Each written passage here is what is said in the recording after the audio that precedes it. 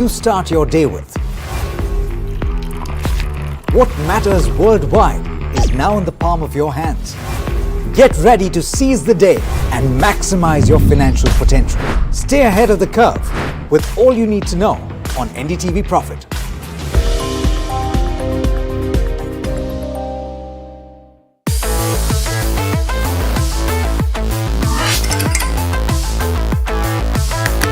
Listen to the voices of reason as they talk about corporate health and investing principles with me, Neeraj Shah, on my show, Talking Point.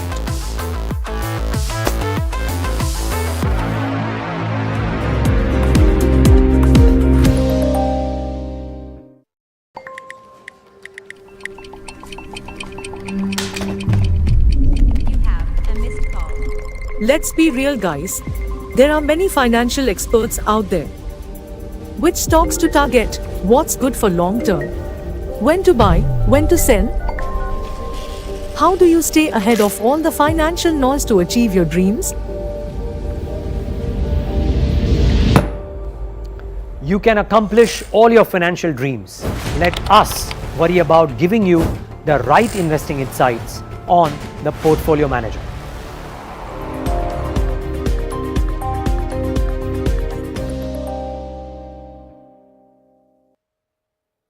Stock selection isn't an easy task.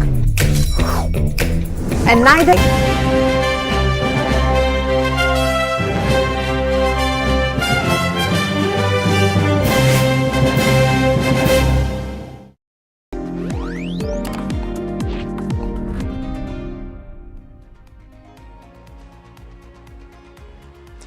Good morning and welcome. This is NDTV Profit. My name is Alex Matthew and you're watching All You Need to Know. Like the name suggests, we get you up to speed with everything that you need to know at the start of your day. Let's start with the headlines. Short sellers run for cover as news of higher voter turnout pushes the market higher. The Nifty surges to 22,400. The Dow Jones hits the 40,000 mark for the first time as US markets continue to bet on softer inflation numbers. M&M's profit rises 32% on SUV sales and a higher tax write-back. The company plans to invest $3 billion, including into EV business. ARM is out of reach for the Aam Janta. Mango yields drop and prices surge. A special report. UK joins the attack against Indian masala, says it will increase scrutiny. All right, let's take you through the top news. US stocks hit record highs overnight, with the Dow even briefly hitting the 40,000 mark. And they later gave up gains and ended in the red, though. But equities on Wall Street have once again gotten a fillip in recent sessions, bolstered by the prospects of a resilient economy and earnings that have largely beaten estimates. Meanwhile, bond yields rose along with the dollar in the US after several Fed officials said that the central bank should keep interest rates higher for longer as they wait for more evidence that inflation is easing. The Cleveland, New York and Richmond Fed presidents, all speaking separately on Thursday, argued that it may take longer for inflation to reach the 2% target. And we've got a bit of a muted start to trade in the Asia-Pacific region as well. In fact, you have the Nikkei 225, which is trading with cuts of about 0.5% or thereabouts. And you have the onshore market in China, which is opened in the green. The Hang Seng is in the green as well. But the three early risers in the Asia-Pacific region had traded with cuts. The question is, what will happen in India? And that, frankly, is anybody's guess, based on the action that you saw in trade yesterday, particularly towards the end of the session, where you saw the bears running for cover. We've got Agam joining in to give you some perspective on the latest cues. As things stand, Agam, looks like it's going to be a positive start, but then will that hold true for the rest of the session? So we're back within the 2% range of the life high, Alex, and it was a very, very sharp short covering in the last half an hour, 1 hour of trade. And yes, it does mean that there's going to be more volatility in store, something that we've been talking about for the last 2 weeks. The India Volatility Index continues to be on an elevated level, and in general, of course, we're going to continue to see these sharp movements over the next 2 weeks as well. But for now, as I was suggesting, it was about a short covering. Nifty moving up by nearly 1%, a near 3% decline in open interest for the bank Nifty as well. That index also moved higher, and we did see a change in OI there. Decline, in fact, to the tune of nearly 2%. As we move into a new week, let's take a look at how things are panning out when it comes to the Nifty options space. And now is the time where we are starting to see a little bit more writing around 22,400, perhaps on expected lines as well. And in terms of your overall open interest distribution picture, it is 22,400 where we have most amount of activity. Of course, this will change through the course of the week, but it's going to be a truncated week. Remember that Monday is a trading holiday on account of polling which happens in Mumbai, and so that will have to be taken into consideration when it comes to all your option premiums. But moving on, when it comes to the 6th June expiry, we are now starting to see traction, sure, fair enough, at around 22,000 and 22,500. That's what we've been covering for the last couple of days. But now we have the 23,000 mark back into play at the moment, back into the picture, where we're starting to see some amount of calls being built in. So it's turning out to be a very, very interesting 6th of June expiry at the moment. It's a wait and watch of how things can in fact move.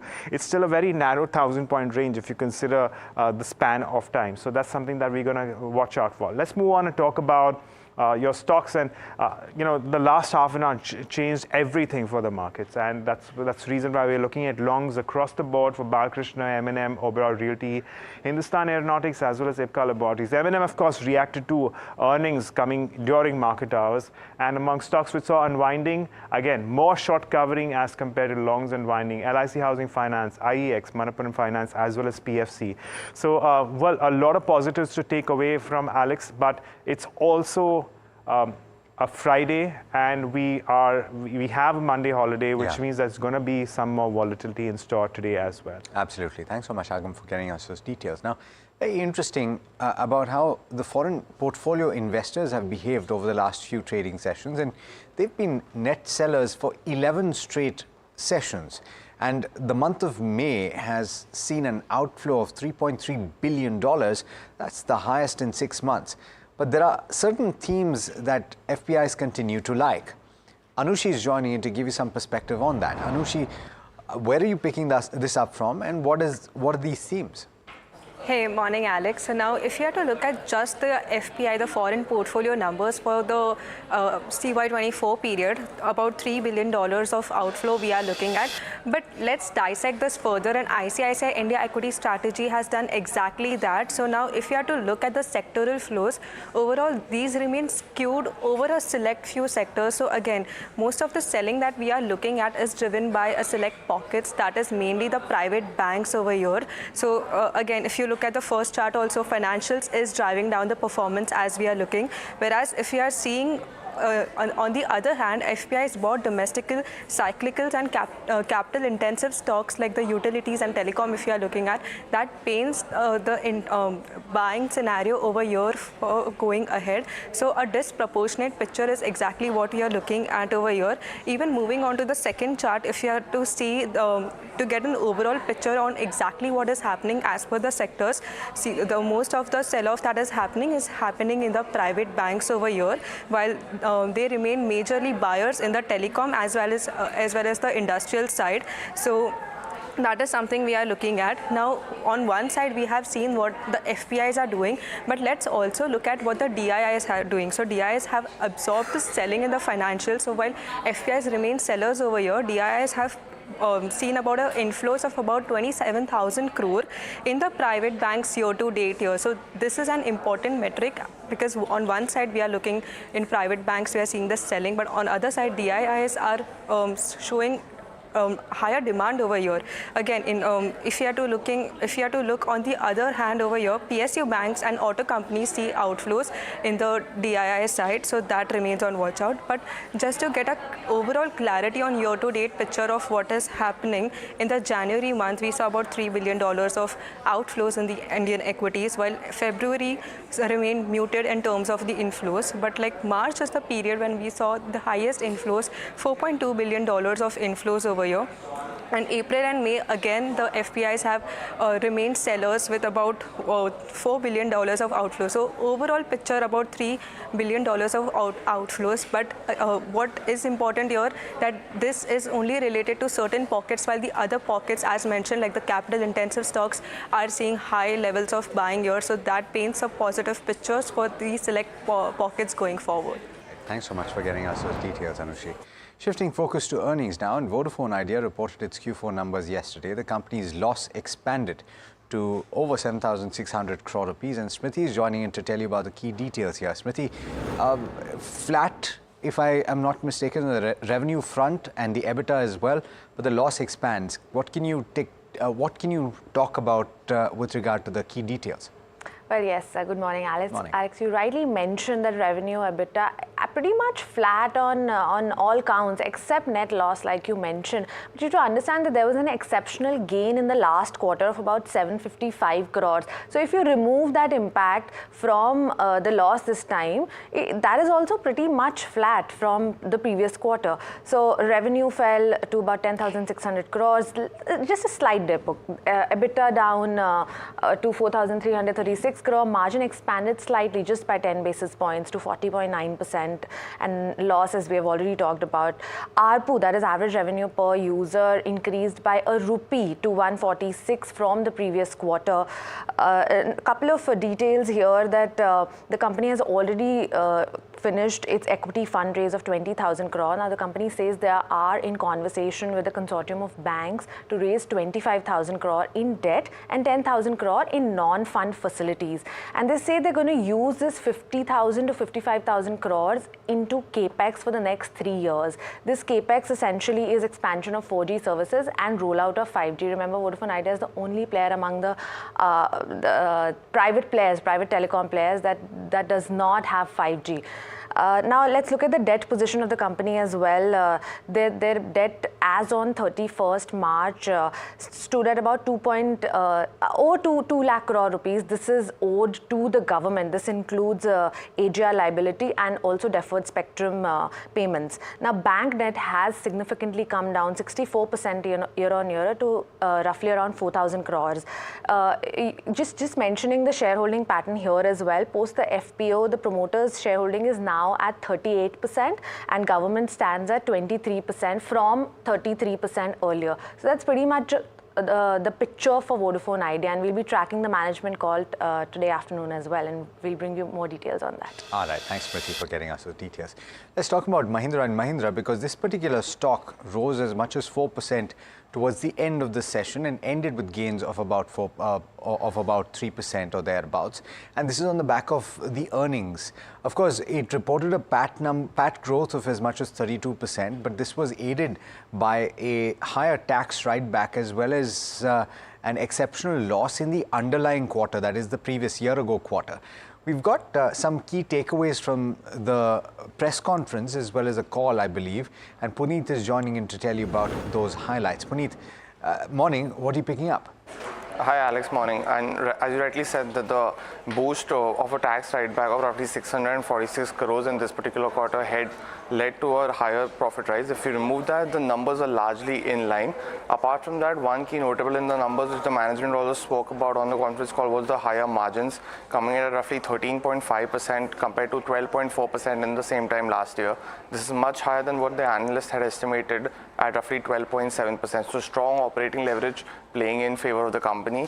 The second key highlight that there were, in the call that was discussed was the launches. Now there are 9 new launches in the petrol as well as the diesel variant, which is the ICE variant, over the next 6 years by 2030. Out of that, 6 will be brand new models and 3 will be updates from the current lineup. When you look at this, apart from this, there are 7 new electric vehicles that the company is looking to launch over the next 6 years. So overall, roughly 16 to 17 newer models which Mahindra will have in a space in the next 6 years. For these volumes, they will obviously need capacity, and that's the third point we're discussing. Currently, they are at 49,000 per month of capacity. This will be increased to 64,000 per month the next year, and post that 72,000. So this is the first time the company is giving guidance on financials as well as capacity to meet the increased demand. Obviously, for this capacity, they will need investments, and they have said that roughly, this is the fourth point, which is roughly 27,000 crores of investment in the auto division. Out of that, 14,000 will be for ICE only, which is petrol and diesel cars, which we spoke about, like 9 new launches, and 12,000 will be for the EV business which they have, where they have external investors like BI as well as Temasek. And finally, on total bookings, the company said that they had a total bookings of 2,20,000. This is roughly 3 to 4 months of sales for the company, and they want to bring it down. Apart from that, they have another 50,000 bookings of the new 3XO, which was launched at roughly 7.49 lakhs. So overall, really strong picture coming in from Mahindra on the conference call as well. Let's see how the stock reacts. Back to you. Absolutely. Thanks so much for getting us those details. Like I was saying, the stock gained quite significantly towards the end of the session. Let's see if that starts off as well with strength. Let's talk about more earnings then. Expected today, JSW Steel is set to report its numbers for the March quarter, and the PAT number is expected to fall by 50%, and margins are expected to contract because there's raw material pressure. Kanika is joining in to tell you about the key monitorables. Kanika, what can you tell us about the consensus estimate? Right, so the analysts are expecting a weak set of numbers for JSW Steel for Q4. Now, its revenues may fall in low single digits, while its margins may contract to almost 13% from 17%, and its net profit may fall over 50%. Now, this profitability is expected to be impacted because of lower realizations and higher coking coal costs or raw material costs.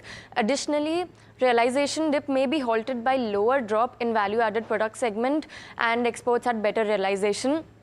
Now, talking about demand trends, despite global steel production, which is down by almost 4.3% year-on-year, mainly led by decline in China and Japan, there is a rise in steel production in India in March 2024, which was up by 8% year-on-year.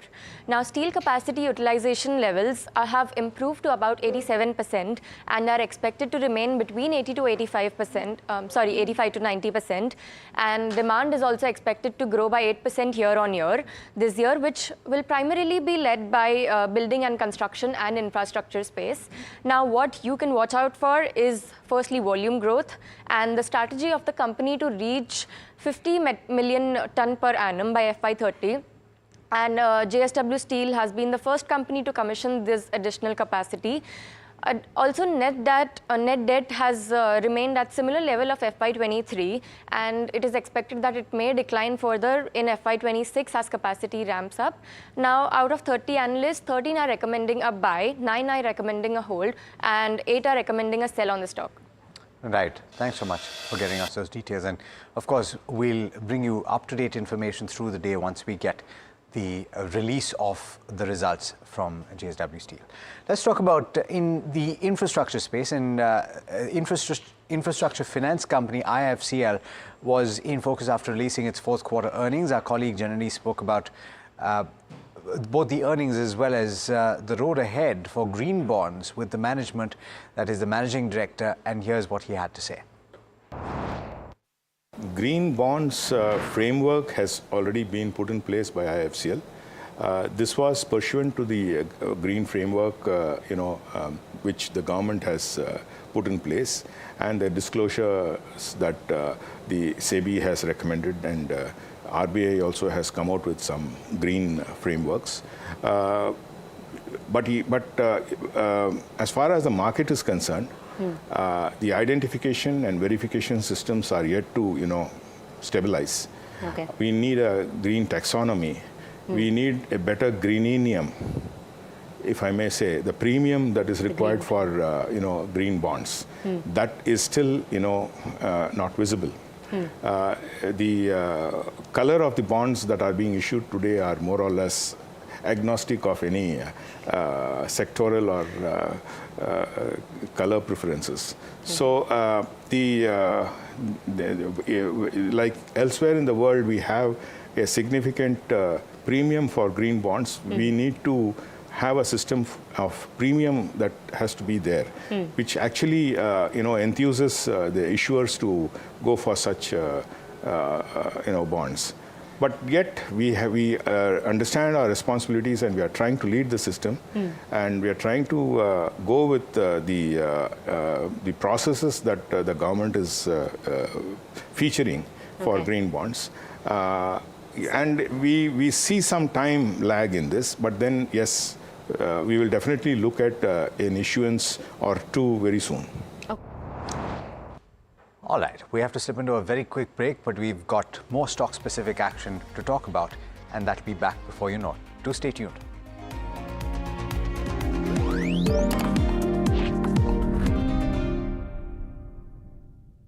The urban person who's looking at this kind of an investment, if you do a dipstick and just check anybody, what do you mean by a house, they will say, or what picture comes to their mind is a cozy 2-bedroom, 3-bedroom apartment for the nuclear family, right?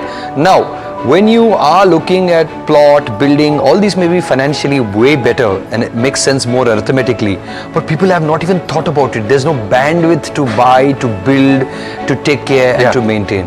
So therefore, the easy solution for urban living is to buy a good flat where there's good society, good maintenance, and you know, there's enough amenities for you to run around, maybe the club, maybe to take care of the kids and even senior parents living at home. So there are benefits. So therefore, the way to look at it is, if it works for you, then it makes sense.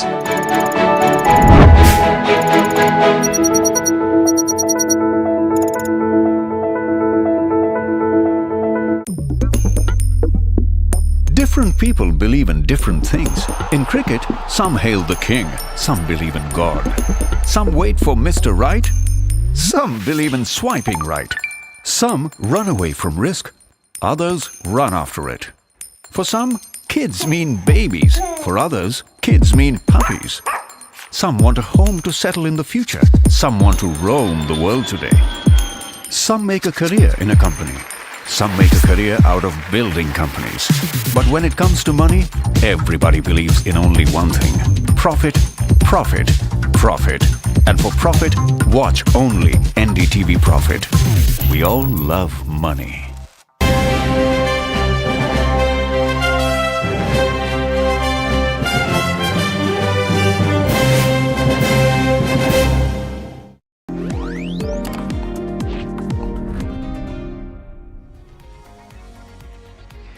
Welcome back. You're watching All You Need to Know. It's time to focus on stocks to watch in trade today. And let's talk about earnings. Rucha is joining in to tell you about a few stocks that will be in focus on the back of earnings. Rucha, what's on your list today? Morning.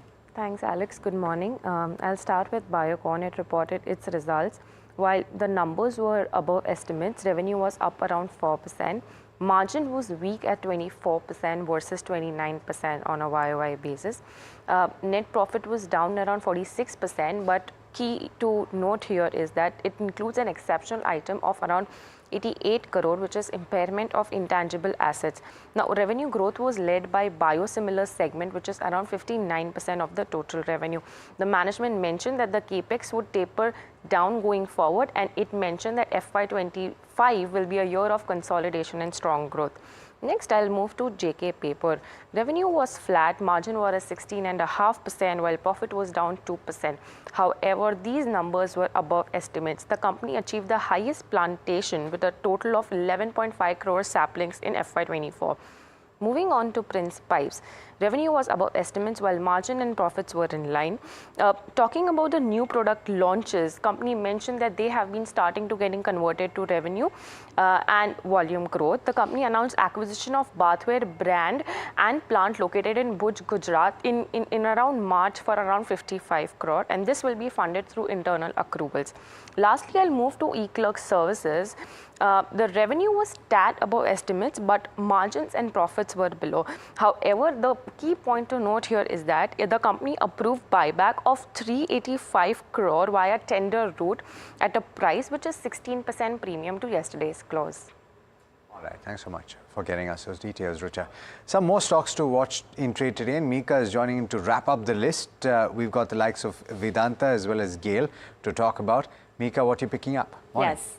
Good morning. So first up is Vedanta, where the board has approved a 8,500 crore fundraise. This would be done either by equity shares, American depository receipts, or global depository receipts. The issuance type of issuance will be decided by the company. Now they've approved an investment in Vedanta Copper International VCI, which is going to set up a copper rod plant in Saudi Arabia. Now this plant is to have a manufacturing capacity of 125 kilotons per annum, and the plant will help explore more growth opportunities in different geographies. Then we have Garden Reach Shipbuilders, which has received orders from the People's Republic of Bangladesh. Now, orders were for the procurement of 01 numbers of trailing suction hopper dredgers with spare parts. Now, the total contract value is $16.58 million, and approximately on today's rate that translates into a 138 crore order value. Then we have GAIL. Now, in an attempt to expand their LNG carrier fleet, which currently only consists of 2 fleets, they've entered a 14-year time charter with a Cool Company, which is a pure play LNG shipping company. Now, the charter will commence early of 2025, and they also have the option to extend the charter by 2 additional years beyond the 14-year period.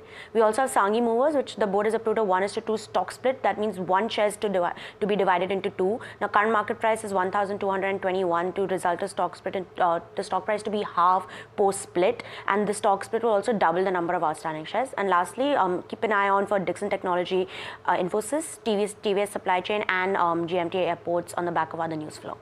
All right, thanks so much, Meka, for getting us those details. Now, in a major development related to the tragic Ghatkopar hoarding collapse, the prime accused, Bhavesh Bhinde, has been brought back to Mumbai.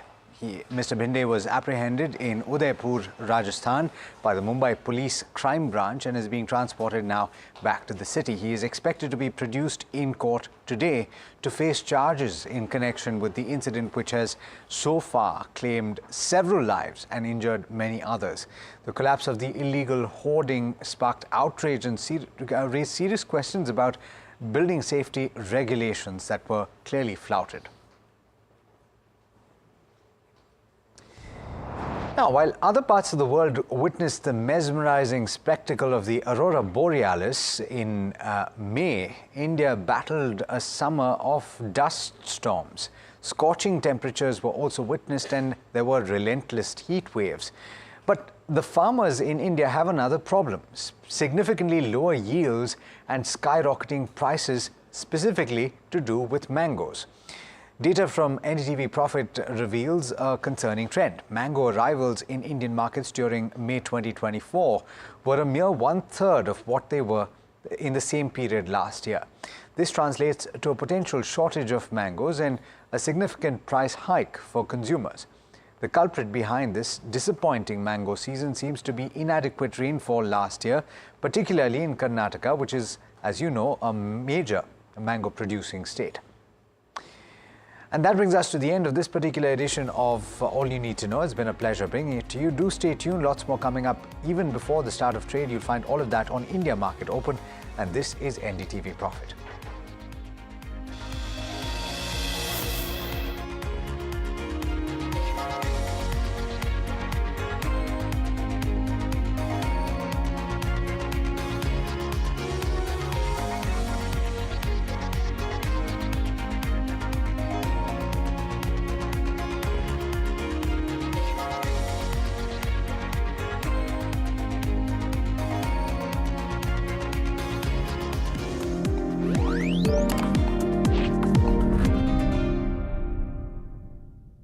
The urban person who's looking at this kind of an investment, if you do a dipstick and just check anybody, what do you mean by a house, they will say, or what picture comes to their mind is a cozy 2-bedroom, 3-bedroom apartment for the nuclear family, right? Now, when you are looking at plot, building, all these may be financially way better and it makes sense more arithmetically, but people have not even thought about it. There's no bandwidth to buy, to build, to take care and to maintain. So therefore, the easy solution for urban living is to buy a good flat where there's good society, good maintenance, and you know, there's enough amenities for you to run around, maybe the club, maybe to take care of the kids and even senior parents living at home. So there are benefits. So therefore, the way to look at it is, if it works for you, then it makes sense.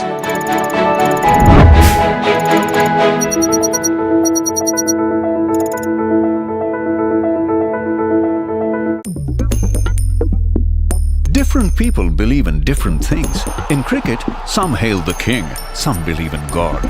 Some wait for Mr. Right, some believe in swiping right. Some run away from risk, others run after it. For some, kids mean babies. For others, kids mean puppies. Some want a home to settle in the future. Some want to roam the world today. Some make a career in a company. Some make a career out of building companies. But when it comes to money, everybody believes in only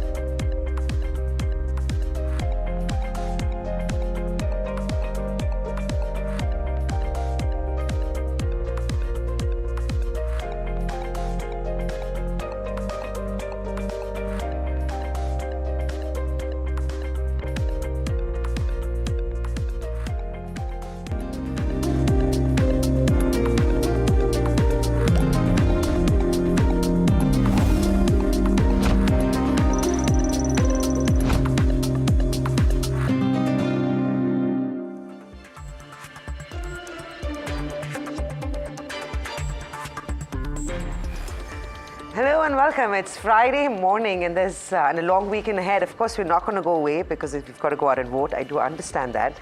But what a U-turn. I don't even know what to say. I mean, the last hour of trade, forget 22,300. That got taken out like a breeze. But all the way to 22,400, higher highs on the Nifty weekly expiry, above average volumes in the F&O space, and I am not attributing this to global cues, no matter what both of you say. No, it's not. It's not global cues. It's short covering, and it's one number, isn't it? 66.9%. Yeah, I mean, so it's very coincidental, right? You think of the timing, and Tamanna spoke about it on the closing show yesterday. That look at this number; it's very high. Markets turned around. So very, very coincidental. It happened just about the same time. Was it coincidence? No, you could argue that maybe that's the reason. Since we do not know the exact reason, but you could argue that this is the reason. I was tracking it on the X handle of the Election Commission of India, that notification and that post of the average voter turnout of the first 4 phases came at 116. And if you look at the Nifty intraday chart, the upswing starts at about 230, 220 odd. So I don't know if it's related, but the fact is that it did change market sentiment, and then coupled with short covering, you saw a domino effect on an expiry day. People suddenly realized that the mood has changed. There's 1 hour of trade left, and that perhaps explains what we saw. But I think, I don't know how many people would have made money in that market yesterday, because till 12 o'clock it looks so weak. So if you took a stand and went short, you would have lost. Yeah. It would take enormous amount of bravery to go long ahead of a long weekend as well, so keeping so much uncertainty. Maybe trend guys who just saw this bout of short covering and then multi-year piled growth on. story of India, bet big on it. Yeah, but yesterday was entirely short covering. And it was a tough market to play. But having said that, I think as we go into today, it's going to be no easier. You've got this big event. I mean, you've got Monday as well. There's a lot of uncertainty around, not just elections, globally as well, I'd imagine. So while you may see a little bit of an uptick, I don't know. I'm not going to stick my head out this morning and say anything, but the only thing I had thought I'll say it on trade setup, but just since we are on the topic, just very quickly, think of it this way, that yesterday the bravest of bears would have gotten a second thought. Considering that we have one more day of trade versus the global markets, I think it will take a very brave soul to have a large short position going into close No, I today. think they'll be covering. So that's and yes, you have Saturday as well coming in. You have a special session on Saturday. You have polling on Monday with phase 5. So too many factors. I would say you can still expect some volatility today. It's not one clear direction. But having said that, let's lay out what the global cues are looking like this morning. And new highs for all US indices, after which they did retrace. So the Dow, for example, hit your 40,000 levels for the first time. At the end of it, though, the Dow, S&P and NASDAQ were marginally in the red. Nothing alarming, but lost a bit of steam there. Dow futures, as you're seeing, is absolutely flat. So no clear cues coming out from there. Jobless data did come in on lines, what was expected, which was from the May 11th week. So the estimates and what it came down to fell about 10,000 and completely in line. So no big shakes over there. Bonds have also been behaving themselves largely. So 4.36 on the US 10-year continues.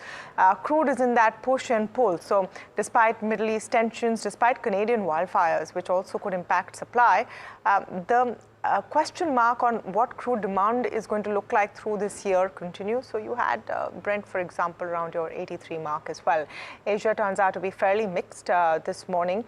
The Japan GDP contraction was a little more than what was expected annually, and that's a downside. That's why perhaps you're seeing the Nikkei not performing too well, about 0.5% down. So no positive cues, no very clearly positive cues coming in from Asia.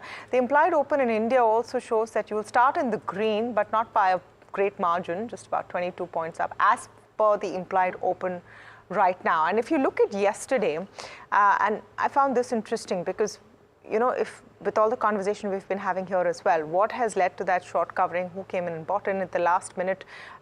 Where did that bump in come from? Look at that intraday chart of the Nifty. It's actually telling you about the astonishing move right in the last 1 hour, 40 minutes or so, where it really grows sharply. But just pull up the fund flows and take a look at those. So 11th day straight of FII selling all of May actually, 776 crores though. So the quantum not that high as what we've been seeing all of these days. DIIs continue to buy. That has been a steady ship. So at the end of the day, a mix of factors which has led to that up move. You could argue it isn't the EC data. Maybe it's elections, maybe it's not. The Satta Bazaar, whose numbers keep changing. Does it matter? Does it not?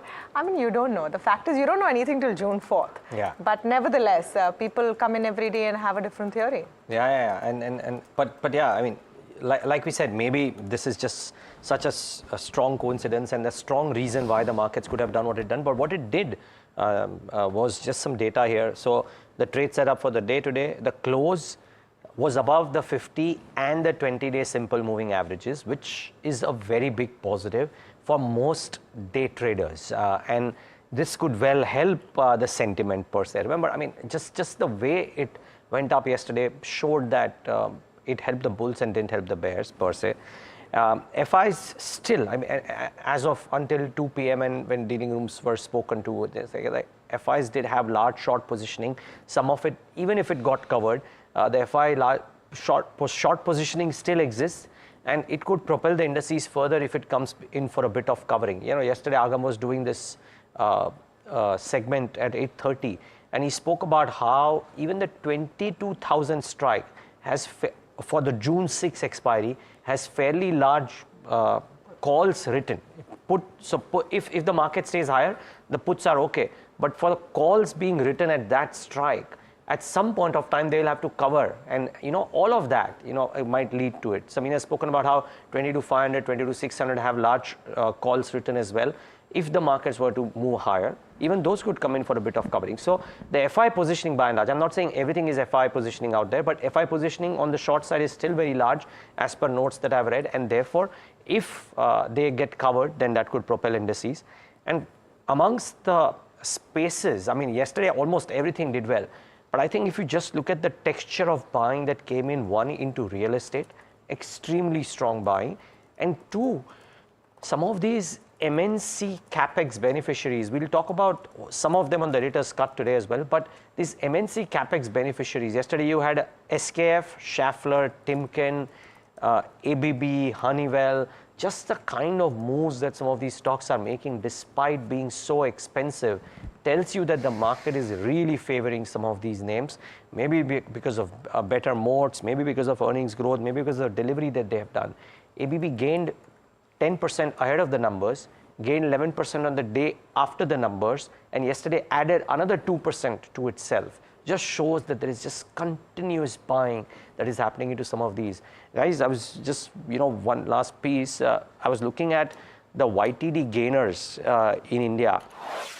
The likes of Siemens, ABB, so Siemens in particular, 98% YTD returns.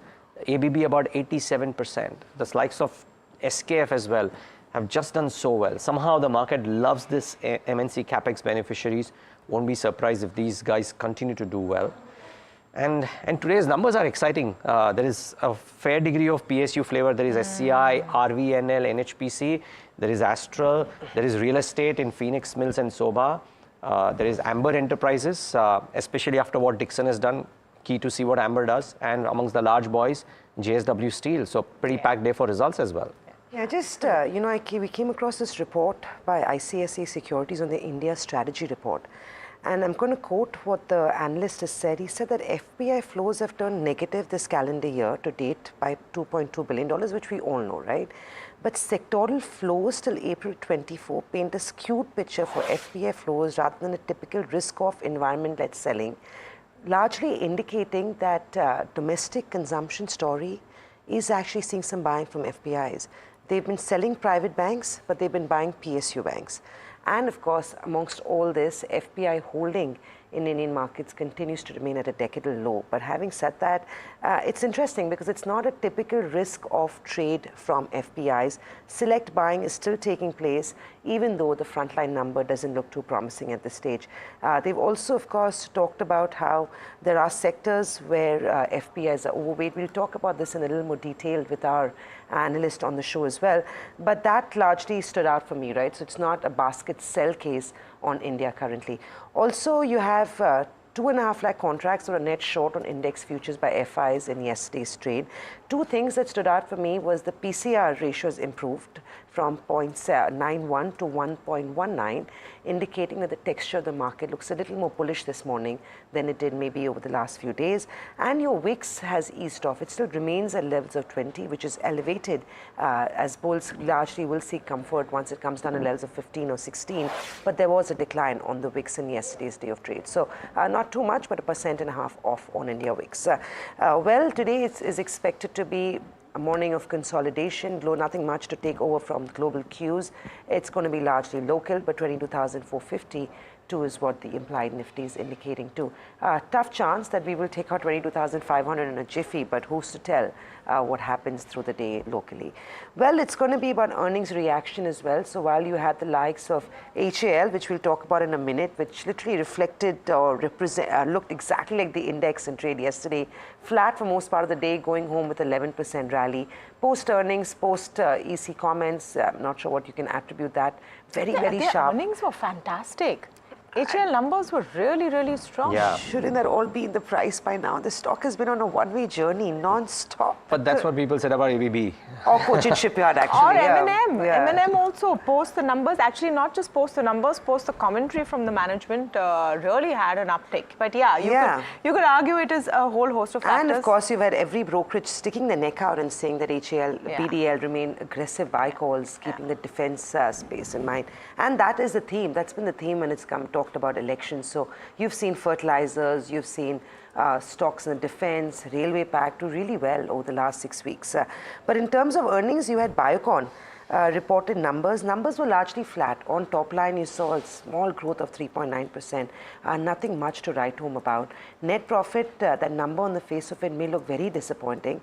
But remember, there was an exceptional item. And that's because of that, you're seeing a big cut in net profit.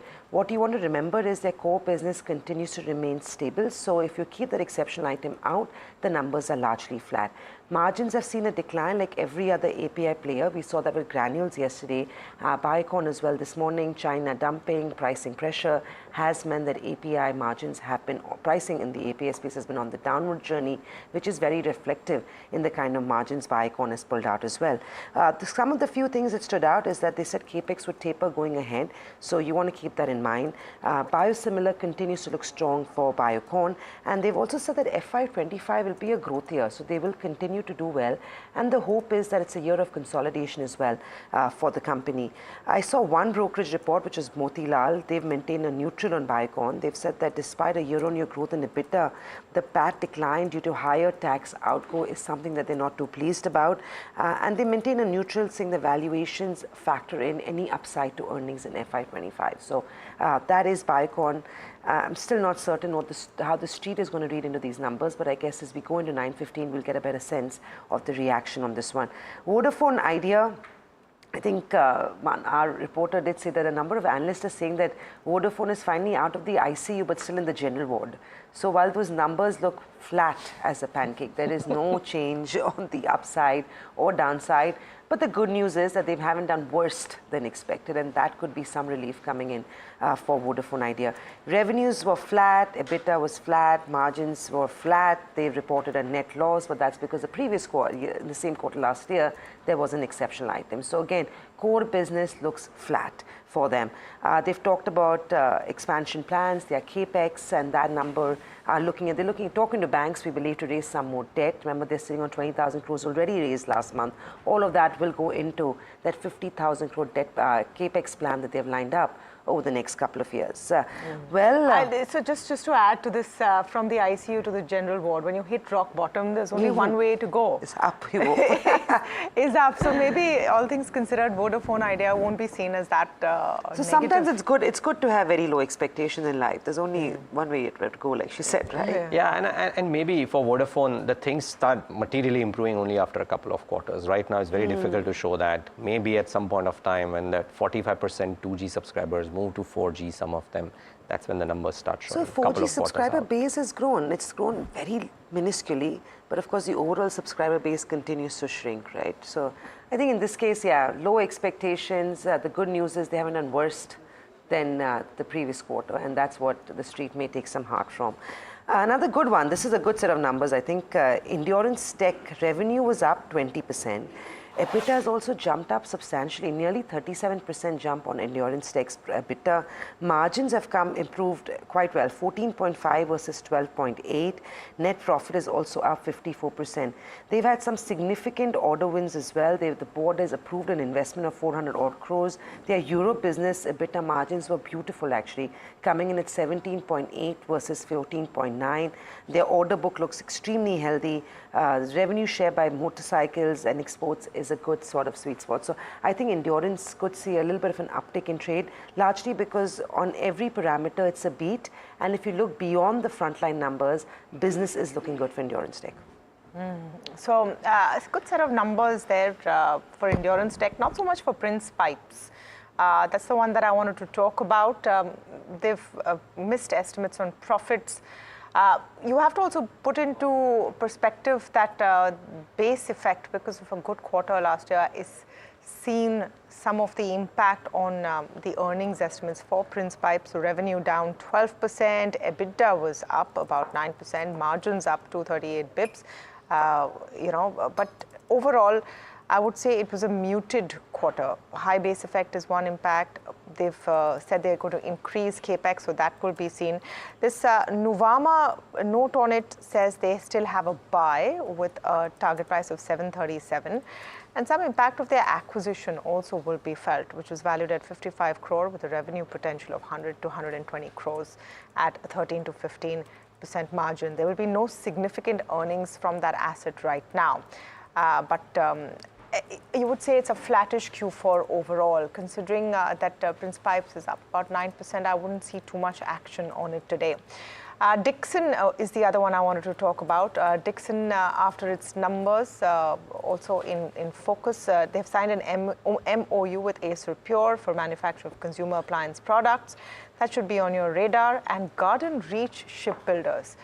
This stock, just because this entire segment has been in focus over the last few days, and also in focus for a variety of reasons. Now, if you want to build a list of stocks in election play context, then shipbuilders and defense pack and all of that definitely comes in. So the company has received a $16.5 million order from Bangladesh for procurement of their trailing suction hopper dredger with spare parts. So, okay, decent size order. You might see some impact on this stock as well. Quite a few more, but I'll come to it in a bit. Long list, long list of results as well. But I'll start off with PB Fintech because there is a block deal there. So $126 million worth of sell down to happen today. The floor price of the deal is at 1258 rupees per share, which is about a 6% discount. Now remember, the stock has gained ahead of that. We might well see a bit of a pullback in this one.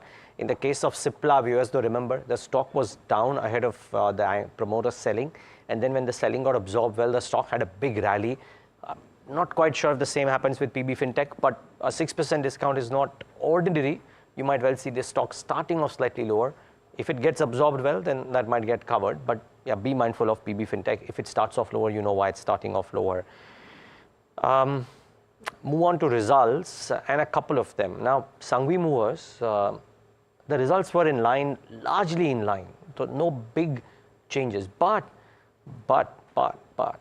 the employee costs for the company were up 123%. And the reason why this happened is because the commission to directors increased from 1.5% of net profit to 3.5% of net profit. That's a large uptake in commission to directors. It's not something that minority investors take very well. The whole con call was around this, or you could argue almost the whole con call was around this. There apparently were no satisfactory answers. We'll of course try and get the management to come on air and talk about this. But if Sangvi Movers starts off lower, you should know why. There's already a bit of a downtick that has happened on account of this. Let's just wait and watch if there is more in store. The other one is Keynes Tech. Very good set of numbers, much like Endurance, but a completely different set of business. But remember, at times when the EMS businesses aren't necessarily all of them delivering, Keynes has delivered on almost all counts. So revenue is up 74% at 637 versus estimates of 608. So that's largely in line, maybe slightly higher. God bless you, Samina. Margins at 14.9% versus Bloomberg estimate of 14.8%. So they have maintained those margins. And PAT, as a result of which, up 97% at 81 crores versus estimates of 64 crores. Now, Keynes is a very expensive stock, viewers, and therefore it needs to deliver. But the fact remains that it has delivered on these numbers, and therefore very likely that the stock may be sanguine today. So prospects may be sanguine today. So watch out for this one. Neeraj and Keynes, while they've reported a profit consistently, they've been a good, consistent performer, right? The stock hasn't done too well. And I think more importantly, they don't pay out dividends. I'm not sure whether that could be one reason why you see the stock not keeping up with the quarterly performance of Keynes as compared to some of its industry peers. Yeah, but large capex on the anvil, so difficult maybe do that too. But yeah, and no return on equity. I think 12.9, 13 is what their return on equity has been in the last 3 years. So okay. I'm not aware of that, but at least the reported numbers, Samina, thus far, are looking really good, right? Q4 Yeah, and related to estimates solid, as well, looked okay. Just a couple of others that I wanted to talk about. Infosys is one. Remember, the entire IT pack was pretty decent yesterday of what was happening in the US and Fed rate cut hopes. That might not carry on in today's trade, but Infosys, because of this pack with Telstra for AI-led engineering transformation, I thought that was an interesting sort of announcement, and that's the big theme, isn't it? And that's a conversation you've also been having, Neeraj, about how prepared our IT companies are for AI. If anything, your top three will be at the forefront of that list. So Infosys one to watch out for. Just one more set of numbers. Restaurant Brands Asia, I thought was interesting. Their revenues and their EBITDA is looking decent when you look at their numbers. Margins have also gone up. Net losses, though, have deepened, 92 crores versus loss of 80 crores. That's anyway a tough business and space to be in. So that's one to watch. And of course, all the numbers today that you were talking about. Also, Crompton, I think, did you talk to the management of Crompton? I think no, not as yet. But sorry, just a couple. Go on. Just a couple of numbers which will react negatively today. So Avalon Tech, revenues were down 20%, 217 versus Bloomberg estimate of 229. Margins halved from 15.1 to 7.9 versus estimates of 9.4, and PAT down 69%. At 7 crores versus the Bloomberg estimate of 10.22 crores. Avalon Tech will see a corrective move. KIMS, Krishna Institute of Medical Sciences, revenues were up 10%, but PAT was down 27%. Margins at 25.1 were lower than the Bloomberg estimate as well. So suffice to say, this is the other one that could see a corrective move. And two stocks which might have a good move today, guys. One is Triveni Turbines, revenue up 29%, margins at 19.6, and PAT up 37%. At 76 crores, almost meeting estimates, but good number, right? 37% uptick in PAT is a good number. So this one could react positively. And lastly, Indoco Remedies. The US FDA successfully completed the inspection of a couple of facilities and concluded with 0 Form 483 observations. This is music to the ears to any pharma company may react. So watch out for this one. Just a few negative ones to add to that list is JK Paper. Yeah, I mean, weak numbers. It's a done business, I know, in every quarter. I feel really sorry, but the numbers just keep getting worse. Revenues were down. Margins have seen a big beat, big downward reporting, 400 bips down on margins, and net profit was marginally higher. But then again, JK Paper numbers didn't look good. E-Clerks, I don't know whether you guys mentioned E-Clerks, but their numbers also were flat. EBITDA was down, profits were down, margins have also shrunk by about 200 bips to come in at 21 versus 23.1. Crompton reported numbers, revenues were up, they've done a dividend, margins have reduced about 150 basis points to come in at 10.4. EBITDA was down and net profit was flat, so Crompton could have it quite rough as well. Small company again, relatively in the mid-cap space, is Ratnamani Metals. There too, the numbers were extremely weak. Revenue has been flat to slightly lower. Margins have declined substantially to 16 versus 20, and net profit was also flat. Avalon Tech, I believe we've already talked about. Those numbers also are going to see a bad hit. So to add to Neeraj's list, JK Paper, E-Clerks, Crompton, Ratnamani are the few other ones that would react negatively in early trade. Yeah. So, well, those are a few names to watch out for. But, we'll talk about names and stocks which are gaining quite substantially on today's editor's cut. Isn't it, Alex? Absolutely. In fact, we're talking about three of them, ABB, Siemens and Honeywell Automation, which I must admit I was very surprised at the price chart intraday yesterday. supposedly 5 times the average traded volume, and this is a stock that is above 50,000 rupees. It ended with gains of over 6-7%. Quite substantial. Intraday was up about 17% as well. It's crazy. So, but you know what struck me while I was looking at Siemens India or Siemens Limited versus Siemens AG? Siemens Limited, the year-to-date performance 2024, it's up 75%, whereas Siemens AG is up just about 4%. I don't know what that says about the India stock market. Well, I think one of the global companies went out and sold a large stake, right? Because they said that, hey, we're just getting this arbitrage. Look at our valuations. Look at the India subsidiary valuations. Was it Novartis, if I'm not wrong? They sold off 24% stake. I think it was Novartis, but I may be wrong. But one of the global But we're talking about automation, right? Yeah, we're talking about automation companies. Yeah, so make this quick. I mean, yesterday, one trait, and we were talking about it in the trade setup as well, that some of the MNC CapEx beneficiaries, automation companies did really well. I mean, that whole pack did really well. So the ball bearing companies, you look at SKF, Timken, Schaeffler did very well. ABB, 9% ahead of numbers. 10% post the numbers, another 2% yesterday. These are egregiously expensive valuations, but the street loves these stocks. They can't get enough of it. And we have experts coming on air and talking about how they are very happy buying these stocks because there is supposedly a moat. Now, here's some reasons, Alex, and let's debate this. We'll make this quick, but let's debate this. So I was, what is it that these companies have done, right? So for all of ABB, Siemens and Honeywell Automation, in that order, the numbers have looked fabulous in quarter 4. ABB was probably the best. Siemens comes in a close second. Not quite an ABB, but still good. Honeywell, not quite a Siemens, but still good. Let's put it that way. So those are the kind of numbers that they've done in. Pretty even Stevens on the margin. And outlook has been fantastic as well. Most importantly that, Alex. So there are two things out here, right? One, look at the margin trajectory for an ABB, right? And we have that trajectory up on the screen. In Q1 FY23, they were at margins of 10%. Q2 about 10% ABB. They moved up to 15, 10, 11, 14. They've clocked in 18.34% in quarter 4. Similarly for a Siemens, from 10% to 15.3. For a Honeywell, they've stayed steady, but from 16 to about 18%. Now the beauty is that the base effect for each of the exit rate is 18, 15, what have you. The base effect is not so much. If you look at the calendar year numbers, for an ABB, for example, if they've done margins of about 15%, 15% and 14% in each of the preceding 3 quarters, and now they've done 18%, and they're saying that there are no one-offs in the margins, which means that if you assume that they will do 18% margins each quarter again, safe assumption, then they're anyways clocking in a 3% margin beat versus the corresponding quarter last year. And versus pretty much the average over the last several quarters. Right. And they are showing sales growth. So therefore the PAT growth is higher. You can extrapolate that PAT growth and show some pretty strong PAT numbers for these companies over the course of the next 3 quarters at least. So therefore EPS growth, so therefore price. And therefore expensive price earnings multiples can be justified.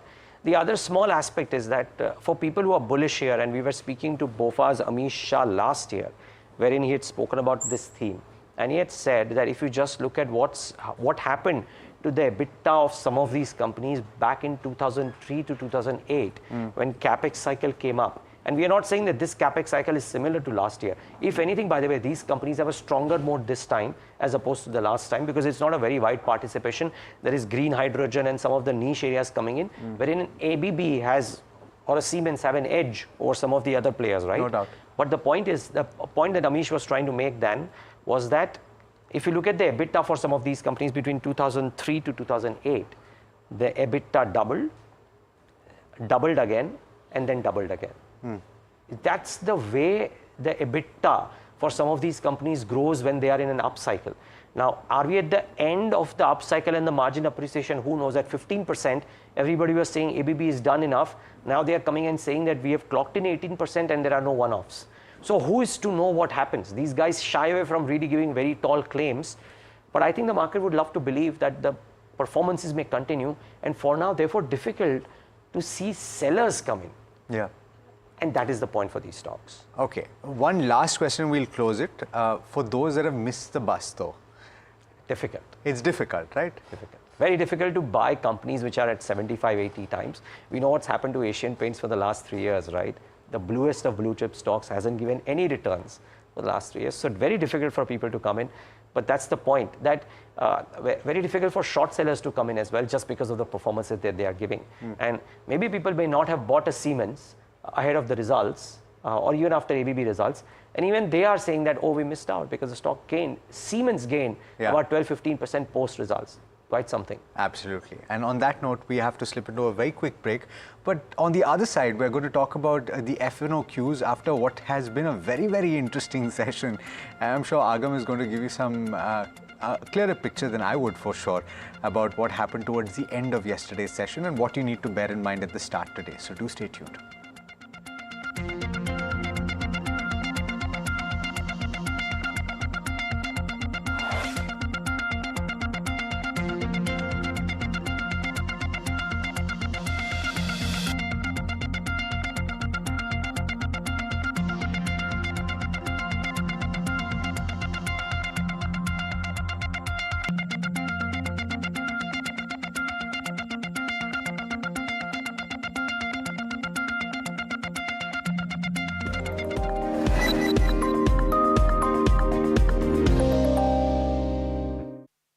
Presented by Patanjali Kesh Kanti Oil and Shampoo. Tootna mana hai. The urban person who's looking at this kind of an investment, if you do a dipstick and just check anybody, what do you mean by a house, they will say, or what picture comes to their mind is a cozy 2-bedroom, 3-bedroom apartment for the nuclear family, right? Now, when you are looking at plot, building, all these may be financially way better and it makes sense more arithmetically, but people have not even thought about it. There's no bandwidth to buy, to build, to take care and to maintain. So therefore, the easy solution for urban living is to buy a good flat where there's good society, good maintenance, and you know, there's enough amenities for you to run around, maybe the club, maybe to take care of the kids and even senior parents living at home. So there are benefits. So therefore, the way to look at it is, if it works for you, then it makes sense.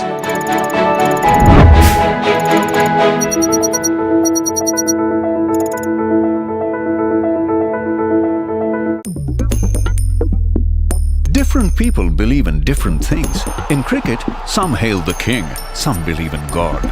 Some wait for Mr. Right, some believe in swiping right. Some run away from risk, others run after it.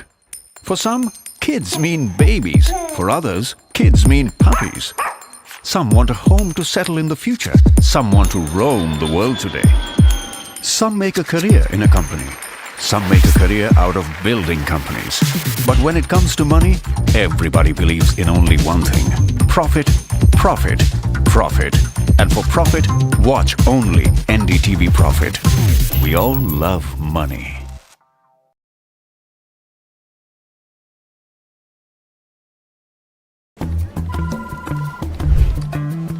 Bro, what are you doing? I'm trading FNOs. So, have you made any money? Oh, it's simple. If you think the market is moving upwards, just buy Nifty call option. But if you think the market could slide downwards... Simplifying futures and options trading. Don't worry about the future. We've got your options covered. Futures and options strategy that will help you move with the tide. An unmissable trade. If you want to be in the money.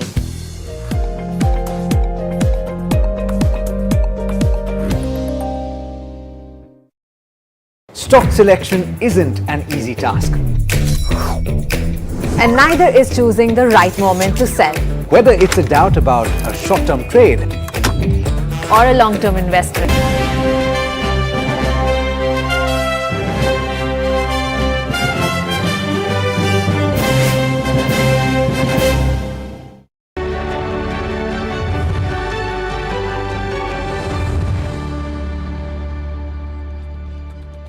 Welcome back. This is India Market Open. We're taking stock of the futures and options space at the moment. Turned out to be a very, very interesting expiry and perhaps for call writers, not a great one. but certainly a good one for all those who were long in the markets yesterday, specifically in the last 1 hour of trade. Let's take a look at how things have panned out. As far as the futures are concerned, well, on expected lines, we saw a lot of shorts being covered, indicated by a decline in open interest. It was the last half an hour, 45 minutes, which actually did lead to a sharp rise in the Nifty from day's lows all the way to day's highs. And that has actually led to a lot of call writers running for cover yesterday. Of course, let's not forget that it was also the weekly options expiry. So I reckon that that element had to play. And the markets were looking for a trigger. They found that trigger, and that set off, in fact, a sharp up move. When it comes to the Bank Nifty, again, the picture wasn't very different. We saw a little bit of a decline in open interest when it comes to the futures. Coming down to your Nifty options market, what can we expect as we move into the next week? Well, once again, the options market was all over the place across many strikes, considering there was so much choppiness in the Nifty yesterday. But when it comes to your overall open interest distribution picture, at the moment, we're continuing to see a substantial amount of calls and puts being written around the 22,400 strikes. Now, let's also take a look at the June 6th expiry and see how things have changed. Until yesterday, we were only talking about 2 strikes, 2 levels. One at the 22,000 mark, where we have the most amount of writing as far as calls and puts are concerned, followed by 22,500, where there is a significant amount of call and put writing. However, now we also have the 23,000 call coming back into action as far as your June 6th expiry is concerned. Of course, we all know June 6th expiry is important because that's the week in which we will have the outcome of the general elections, which means that you will have a lot of bets being placed for that specific week, and we will have increased activity there as well. Well, let's move on and talk about stocks, and we have green across. So longs for Balkrishna Industries, M&M, which announced earnings during market hours, Oberoi Realty, Hindustan Aeronautics, as well as something like an Ipca Laboratories. Hindustan Aeronautics up another 10%. It's a whopping up move at a new life high, and this follows, well, some positive broking notes that came through over the course of the last 2 to 3 days, and we're just continuing to see that build up of an up move there as well. Well, besides that, we're also keeping an eye on stocks which are unwinding, short covering for LIC Housing Finance, IEX, Manappuram Finance, PFC. All in all, it turned out to be a very good day of trade for those who were long in the markets positionally, and a lot of shorts being covered as well. But let's take a look at what our experts have to say and what they make of this market. Well, we have Aditya Arora of Adlatic Research who's joining us on the show. Aditya, good morning. Thanks for joining in. Your view on the benchmarks, the Nifty and the Bank Nifty, what are you doing with them? Very good morning, Agam. I think the move yesterday was really dramatic from day's low to day's high, and a big spike is what we saw. But that denotes, huge change in volume, which also denotes huge change in trend. So now 22,050 on spot is a very strong support for the market. Until that is not taken out, one must maintain bullish bias or neutral bias in the market. Although FIs continue to maintain high level of short exposure in the market. So trend will turn negative below 22,000 on Nifty. And similarly, we saw similar kind of patterns in Bank Nifty as well, where Bank Nifty shot up from day low to almost day high. Almost 500 point of move over there as well. So 47,200 is the support level for Bank Nifty in spot level. Until that is not broken, one must maintain bullish bias over there. And once 47,000 is broken, one can take short positions over there. Important point to note is that FI is not reducing the short positions. So I expect almost 2,000 point of move in Nifty till election. So one must be prepared for very high volatility and very big moves. Well, there's no doubt about the fact that one must brace for an event that happens every 5 years in India, of course. But moving on, Aditya, I believe you have 2 calls from the technology space. Interesting. Can you take us through this one? Absolutely. Technology has come into limelight after a very long time of underperformance.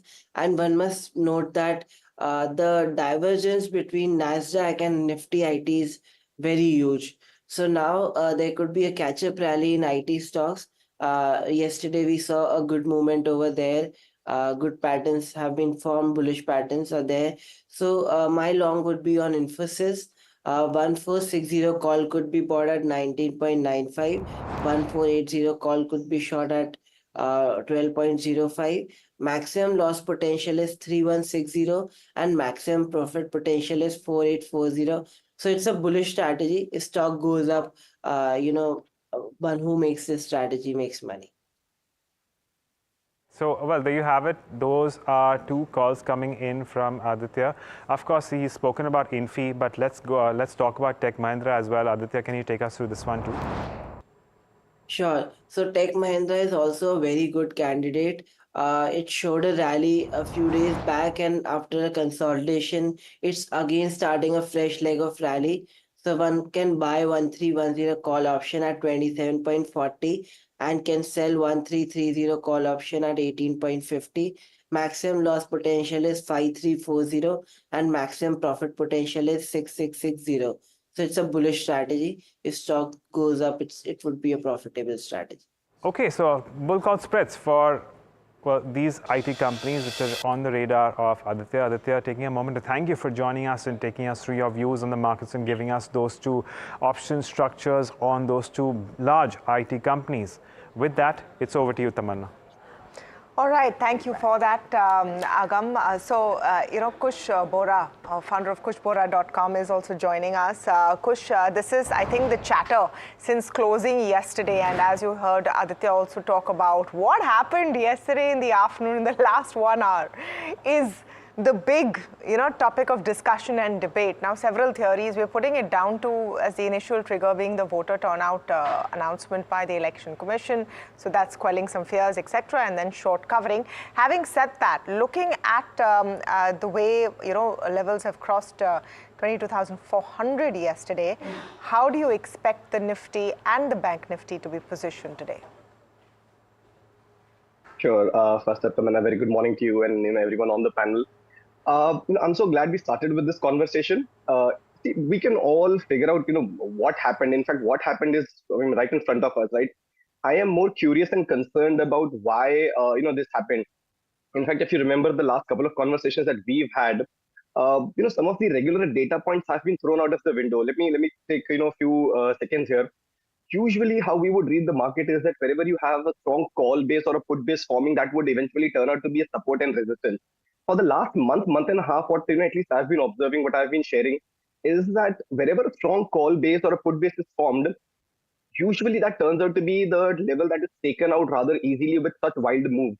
Now, just to answer the question that I put out, which is what we know, what happened, we know. Why is the bigger question? I think what's happening is the market from the option selling side is starting to mature now, and there is no easy money left on the table for option writers. So from that perspective, I think all the viewers and everyone who's listening and who's a very active option writer perhaps are seeing some sort of shift in their P&L. Perhaps this would warrant a shift in their strategy also as to how do they go about writing options. As I said, my bigger concern is that there is no easy money left on the table for option writers. If you're a seasoned professional and you've learned how to hedge your positions along the way, then perhaps the next couple of weeks might be a good option selling weeks for you. But otherwise, my sincere suggestion: stay out. Kush, sure, this is the only way to play this market is to hedge yourself, but let's not forget premiums are expensive. We can see how the implied VIX is looking.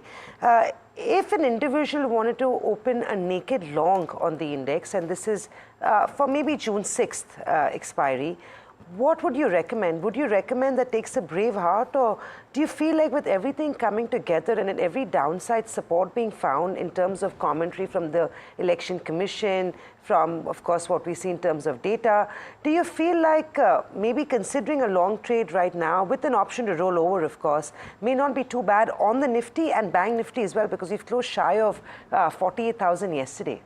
I mean, tempting trades. Well, I will concur with you 100% there. because the bias in this market is for sure positive. Now the buy on dips has worked, especially if you had the heart to buy the 1,000 point dip, right? So if that's the way to go about it, the only way to play this market is the buy on dips. You would rather get stuck on the long side with an eventual hope of your prices coming about, let's say if not in a month, maybe three, but you wouldn't want to get stuck on the short side of this market. So for sure the bias is positive. Every dip that you get should be taken as an opportunity to accumulate. Now that said, going into a big event, the only thing that I would suggest is to have your position sizing in check. Risk management tools and ideas often don't really work, especially if you're going naked long in this market. So it may not really work. But if you've got a limited position sizing, then that perhaps even if things go a little awry, you're still you're still not too concerned about how bad things really went. So stay long in this market. From a near-term perspective, you're looking at a 22,600, as the target on the Nifty, 48,400. But this is, just before June 4th. After that, perhaps things will change, or perhaps by then the data would have changed a little, and I could give up, or give out fresh targets. One stock that you and me have extensively talked about in the last 7-8 weeks has been HAL. And I have to ask you again this morning about HAL. It was the second big gain on the Nifty 500. Sharp up move in the last hour of trade. Uncharted territories, would you consider going long on this one today? Or if you missed the boat, you should avoid it for now? Samina, incidentally, we put out a buy call on HAL in our advisory just 2 days ago with a target of 4,400. Now that's been surpassed. If you see on multiple time frames, this is now hitting overbought territories. Extremely bullish on HAL even from here. My only suggestion, buy on dips. If you get it somewhere close to, and if you're lucky enough to get it anywhere close to 4,400, 4,450 levels again anytime soon, then perhaps it will make for a good risk reward ratio. But if you've got an existing position, continue to hold. You wouldn't want to book out too early. Even yesterday we saw big sharp up move on the back of good volumes. So this momentum could very well continue. But for a fresh entry, you might want to wait for a dip. All right, Pankaj Pandey also joins in this morning. Pankaj, good morning, Head Research, ICICI Direct. Let's get your take on Vodafone Idea. Let's begin with that, Pankaj. Some of the big numbers that came in yesterday. Now, Vodafone is, I would say, a hope bet. It's one stock, one company where investors have been willing to overlook so many factors because at least they're able to raise funds, at least there is a management trying to push them. So there's a very, sort of conditional acceptance. Now tell me something, that the fact that their losses have widened, would that also be acceptable? How do you think the stock will perform today? So hi, good morning. Thanks for having me. I think from a number perspective, the numbers are definitely muted, but some of the positives that I have to sort of highlight. One, obviously, is the churn rate has sort of come down. So that is slight positive. And I think overall, see for Vodafone, the key would lie in terms of the kind of 4G run rate they would maintain going forward and the impending launch of 5G. And on top of it, overall, the sense what we are getting is probably we are going to witness tariff hike. I think the quantum of tariff hike is something which is still sort of missing. So I don't see that this quarter will have too much of a bearing on the overall pricing or the way sort of stock behaves. I think largely it is more to do with what kind of subscriber run rate they are able to sort of maintain on the 4G side. And one positive, like I highlighted, churn rate has come down. Otherwise, most of the numbers are weak. Technically on the charts, Kush, how does Vodafone Idea look? Is it a trade here on the long or short side? Numbers are largely flat, at least in terms of core business. No disappointment, maybe that could be a positive. I'll just take a few seconds. I particularly enjoyed the line of questioning that Tamanna put out on Vodafone. And that's exactly how it's happening. It's a hope trade. It's an overcrowded trade. Every few quarters, you get a positive news and the stock, attempts a rebound but just gives away. For me, this is a very clear avoid. I mean, if things were to turn around, if the stock actually showed me a tick above 16, I know it's a bit far, but if it did show me a tick above 16, then perhaps I would consider. But up until then, all rallies might just fizzle out. So for me, it's on a wait and watch list. I'm just stopping shy of calling it an avoid, but it's on a wait and watch list.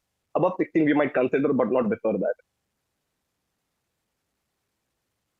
No, that's actually the point at the end of the day, Kush, that how do you feel about the company sometimes? So you're willing to overlook the numbers. Case in point for Biocon maybe as well, if I were to extend that. You've seen losses, nearly the net profit down 48%, but the expectations were even sharper down. How do you like it on the charts, Kush, Biocon? So see, again, Biocon is also a stock which is, once bitten, twice shy. There has been, an attempt at recovery. But if I look at it at multiple time frames, the negative divergences are starting to play out. The volumes are starting to thin as the stock is going up. So while you might have some sort of, an upswing here or there, it's not a trade that I would want to be in for, a longish time or even on a positional bet for, let's say, a quarter or two. So for me, Biocon is also a wait and watch. If someone is interested, then perhaps it's a good range. 295 on the downside, and on the upside you've got 320. So if you were to play this range, perhaps you could consider. But even otherwise, there are plenty of other stocks in the doing well. So Biocon for me is again a wait and watch candidate at best. Okay, well, 305 for that one. Let's see how it shapes up in the day today. Pankaj, do you track? Let's talk about Keynes if you track it. Otherwise, I have other stocks. Do you guys track Keynes Technologies? No, Neeraj, we don't track. Never mind. Okay, do you track PB Fintech and some of these tech players? Because PB Fintech could be in focus today because of the block deal. What do you do with a PB Fintech or a Zomato or some others if they were to show some dips because of a block deal or results or otherwise? Neeraj, traditionally all these companies have looked very expensive to us, and we have not really been chasing a lot of these stocks. So all these new age companies, we are yet to sort of figure out what kind of valuation one should ascribe, because see, the entire value lies in the future and how one sort of sees it. So which is why we are still we are happy with traditional businesses doing well and having cash flows. Okay, fair call, and understandably so as well. But viewers, remember, PB Fintech would be in focus today because of the large block deal which comes in at a 6% discount to the closing price yesterday. Kush, good morning. Neeraj here. Would love to understand what are the stock recommendations that you're making for the day today. Hi, Neeraj. Good morning. I think it's the first time you're speaking after your trip to America. I did read your, I did, hear your bits about it. Absolutely fab. I hope you could do more of those. So thank you, Kush. Yeah. Kush, even we want to go on these trips. Please please apply for leave. Please book the tickets and please fly down to America. on a lighter note, but yeah, that was on your bucket list. So that was fantastic. Yeah, as a bucket list ticked off. Yes. Let's see. Maybe our viewers have a bucket list to trade Kush Bora's ideas today. So let's get in those ideas and recommendations for the morning. Kush, what are you recommending? Just to Tamanna's point, if I were remotely eligible, I would say get in line. But yes, a couple of stocks. Jyoti CNC is on my radar. The stock actually did rather well yesterday, has been doing rather well for some time. There was a dip, but that's been bought into. So Jyoti CNC from a near-term target of 935 and 960 and a stop loss of 895 is one of the recommendations today. The second one is Amara Raja. This entire space has been doing well. Amara Raja also has seen a rebound from its 20-day moving average. Mild resistance at those 1135, 1130 kind of levels, but within that band, we believe that this can be taken out in the near term. So 1155 and 1175 are the targets, and 1115 is where I would place my stop loss. There are a whole bunch of earnings. Pankaj, the whole bunch of earnings came out yesterday. What is it that you track and you liked that we saw between market closing yesterday and this morning? Anything that stood out for you and that you'd recommend a constructive call on?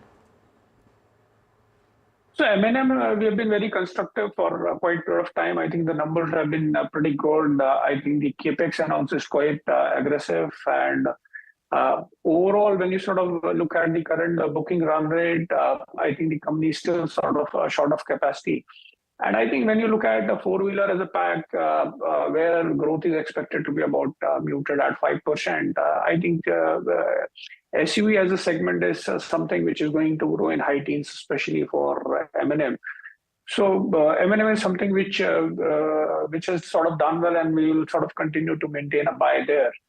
Then I think Caplin Point is another stock which we liked. I think while the traditional markets did not do so well, but the US market continues to sort of do well, and you have multiple launches there.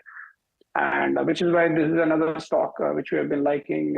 And I think overall, our sense is that one has to be very selective in terms of stock, because not everything looks great at this point in time, given the fact that a lot of run-up has already happened. We have also liked the HL, though the prices have rallied, but we are quite constructive in case if stock witnesses a correction, because it's at 3 times, order book is nearly 3 times sales.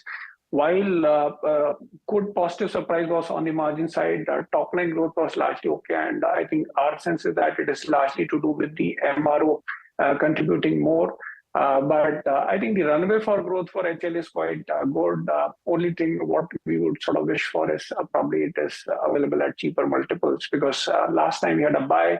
From there on, also the stock has rallied 1,000 rupees. Crompton Greaves, Pankaj, good numbers on the face of it. Will be an interesting stock to watch today, you think? So I haven't looked at that number. Okay. All right, we'll come back and talk more about Crompton Greaves, but first a quick break. As we get into that break, listen in to what the CFO said about the revenue picture. I'll divide this into 3 buckets. We'll talk about our Crompton ECD business, Crompton Lighting and Butterfly. Overall, Crompton standalone, we delivered a very strong revenue growth of 12%. And I'm also glad to state that after many quarters and years, Crompton as an overall business standalone has delivered double-digit revenue growth, which is pretty heartening. And this is on the back of a Crompton 2.0 strategy that we got launched in July 2023, where we wanted to move the company towards an organization that works on consumer-led innovation, leverages its strength on go-to-market, and have a robust supply chain to ensure that the demand gets catered to. On that basis, today, I'm extremely glad to state that fans as a category, we have sold 2 crores plus fans in last year, making us probably one of the largest player at a global level. Overall, the fans portfolio has grown at about 12%, aided by very strong volume growth, upwards of 15% for the category. A premiumization journey on fans is moving in the right direction. We have added about 300 bips further in terms of our fans portfolio on premium. What used to be 1 in every 5 fans being premium up to last year, today 1 in every 4 fans that we are selling is a premium fan. So that's moving in the right direction and helping us to grow. Within fans, we're also focusing on non-ceiling category, which has been growing at close to 20% for us last year. Pumps, we are a market leader in residential pumps. We wanted to look at categories other than residential to also help us to grow faster and get share. One of the things that we called out is clear focus on agri pumps. And that now consistently is delivering results for us. And in a category that is known for a single-digit growth, our pumps business has grown in strong double-digit revenue.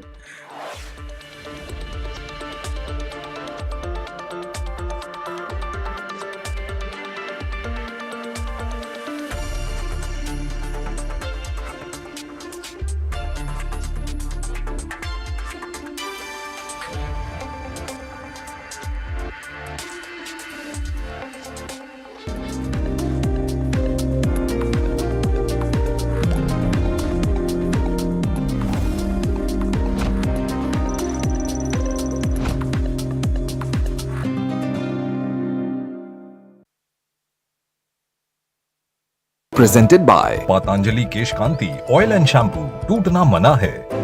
The urban person who's looking at this kind of an investment, if you do a dipstick and just check anybody, what do you mean by a house, they will say, or what picture comes to their mind is a cozy 2-bedroom, 3-bedroom apartment for the nuclear family, right?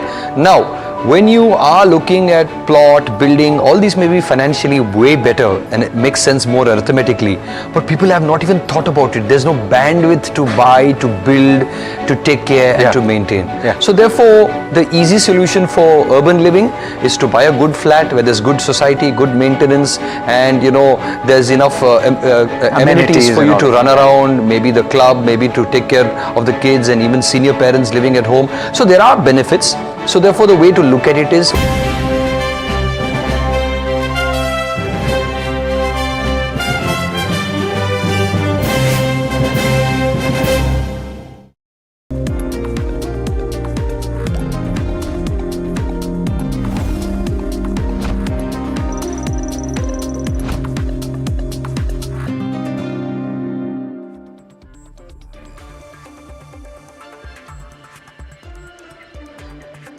Right. Welcome back. You're watching India Market Open. We're gearing up for pre-open trade. It's going to be a flat to slightly higher start after the massive U-turn D Street saw in the last round of trade yesterday. Lots of stocks that did exceptionally well, and of course the excitement may continue into today as well. Stocks like Honeywell Automation, PB Fintech, HAL, railway stocks had a good run. Pankaj, do you track any of the railway counters? I mean, Titagarh, case in point, had a good sort of run with earnings. The stock did well.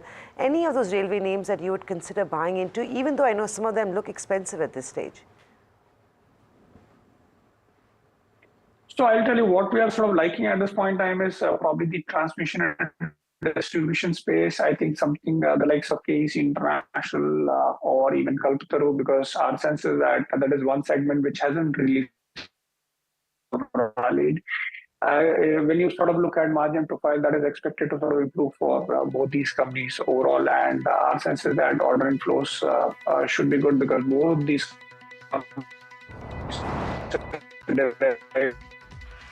about 50% kind exposure to railway. But railways, Pankaj, I think there is a little bit of an audio problem. We'll come right back to you in a minute, but that's those pre-open rates in front of you.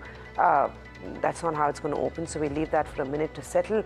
Kush, anything on rail stocks? Titagarh had a good run yesterday. Good chance that some of those railway counters will continue to gain today as well.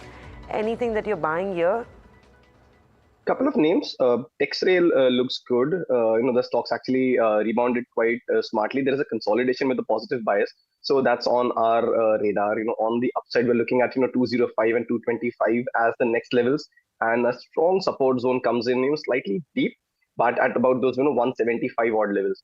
So Texrail is one stock. Even RailTel, for that matter, has had a good run. We've seen a good recovery on this one in the last couple of days.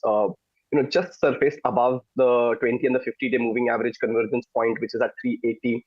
So this could extend, the gain. So here, if the level of 410 is taken out, you could see, further momentum, coming on. And from there, 435 is perhaps, a convincing level to watch for.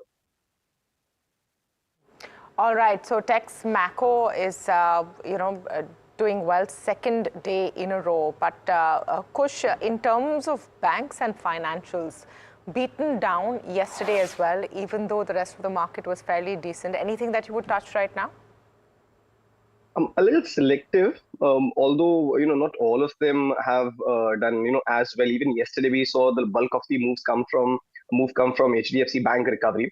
But I think one stock that's on our radar and we're watching rather closely is AB Capital. The stocks, taking support at the 20-day moving average, rebounding, perhaps in some sense bucking the trend that the entire the rest of the pack is doing. So AB Capital is on our radar. Very near-term resistance at those 223, 225 levels. But any push above that could stretch the gains to 235 in the near term. And here too, the risk reward ratio is favorable because the support comes in at 215. So AB Capital is on our radar from this space. Look at M&M, just in pre-open trade, of course, it's been a couple of minutes, but M&M continuing its upward journey after the closing session yesterday, post numbers, solid set of numbers. Even the brokerage reports are fairly positive on it. Kush, is M&M looking interesting at 2418? Very, and you would want to consider this trade on two counts. One, if you're a momentum trader, or if you're a positional trader, then on dips. On both these setups, this stock looks fabulous. in the recent past, if you see any kind of dip that has come towards the 20-day moving average has turned out to be an excellent buying opportunity. Right now, it's a little far from that. The 20-day moving average comes in at 2175. So, if it does dip to those levels, then it's an excellent opportunity. But as I said, even without that, the momentum is strong. The volumes have seen a very interesting pickup on the way up. So I believe that 2500, 2550 is perhaps easily achievable on Mahindra and Mahindra. So from a momentum perspective, also if someone wants to consider, Mahindra and Mahindra does fit that bill. Just come to think of it, Puneet was telling me yesterday, from amongst all the auto majors who have talking about what will happen in FY25, Maruti, okay, Tata Motors not so upbeat. M&M is coming out and saying that we will grow our EPS by 15 to 18% in FY25 and margins will remain steady.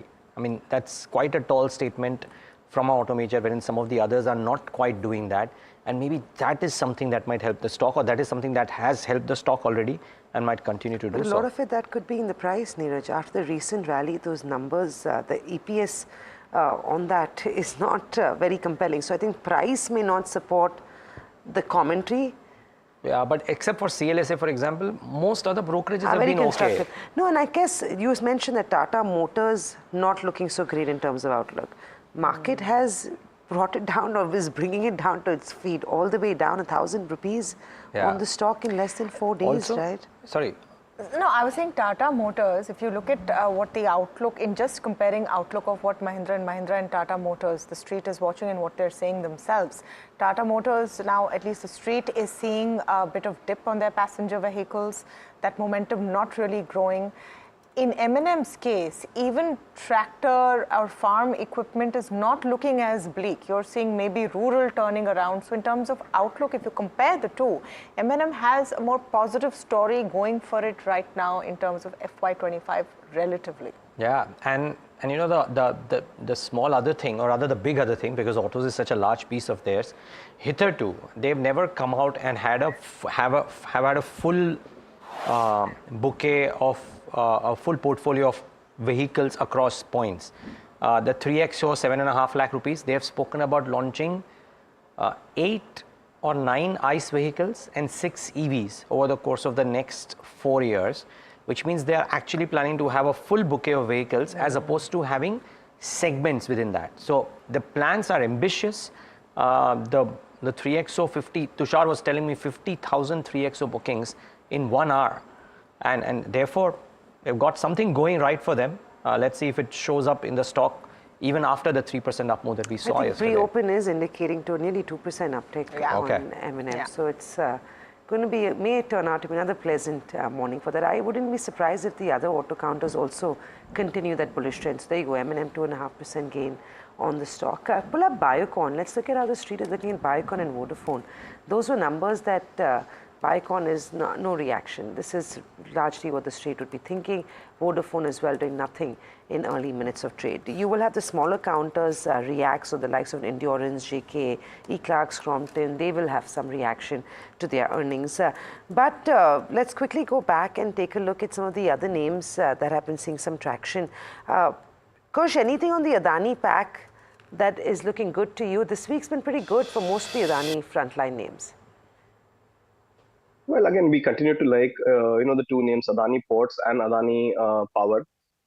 Both of these have actually consolidated, if you see, while some of the other names from the pack have perhaps, corrected a bit. So Adani Ports continues to, find flavor. From here, we believe 1400, 1425 is the next level to watch for, almost immediately. And, support comes in at 1300, where you've got multiple, averages converging. So perhaps if someone wants to consider, Adani Port would be, one stock from the stable that, we'd consider. Is the Adani stocks that Kush indicates that he continues to like in trade.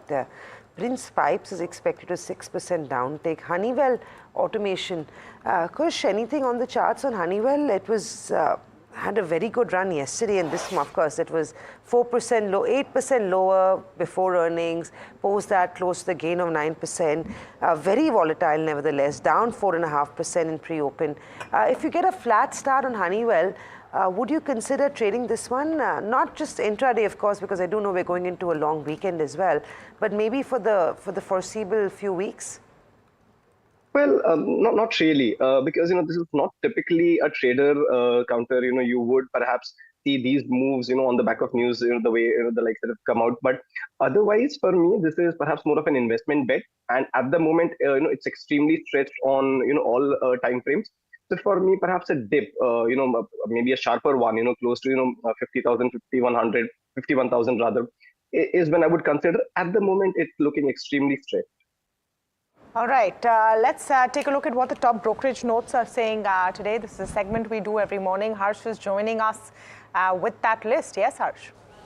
Well, on my list is City on Info Edge actually continues to remain bullish. They've upped their target price from 6,600 odd to 6,850. It gives a solid 17% upside on the stock. Now, just in terms of commentary, the commentary seems to be extremely positive. The margin beat is largely led by the hiring business, which is again a positive. And therefore, where in hiring are they seeing green shoots? The first is with regard to IT hiring. IT hiring trends seem to show some amount of an uptake, and that's the positive that one takes from it. Consultant sector absolutely flat as they see it, and there's a lower there are lower losses in the non-recruitment verticals. That's probably what is aiding margins, is what the management seems to suggest. Basically, it's the lower losses which is causing the margin expansion, and which is the positive. But Q4 billings positive. The JobSpeak index also seems to be quite positive, and overall billings should improve from here on gradually, is what the management seems to be suggesting. Of course, that's overall seems to be a positive outlook going forward. On the back of that, Citi has tweaked its estimates. 6,870 per share is the target price, and they've given it a 42 times FY26 EV to EBITDA is what they're extrapolating, and on that basis a 17% upside. All right, so Info Edge looking interesting in pre-open trade as well. Kush, you like Info Edge? Well, not particularly. It's consolidating. The bias is mildly negative, and resistance at multiple points, 6,100, 6,125. So not a very constructive setup just yet, but perhaps if some of these key resistance levels are taken out, then. Okay. Well, at the end of the pre-open session, the big boy M&M is up about 2.5, so that's good going. The big gains have come in from endurance tech, something that Samina was pointing out on the trade setup and the stocks to watch. That's the biggest gainer on the BSE 500, 8.5%. Some of these... Keynes also, Neeraj, the one you pointed out is not... Keynes is doing well too? 14% from what I can see, but yeah, 15%. Okay. Wow. Yeah, one EMS stock has actually delivered well. So actually, Pankaj, any thoughts on any of these stocks which are moving around? So there is Endurance, there is Info Edge, there is Keynes Tech, which is up 14%. So none of them, Neeraj. But what we have been liking is that, we are liking the entire infra as a space. So we have buys on NCC, we have buys on Patel Engineering. We are liking the cement as a pack because that is one segment where while you don't have triggers for next 1 quarter, but overall senses that that should sort of keep doing well. We're liking the home building space, something like say Kajaria. And also we have started liking some of the PSU banks further. So both SBI and Bob looks attractive to us. On the pharma side, while we are not liking Biocon, but we are liking Syngene, given the fact that what we are sort of picking across CRAMS players is that the level of inquiries have sort of gone up. So I think this market is quite stock specific, and I think that is going to remain there for some period of time, at least in the result season. Okay. Pankaj, interesting, Patel Engineering, they've done the QIP as well at a slightly higher rate. Why this one? What is the earnings trajectory? So for example, I think our sense is that this is one of the few companies which has got good track record, especially on the hydro side. And our sense is that post-budget, a lot of announcement can happen on that side, because while in renewables we talk only about solar and wind, I think hydro is something which is still capex heavy and is a segment which is still sort of missing in action. So given the fact that they've got very strong credentials, especially in this segment, and it's a better margin business. So which is why we are liking this stock. NCC we are liking because I think margin profile is expected to remain at 9.5 to 10%. But this is one stock, if somebody does not want LNT to be bought, I think this is one stock which where we feel that can easily deliver high teen kind of a growth with decent multiples. And I think some of the beaten down names like say Heikel looks attractive to us. So we've come up with a buy because I think worst is largely behind us, and going forward, both the segments are looking attractive to us, be it agrochemical or the pharmaceutical as a space, and especially CRAMS there also. Okay, all right. Just a minute and a half to go. Kush, very quick last call. One last call before market open this Friday. Tejas Networks. Okay. Or a short? It's in cash. The only way to go is long. So yeah, it's a multi-bagger story. We believe we've been recommending it from 400 odd levels, and we are still bullish. So Tejas Network, from a momentum perspective or an investment perspective, you could consider. Wow. Well, Tejas Networks, it is 1.5%. And just actually, Kush, the stock of the morning on the large cap space could well be M&M, maybe 20 seconds. But what are the levels to keep in mind after for somebody who wants to go long after open? 2500, 2550 are the targets that you should look at. And on the downside, yesterday's close of 2370 is what you should have as your stop loss. Okay. Okay. Stay on, gentlemen. We'll just take in opening thoughts post-market open, but suffice to say that we will start off well reasonably okay. A lot of stocks are actually giving some pretty strong reactions to either the news flow or the earnings, and we'll try to talk about some of those. And of course, keep an eye out on the index because of the kind of move that we had yesterday. Very difficult to think of short sellers being able to take a convincing bet and go short on the index today because we have an operating day tomorrow while the global markets would be shut. But we're starting off flattish. Actually, yeah, almost flattish. The banks also had a decent outing yesterday. Let's see if banks are doing okay. No, not quite. IT was the big mover in trade yesterday on the upside. IT is lying flat too. There's no change. Mid caps and small caps, let's pull them up. Remember, the small caps underperformed the large caps because of the ferocity of the up move yesterday in the last 1 hour. Today, mid caps are starting off okay. Small caps, 0.5%, so not bad. The start is looking pretty positive. Let's get the heat map up on the screen, show you what's moving and what's not. More red than green. Adani Ports down about 1.5%, presumably on the Norges Bank report or Norway Pension Fund Act. Cipla is down about 1%. Sun Pharma is down. Axis Bank is down. HDFC Life is down. So more red than green, but a few losers. And even this ones, I mean, not really very large cuts at all on any of those. What's doing well? There is a large gain on M&M and therefore deserves mention. Another 3% after the 3% up move yesterday. M&M is doing today what Bharti Airtel did yesterday. Closed at the day highs the previous day and then carried on the gains. Tata Motors up about 1%. Grasim and Tata Steel up about 1%. ONGC, Maruti, Autos making a bit of a comeback, if you will, but it's largely sluggish. Frankly, the one, and as we say, Axis Bank is now the top loser. Adani Port is not even there. So the point is there is only, I mean, losers, there are more, yes, and now the gainers are coming in. But the one stock worth talking about really is what Mahindra & Mahindra is doing, 4% higher. It's eclipsed Kush's targets. It'll be interesting to talk to him. What does one do now? Because at 4%, it's doing really well for itself. What an up move. And just a quick programming shout out here. 9:40, you will hear Anish Shah's conversation with NDTV Profit on what is making M&M tick.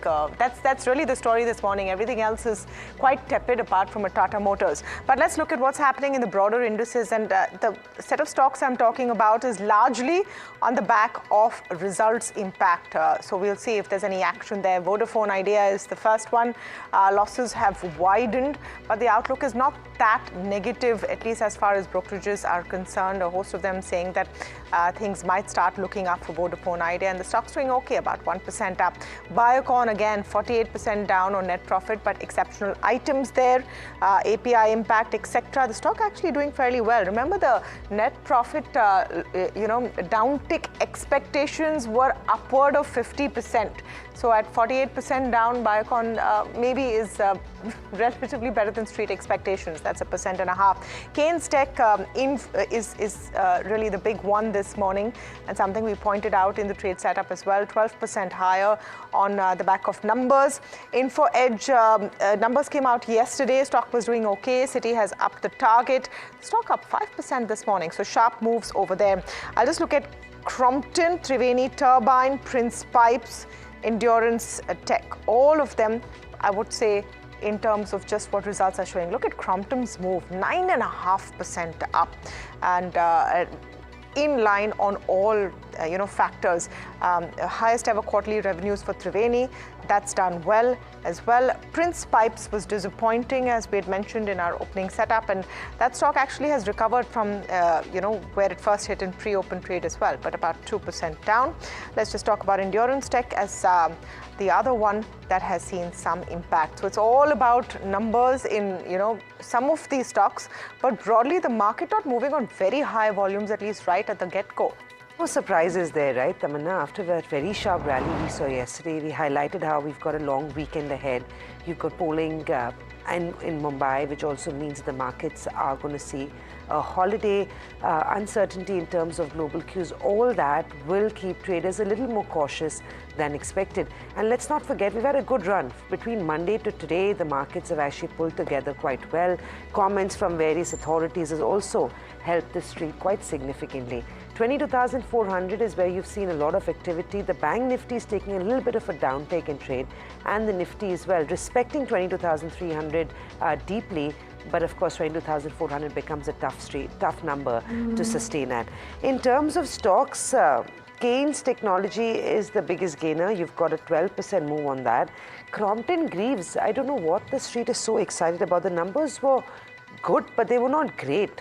But the stock is up 10%, and that's what's eye-catching, to say the least. Of course, getting a thumbs up on that. Endurance Tech, Taman has already mentioned. Titagarh is another one, 7%. Info Edge, these all numbers reactions, right? Info Edge is up 7%. Bad numbers from JK Paper, where the stock goes up 4%. I'm not sure why. You've also got a few other ones like your shipbuilders. So Garden Reach, which had a big order, Mazgaon Dow, Cochin Shipyard, all trading with a very clear positive bias. In terms of a weak set of numbers, you had Ratnamani, Avalon Tech, E-Clarks, which reported weak numbers, but the stocks, Ratnamani fortunately is reacting in line with its earnings. E-Clarks also down 4%. And you've also got JK Paper that's doing a positive reaction to weak numbers. You've got Garden Reach that looks good. You've got Cochin Shipyard, Mazgaon Docks amongst the other gainers. Let's look at HAL after that 10% up move yesterday. Let's see if the buying is continuing into today's day of trade. No guesses there. It's slightly lower, consolidating after a sharp up move. While we are at it, let's take a look at BDL. That's the other counter that usually moves in tandem with HAL every time the defense story plays out. 2075 on BDL is what we have. You've also got Dixon Tech, 4% was a stock to watch out for this morning. You've got HPL, Jindal SAW, which saw a deal happen. That one is up about 3%. All your rail stocks are looking good. So not just Titagarh, but Rail Vikas Nigam also seeing marginal gains this morning. On the sell side, E-Clarks, we talked about. Riddington on back of numbers is down 3%. Honeywell Automation, after those very wild swings yesterday, is down about 1.5%. Container Corporation, weak numbers, stocks down 3%. Zenza Tech is down 2%. Prince Pipes, weak numbers, down 2%. Ratnamani, weak numbers, down 2%. PB Fintech, down about 1% post earnings. Adani Green, down about 1%. Adani Ports also trading muted this morning. But I think it's an opening in line with what we're expecting. Kush, you want to comment on this one? Have you spotted anything in the first 5 minutes? I think it's cautious, at least this morning. I'm not sure what's going to happen in the second half. But for now, at least, it seems like traders are on the sidelines. 22,400 is a tough level to take out conclusively. No, I agree, on that front. Plus, I think the magic that we spoke of where the call and the put highest bases are taken out is perhaps a magic left for the expiry day. Otherwise, you would see some resistances come in. You're right, 22,400 and 22,500 both have witnessed quite a bit of, base, and even in the first 7 minutes, some aggressive writing. So perhaps that could play out for the day. But we do believe that, any kind of dip that you get closer to 22,200, 22,250 would be a buying opportunity. Bank Nifty 48,000, 48,400 is the level to watch for. So here too, any dip should be used as a buying opportunity, if not for the day, at least positionally. All right, Kush, thank you so much for joining us today. Just want to get a quick call from Pankaj on M&M before we let you go. I think no matter what else people are doing in the market, they've jumped into their Scorpios and driven upwards, because look at that stock. I just want to pull up M&M, and nearly 7% up now at 25.35. I mean, what a show. Tata Motors also doing fairly well. Pankaj, would you bet on auto? Nifty Auto, by the way, has hit its lifetime high. Your take now after this run up on an M&M, Tata Motors, and let's put in a Maruti as well for comparison. So while Maruti is expected to witness a single-digit kind of a growth, we have a target of 14,000 on Maruti. But I think M&M, so we are about to release our report, but we are constructively looking at 20% kind of an upside, upwards of 22% kind of an upside from yesterday's close. And I think Tata Motors, while overall sense is that the CV business or the PV business is not going to do much or probably consolidate.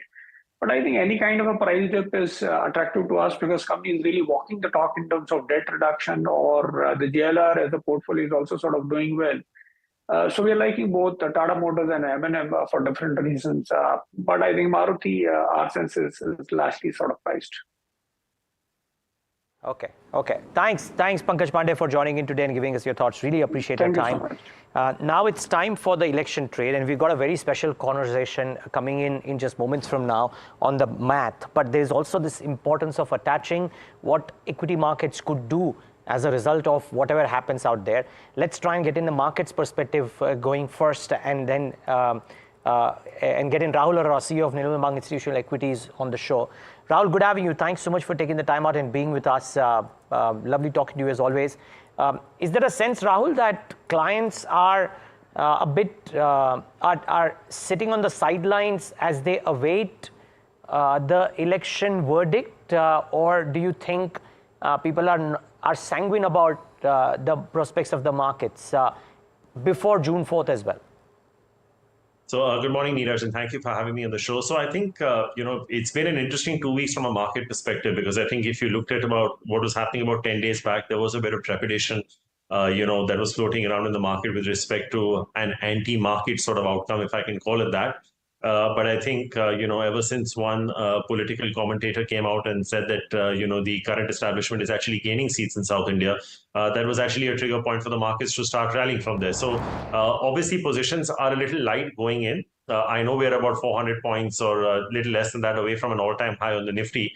But I think if the market gets what it wants, I do not rule out the possibility of June seeing an incremental 5-10% on the Nifty. So it's very possible that if the current establishment, which is what the market is expecting, gets an absolute majority, you could be looking at a Nifty of, say, maybe 24,000 as early by the end of this current month. If that verdict doesn't come through, then obviously the downside opens up to a very large extent. But I think at this point in time, people are approaching the event light. Rather, probably when we speak to our institutional clients, ready to take positions post the event rather than pre the event. 24,000. Hi, Tamanna here. Good morning. 24,000 by end of May or June 4th, post June 4th?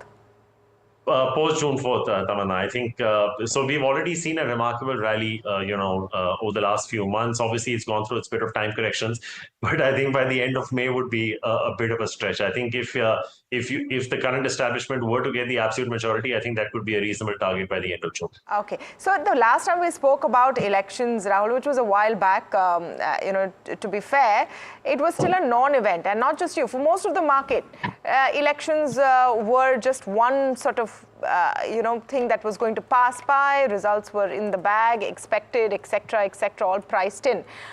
What has really changed? Has anything really changed? I'm just trying to understand where all that nervousness has come from. There's so much lack of clarity on what the market is thinking. I wanted to get your perspective on this. So I think, Tamanna, if you speak to anyone from the market, they'll be clueless to answer this. But I think it is still a non-event from that perspective, that if the current establishment were to come back and resume office, all you'll get is policy continuity. So I think that is what the market will like. And I think that's the way the market was thinking about this event 15 days back. And that's why I think, to use your words, it was seemingly a non-event because, if I was to just quote a line in Hindi, it was like, ye to hona hi hai. Obviously, once this trepidation started, and I don't know from where it did, and that's where a little bit of nervousness came in. Add to that, Tamanna, I think if you look at the earnings season, by and large, there have been more downgrades than there have been upgrades. It's not been a consistent upgrade cycle.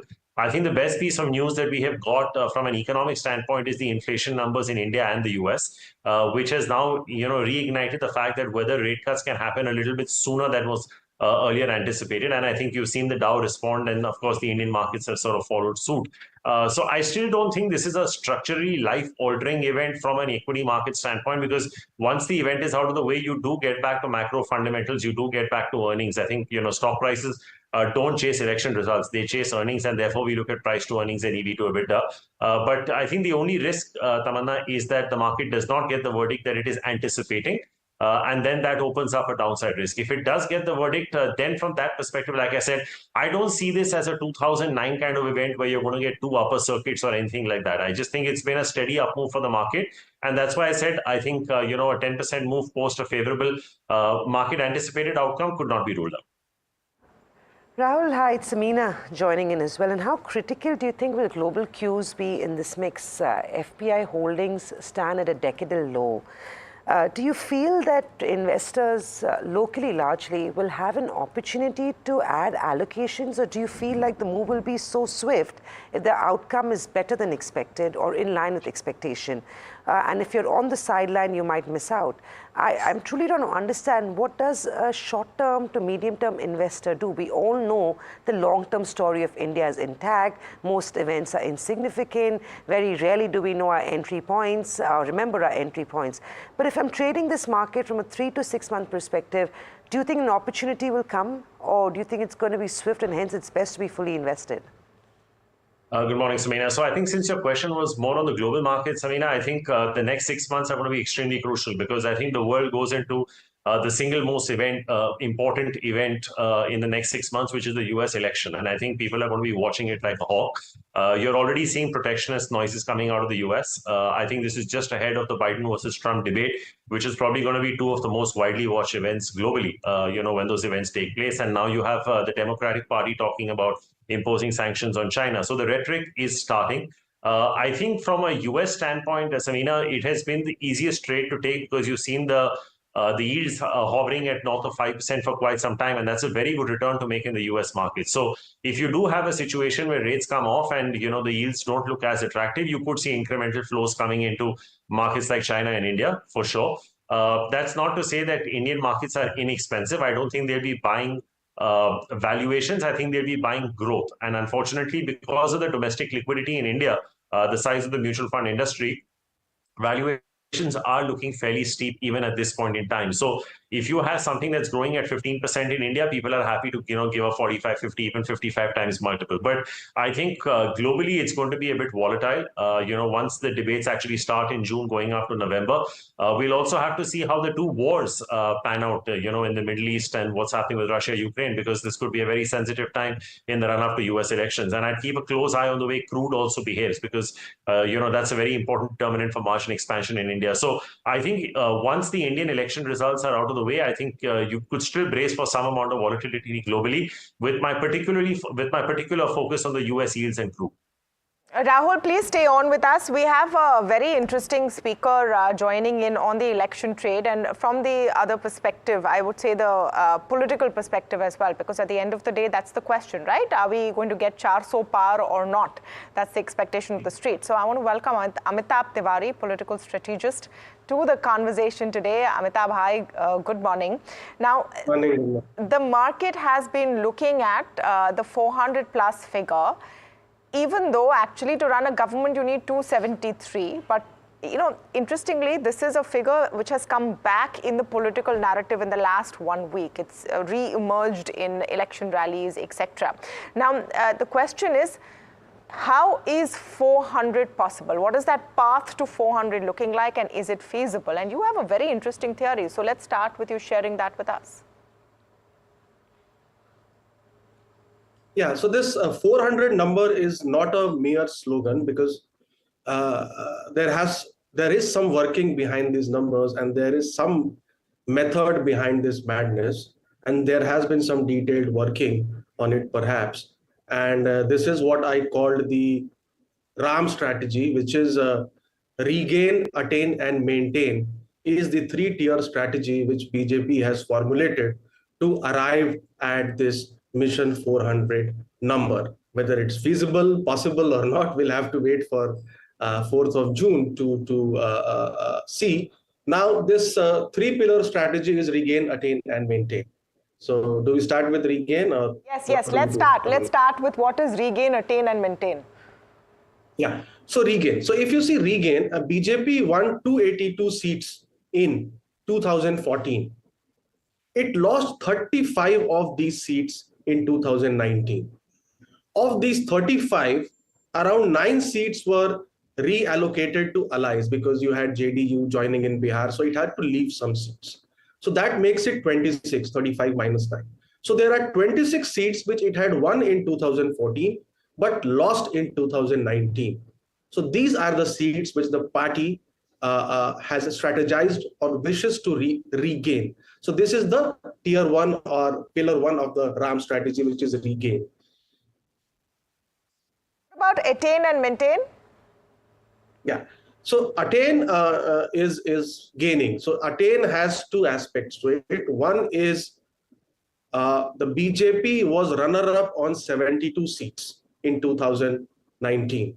On 39 of these seats, the victory margin was less than 10%. So 10% margin means that a 5% swing is required to turn these seats. -5 from the winner and 5% towards BJP. So if there is a 5% swing in favor of the BJP could win 39 of those seats. And 18 of these seats are common with the regain category. So there are 21 seats which BJP could win with a 5% swing in its favor, where it was runner-up in 2019.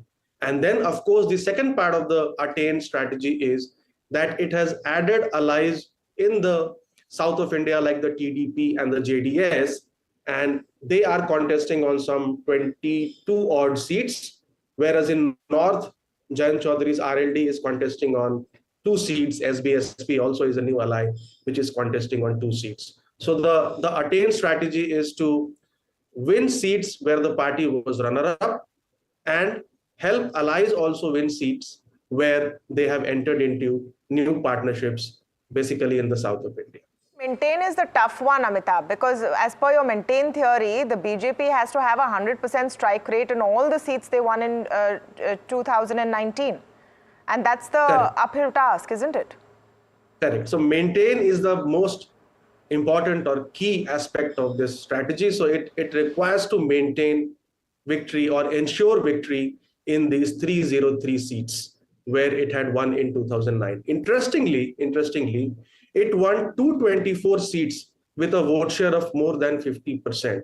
So that's a huge margin on those seats. And almost 150 of those victories were against the Congress party. That gives some sort of a psychological edge to the BJP because of a better strike rate against the Congress party vis-a-vis the regional allies or the regional parties. And then the allies also need to maintain, because the allies also won around 44, 45 seats, largely in Bihar, Maharashtra, etc. And there, the allies would also need to have a strike rate of 2/3, which is 67%. And this is the most important or key element of this Prabhu Ram strategy, which is regain, attain, and maintain. All right, so 400 plus can happen. It's back on the table in terms of a political narrative. Rahul, just to wrap up, since you've heard that number breakdown, and that's the number that the market is talking about, how important does it become from a market perspective? So I think, Tamanna, if I'm a Formula One fan, and typically, Michael Schumacher once famously said that, it doesn't matter if you win a race by a second or a minute. What's important is that you win the race. And I think my esteemed co-panelist, Mr. Tiwari, is probably more qualified to talk about the seats and things like that. But I think it's a purely academic discussion. I think if the BJP wins 275 seats or 400 seats, I don't think the market is going to care too much. All they want, the anticipation is that the market believes that it's going to be an absolute majority. So there's only room for disappointment if that doesn't happen. I think what that eventual number lands up. I think the biggest thing, Tamanna, from our standpoint, and we are not really political pundits here, is for policy continuity and growth, which if India can probably over the next 5 years, under whichever form or formation of government that comes, if we can grow at 7% for the next 5 years, we're home. And if you remember, Tamanna, when the Nifty was at, I think, about 20,000 a few months back when we spoke, I had said that if the Indian economy was able to grow at 7% for the next 5 years, the Nifty will double by 2029. And I think, whichever formation that the government takes, I think that should be the priority. And like I said, I don't think, the absolute arithmetic would, people would matter too much if they want one particular party. Yeah, I mean, we'll know on, I'm sure you guys will be doing an exit poll show. We'll be watching that on June 1st. And then, of course, the final results on the 4th of June as well. Yep, most certainly. Gentlemen, thanks so much for taking the time out and being with us on this show. Really appreciate both of your times. Time for a quick break. Up next, Anish Shah, Group CEO of M&M.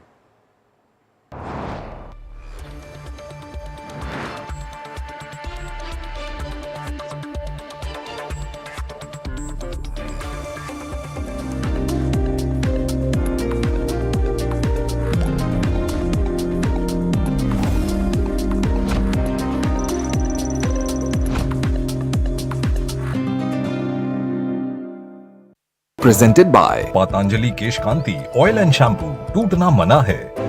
The urban person who's looking at this kind of an investment, if you do a dipstick and just check anybody, what do you mean by a house, they will say, or what picture comes to their mind is a cozy 2-bedroom, 3-bedroom apartment for the nuclear family, right?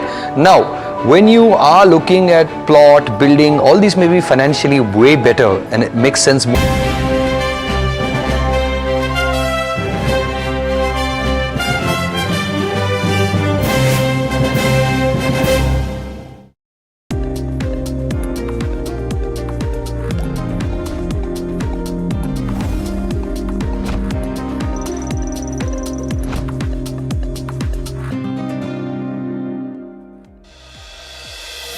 On most line items, Mahindra & Mahindra's numbers beat Bloomberg estimates and therefore the stock had done so well in the run-up to the results and post the results as well. The questions to the management are about not just what's happened in the quarter gone by, but a lot of announcements they've made in the investor call as well. Dr. Anish Shah joins in to speak about all of that and more. Dr. Shah, great having you. Thanks for taking the time out and congratulations on what appeared to be a very strong quarter. Did it go largely as per what you estimated, not just the quarter, but the year as well?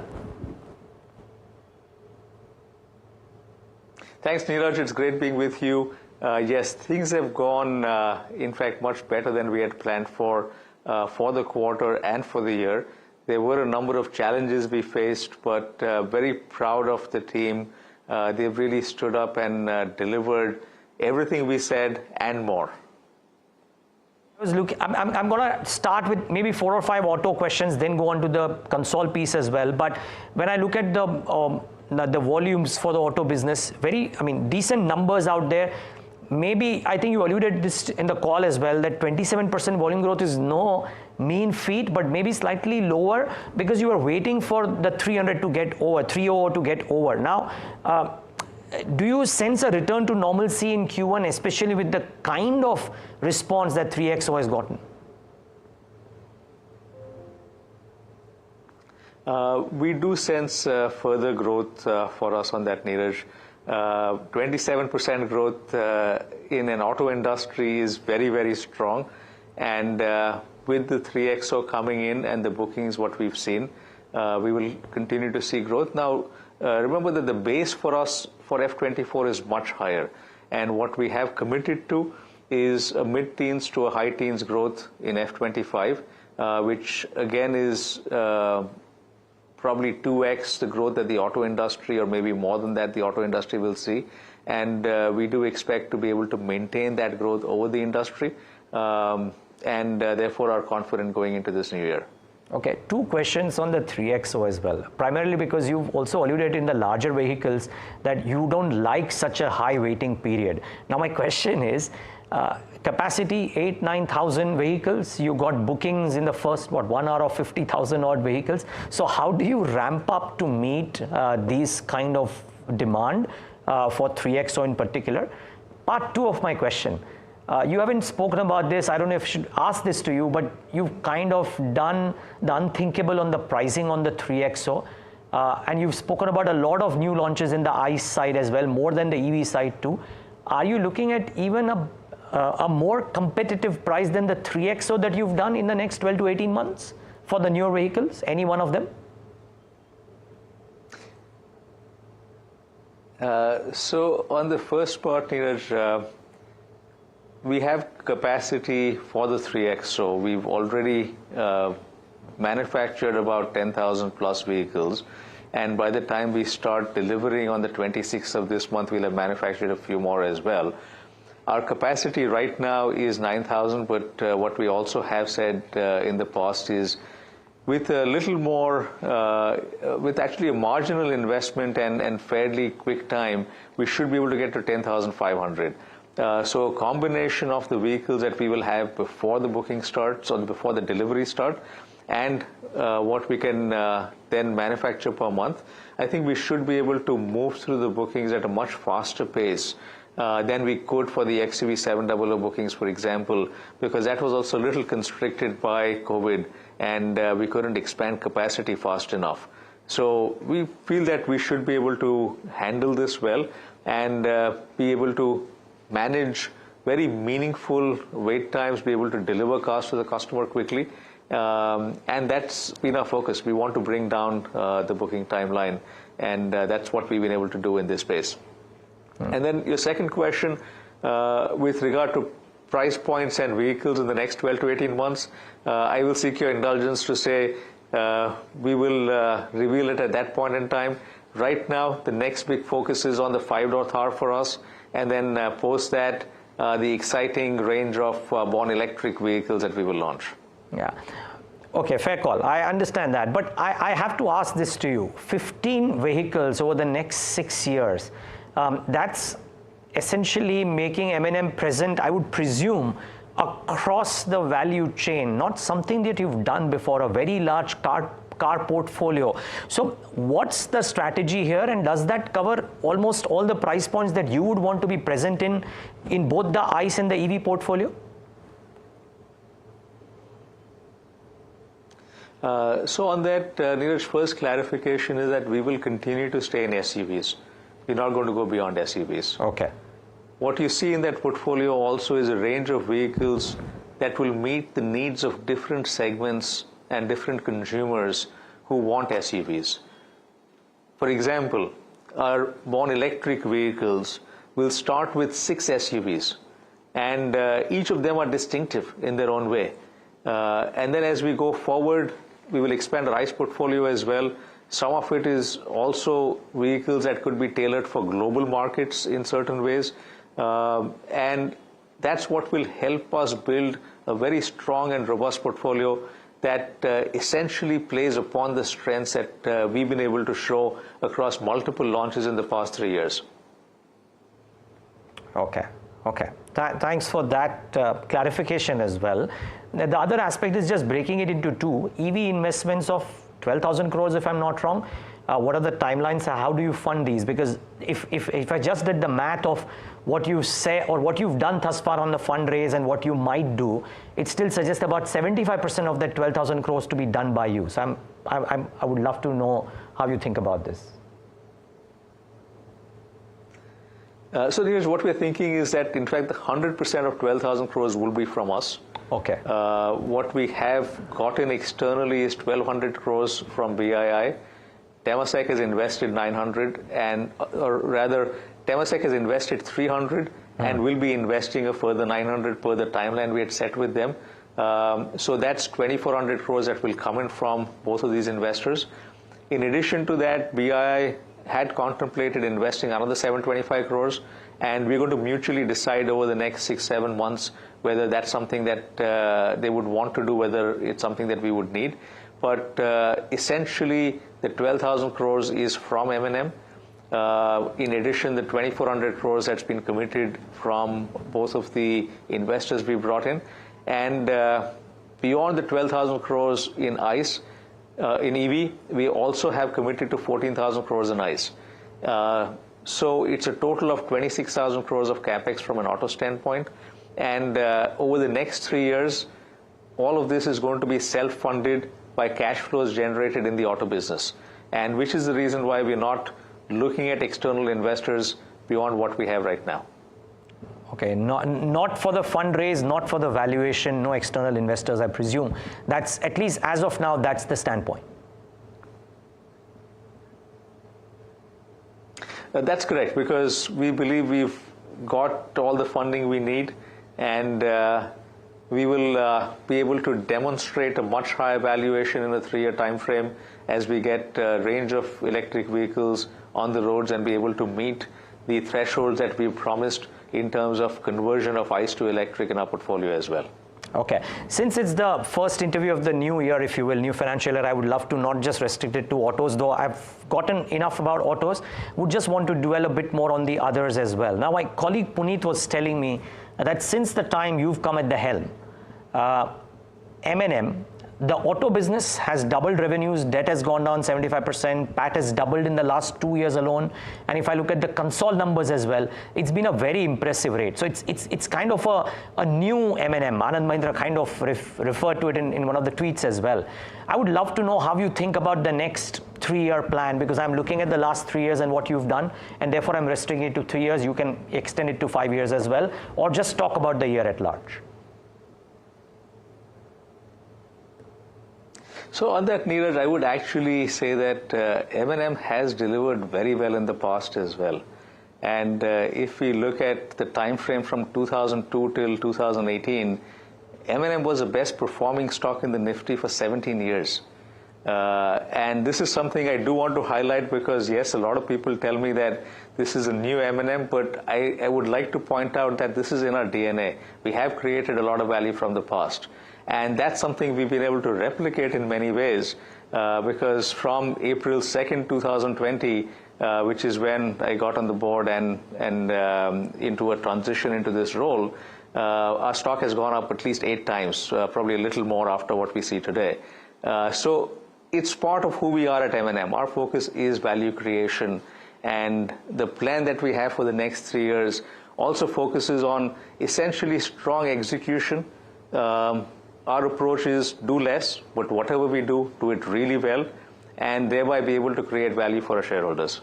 And clearly, auto will not be the only thing out there, because if I pick up a couple of pieces, like for example, what Mohit did with the statement at Tech Mahindra's end of the year announcements. But just wondering, it's not an easy road out there, right? Tech in particular, let's talk about that for a moment. We know that the industry is going through a period wherein customer spends or discretionary spends may not necessarily be the best. How does one beat what's happening in the industry and try and create what seems to be unthinkable right now? I think it comes back to clarity on where we play, how we play, what is the value add we have, and therefore what is our right to win with our consumers or our customers in the Tech Mahindra's case. And we've been able to demonstrate that across multiple businesses in the group. TechM has had various challenges, and we've got a new team in place in TechM. They're very focused on very strong delivery right now and being able to get the margins up to the levels of our peers, which is what we were lagging in the past. We've got the strengths from TechM of the past, which is a very strong customer focus and a business in many segments of the market that has been built very strongly. So I think leveraging those trends, addressing some of those weaknesses is what's going to help Tech-M actually get back on track and perform much better. That was laid out by the new CEO, Mohit Joshi, just a couple of weeks ago, and very well received by investors and analysts as well. So we feel pretty good about the path we are on, the leadership that we have there, and the ability to deliver. It is going to be a 2 to 3 year turnaround. It's not going to happen overnight. And that's something we've said of Mahindra Finance as well. And Mahindra Finance is well on its path in terms of that turnaround also. Okay. What a few people have told me that they need slight more clarity on, and maybe you have provided, but people might have missed it. I have missed it too. Is two pieces: M&M Defense and aerospace, particularly the aerostructure business. Would love some clarity here. You've spoken about it a bit, I believe, on the investor call, but would love to hear from you about how do you think about these two over, say, 12 months or 36 months. So both are very small businesses and both are very different. In defense, we are very careful because we want to play only in very specific areas that are transportation and security related. From a value standpoint, we do not want to get into anything that is what we call on the offensive part of defense. That includes ammunition or any other things related to that. So in the transportation and security areas, we've been doing a lot with armored vehicles, with security systems for defense, with the ALSV that is being supplied to the Indian Army, and we're very well positioned there today. That's a business that has a lot of strengths along with our trucks and buses division, will benefit trucks and buses as well as the manufacturing and procurement strengths we have in auto overall will benefit our defense business as well. So this is a business where we will play in a very select manner. But there again, in areas that we play, we will deliver very high quality products at a very compelling price point for the Indian defense and be able to grow that business well. Aerostructures is literally a very long-term business. It takes time to build it because every new part that is built takes 1 to 2 years for getting all the specs right, ensuring the quality is right before we can deliver it. We have graduated to become tier 1 suppliers for the large aerospace companies around the world, and we've been positioned very well in their supplier ecosystem because of the quality we've been able to deliver and the timeliness we've been able to deliver it with. And that is creating a much greater momentum for this business. But this is one, again, that I would look at as a long-term business. It is not going to multiply overnight, and one where we've got a very strong DNA in having built it, and that will help us grow this business successfully over the next decade. Okay, enough clarity, and thank you for that. I just have one final question. I've done 14 minutes, just one final question. In terms of numbers or the guidance that you gave, and again, correct me if I'm wrong, but 15 to 20% EPS growth, 18% ROE for FY25. Did I miss the revenue growth number, or you do not want to lay it out right now? That, Neeraj, we haven't laid out because the guidance that we've given for both ROE and EPS is consistent with what we've said over the last 3 years as well. That is a target we have internally, that across the group we need to maintain 18% ROE and we need to deliver at least a 15 to 20% EPS growth on an annual basis.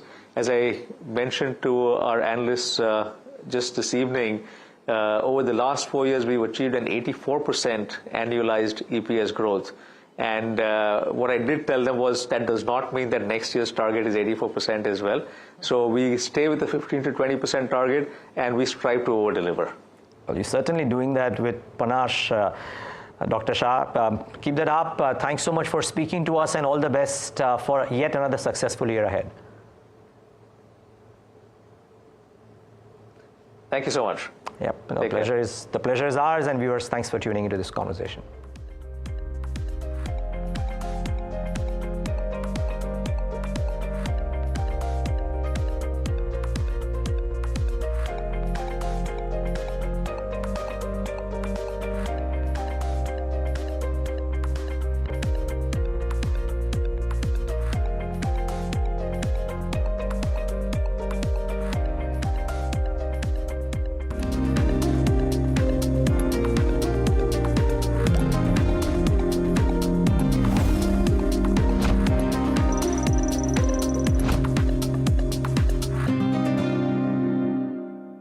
Presented by Patanjali Kesh Kanti Oil and Shampoo. Tootna mana hai.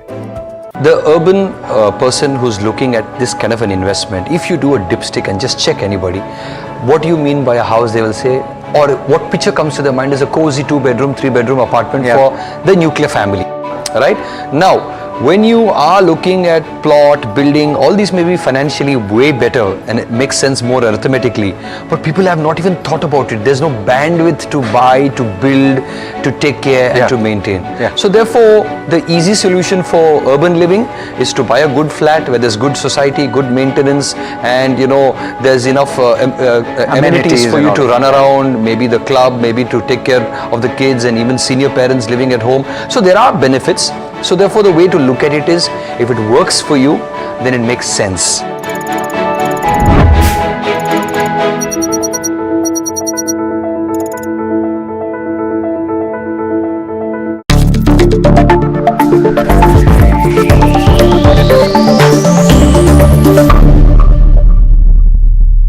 Hi, I'm Tanuj Bhojwani and I run People Plus AI.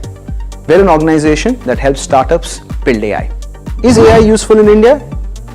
Most definitely yes. We have a huge, approximately 60 crore people using the net passively, meaning they're watching YouTube, Instagram, etc. But perhaps only 20 or 30 crores who are actively contributing or transacting on e-commerce websites.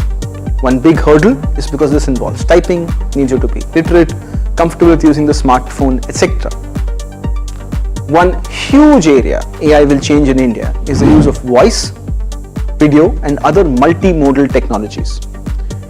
These new LLMs can understand human voices, accents and languages like nothing ever before. Think Alexa times 1,000 because you can talk to it in your local language in an accent. Many companies, including Sarma and Krutrim in India, are training these models for Indic languages and the way we speak to each other, you know, in mixed coding where we use Hindi, English, Marathi seamlessly. This is why we believe exciting times are ahead as AI can unlock access to computing, apps and that entire ecosystem for a large number of people.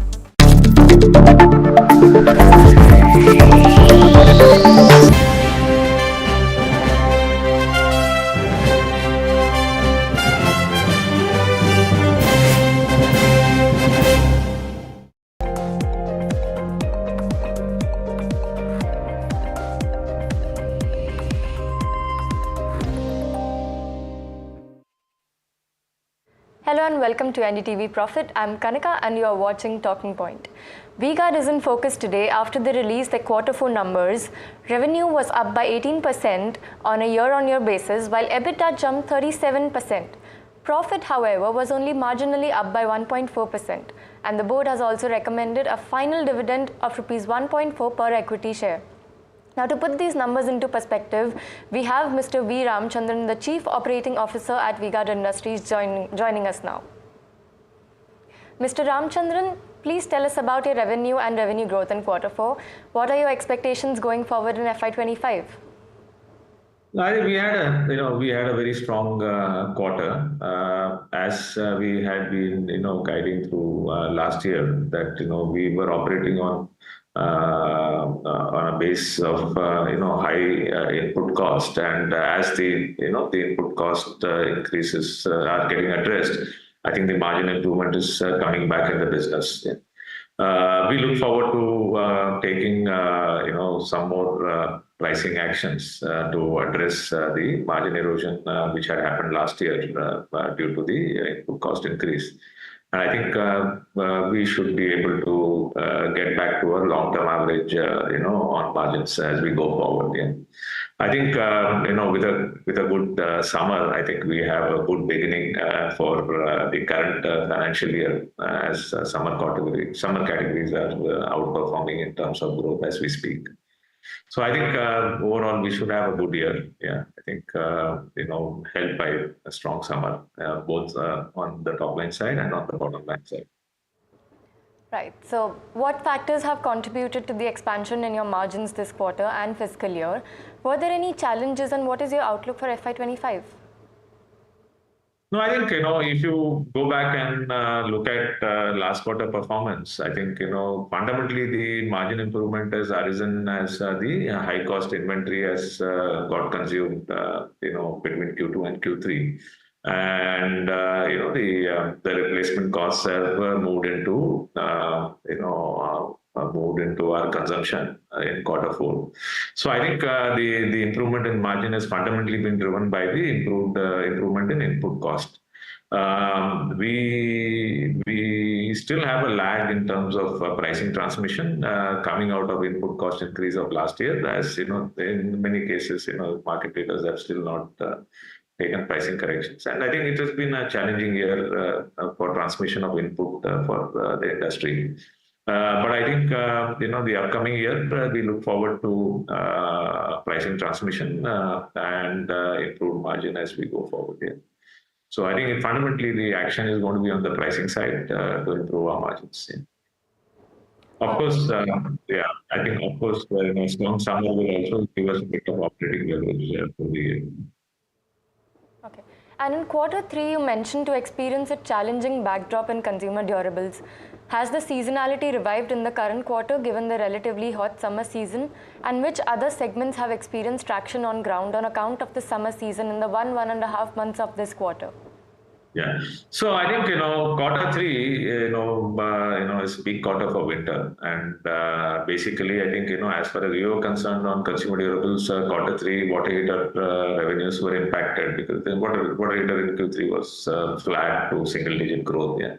So I think that's what kept the segment numbers down. I think as far as Q4 is concerned, I think including water heater and the remaining, and I think the winter did set in late last year, and so we had some benefit in quarter four of this year, which is, however, a small quarter for water heater.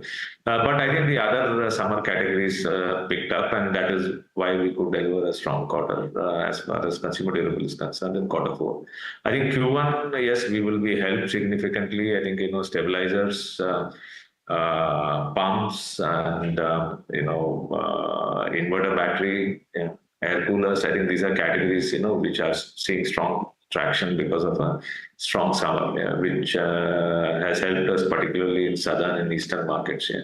I think north has been a bit slow, but I think from this month, in terms of relatively, I'm saying, versus south and east. But from this month, from around 10th of this month, we are starting to see the temperatures go up in northern India also. Yes. That region is also starting to respond positively because of the weather conditions. That was V. Ramachandran of V-Guard Industries talking about their Q4 results. Now, thanks for tuning into Talking Point. I'm Neeraj Shah, and joining me today is a very special guest, Vineet Samre, Head of Equities at DSP Mutual Fund.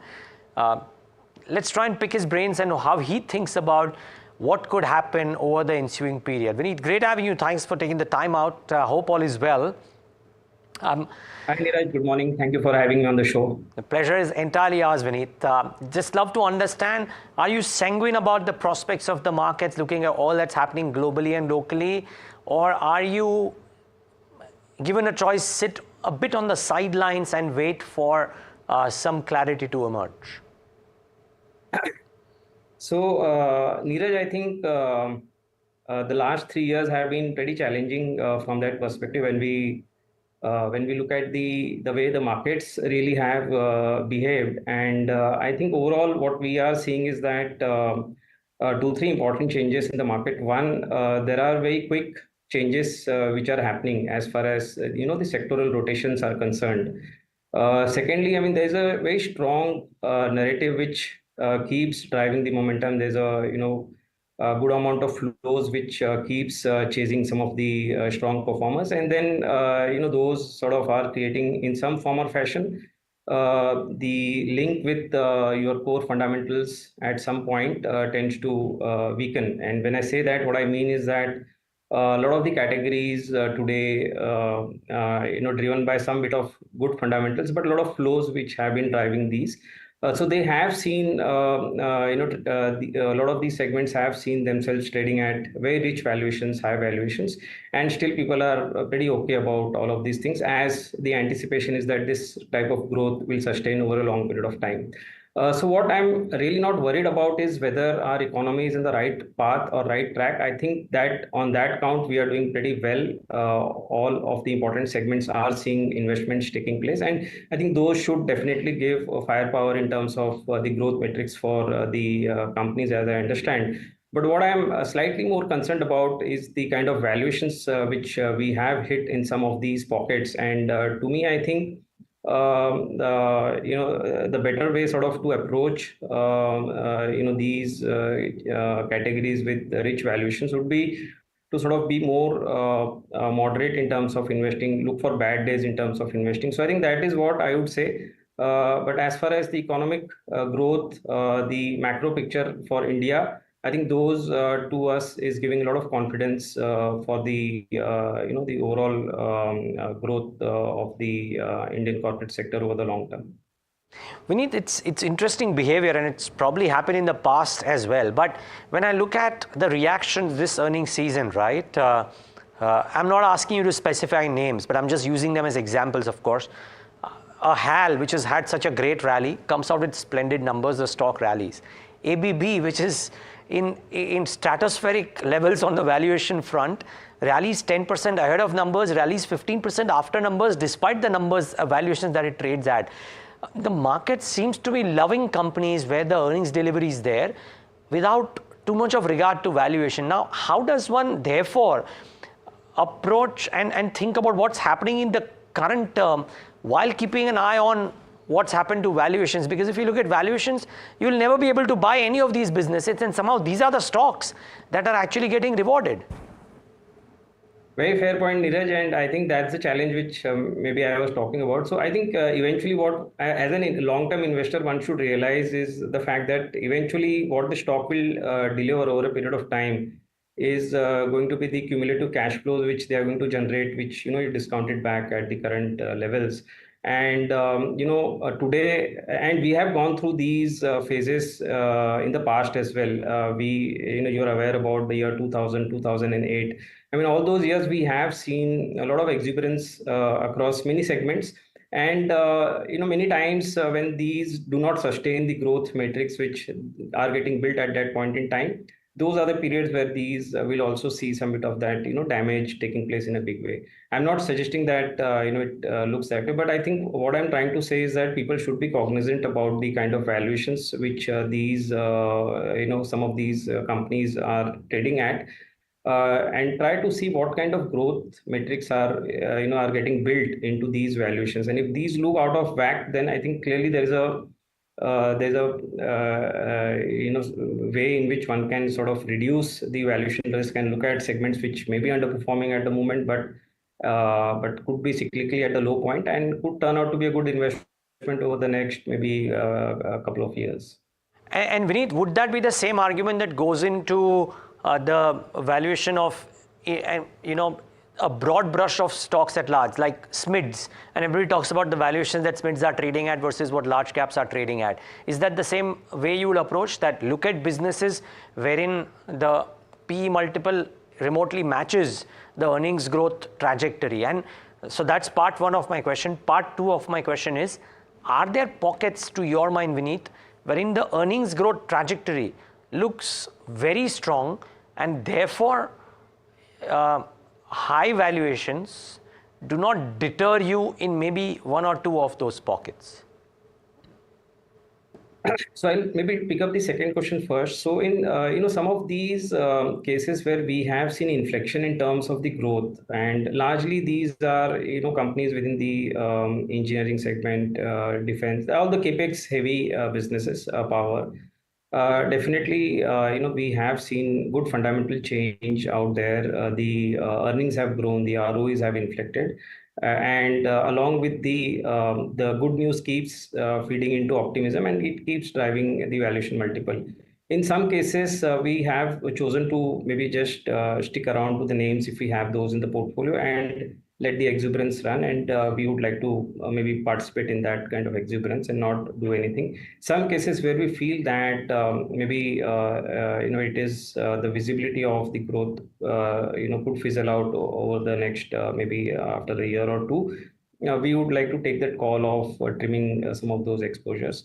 Coming specifically to the mid and small cap, definitely I think when we look at the valuations here, they are again at the high point, and in some form or fashion backed by fundamental changes which were taking place last 2 to 3 years.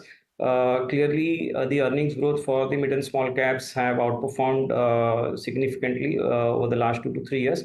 But interestingly, I was observing the results which got announced, are getting announced for this quarter. And what I realized is that as you go down the market capitalization chain, the earnings growth at the lower end is actually slipping at the lower as compared to the large caps, and I think typically it is to do with the banking sector, which has still done well. But if we look at the earnings growth trend, I think there is clearly deceleration which is taking place to some extent in mid cap and a large extent in the small cap. So one has to be very clear that what kind of companies one is actually buying into in these spaces. It's going to be, I think, very micro bottom-up approach to follow over the next 2 years as we've gone past the high rate of growth in earnings, and we'll have to maybe now deal with more fundamental, changes which will keep driving the earnings for the select few companies which one should be focused on. Okay. Vineet, at the other end are businesses which are trading at, let's say, dirt cheap valuations or relatively cheaper valuations.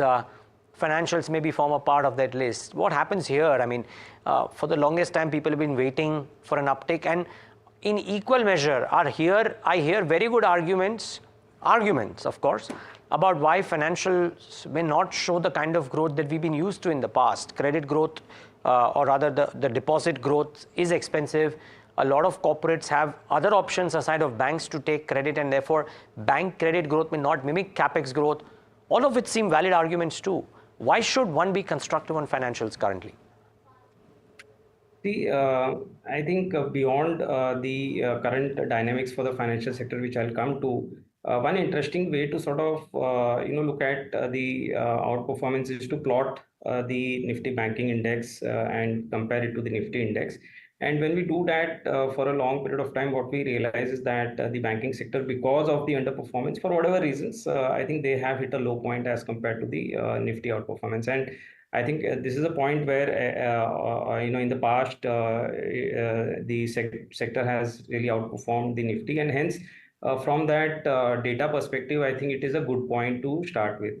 Now, the other matrix which you spoke about is clearly the credit growth trends have moderated a bit. It's not like it has come down to a pretty low level. I think from 18-19 we are looking at maybe a 14-15 type of growth level, which is still a decent growth number, I would say, for an economy which is likely to do well, and that is the assumption over the next 5-7 years. I think banking is going to remain proxy to that, and hence from that perspective, to us, that's a good way to also play some of these investments which are taking place in India, and it could turn out to be a decent investment over a long period of time.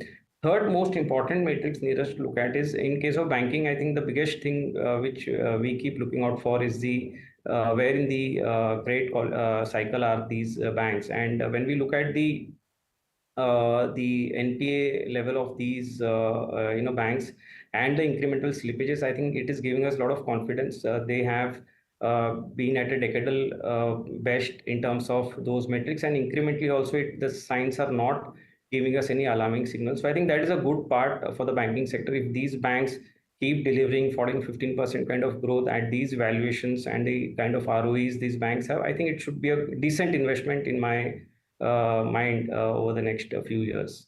Only other point which I wanted to add, Neeraj, is why despite all these metrics is it underperforming? I think the ownership is also matters a lot. I think banks have been held by all kinds of investors, both foreign, domestic, in terms of their exposures were very high, and hence I think from that perspective, there are no maybe incremental large buying trends which are visible, which makes the sector look a bit more mediocre in terms of performance. Okay, we need to stay on. So much more to talk about. We need to slip into a very quick commercial break. Be right back and talk more about some of the finer aspects of investing as well with Vineet Samre. Stay tuned.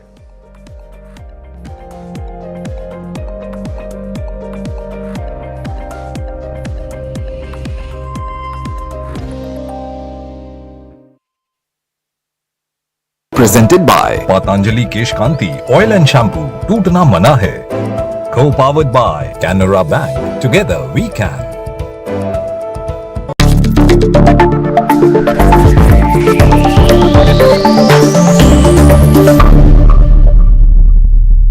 Hi, I'm Tanuj Bhojwani and I run People Plus AI. We're an organization that helps startups build AI. Is AI useful in India?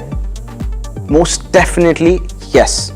We have a huge, approximately 60 crore people using the net passively, meaning they're watching YouTube, Instagram, etc. But perhaps only 20 or 30 crores who are actively contributing or transacting on e-commerce websites. One big hurdle is because this involves typing, needs you to be literate, comfortable with using the smartphone, etc. One huge area AI will change in India is the use of voice, video and other multimodal technologies.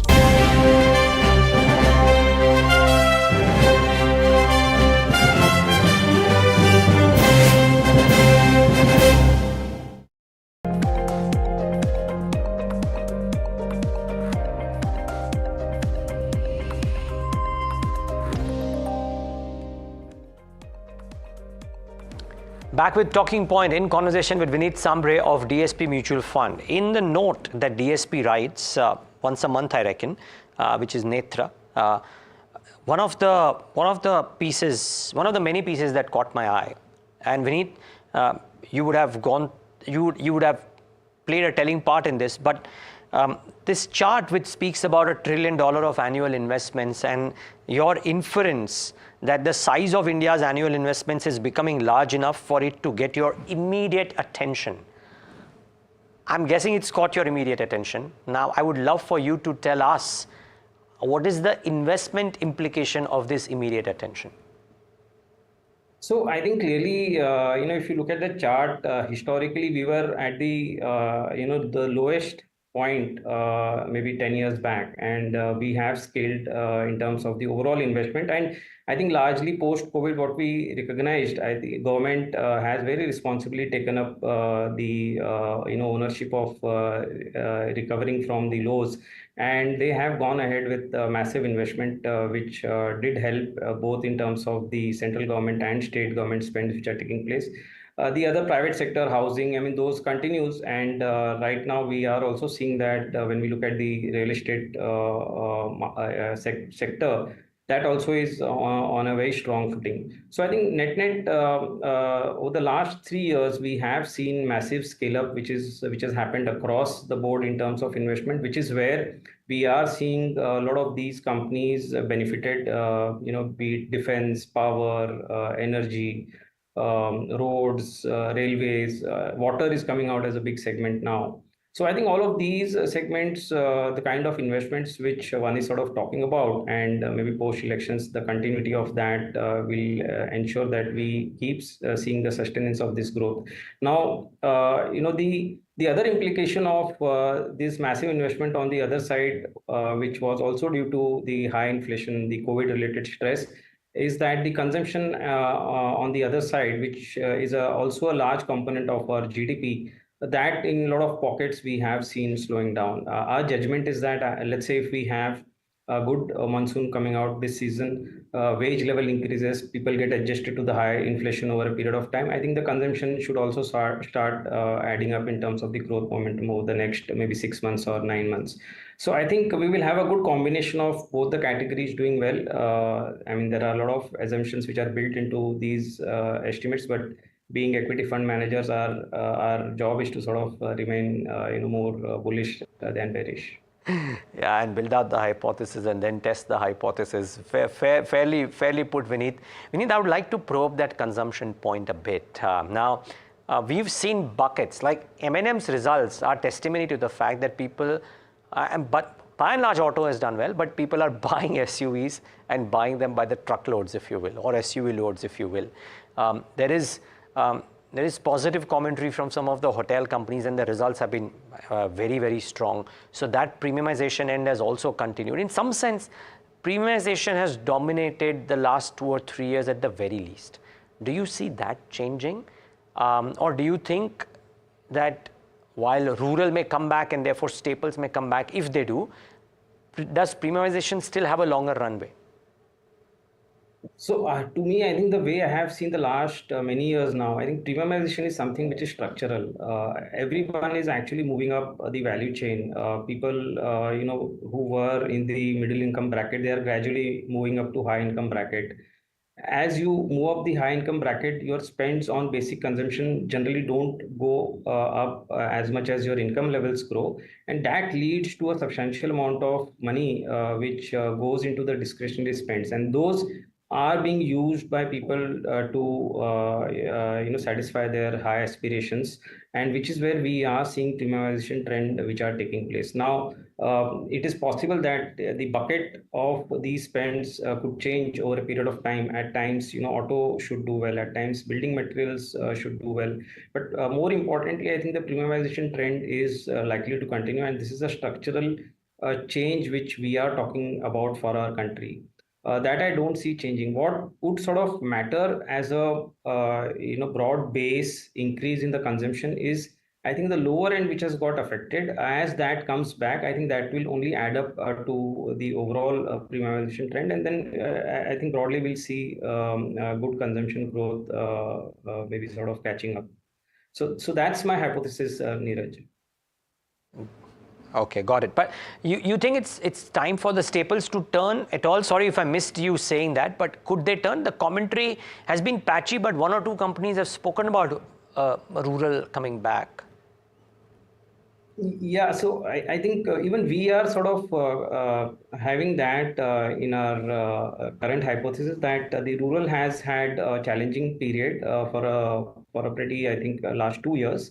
The monsoons were also not very supportive. The wage levels, real wage levels, were also hurting these people in the rural side of the economy. So I believe that all of these could change as a lot of time has really passed, and with good anticipation of good monsoons, maybe this could change. So there is a merit in sort of tactically having exposure in names which could benefit out of the rural uplift over the next maybe 1 or 2 years. So I believe whether now it is an FMCG or a two-wheeler, or I mean there are various ways to look at playing this trend. But I think that's how we are also sort of thinking about it. Got it. Vineet, done with time, but can't let you go without squeezing in one question. I was looking at one more chart which says that amongst the earnings detractors, telecom has been right up there. My question only is this story changing now? There's a lot of talk of tariff hikes, etc. Vodafone has now gotten a lease line as well of sorts. Do you like telecom? It's a small bucket, but do you like it? Are you present there? So previously, Neeraj, we were a bit apprehensive because of the kind of capital spends which the telecom industry was required to carry out, and with the lower ARPUs, I think that led to a single-digit type of ROE structure for the telecom companies. I mean, there is two listed companies, but the point is now the company is really talking about the capex spends, moderating over the next few years. And the benefit of ARPU increases should lead to rising cash flows and also rising ROEs. Now, in the past, you've seen that whenever the companies really inflect in terms of the ROEs moving from low ROEs or ROEs which are lower than their cost of capital to maybe crossing the cost of capital and improving from there, those are the periods where the companies have really done well in terms of the overall returns and re-rating factor. So I think from that perspective, these companies are falling in line with what they are saying, that the kind of capex which was required in the past is not going to be the case, and the ARPUs do increase. I think there's a case and merit to look at these, because good amount of re-rating has already happened, but still more room likely if that sustains. Vineet Samre, so good talking to you. Thanks for taking the time out and look forward to talk to you a lot more often than what we do right now. But thanks for joining in today. Thank you, Neeraj. My pleasure. Thanks. And viewers, thanks for tuning into this edition of The Talking Point.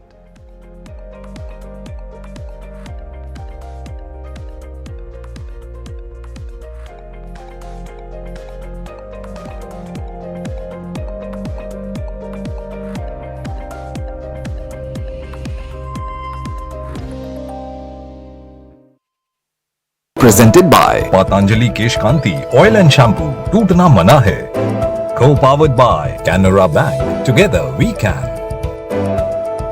The urban person who's looking at this kind of an investment, if you do a dipstick and just check anybody, what do you mean by a house, they will say, or what picture comes to their mind is a cozy 2-bedroom, 3-bedroom apartment for the nuclear family, right?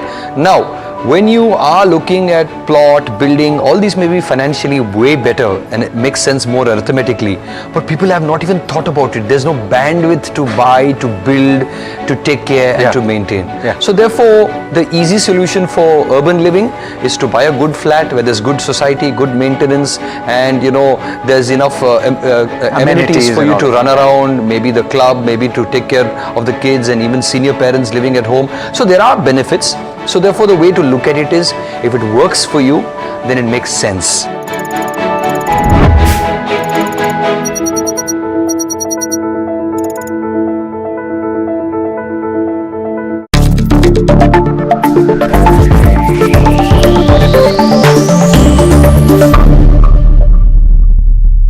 Hi, I'm Tanuj Bhojwani and I run People Plus AI.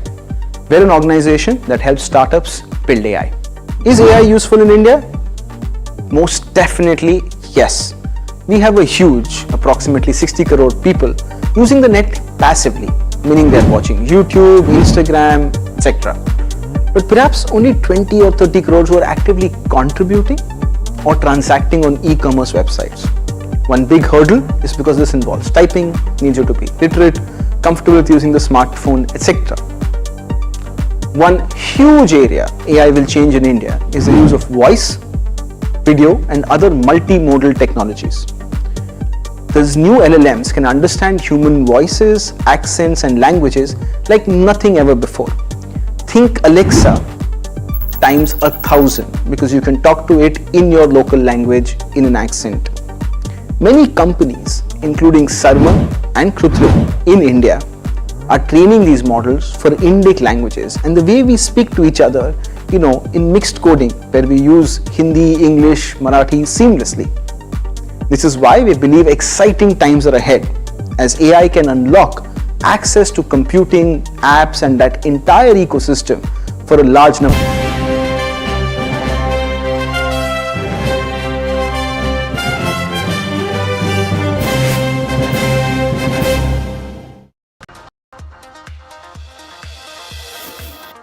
Benchmarks erase early losses to trade with marginal gains. Sensex trades above 73,700 while the Nifty crosses 22,400.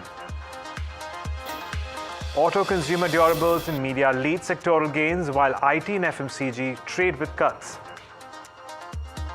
And M&M surges over 6% as the company's March quarter beat street estimates. Motilal Oswal maintains a buy rating with the target price indicating a 15% upside. And more earnings on the block. JSW Steel, Astral and Z are set to report their March quarter numbers today.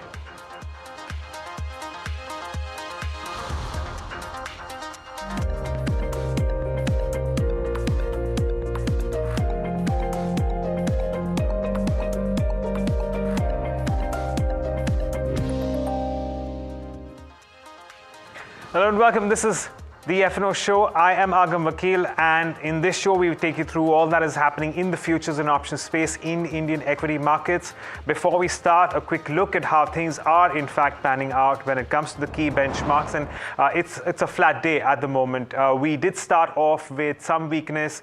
Eventually, we're trading at day's highs, but it's a marginal gain for the Nifty 50. Coming down to the Bank Nifty, again, that's the other big index which is in focus. That's also up by around 0.2% at the moment, so marginal gains there as well. We've seen a little bit of a climb of late, and of course, the Bank Nifty is now trending above the mark of 48,000, another positive. But we must also remember that we are moving into a truncated week. Monday is a trading holiday, and that's on account of polling in the next phase of elections. So that's something that we need to keep in mind when it comes to taking positions in futures, but more importantly, taking positions in the options market going into next week. So that said, that's one aspect that will have to be considered when it comes to option premiums. Let's take a look at how things are faring when it comes to the broader markets as well before I take a look at futures. In the broader markets, we're looking at an outperformance, a little bit of an outperformance. So the mid-cap index is up 0.5%, the small-cap index, continuing to do that outperformance and up around 0.9% there as well. Now, let's shift focus to what's happening as far as your futures go. Yesterday, we saw unwinding in the Nifty futures, and today we are seeing no change whatsoever. This is perhaps unexpected lines because we're going to have an extended long weekend. While we do have positive traction as far as the benchmark is concerned, well, as far as open interest is not changing, I reckon that at this point in time, we do have traders who are hesitant to take and carry forward any positions. That said, we are looking at a little bit more put writing in the 22,400 strike. As you can see on your screen, that has the most amount of activity at the moment. Moving on, when it comes to your overall open interest distribution, as we move into this trade this week, keeping an eye on 23,000 on the higher end, all the way there, and on the lower end, it's 22,000. So it's a 1,000-point range, but this is also perhaps unexpected lines because remember that that premiums in general are expanded, and the India Volatility Index, which is of course a result of the option premiums, is also currently above the mark of 20. So that's as far as the Nifty is concerned. Let's move on and talk about some of your other factors out here. And when it comes to the Bank Nifty, that's where there is just a little bit of slackness, but we're seeing an increase in open interest towards about 2.5% there as well. So some amount of positions being built as far as the Bank Nifty May futures go. To very quickly take a look at how things are faring as far as that particular options market is concerned, your overall open interest distribution, at the moment, it does seem like the 48,000 will be a little bit of a midpoint.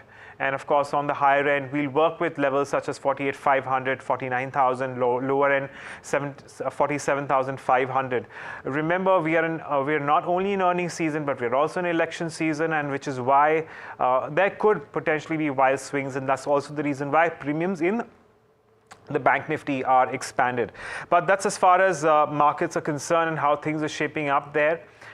Let's get in some experts to talk to us about what their feel of the market is at the moment. We are in conversation with Amit Bhuptani of Nirmal Bang and Aditya Agarwala of Invest for Edu, who's joining us on the show. Good morning to both of you. Thanks so much for joining in. Aditya, start with you. Let's start with your view on the Nifty. Sharp recovery in the last half an hour of trade yesterday, but we're also moving into a long weekend on account of polling, and that's a completely different aspect. What's the way forward here? Morning, Agam. Thanks for having the show. I think markets are still locked in the range, Agam. If you honestly take a look at a slightly higher time frame from Jan onwards, markets are still locked in that range. 22,700, 800 on the upside, on the downside 22, about 21,800 is the support area. And a couple of days back, we tested 21,800, and from there we witnessed a sharp bounce back. And yesterday also, the same was replicated. I think markets will head higher from here on. I still feel markets have steam left on the upside. Tomorrow also, by the way, is a trading session, though it's more of a check on the surveillance. But yes, tomorrow also you can see a bit of a movement in the Nifty as well. So I think on the upside, 22,600 to about 650 is where I'm looking at Nifty heading immediately from here on. And Agam, what is interesting to see is you spoke of VIX. Interesting is VIX has now entered into a consolidation zone after that sharp 97% up move from the lows in just a few trading weeks. It has now entered into a consolidation phase between 20 to about on the downside 18. I believe till the time markets VIX enters into this consolidation phase, you could see a bit of outperformance from the Nifty and the Bank Nifty both. If I have to play an index, I would bet on the Bank Nifty. 48,000 clearly was a hurdle for the Bank Nifty, and now that it is sustaining above that, Agam, I think there's a possibility of a good short covering rally on the call side as well. I think so. There was a lot of writing at 48,000. If Bank Nifty sustains above 48,000, I think those calls will be covered, and Bank Nifty can straight away test levels of 48,400 to about 48,300. So if one index I have to play, I will bet on Bank Nifty for the day. With a stop on the downside at 47,900, I would like to go long on Bank Nifty for a target of 48,300 on the upside. And there are pockets of banking stocks which look a good candidate for a short covering rally, be it an Axis Bank or a Kotak Mahindra Bank or an SBI as well. Okay, so that's the way forward as far as both the key indices go. Let's get Amit into the conversation as well. Amit, how are you assessing markets at the moment? Hi, good morning, Adam. So, if you look at the overall setup in yesterday's session, we have seen that there was a wide move on the Nifty front, but still Nifty failed to give closing in yesterday's session above the resistance zone of 22,450 to 22,530 is a resistance zone of the Nifty. Once if Nifty manages to clear 22,530 level, then we might witness some stability in the market. But still, we are seeing that India VIX is trading at 20. And while we are seeing that the voting phase is likely to take place in next 1 to 2 days on 20th Monday, and more 2 rounds are there, and again the election results will be out. So in that scenario, we are seeing that India VIX is likely to approach towards the 22 to 28 range, due to which we might witness some drop down on the Nifty front towards the 22, 200, 100 level. But if in today's session or next in 1 to 2 days of trading session, if Nifty managed to go above 22, 530 level, then we might expect Nifty to stretch toward 22,800 level. But still the range is open for the market. Till the time India VIX is not going below 15 point, till that point of time, we might witness that the range for the Nifty will be 1,000 points. Once if India VIX goes below 15, then we will see the range for the Nifty likely to drop towards the 400 to 500 points. But still we might expect till the time election is not over, till that point of time, we should remain little bit of cautious. But on the other end, we are seeing that on the stock specific front, the major breakouts are being witnessed from mid cap to large cap stocks. So we should be stock approachable right now in the market. Okay, so that's as far as the Nifty is concerned, and of course the key benchmarks. I do want to take a view from our experts on the 6th of June options expiry. If we can possibly pull out that particular chart in terms of the open interest there, because there will be a lot of increased interest with respect to that particular weekly options expiry. Perhaps unexpected lines. Why? Because on the 4th of June, we'll have the outcome of the elections. So as you can see on your screen there, the 6th of June options, that's for the Nifty, that has a significant amount of open interest build up, both in terms of calls as well as puts at the 22,000 strike. Then we move on to the 22,500 strike, where there is significant build up there as well. Not as much as 22,000, but 22,500 also has a good amount of both calls and puts being written. And then as we move forward to the 23,000 mark, that's where we see only a substantial distribution in the call side of things. So at the moment we're seeing, and in fact that's where we have most amount of open interest across calls as well. So keeping this particular graph in mind, let's see if whether or not we can in fact get some sort of an initial trend. So Aditya, I'm going to come back to you. Is this early days, or how do you think, and what do you think is the initial positioning has been when it comes to that specific week? So Agam, clearly as we can see from the options data, it's a range of 1,000 points, right? 22,000 on the downside and 23,000 on the upside is where we are seeing the maximum interest build up, and that's what the market participants are playing at the moment. To be honest, this could turn out to be a non-event as well, though there will be a build up as we approach the outcome of the elections, and you will see VIX approaching levels of 30-34, and that has been the case every election year. From 2004 onwards, every time election years come, VIX usually tends to touch levels of 30-34, and that is when usually you see VIX topping out and again reverting back to its mean. Within that time frame, I think Nifty could see a bit of a profit taking as well. which will lead to a spike in the VIX. But overall, I don't think so. Markets will correct significantly as far as the index is concerned. And looking clearly at from the option data, I think 22,000 to about 21,800 should act as an immediate support for the markets. If that is broken, then maybe we could be in for a very good profit taking as far as the Nifty is concerned. And if there is a positive surprise, definitely we can see Nifty testing levels of 23,000. So I believe till the time the election results are out, we could be somewhere in between this range of 23,000 to about 22,000. And depending on the outcome, whether there's a positive or a negative surprise, we could see a sharp move on the either side of the index. Okay. Amit, I guess the same question for you as well. What is your reading of that specific week's options distribution? So if we look at the IVs of that week, we are seeing that IVs is trading near 19.5 level for both call and put strikes. While one more thing is that if you look at the overall open interest position for 22,500 level, we are witnessing that the OI position on the call rider front is continuously being added for the May and June series. So till that time the election results are not out, till that point of time we might witness Nifty to struggle between the range of 22,500 level. So overall scenario might be like the same. I will say that till the time election results are not out, we will see some range bound momentum, but Nifty will struggle near 22,500 level. Once if Nifty surpasses 22,500 level, then we might see the switch of the OI portions toward 22,800 to 23,000 mark. Okay. All right. Now, let's move on and talk about stocks as well. Let's see if there is traction and where there is traction as far as your stock futures space is concerned. I'm going to pull up the list of all the counters which are seeing an increase in open interest and see whether or not there is traction. And once again, it turns out to be a day where the top 5 open interest gainers are all towards the longs. Dixon Tech up 9%. Crompton is up as much as a whopping 14%. We're seeing advances for Container Corp as well, which has in fact recovered substantially from day's lows, as is the case for Zyrus Life, which is also looking at longs. And Exide, it's underlying up only 0.6%, but it's a good 7.5% increase in open interest as well. All of them looking at long positions being built out there.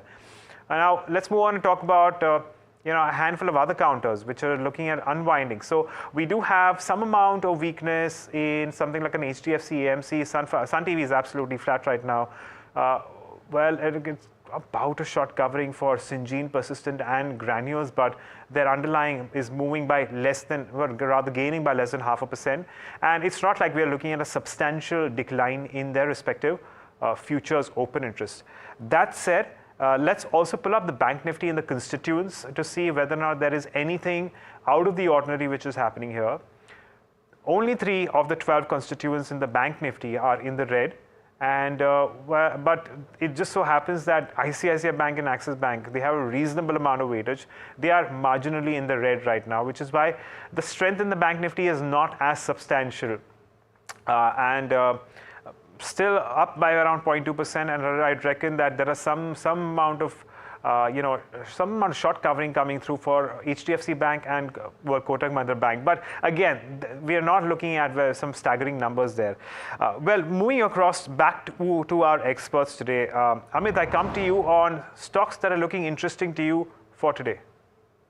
In today's scenario, in today's day of trading session, the counter which I will recommend right now will be BL, Bharat Electric. As we have seen that in yesterday's session, the time when the HL result came out, overall complete defense pack was on the buying front. If you look at the BL, also the counter is trading continuously at an upward trend, and we are seeing that there is a breakout has been witnessed in the counter at 242 level, and we might see the buying will be continued in this counter also. Upside level where we are seeing that the resistance can be maintained will be at 254 level. So 254 will be our first target for a buy recommendation with the support of 236. Okay, so that's BEL for you. And Aditya, what about you? So I've got a couple of buy recommendations, 2 from the list that you showed on long buildups. The first is Zydus Life, an excellent looking chart setup and a long buildup as well. It's a fresh breakout into an all-time high territory. At current levels, I would recommend going fresh long in the stock for a target of 1100 on the upside with a stop at 995 on the downside. The second stock is Exide Industries. After a good up move, stock entered into a sideways consolidation, and now it's gearing up for a fresh breakout from that consolidation and extending its up move, Agam. So at current levels, I would recommend a buy in Exide Industries for a target of 520 on the upside with a stop at 455 on the downside. This will be more of a positional trade, but I think Agam, Exide is something that traders should keep an eye on and definitely have it in your portfolio as a trading bet. Right, absolutely. Well, Exide certainly has had quite the quarter, as well as some exciting times coming in, even on a fundamental basis. But on that note, we are out of time on this segment of the FNO show. So I'm going to take a moment to thank both our experts, Amit and Aditya, for joining us and taking us through their views on the markets and, of course, giving us a handful of trading ideas. We will be taking a small break and we will be back with the management of Container Corp on the other side. Stay tuned in.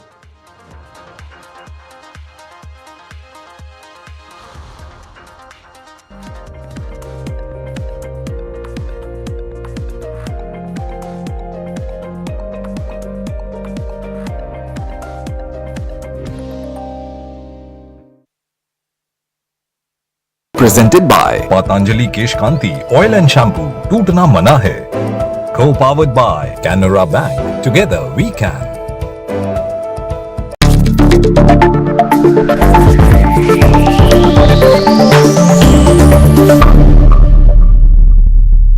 Hi, I'm Tanuj Bhojwani and I run People Plus AI. We're an organization that helps startups build AI.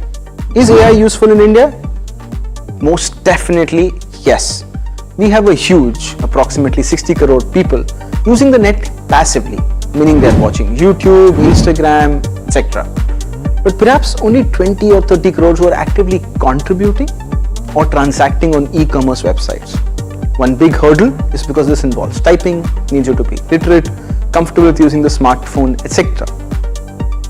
One huge area AI will change in India is the use of voice, video and other multimodal technologies. These new LLMs can understand human voices, accents and languages like nothing ever before. Think Alexa times 1,000 because you can talk to it in your local language in an accent. Many companies, including Sarma and Krutrim in India, are training these models for Indic languages and the way we speak to each other, in mixed coding where we use Hindi, English, Marathi seamlessly. This is why we believe exciting times are ahead as AI can unlock access to computing, apps and that entire ecosystem for a large number of people.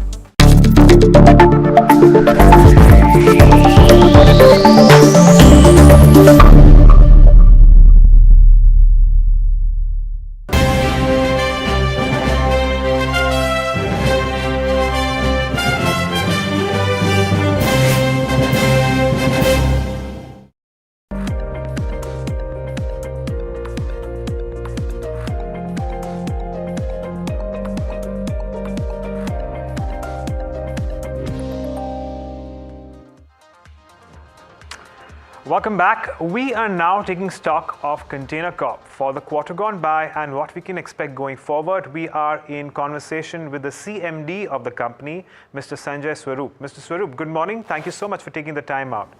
Let me start by asking you about the quarter gone by. We're looking at a 6.5% growth in your revenue.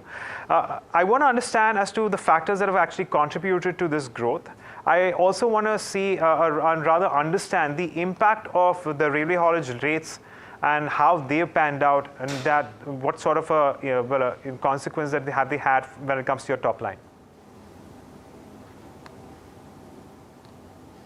Yeah, actually, we have posted excellent results for Q4 of this financial year. In fact, this has been the best quarter ever in the company's history as far as top line is concerned. And the drivers for this growth has been steady volumes in EXIM and very good growth in domestic volumes also. And we have identified several circuits in domestic and eliminated the empty running to a great extent. As far as EXIM is concerned, in fact, EXIM and domestic both, there was a slight, effect of the haulage busy season surcharge that was imposed by railways from October. But by this Q4, all these were absorbed by the industry.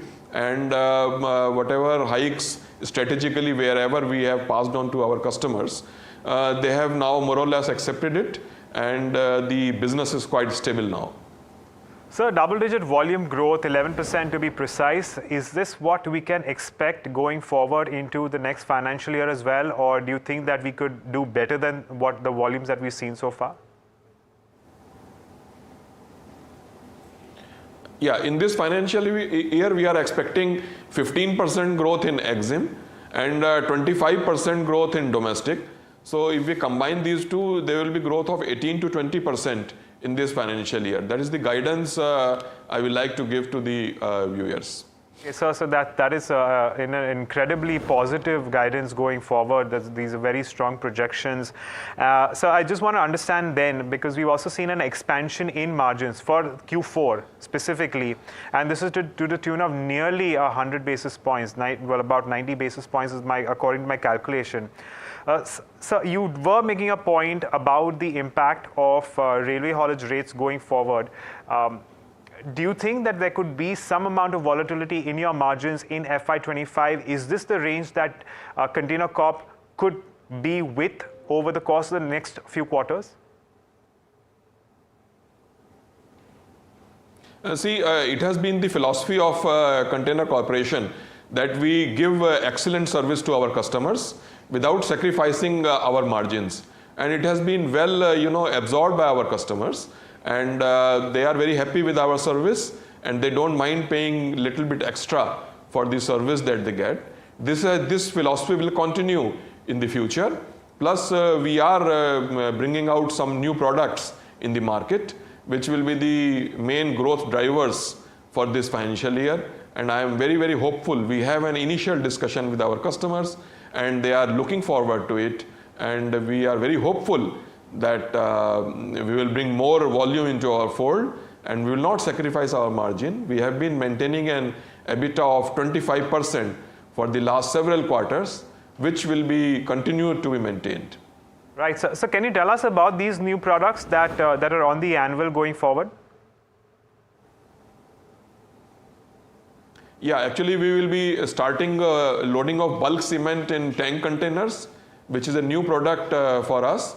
And we are aiming to capture a lot of bulk cement movement in the country.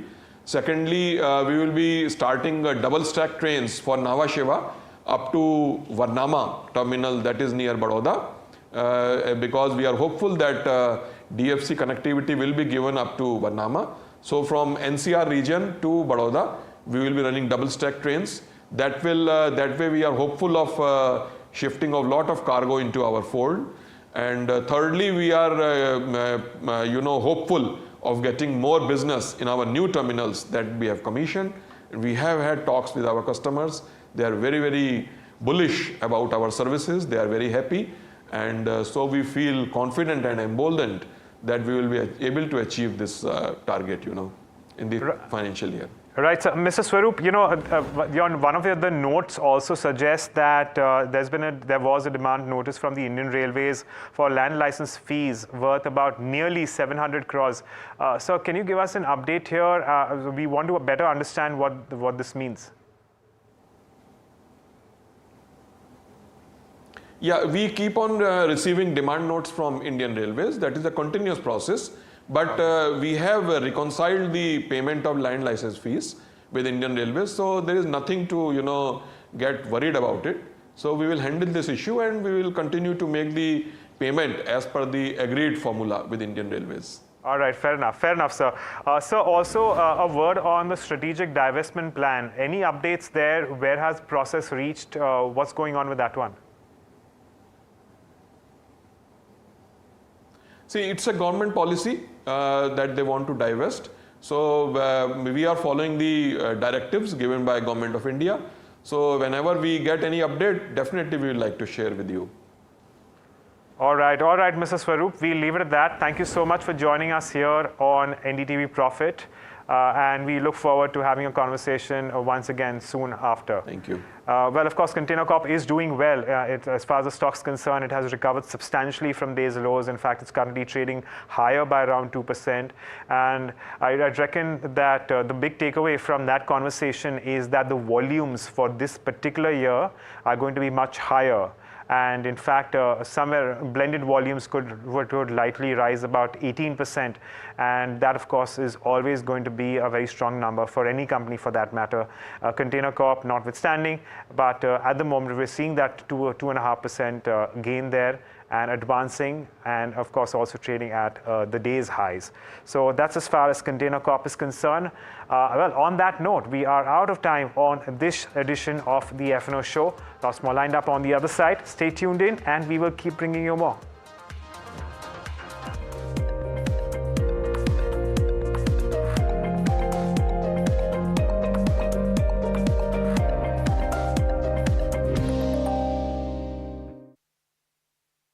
Presented by Patanjali Kesh Kanti Oil and Shampoo. Tootna Mana Hai. Co-powered by Canara Bank. Together we can. The urban person who's looking at this kind of an investment, if you do a dipstick and just check anybody, what do you mean by a house, they will say, or what picture comes to their mind is a cozy 2-bedroom, 3-bedroom apartment for the nuclear family, right? Now, when you are looking at plot, building, all these may be financially way better and it makes sense more arithmetically, but people have not even thought about it. There's no bandwidth to buy, to build, to take care and to maintain. So therefore, the easy solution for urban living is to buy a good flat where there's good society, good maintenance, and you know, there's enough amenities for you to run around, maybe the club, maybe to take care of the kids and even senior parents living at home. So there are benefits. So therefore, the way to look at it is, if it works for you, then it makes sense.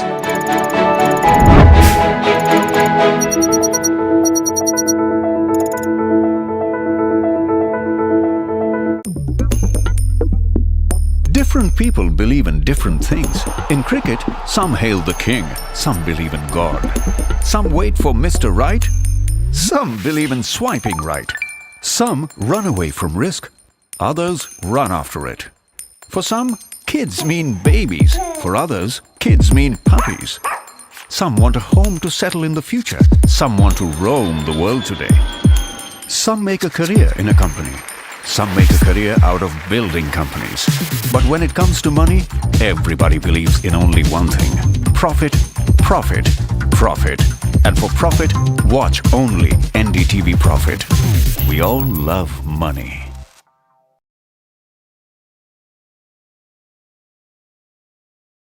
Stock selection isn't an easy task. And neither is choosing the right moment to sell. Whether it's a doubt about a short-term trade or a long-term investment, all you have to do is ask Profit.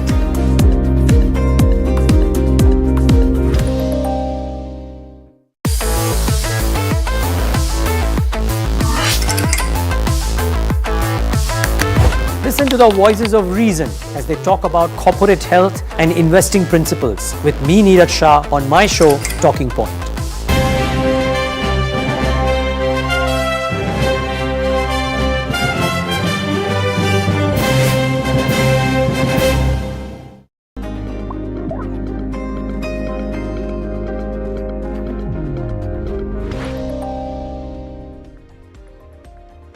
Hello and welcome. You're tuned into the small and mid cap show here on NDTV Profit. I'm Harsh Saita.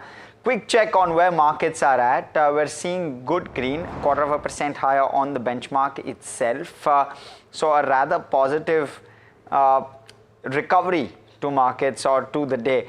Let's quickly pull up the M&M, because that one is the key stock on show today. In terms of contributories, it's contributing a solid 20 plus points to the Nifty 50 index, 30 plus points to the Nifty 50 index, and 6+% higher in trade. Outside of that, no major movers in terms of contributories at least. Let's pull up the Nifty 50 top gainers if we can. M&M definitely the feature, but outside of that, Balkrishna Industries and TVS Motors also doing pretty well within the Nifty Auto pack specifically. The Nifty Auto up around 1.8 odd percent. But within the Nifty 50 basket, if I may, there you go. Outside of the auto pack, Grasim Industries 1.9% odd. JSW Steel set to declare numbers today, 1.5% higher. So keep your eye out on JSW, that's the key one. Cipla is the top loser on the Nifty 50, 1+% lower. SPI Life also 1+% down. Also seeing some bit of negativity on Britannia, around 0.4% lower in trade. But that's where we're at, where the Nifty 50 is concerned. Pretty much even Steven in terms of the advanced decline on the benchmark itself. But let me take it across to the mid and the small cap indices, because that's where the outperformance lies. The advanced decline you just saw there, 0.5% higher on the mid cap. The small cap index also up nearly 1%. So clearly that's where the buzz all over is. Just in terms of some of the buzzers in trade, let's pull up a Concor up 3% odd. We just spoke with the management of Concor. So on the positive side, Crompton is up 15.5 odd percent. Keynes Tech 12%. Endurance 9, almost 10% higher. JK Paper seeing very good traction, 7.5% higher. Triveni Turbines up nearly 5%, and Ratnamani Metals also up. Restaurant Brands up 3 odd percent as well.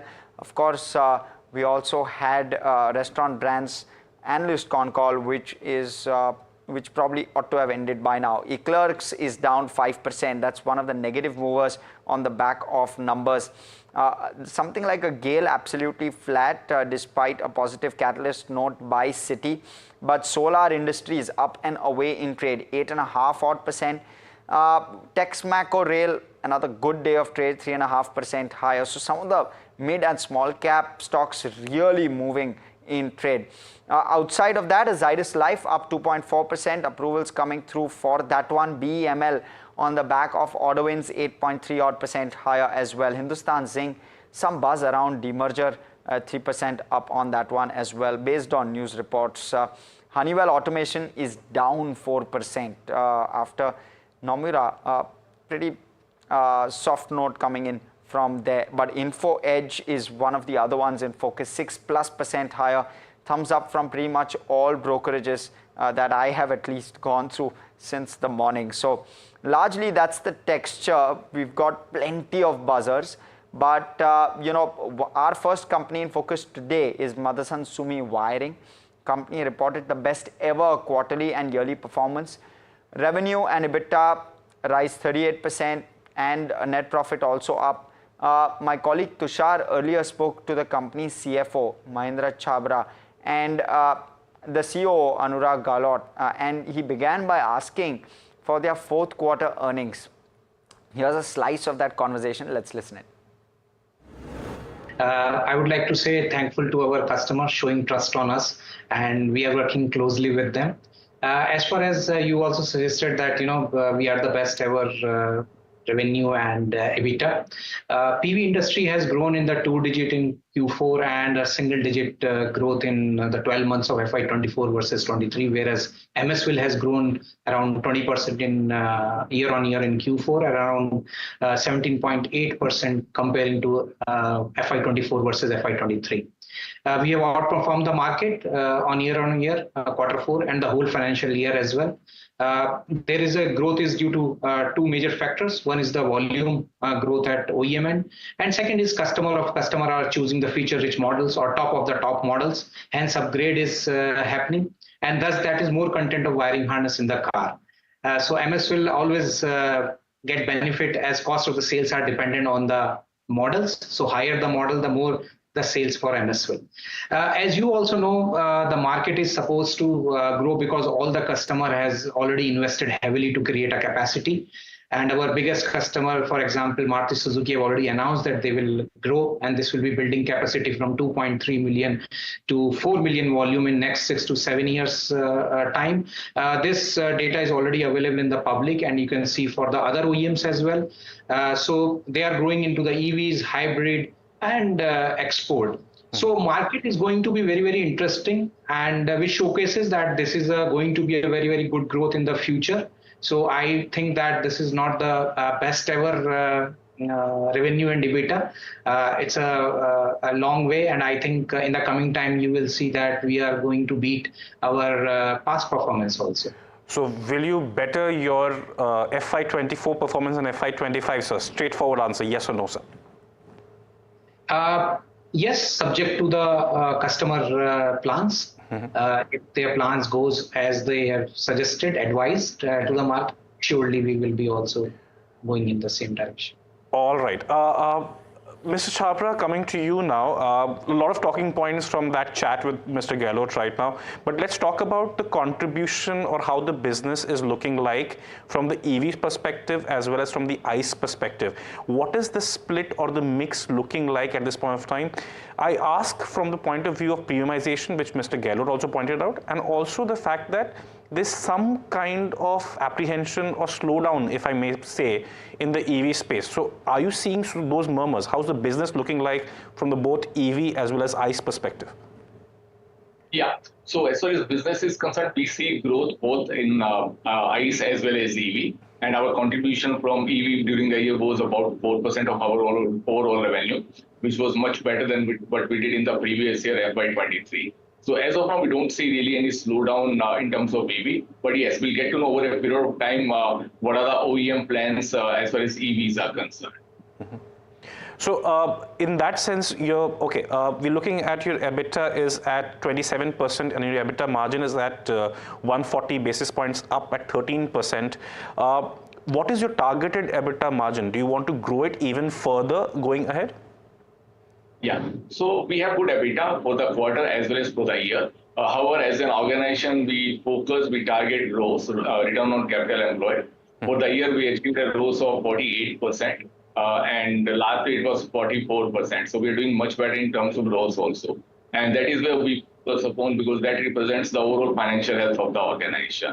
And as far as EBITDA is concerned, yes, we have put good amount of efforts in terms of efficiencies, cost optimization, etc., which will continue as we move forward as well. Okay, so we see a 140 basis points year-on-year jump. So next quarter, or where do you want to end FY25 at in terms of EBITDA margin, sir? Well, we would like to focus on ROCE and we'll do better on ROCE. I would not really like to comment on the EBITDA margins. All right. Coming back to you, Mr. Gehlot, we have a lot of policies that came up during the quarter.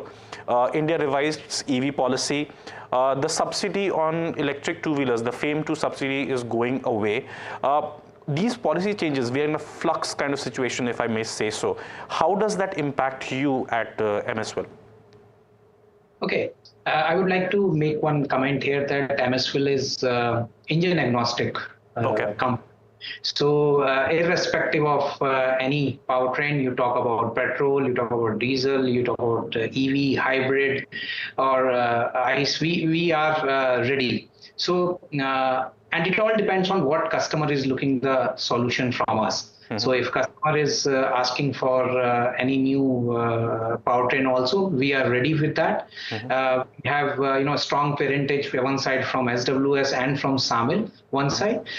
We are on the technological advancement through SWS. So we are having access of the technology which is happening across the globe on one side, and with the help of backward integration and the localization from the help of SAMIL, I think we are in a very good position to serve any of the powertrain business which is going to happen. So whether it's EV or any other, I think we are good to go. So my question was actually from the point of the localization itself as part of the EV policy. We know that VinFast has set up a plant in Tamil Nadu. Leap Motor has also already announced plans to enter India later this year. So foreign electric car makers are coming to India. So how much of that poses an opportunity for you, sir? There are two types of customers. One is the established customer in Indian market with whom we are working, I think with all the major OEMs or the OEMs we are working with. And the new customer which are coming to India, we are definitely working with them. And we are having a good I can say opportunity over there. Obviously, as I said, we are a engine agnostic company. So anything which customer is looking a solution from us, we are there. We are very focused and very centric to the customer requirements. So if customer is going to ask us that they need some solution towards their issues, we are already there, and few of these next generation customer or the new customer, we are already in touch, and I think you will see in the near future that we'll be serving them as well. Interesting. So, Mr. Chhabra, coming to you now, what are your so we are looking at least growth in FY25, so to speak. You're going to build on the premiumization that you're already seeing. So what are your capex plans for FY25 if you would like to discuss with us at this point of time? Sure. So we are looking at spending about 200 crores, so investing 200 crores in terms of capex for the financial year 24-25, which would include expansion, maintenance, and the investment on the production efficiencies. And this will be maintained, or this will be from internal accruals as well? Will not be any outside fundraise or something on those lines? Of course, we would be generating these funds internally, and we are not targeting or we are not planning any borrowings for this capex. All right. Finally, Mr. Gehlot, coming to you, outlook for FY25, finally, once more, if you want to tell us, because see, passenger vehicle makers are saying that the growth that we have seen in post-pandemic will not be a repeat. Most companies indicated low to single-digit growth in sales. Does that impact you immediately in FY25, or is it a minor blip in the growth that's going to come in the long term? Okay, there are a couple of factors which I want to talk about here. As I already submitted, to you that market is supposed to grow because all the major OEMs in the country has already announced and heavily, to create a capacity. As I told about the Maruti Suzuki itself, they have said 2.3 million to 4 million in the next 6 to 7 years time. We know about the Tata Motors also. They have taken the Gujarat facility of Ford there. Also, they have taken the land also in Tamil Nadu near Vellore. So, and new companies, as you suggested, are also coming to India. Second thing is India's penetration of car is relatively low at this point in time. It is only around 30, whereas the world average is around 340. And most of the European developed economies are having 500 plus per thousand people. Car penetration. So there is a good opportunity over there also.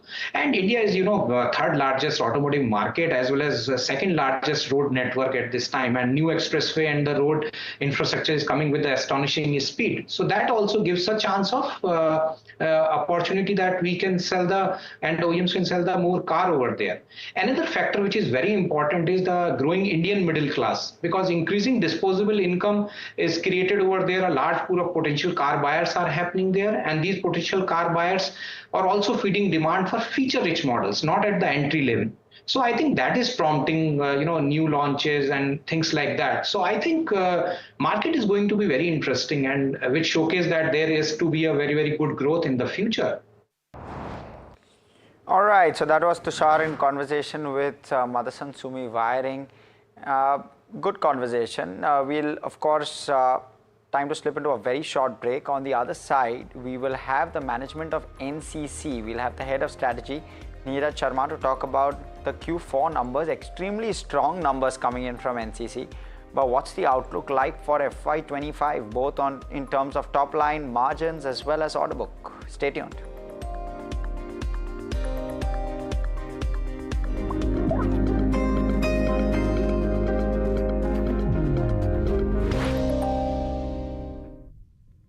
Presented by Patanjali Kesh Kanti Oil and Shampoo. Tootna Mana Hai. Co-powered by Canara Bank. Together we can. The urban person who's looking at this kind of an investment, if you do a dipstick and just check anybody, what do you mean by a house, they will say, or what picture comes to their mind is a cozy 2-bedroom, 3-bedroom apartment for the nuclear family, right? Now, when you are looking at plot, building, all these may be financially way better and it makes sense more arithmetically, but people have not even thought about it. There's no bandwidth to buy, to build, to take care and to maintain. So therefore, the easy solution for urban living is to buy a good flat where there's good society, good maintenance, and there's enough amenities for you to run around, maybe the club, maybe to take care of the kids and even senior parents living at home. So there are benefits. So therefore, the way to look at it is, if it works for you, then it makes sense.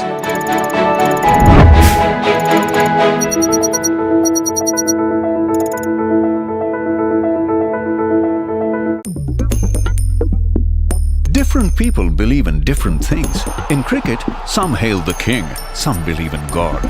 Some wait for Mr. Right, some believe in swiping right. Some run away from risk, others run after it. For some, kids mean babies. For others, kids mean puppies. Some want a home to settle in the future. Some want to roam the world today. Some make a career in a company. Some make a career out of building companies. But when it comes to money, everybody believes in only one thing: profit, profit, profit. And for profit, watch only NDTV Profit. We all love money.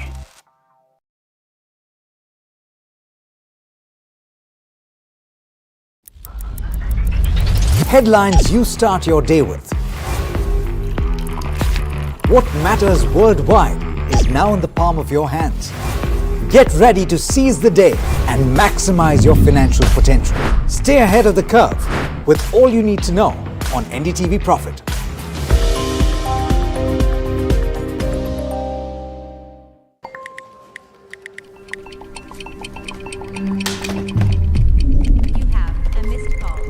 Let's be real, guys. There are many financial experts out there. Which stocks to target? What's good for long term? When to...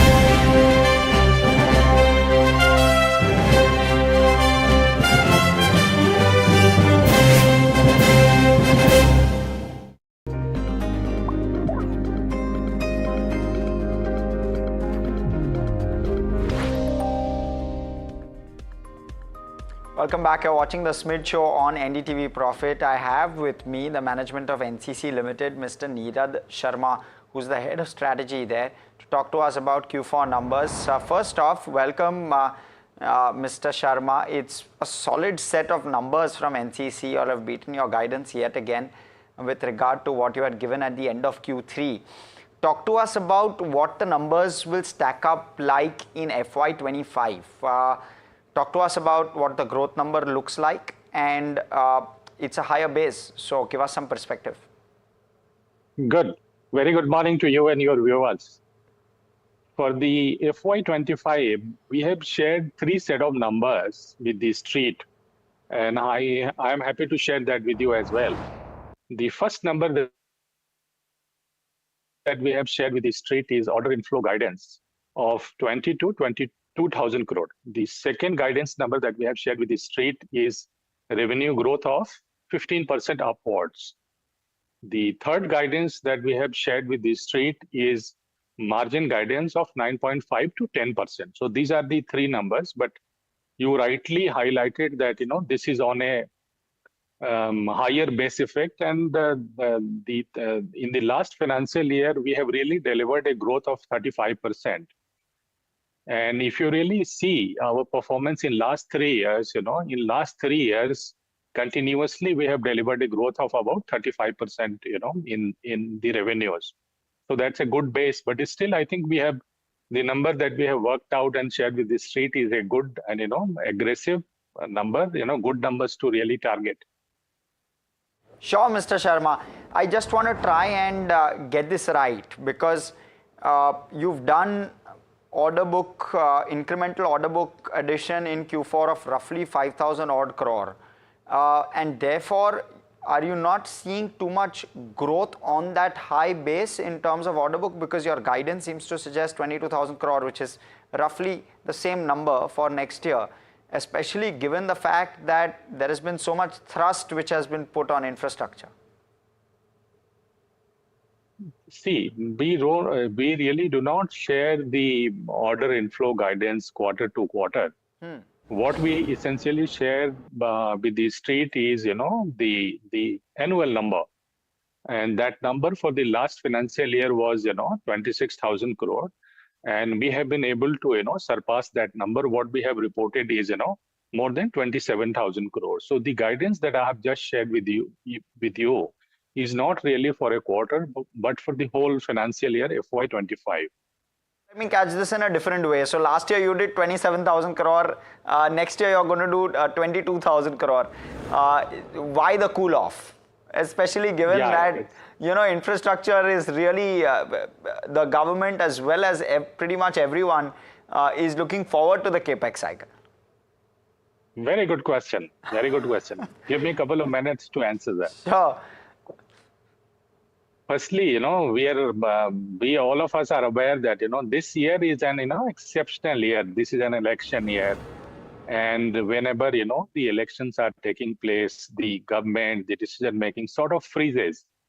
And as we speak, the infrastructure space continues to be a market that is dominated by the government. So if the model code of conduct is in force, for 4 to 5 months, naturally, we have to take about a quarter or so out. So in practically what we are talking about is not really 12 months. We are possibly talking about FY25 of 7 to 8 months.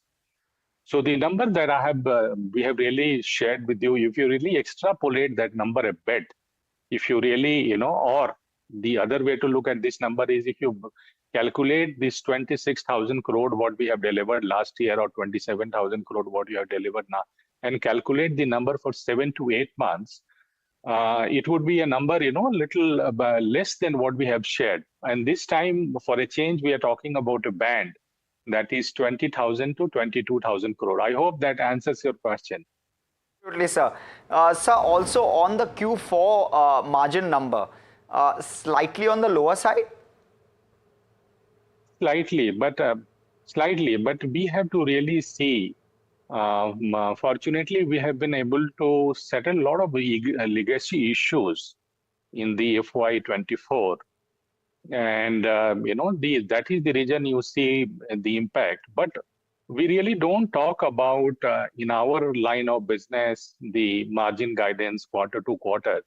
It is always helpful to look at the whole year, and then, because in the infrastructure business, it is not really about a quarter to quarter. Most of the projects that we get to execute are for 4 to 5 years, and there are different payment milestones. So it is always helpful to look at the year in totality. And even for the FY24, the margin guidance that we had shared with the street was about 10%, and we have been able to hit that number for the year as a whole. Sure. So one thing that I've been noticing is that while your top line number is expanding sharply, at least this year, your working capital in proportion to top line has remained steady, which has enabled you to execute better on some of the ROE metrics on the return ratios, and that's happened for couple of years now.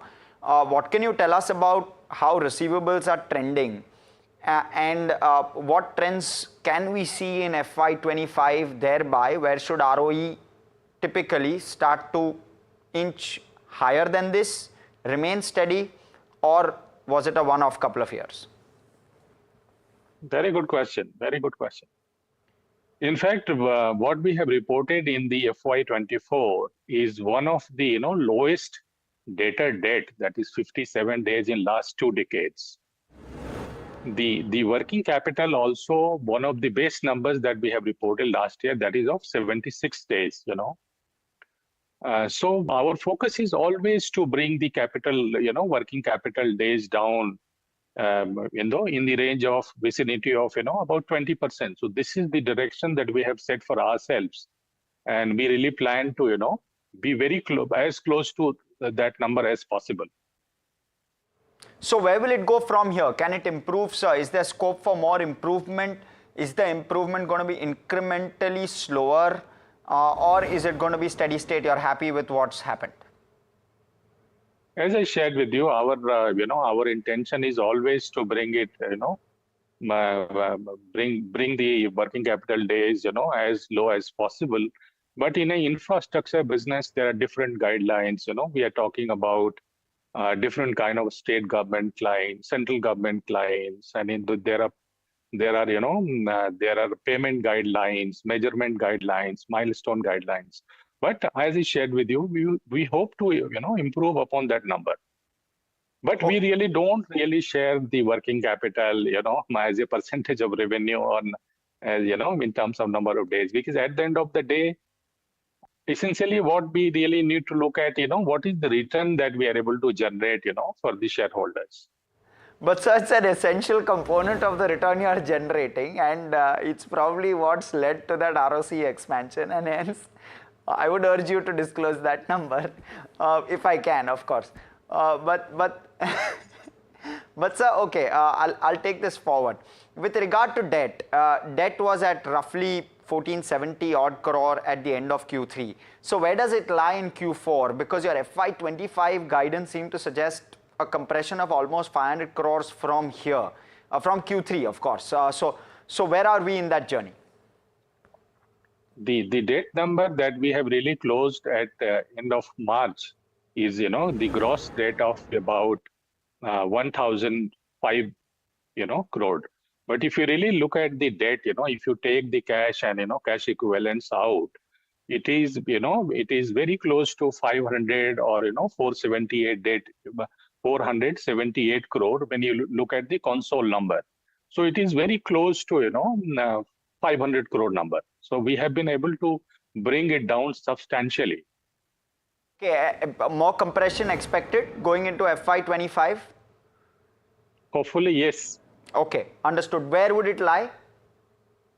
Difficult to predict. Okay, understood. I pushed my limits. Thank you so much, sir. It's been a pleasure speaking with you. Same here. Thank you very much. Thanks a lot. Right, Mr. Neeraj Sharma, who's the head of strategy at NCC, talking to us about numbers and guidances for FY25 as well. So, but completely out of time on this edition of the Smith Show. From myself and everyone who puts the show together, thanks so much for watching. Stay tuned to NDTV Profit. More on the other side.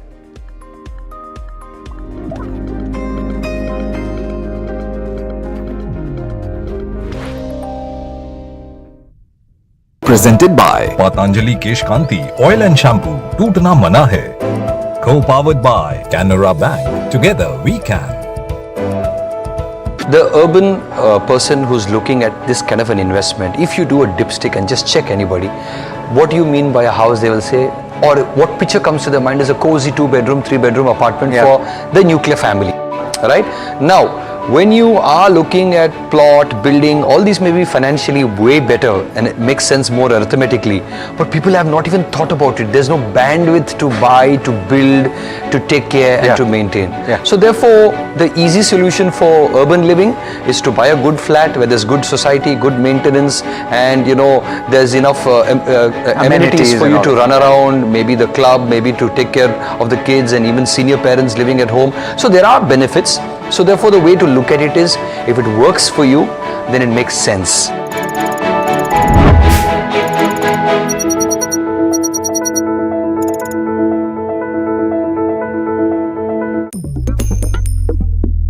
Different people believe in different things. In cricket, some hail the king, some believe in God. Some wait for Mr. Right, some believe in swiping right. Some run away from risk, others run after it. For some, kids mean babies. For others, kids mean puppies. Some want a home to settle in the future. Some want to roam the world today. Some make a career in a company. Some make a career out of building companies. But when it comes to money, everybody believes in only one thing: profit, profit, profit. And for profit, watch only NDTV Profit. We all love money.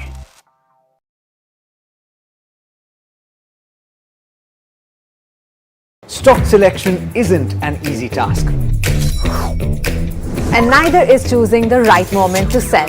Whether it's a doubt about a short-term trade Or a long-term investment. all you have to do Is ask Profit.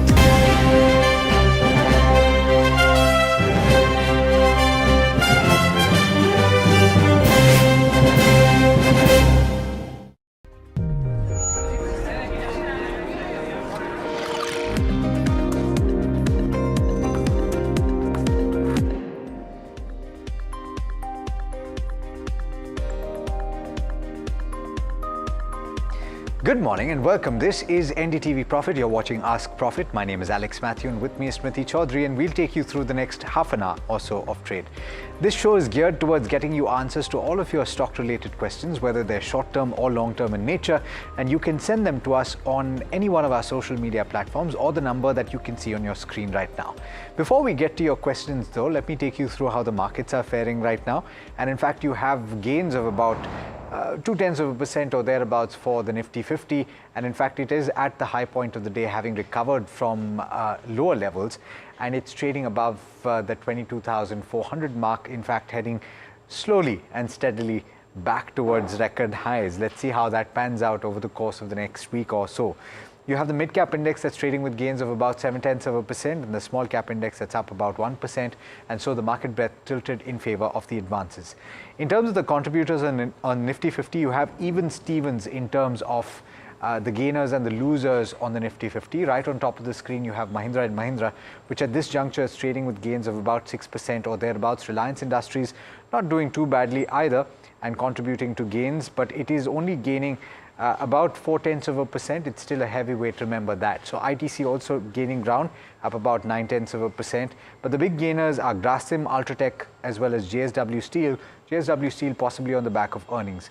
Among the losers on among the large caps, you have Cipla as well as SBI Life and Britannia and Bajaj Auto that are all losing ground. And in fact, I would like to speak about Mahindra & Mahindra at the start, because this really is the stock of the day. It is up as much as 6.4% on the back of yesterday's move, which was nothing to sneeze at either. It was up as much as 3%. Not so much perhaps on account of the earnings in the fourth quarter, though they were pretty good, where you saw bottom line gain as much as 30% or more than that, on account of both the fact that there was an exceptional loss in the underlying quarter, as well as a larger tax write back than there has been in the comparable quarter a year ago. Puneet is joining in with the key talking points and the takeaways from the press conference and the analyst call from Mahindra & Mahindra, which is what the street is excited about. Puneet, what exactly is the street cheering? Well, there are 5 key reasons which I can give you, which has led to the stock bumping up as well as street cheering on that. The margins were one of the key mainstays here. They did talk about it in the conference call as well as the analyst meet. Up to 13.7% now. Now this is compared to 12.4% of the last year. Now this is despite that the farm equipment business, which is the high-priced vehicles of tractors, not doing so well and actually falling 7% this year. But the PV business has ensured that the strong operating leverage helps the margins going forward as well. They, as you rightly said, they had a tax write back in this quarter of 648 crores, which helped bump up the earnings, and this was compared to 348 crores, which was last year. So the 300 extra did look like a beat, but the Q4 results were largely flat. When you look at what led to the stock price rise as well as what is the street positive on is the commentary. Now on new launches, the company said they're launching 9 new vehicles in the petrol as well as the diesel variants until 2030. Out of that, 6 will be brand new and 3 will be refurbishments or updates. Not that they're launching 6 to 7 new battery electric vehicles as well under the Born EV platform that they have. They're expecting these launches over the next 6 years as well by 2030. So overall by 2030 they are estimating to have a 16 to 17 car portfolio unseen by Mahindra & Mahindra in its all history until now. Well, this of course will need a lot of capacity, and currently they have roughly 49,000 vehicles that they produce.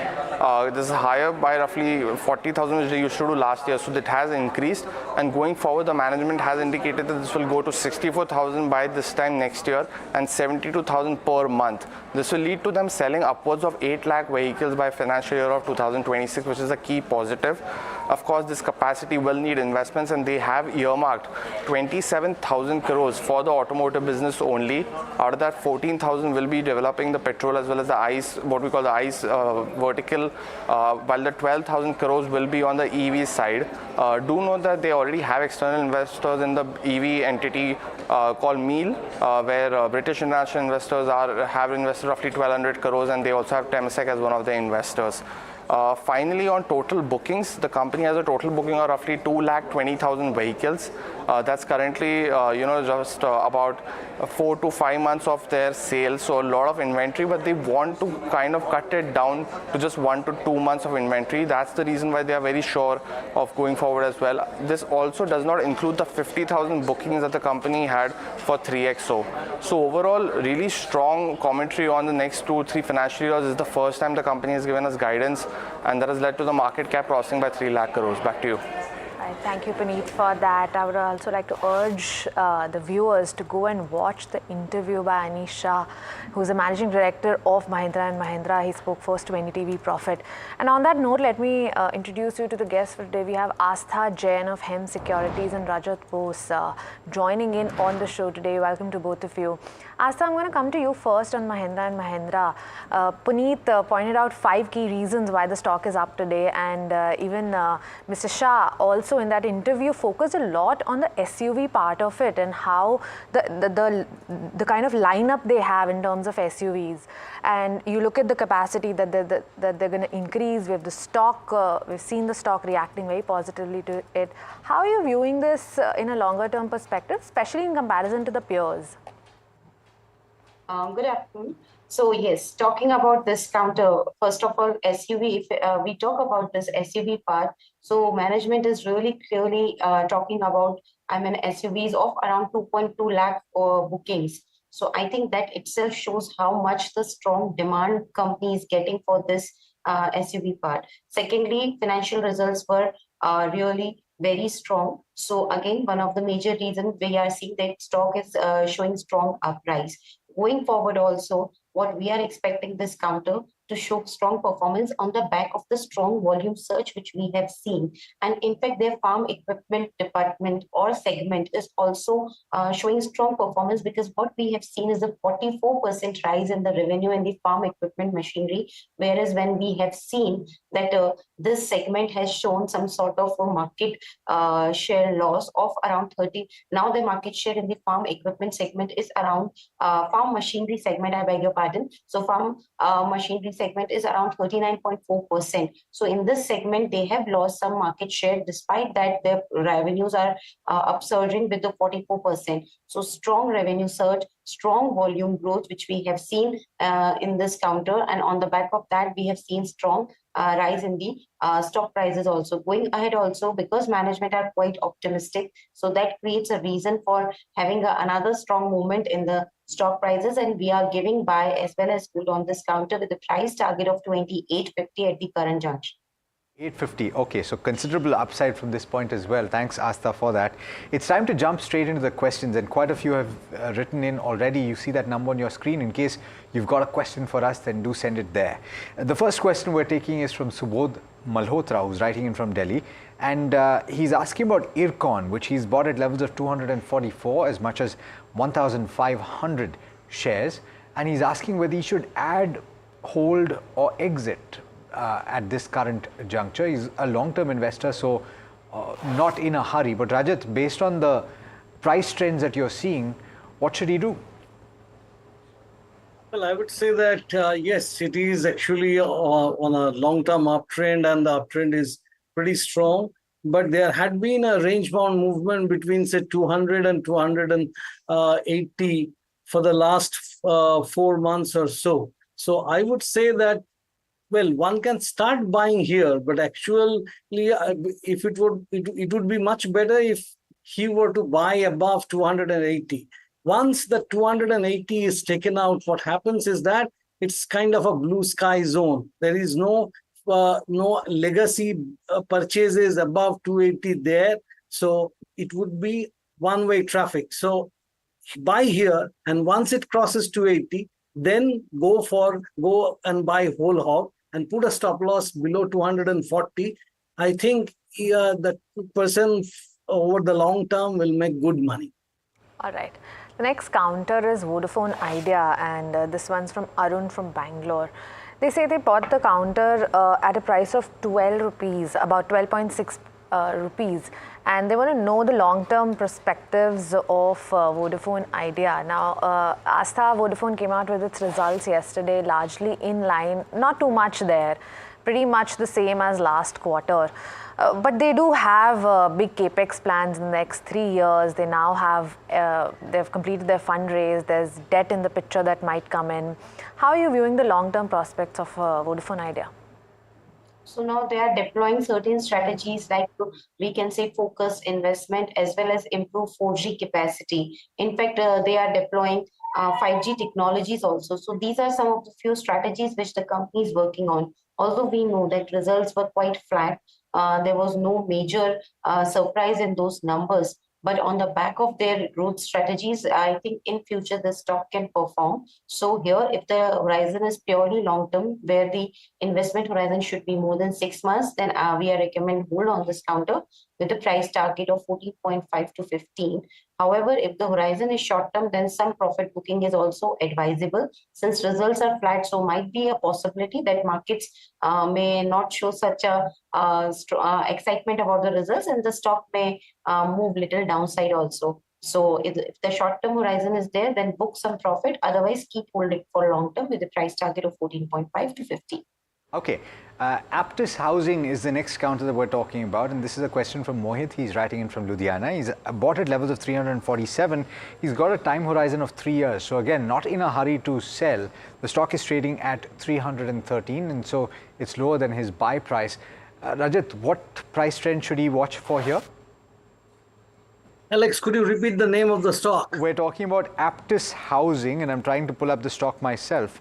It's currently trading at 313 or thereabouts. Well, look, at the moment, what I see is that it has got some momentum. So one can put a stop loss below 305 and go long.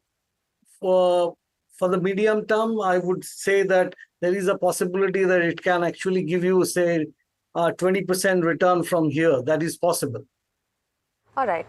Next counter is Thermax, and this is from Swastik, who's writing in from Hungary. They from say Budapest. Yes. That's pretty crazy, right? Yeah. So they bought the counter at a price of 4,742 rupees, slightly below where it's currently trading at.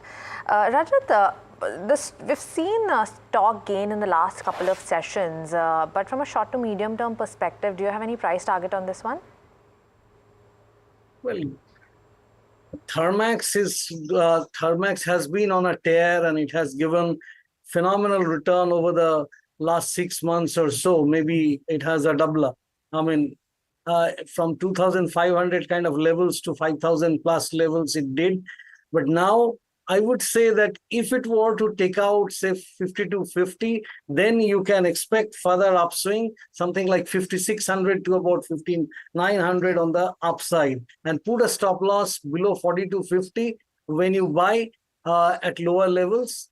Otherwise, if you are buying at current levels, then your stop loss should be below 4,600. All right. The next question I'm taking is from Shivanand. He's writing from Udupi in Karnataka, and he's asking about Coal India. He's not specified the time frame, but he said that he's bought 800 shares at levels of 458. He's asking for advice. The stock is currently trading above the buy price at 472.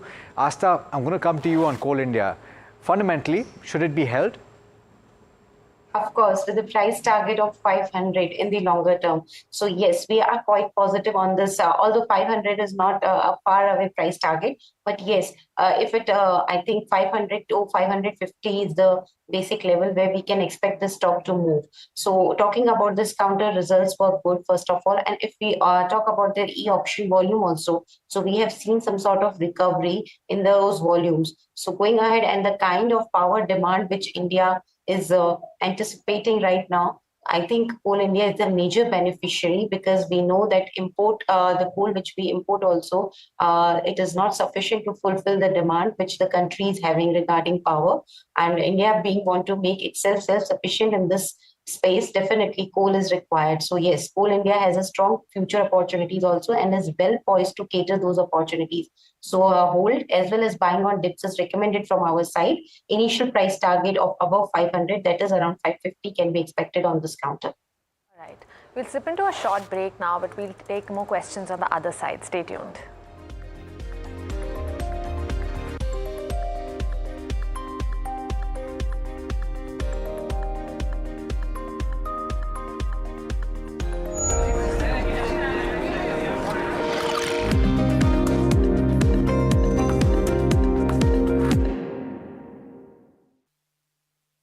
Presented by Patanjali Kesh Kanti Oil and Shampoo. Tootna mana hai. Co-powered by Canara Bank. Together we can.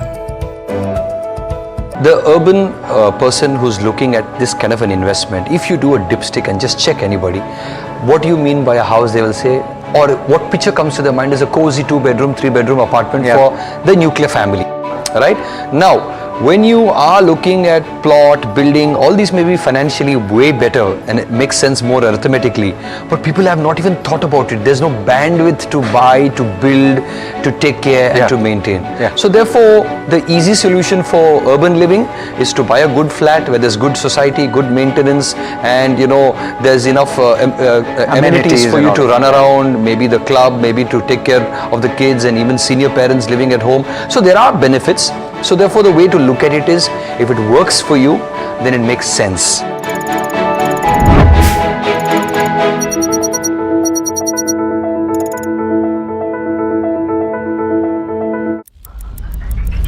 Headlines you start your day with. What matters worldwide is now in the palm of your hands. Get ready to seize the day and maximize your financial potential. Stay ahead of the curve with all you need to know on NDTV Profit.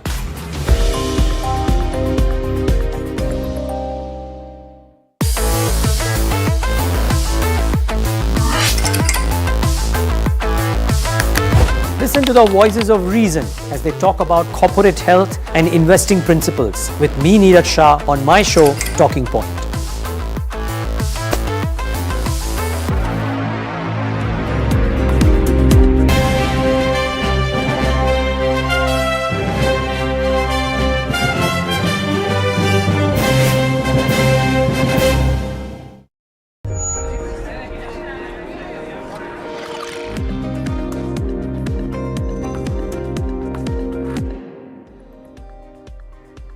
Welcome back. You're tuned into Ask Profit. Let's dive into the queries again. This one's from Satya, and the counter we're talking about is ESAF Small Finance Bank. This from a perspective of 1 to 2 years. They have already bought the shares, and it's given negative returns Astha in the last 1 year. Would you suggest holding on to the counter? Would you suggest switching it to something else within the space?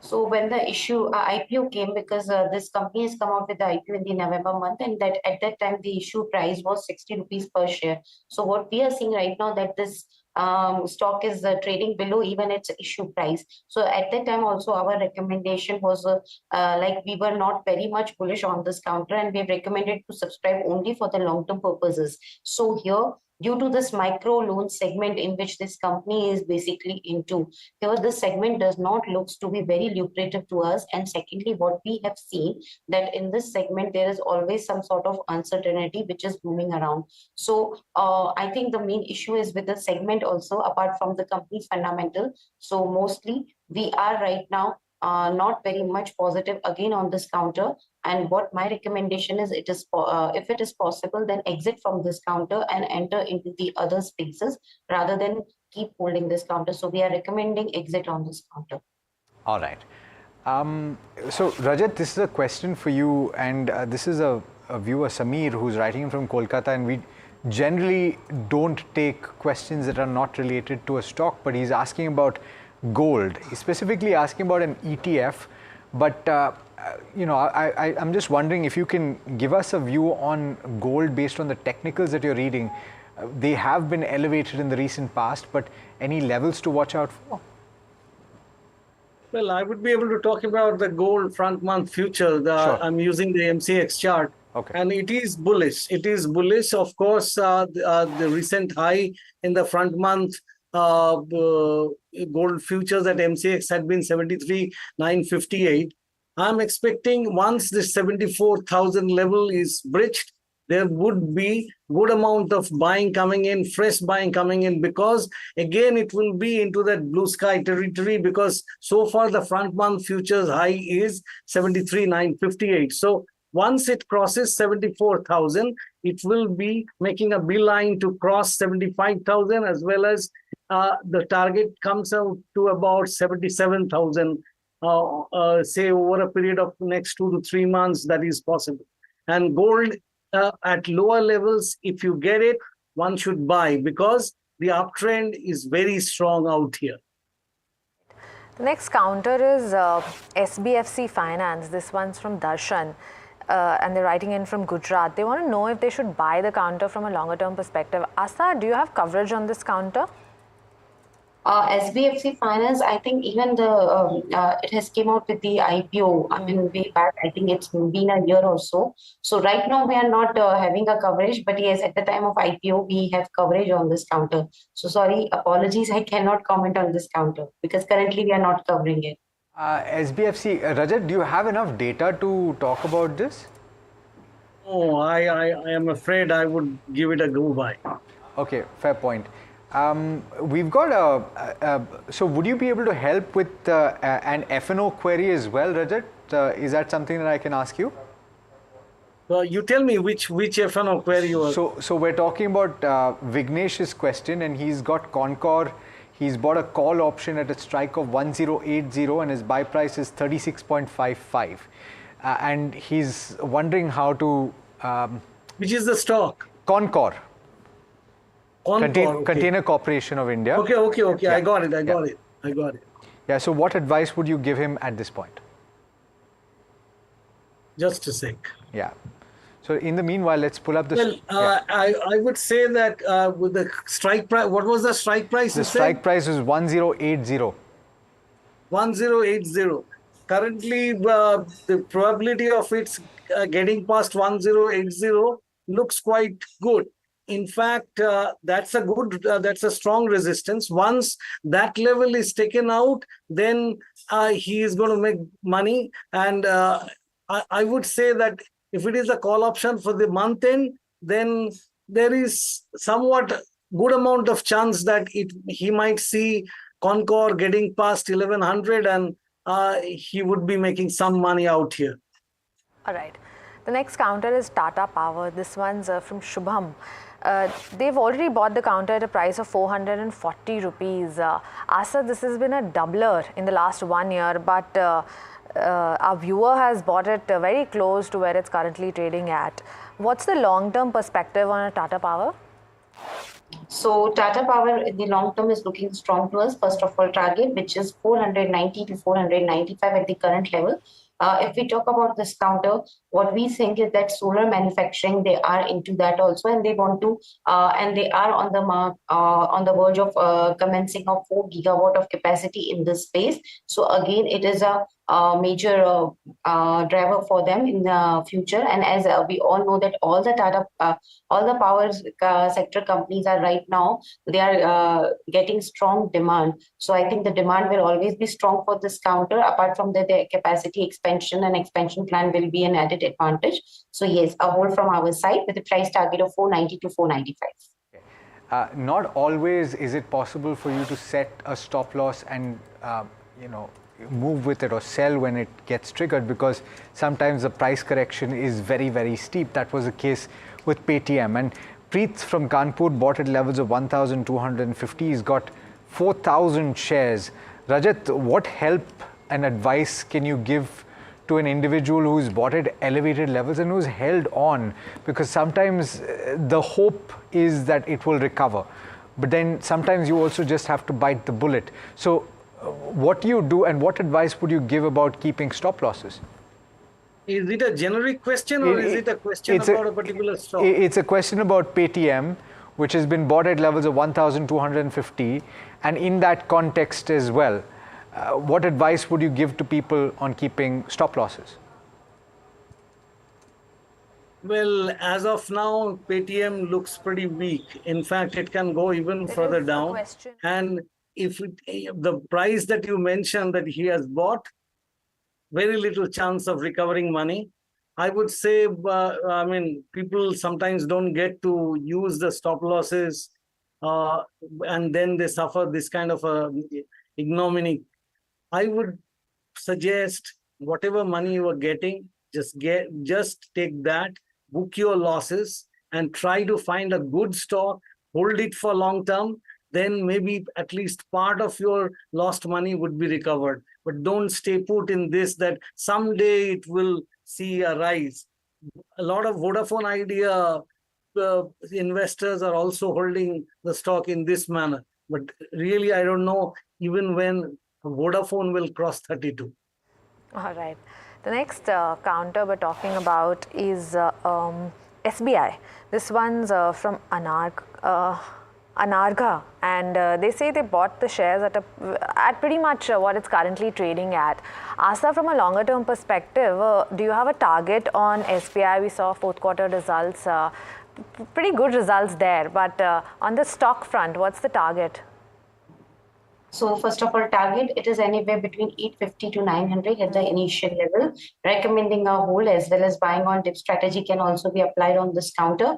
Talking about the fundamentals, results were outstanding. In fact, the credit growth which they have shown was outstanding of around 13 to 15%. So on the back of the strong credit growth and strong bottom line which were above expectations, I think this stock is well poised to show strong future performance. Recommending a hold as well as buy with a price target of 850 to 900. All right. And that brings us to the end of this particular edition of Ask Profit. We're completely out of time. Asa as well as Rajat, thank you so much as always for taking the time and for answering the questions that you did. You've already helped a lot of people. And viewers, if you've not had your direct question answered, hopefully some of the conversations that we had today and the stocks that we discussed will still benefit you. And of course, we'll be back on Tuesday. Smriti and I, and from the team that put this show together. Thank you so much for watching. Do stay tuned. Lots more coming up on NDTV Profit.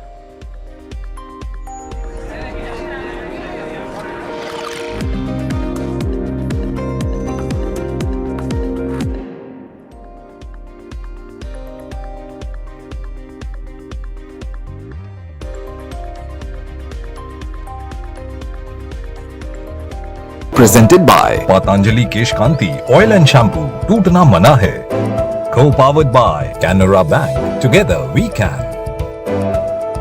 The urban person who's looking at this kind of an investment, if you do a dipstick and just check anybody, what do you mean by a house, they will say, or what picture comes to their mind is a cozy 2-bedroom, 3-bedroom apartment for the nuclear family, right?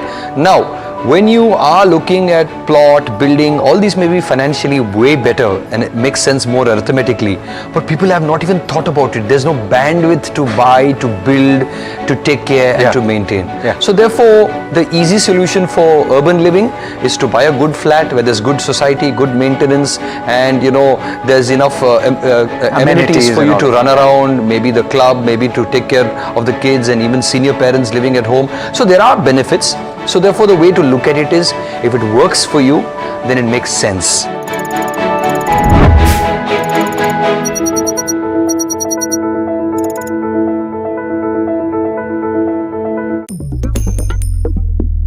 Different people believe in different things. In cricket, some hail the king, some believe in God. Some wait for Mr. Right, some believe in swiping right. Some run away from risk, others run after it. For some, kids mean babies. For others, kids mean puppies. Some want a home to settle in the future. Some want to roam the world today. Some make a career in a company. Some make a career out of building companies. But when it comes to money, everybody believes in only one thing: profit, profit, profit. And for profit, watch only NDTV Profit. We all love money.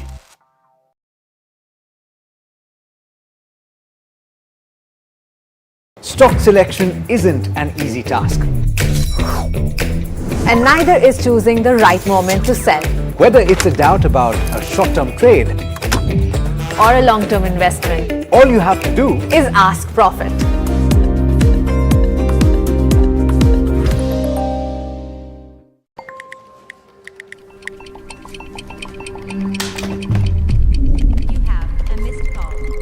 Let's be real, guys. There are many financial.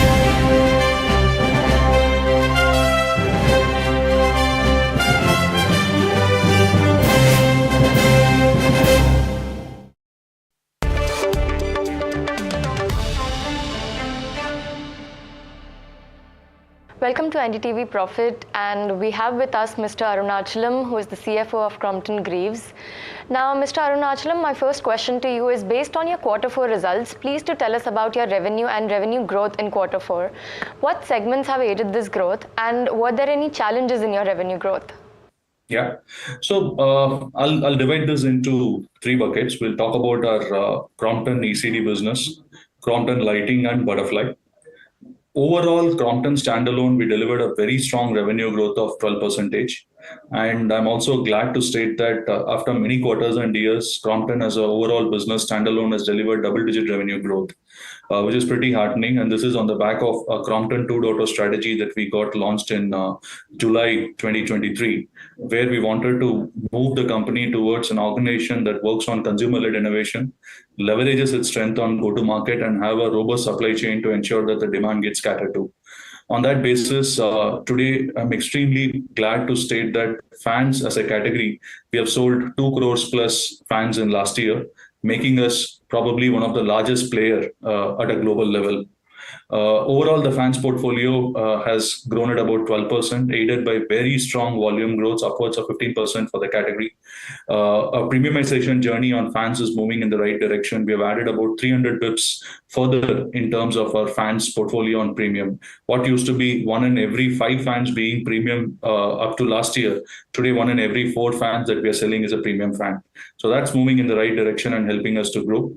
Within fans, we're also focusing on non-ceiling category, which has been growing at close to 20% for us last year. Pumps, we are a market leader in residential pumps. We wanted to look at categories other than residential to also help us to grow faster and get share. One of the things that we called out is clear focus on agri pumps. And that now consistently is delivering results for us. And in a category that is known for a single-digit growth, our pumps business has grown in strong double-digit revenue. We also made a foray into solar pumps backed by the PM Kusum scheme.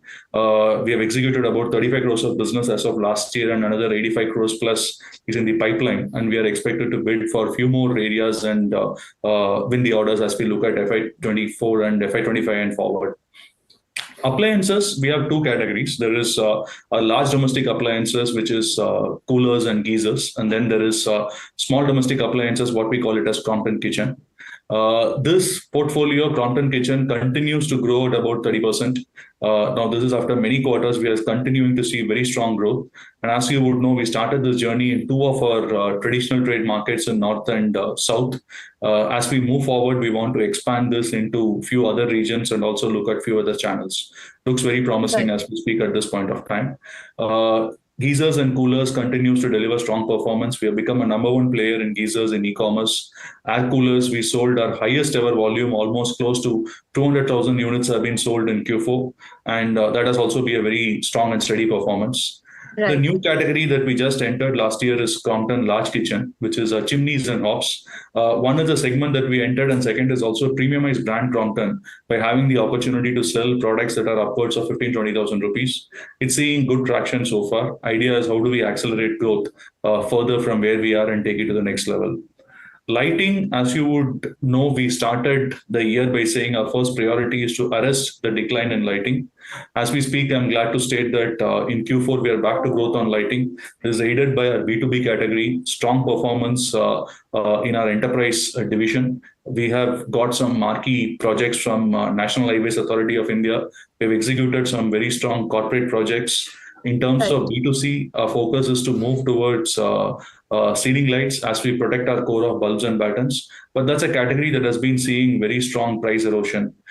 We expect that to continue for some more time. And once that stabilizes, we should also see strong revenue growth in B2C also, apart from B2B.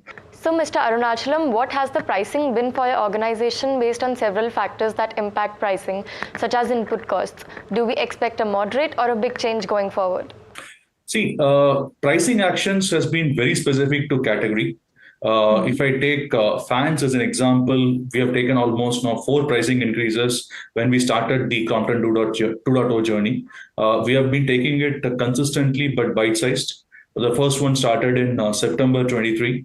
We did one more round in November, and then we did in February, and we are looking at one more as we speak at this point of time for fans.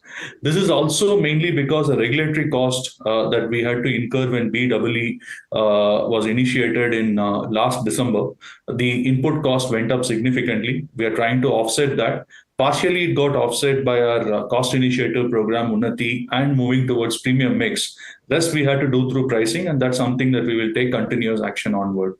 In other categories, it's more to do with the demand and supply-led situation and what is the right amount of gross margins that we want to operate in these categories, which has been led to. Lighting has been more on the reverse side. The price has seen more erosion than a price gain that was required. But what is important is to have a strong unit economics and robust financial model. Basis are cost actions that we could influence on lighting. I'm happy to say that our lighting margins have also expanded. What used to be a 9.5% EBIT business, today it's almost close to 11% EBIT business exit FY24. Now, outlook, there has been steady increase. We have been seeing in some of the commodities, as you would know, copper is at an all-time high, ABS is going up, but the basket that we are dealing with, we are reasonably comfortable as to how it is placed. Some of these things we'll see how much we can go through a cost program to offset, but at some point of time, if we have to take price increases further to offset some of these things, we'll go in that direction. What is important is when you are doing a price increase, when you are doing these kind of corrections, you continue to invest in the brand and ensure that the demand is steady. As part of the Crompton 2.0 strategy, you would know that we have significantly upped our investments behind A&P. Compared to last year, almost 50% has been the increase in our investment behind our brand. That is also helping us to generate organic demand. Would also like to know that in FY23 your operating margins stood at around 13%, and for FY24 your operating margins have seen a decline and are currently at a little over 10%. So quarter on quarter your operating margins have witnessed sequential improvement, but year on year there's been a slight dip. What is your outlook on margins and what are your expectations going forward? See, if you look at the year that we begin with, there has been challenges in terms of some of the cost inflation that happened on regulatory actions. We talked about what are the corrective actions that we took in our fans category. We talked about what have we done in lights and in other business that we operate in. So the exit margins is pretty robust. I think when we started the year, our EBIT at a company level was about 9.2%. We have exited Q4 24 already at 11.5 with very strong margin. If I exclude the extended producer responsibility liability that we have taken for full year in one quarter, it's already crossing about 12% EBIT margin. But in the long run, the way we are looking at it as part of the Crompton 2.0 strategy, our focus is to drive a double-digit, strong, competitive performance-led revenue growth. That's our most important focus. And in a market like India, growth is everything. Aid that growth with strong investments behind brand, innovation. We have a world-class innovation center in our Vikhroli office, and also back that with investments behind people. Now, all these three things should continue to generate demand. And over a period of time, we should also see operating leverage kicking in, which would expand the margins also. So the trajectory for margins is already moving in the right direction. We do see potential for expansion in the long run from where we are today. What is the capex earmarked for the upcoming year, and in what areas will you be deploying these funds? See, roughly, we would spend about close to 100 crores in terms of capex. Largely, this will be in terms of the manufacturing capabilities that we want to invest upon. We are looking at what should be our sourcing strategy. This is a combination to look at where we are on in-housing and where are we on outsourcing, what is critical for us in the path of manufacturing and how do we need to work on that. That will lead to manufacturing investments. There will also be investments behind innovation. Our clear path for the way forward is how do we create products that are differentiated and consumers are able to find that they're able to love, they continue to love the brand, both from the trust that it brings in, but also the differentiated product that it can offer beyond the functional requirements. So the capex would largely be behind on these two areas, manufacturing and innovation. Now, Mr. Arunachalam, what are your expectations and outlook going forward for revenue in FY25? We don't give forward guidance, but as I said, our idea is to grow this business in a double-digit revenue growth. And it's an environment where you work with other competitors and peers in the industry. We want to ensure that our performance is strong and competitive enough. Now, talking about long-term borrowings, currently they stand at an odd rupees 300 crore in FY24, and in FY23 they were at an odd rupees 600 crore. Are you looking at any further debt reduction, and what level of debt are you more comfortable with? See, we started the year, when we began the journey, there was a debt of about 1,500 crores. 900 crores got paid off the previous year. As we speak, at this point of time, the outstanding debt is about 600 crores, of which 300 crores is due to be paid in July 24. I'm very happy to say that as of March 24, considering the debt payments that we have done so far, we are already a net debt positive company. We have a surplus cash of about 800 crores and debt of about 600 crores. So of which 300 will be paid off in July 24, and there is another 300 that will be paid off in a year from there onwards. So overall, debt is not a concern. We are already net debt positive. That's something, the brand is so strong. There is no need for us to leverage, but as and when required for any purposes, I don't think so that's a constraint for us. Given the relatively hot summer this year, which panned out to be a little more on the higher side on temperatures, are you seeing any traction in the 1.5 months of this quarter on ground? Yeah, it's been a good start to the summer. As you said, the temperatures have been soaring high. Our fans and coolers business has seen good traction. We would expect that to continue for the balance weeks pending for the quarter. And we also see there is a potential La Nino effect to follow after the El Nino that we're going through, which would also positively aid some of the other categories that we operate in.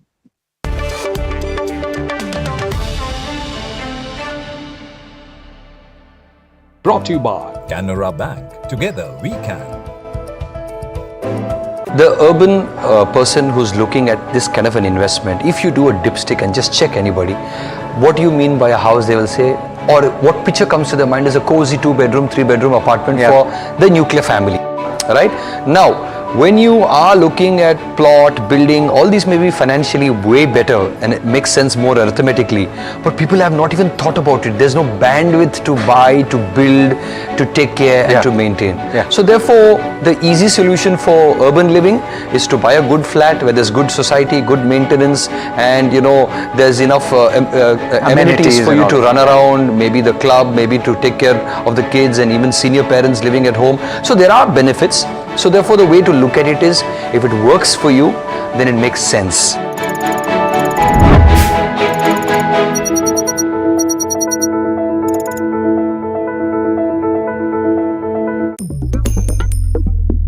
Different people believe in different things. In cricket, some hail the king, some believe in God. Some wait for Mr. Right, some believe in swiping right. Some run away from risk, others run after it. For some, kids mean babies. For others, kids mean puppies. Some want a home to settle in the future. Some want to roam the world today. Some make a career in a company. Some make a career out of building companies. But when it comes to money, everybody believes in only one thing: profit, profit, profit. And for profit, watch only NDTV Profit. We all love money.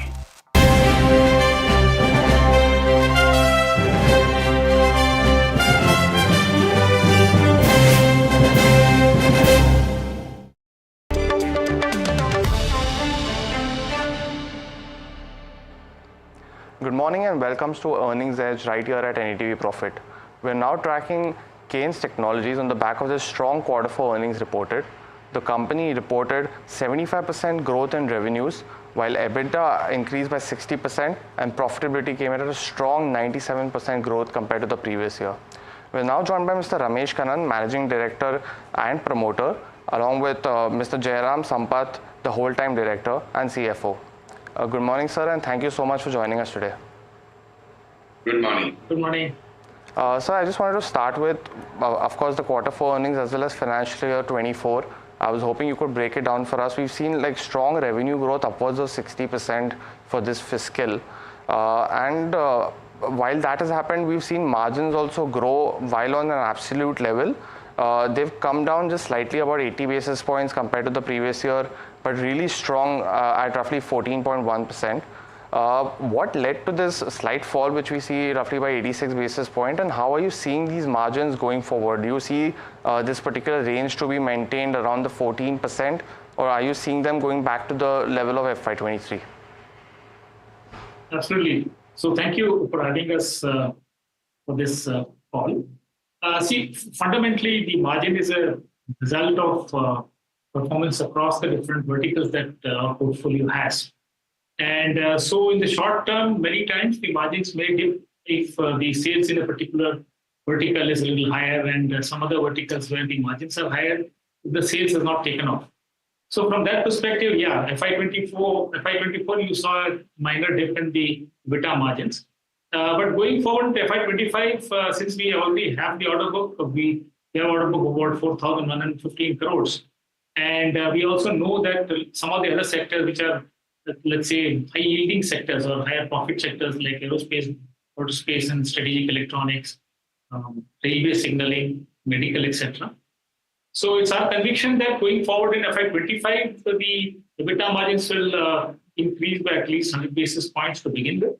And then that depends on what are the orders we execute. This is on the back of a similar growth performance that we expect in FY25. Last year, we grew by about 60% revenue. This year also, I think it will be 60% plus growth in revenues. So like I said, the small changes in the short term are led more by the mix changes. And so we expect the mix to recover to the kind of mix that we normally get used to. Over the next few years, similar trend will continue, and we think that the EBITDA margin is intact as per our estimate. Understood, sir. No, that's really strong commentary that you're saying that it will go back up to at least 100 basis points. As well as thank you for giving us the revenue guidance as well, really strong at 60% from these current levels as well. Now I want to talk about just the split of revenue. I think compared to last year, the auto segment has just come down slightly, but I estimate that because you've seen a really strong growth in the industrial segment, now that contribution has gone up from 27 to roughly 48%. How are you seeing this split going forward for both these segments, because these are the top revenue contributors? And I have another related question to industrial, but please go ahead, sir. Yeah, so fundamentally, automotive, industrial, and EV, there are two, let's say, primary segments, verticals, where they contribute anywhere more than 60% of the total revenues. But having said that, the other segments, which are like, let's say, medical electronics, aerospace, autospace, and strategic electronics, IT, IoT, that is high performance computing servers, and railway signaling. So there is a lot of traction in these segments too. And going forward, I think once the new government takes control, second quarter onwards, we could see a lot of strong growth in these segments too, because these segments are primarily driven by government's push for infrastructure projects and so on. And also some of the purchases from outside of India, global players. Both of these factors will be positively impacted once the government is formed in June. So second quarter onwards, we can expect very good growth in these kinds of segments. And that is going to drive the balance between the portfolio. Even though the automotive and industrial and EV are growing at a good rate, the other segments also will now catch up, and so you will see the same 60-40 kind of a split between the high volume and high profit segments, so to say. So this is a balanced portfolio that we also like to cultivate. The high volume segment gives us ability to buy components cheaply, and high profitability segment obviously improves the profitability of our company. Understood, Having said all this, yes, sir, please go ahead, sir. For us, the combination is very important. We need to have a balance of all the sectors.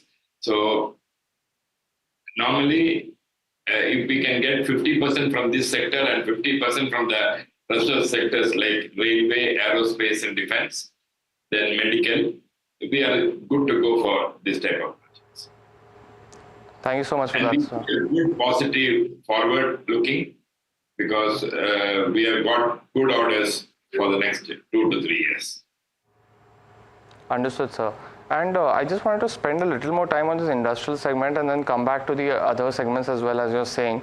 Now, the industrial segments has roughly 2 to 3 major products, engine control panel as well as street light controller, BLE module among other products. Now, what segment has driven the revenues in this particular financial year? And as you rightly said, you already have orders roughly of 4,000 crores. So going forward, how are you seeing the mix within this industrial segment? Absolutely. So industrial, so we classify automotive, industrial and electric vehicles. Obviously, electric vehicles is a big growth segment. I'm happy to tell you that we are present in all the different dimensions of electric vehicles, whether it's two-wheeler, four-wheeler, three-wheeler, and EV infrastructure and EV components too. So so obviously different product categories would have different margin profiles and different volume profiles, etc. So in industrial and EV is one major thing. Remaining industrial, like you correctly mentioned, there are power electronics, there are things like energy meters and so on. Smart meter is likely to be a growth engine for next at least 3 to 5 years time. Because we have got very large contracts in this area. They were under development for last 2 years, and now we have done some significant inroads into that particular business. So the business will be driven, in the industrial and EV business will be driven on one side by EV, the other side by smart meters growth. And in addition to that, there are instrumentation clients, etc. With our foray into getting a unit done in a unit acquired in US, we are likely to get some more traction in the industrial sector from the United States too. So all these put together, we expect this percentage of total business industrial EV to remain similar to what it has been in the past. By way of volume and large orders, it is automobile and industrial which will always gain. Right. Whereas railways and defense aerospace are low volume, high tech, high mix. Thank you for that, sir. And I wanted to talk about the EV percentage. I think you had given in the previous con call, I think you had mentioned 10 to 12% of your revenues are from EVs at that time. How has that share evolved in this particular quarter, and any kind of numbers you want to say for the next year as well for EV specifically? Yeah, so goes up to about 15%. So typically you can take 15% as the EV and related products share. And it can go a little up, little down, depending on how the other sectors do. But going forward, I think that will remain at that point because the initial, initial growth of the TV segment in our portfolio has happened. From zero, it has gone to a good number. So now it will go the normal route of whatever 40-50% growth that is happening. So compared to that, all other segments also is slated to grow. So it will remain around 15% of our portfolio will be probably the EV segment. Because we have onboarded many clients, not only just originally we had only a four-wheeler client, now we have 2 four-wheeler clients, 1 two-wheeler client, we've got a three-wheeler client, we've got EV infrastructure, several clients, some in exports. We've got a large component player in EV too for exports. So yeah, so it's going to grow at the portfolio rate at about 15% of total portfolio. Got it, sir. And I wanted to talk about the OSAT business now. And that's one business that's really unique for Kaynes Technologies among all other EMS players as well. What has been, I think preliminary construction was, going on in Telangana, if I'm correct. You were also talking with the government for some other approvals as well. Could you just give us some update on that, and also on, I think the semiconductor assembly business, both of these aspects currently? Sure. So as far as the OSAT business is concerned, our approvals from the government for the subsidy is at the final stages. So unfortunately, in between this model code of conduct has come in. So obviously post-elections only this formality will get completed. On the other hand, we are quite confident of this approval coming in. So we have taken all the steps required, be it in partnership, be it in acquisition of people, be it in training of people. The question about Telangana also, our factory is almost ready in Telangana. So based on whatever government orders that come in, we will proceed. In any case, we are going aggressively in acquiring land in different states who have favorable policies for even EMS and all other businesses like the PCB business and so on. So it's always a good thing to have a reasonable amount of land for expansion, because many of the new clients look at the company's ability to deliver based on how many extra factories you can quickly start. So from that perspective, the Hyderabad is already ready. So depending on what is decided by the government in terms of approval in the semiconductor, we will take appropriate steps necessary to utilize it in semiconductor or any other sectors. But we have a good 60% growth in our EMS itself. So that also requires additional capacities to be built up. So going forward, you can call Telangana as a advanced work for putting together a capacity for our business. Also, such a business will bring in 1,000 crore of top line in next 3 years. We want to start the production in 1 year's time, and then we are also planning to do advanced assembly also. So all this put together, we can easily take 1,000 crore.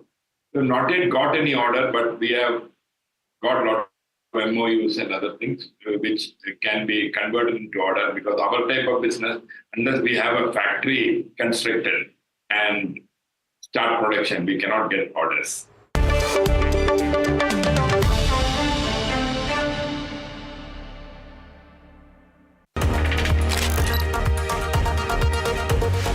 We as professionals understand the importance of making informed decisions and often are advisors to our clients. Voting is no different. As citizens of this great nation, we have the power to shape its future. And one of the most crucial ways we can do that is by casting our vote.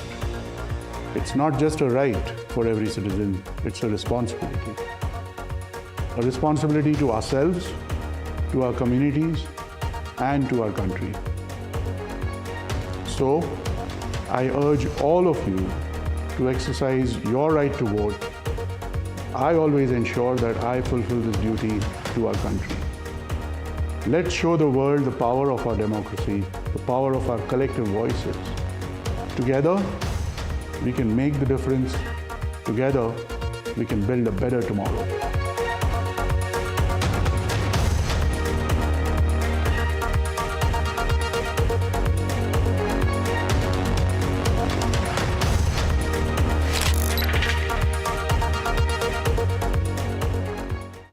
Brought to you by Canara Bank. Together we can. The urban person who's looking at this kind of an investment, if you do a dipstick and just check anybody, what do you mean by a house, they will say, or what picture comes to their mind is a cozy 2-bedroom, 3-bedroom apartment for the nuclear family, right? Now, when you are looking at plot, building, all these may be financially way better and it makes sense more arithmetically, but people have not even thought about it. There's no bandwidth to buy, to build, to take care and to maintain. So therefore, the easy solution for urban living is to buy a good flat where there's good society, good maintenance, and there's enough amenities for you to run around, maybe the club, maybe to take care of the kids and even senior parents living at home. So there are benefits. So therefore, the way to look at it is, if it works for you, then it makes sense.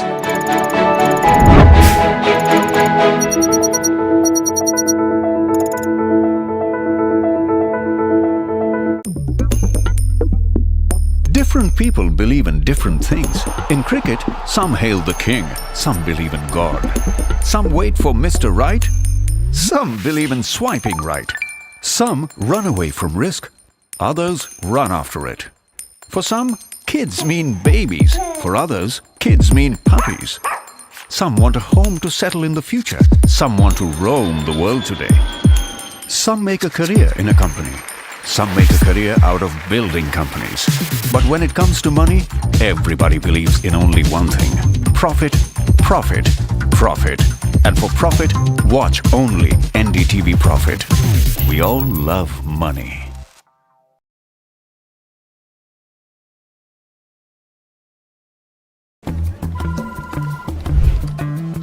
Bro, what are you doing?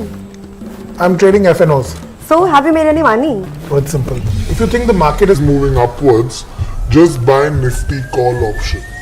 But if you think the market could slide downwards, Simplifying futures and options trading. Don't worry about the future. We've got your options covered. Futures and options strategy that will help you move with the tide. An unmissable trade. if you want to be in the money.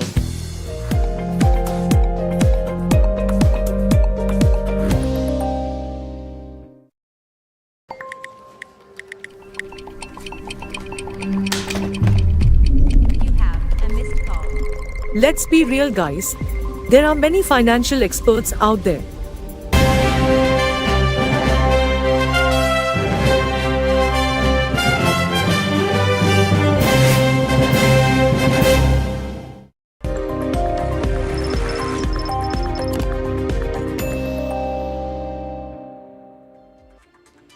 Good afternoon, welcome. You're watching NDTV Profit. This is Market IQ, and I'm joined by the veteran investor. I have the absolute pleasure of having him right here with me. We have Mr. Manishi Ray Chaudhary to talk to us about, of course, Asia, global.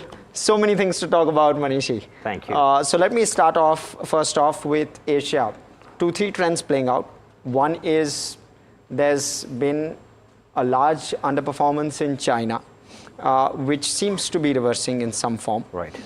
Japan has done extremely well. That's right. India, in comparison, year to date, not as impressive. Absolutely. Talk us through your views on what's happening and whether this underperformance in India will continue. Perfect. Thank you. First of all, it's a pleasure to be here. Thanks to you, thanks to our viewers here. As you rightly pointed out, all throughout last, more than 2 years actually, North Asia, particularly China, underperformed significantly. And that underperformance was even more visible, even more, sort of stark in the context of outperformance by India. In fact, there's a chart I have hidden somewhere.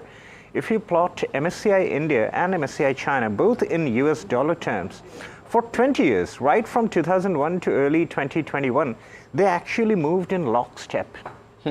From early 21, the performances diverged. India skyrocketed, China went down. And I think that is, in a small way, reversing now. There are a couple of reasons behind it. First, India to start with, if I look at the beginning of 2024, India was expensive, no doubt, in comparison to its own valuation history, in comparison to the rest of Asia. Sure. In contrast, some of the North Asian markets, particularly onshore China and Hong Kong, they were trading at significantly less than their long-term average multiples. In fact, Hong Kong was, if you look at HSI, it was about 8 to 8.2 times price earnings multiple. Compare that to its 20-year average of a little more than 10 times. And there were stocks within the, onshore China or Hong Kong, which were trading at ridiculous valuations. So not only low single-digit P multiples, but dividend yields of in the range of 6 to 9%, which were no doubt mouth-watering to investors. Sure. At the same time, we had a few uncertainties in India, and possibly the most talked about is the one relating to election outcome. I think as far as if I go by the popular opinion at this point of time, there seems no doubt that the existing government would come back to power, so there's a policy and political continuity that we can expect.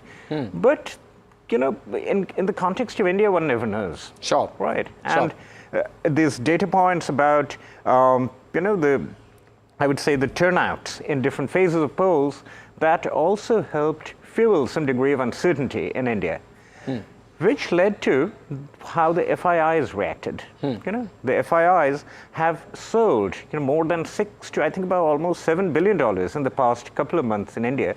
In contrast, when you look at the northbound Stock Connect data, they have been heavy buyers of onshore China, and even going by anecdotal evidence in Hong Kong as well. So this is really what's been happening in these markets. And I think the valuation gap has clearly corrected somewhat, but it's still not to the extent of where it should be. If I look at India's valuation premium compared to Asia ex-Japan, the long-term average is about 30 to 40%. At peak, at the beginning of this year, it was about 80 to 90%. Right. It has come down, no doubt, but it's still in the range of 50 to 60%. So one could argue that there's some degree of valuation correction yet to happen. Sure. Okay, I'll take a cue from where we've stopped at the moment. So where do you believe the gap is actually getting extended? It's because India's growth story looks too perfect in the eyes of investors? Because clearly we are seeing FI money come out of India. Right. So is it largely that India is pricing in growth and China is the more pessimistic of the two? I'll come to Japan maybe in the question after this. Okay. I don't think there's a degree of pessimism about the long-term growth prospects of India. So everyone understands that this is an economy which has a strong demographic tailwind, which has other macroeconomic tailwinds in the form of the China plus one reshoring of the supply chains that we're talking about right now. So, I think the growth story is well appreciated. Sure. But what valuations the investors are paying for that growth, that was being questioned. Understood. It was being questioned more in the context of small caps and mid caps. But even some of the large caps, barring some of the private sector banks, were not really leaving any room for error on the part of the investors. So that was India from the FII's perspective. Got it. And in context of China, it was exactly the opposite. I mean, the things were beaten down to such an extent that it was quite clear that the market was being just too pessimistic about China. Now, there are, of course, and when you sort of peel the onion and go down, there are, of course, what should I say? There are different opinions that come out from different investors. So, for example, if you look at the return on equity for India, that has actually been monotonically increasing. If you look at 2 or 3 years forecast, it is going to increase further from around 16% to about 17 to 18%. It will be significantly higher than cost of equity. It has been and it will be. On the other hand, if one looks at China, the return on equity has been in the range of 10 to 10.5, at most 11 for the past 7 to 8 years. Forecasts are not too different. So there is a degree of justifiability for those low valuations, and this is also well understood among the the foreign investors.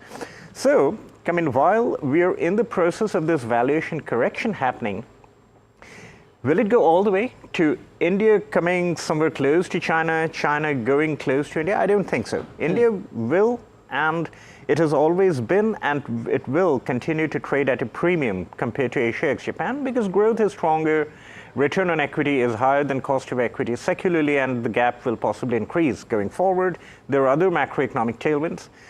But it is a case of excessive valuation correcting, and that's what we are seeing right now. And do you expect that to continue? I would say that much of this correction has already happened. So that valuation premium has come down from 80 to 40. 80 to somewhere around, I would say about 40 to 50. Might come down another 10% or so. Okay. With India continuing to trade in this range that we are, say it's been trading at a very narrow range. Sensex between 72 to 75,000, that's just a 4% range for the past 6 months. Sure. Right. So if this continues, maybe for another quarter, that itself will bring down the PE valuation by somewhere around 4 to 5%. Yes. Just think of the quarterly earnings growth and the prices remaining same. Sure. Yeah, that makes a lot of sense. Okay, so that re-rating happening, at least as we speak. Let me shift focus more towards global. You have US bond yields, which have come off a wee bit, but nonetheless are close to their highs. I can call it that way. Right. And we also have equity markets, Indian as well as global, which are very close to all-time highs, ex-China. Right. What's playing out, and how much of the rate cut has been priced in, and when do you believe that there will be a window of opportunity for investors to bite the apple before the rate cut happens? Yeah. Now, this is possibly the most difficult question to answer. Go back 6 months, end of 23, early 24. All the consensus estimates, they were indicating 6 rate cuts throughout 2024. Sure. Now we are reduced to possibly 1 at most. Yes. And whether it'll happen this year in September, that itself is under question. Is it going to happen in 24 or in early 25? If it doesn't happen by September, then we're too close to the US elections. Sure. Would the Fed cut the rates in November or December? That seems a bit unlikely to me. So if it doesn't happen by September, then we possibly have to sort of brace ourselves for no rate cuts in 24 and look at 25 instead. I think a sustainable outperformance by emerging markets, and I'm talking about the entire Asia and the entire emerging market complex, including every market here, that would begin only after we have a reasonably certain narrative about the rate trajectory. That, okay, we have now reached the peak. We have had a period of stronger or higher for longer, that's about 1.5 years, and now we are going to have the rate cuts. I mean, that certainty has to seep into the market's consciousness. If that doesn't happen, we're going to be pretty much where we are, which is, kind of 3 steps forward and then again 2 steps back. That continuous change in narrative as far as the US monetary policy action is concerned. I wouldn't hazard a guess, but if I were to give a very off-the-cuff kind of opinion, I'm not really very hopeful of a rate cut this year. Sure. I think the Fed would continue to watch the data. There are still reasonably strong employment numbers coming out, because I think not just core CPI, but also the non-farm payroll and other employment numbers are being watched very closely. And I think the Fed would not like to jump the gun. They would clearly want these numbers come down to manageable levels, close to their targets, before making that decision. And I don't really see that happening in the next 6 months. Sure. And do you therefore feel that markets have scope from here to go higher in case of a rate cut, whenever that may be? It may be 2025. And so that's the first part of my question. The second part is, what would the trigger be? In the past, it's been commentary. Right. Would it be inflation coming substantially off and while the commentary remains the same? Or would it actually be a rate cut and the market will wait for a cut before it goes higher? Well, the market tends to look ahead, right? So, I mean, even before the actual rate cut event, some kind of an eventuality would possibly be factored into the market's valuation. We will have to watch 2 data points very closely. We will have to watch core CPI, and there are various other, like trimmed mean or CPIs, etc., which various different economists have worked out. Sure. All these inflation-related data points. We will also have to watch the employment-related numbers, not just non-farm payroll or the unemployment numbers. There are various others like JOLTS, which are regularly, communicated to the market. But, it's something the market has to be clear that CPI, core CPI, is likely now to come down to the Fed's target of 2%. As and when that consciousness seeps into the market, that is when, I think we will have a more sustainable rally in the market. Before that, we will have these tactical opportunities. Something trading at ridiculously cheap valuation goes up to usual normal valuations. Something that's too expensive comes down a bit. And possibly, in the second half of this year, it's these tactical games that we will have to continue to play. Understood. We'll speak more about tactical bets, especially in the Indian context, in the Indian markets. It's time to slip into a short break, but we'll continue the conversation on the other side. A couple of factors that I'd like to quiz Manishi on. One is, where is the pocket of value in India? He did say large private banks in a certain way, but I'd like to quiz him more on that. And that as well as more on the other side. Stay tuned.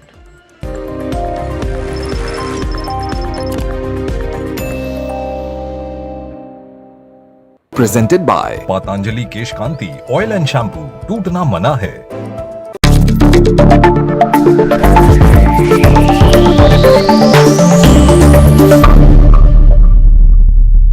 Hi, I'm Tanuj Bhojwani and I run People Plus AI. We're an organization that helps startups build AI. Is AI useful in India? Most definitely yes. We have a huge, approximately 60 crore people using the net passively. meaning they're watching YouTube, Instagram, etc. But perhaps only 20 or 30 crores who are actively contributing or transacting on e-commerce websites. One big hurdle is because this involves typing, needs you to be literate, comfortable with using the smartphone, etc. One huge area AI will change in India is the use of voice, video and other multimodal technologies. These new LLMs can understand human voices, accents and languages like nothing ever before. Think Alexa times 1,000 because you can talk to it in your local language in an accent. Many companies, including Sarma and Krutrim in India, are training these models for Indic languages and the way we speak to each other, in mixed coding where we use Hindi, English, Marathi seamlessly. This is why we believe exciting times are ahead as AI can unlock access to computing, apps and that entire ecosystem for a large number of people.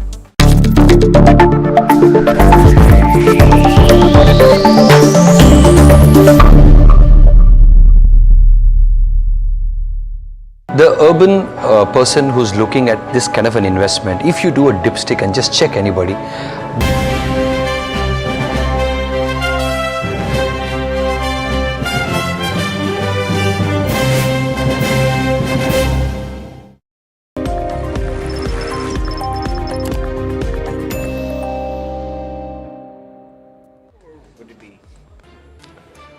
Welcome back. We continue our conversation with Mr. Manishi Ray Chaudhary with regard to markets as well as we've spoken about global for quite a bit. We'll talk more about India now.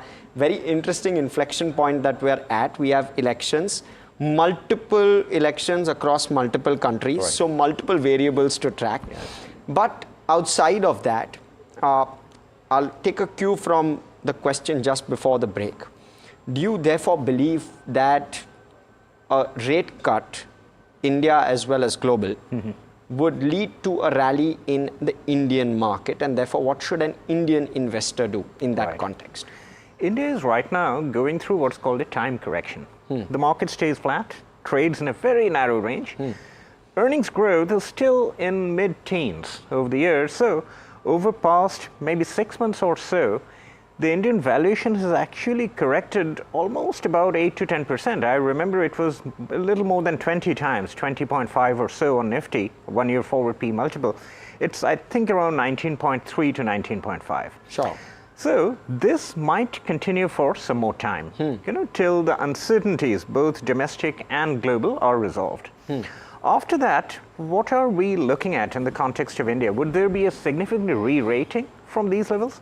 That seems unlikely to me. I would rather hang my hat on earnings growth driven performance of the market, which is a mid-teens kind of return throughout the year.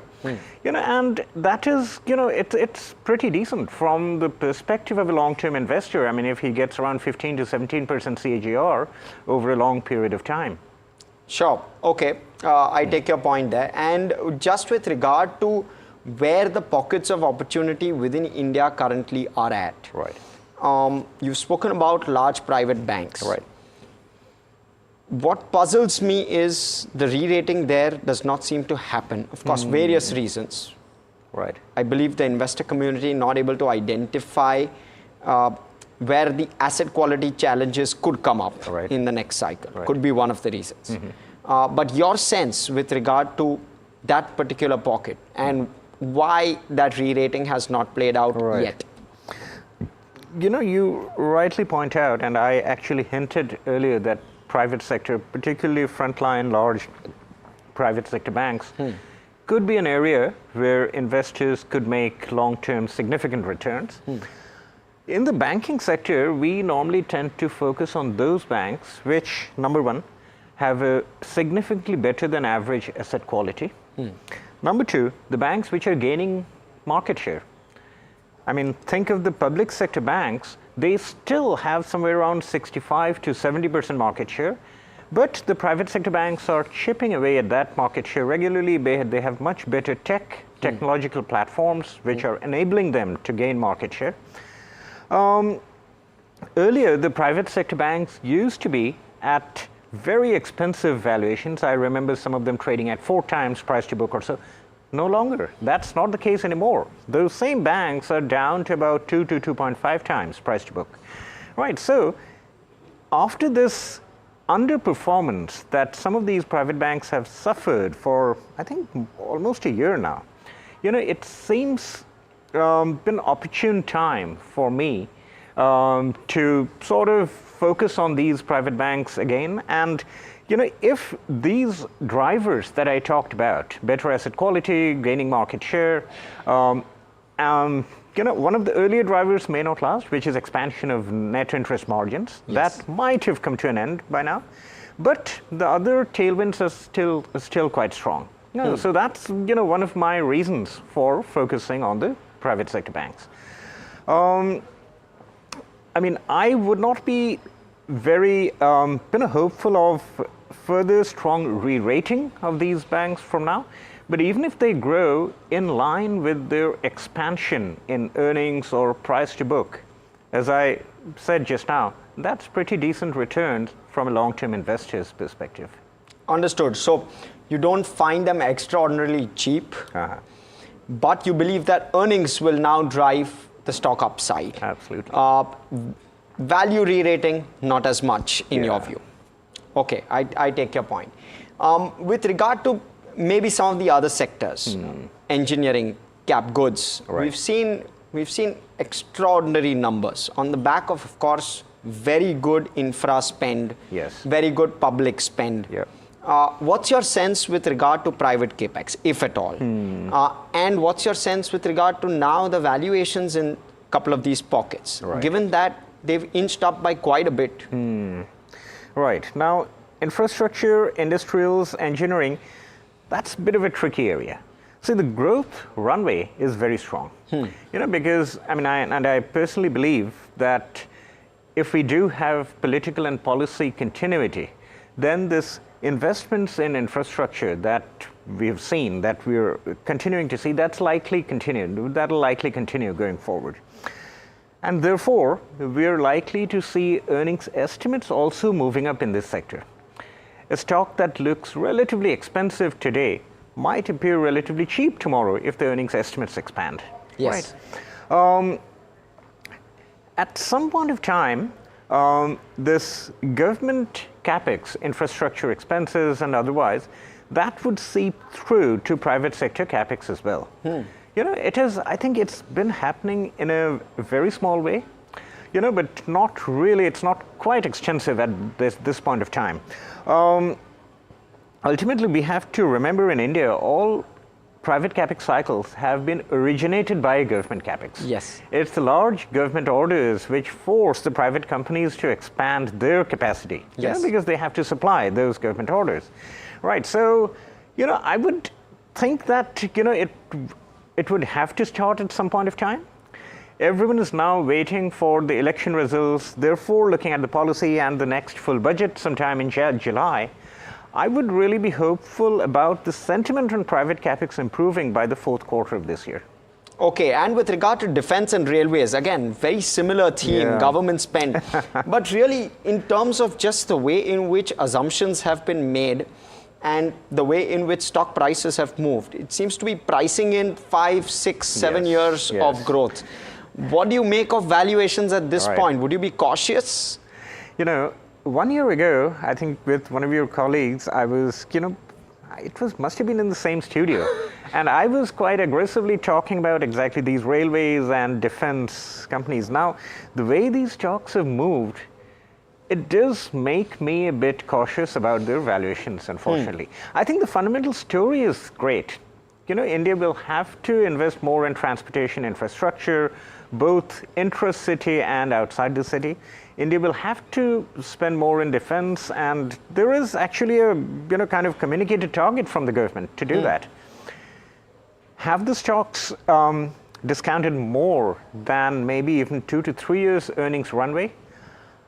I think in most cases, unfortunately, they have. Okay. And with regard to any other pockets where you feel that there is a bit of caution which is necessary for the investor, we've seen small and mid cap stocks as well as the index itself rally. It's been a one-way street. Do you feel, therefore, that it's time to be a little cautious there? And any other specific sectors where you're cautious?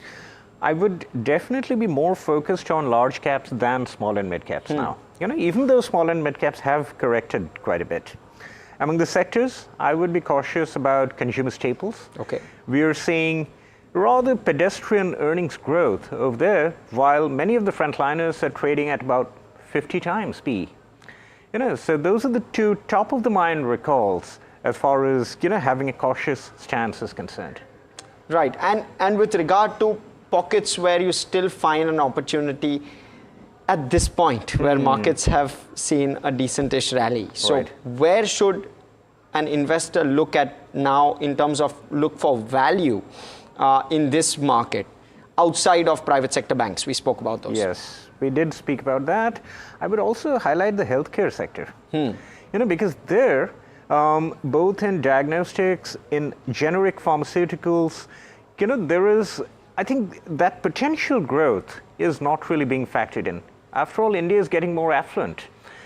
Apart from buying fashion, retail, and other stuff, that necessarily means increased focus on healthcare, on diagnostics, on athleisure. I think that segment has not been played adequately.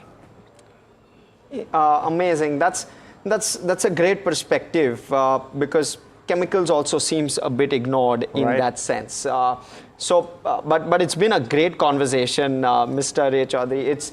It's of course, it's a never-ending conversation, but unfortunately I've been flagged that I need to close this conversation. But with that, completely out of time on this edition of the show. Thank you so much for coming in, speaking with us. My pleasure entirely. And giving our viewers all of that perspective. But it's time to say goodbye from everyone here. Thank you so much for tuning in and watching us. On the other side, we'll continue our live programming. Stay tuned.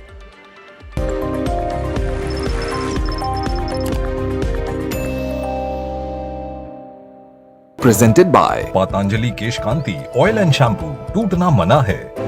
The urban person who's looking at this kind of an investment, if you do a dipstick and just check anybody, what do you mean by a house, they will say, or what picture comes to their mind is a cozy 2-bedroom, 3-bedroom apartment for the nuclear family, right? Now, when you are looking at plot, building, all these may be financially way better and it makes sense more arithmetically, but people have not even thought about it. There's no bandwidth to buy, to build, to take care and to maintain. So therefore, the easy solution for urban living is to buy a good flat where there's good society, good maintenance, and there's enough amenities for you to run around, maybe the club, maybe to take care of the kids and even senior parents living at home. So there are benefits. So therefore, the way to look at it is, if it works for you, then it makes sense.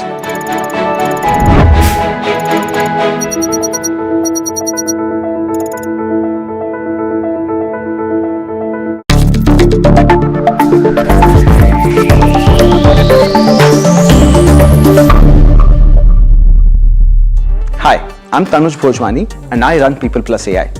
We're an organization that helps startups build AI. Is AI useful in India? Most definitely, yes. We have a huge, approximately 60 crore people using the net passively, meaning they're watching YouTube, Instagram, etc. But perhaps only 20 or 30 crores who are actively contributing or transacting on e-commerce websites. One big hurdle is because this involves typing, needs you to be literate, comfortable with using the smartphone, etc.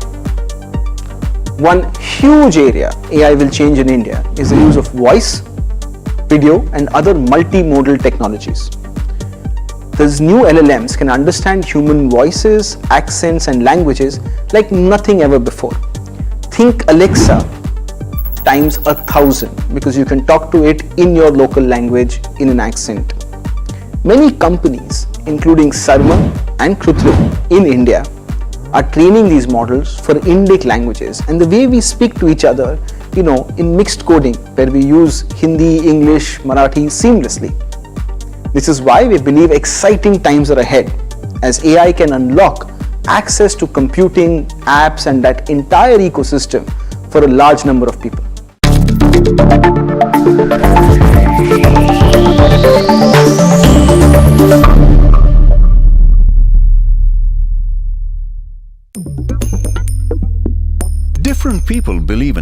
things. In cricket, some hail the king, some believe in God. Some wait for Mr. Right, some believe in swiping right. Some run away from risk, others run after it.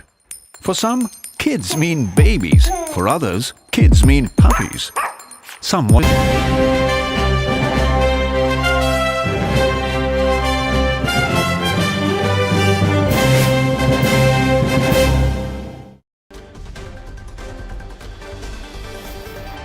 Benchmarks off the day's high, but trade with gains. The Nifty crosses 22,450 and the Sensex trades above 73,900.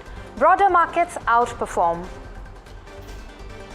All sectors barring IT and pharma gain. Auto index rooms to life highs. And M&M surges over 6% as the company's March quarter numbers beat street estimates. Multiple brokerages positive on the stock. And JSW Steel, Astral and Z are set to report their March quarter numbers today.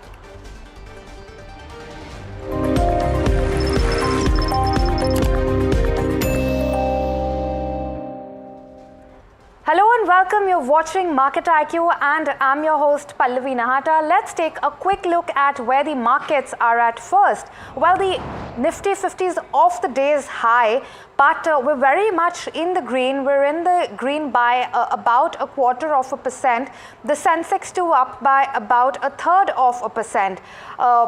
Let's also have a closer look at some of the key constituents of the Nifty 50. The day, of course, belongs to M&M. It's contributing over 30 points to the Nifty 50 today. What's also helping is RIL, Kotak Mahindra Bank and ITC, all contributing anywhere between about 6 to 10 points.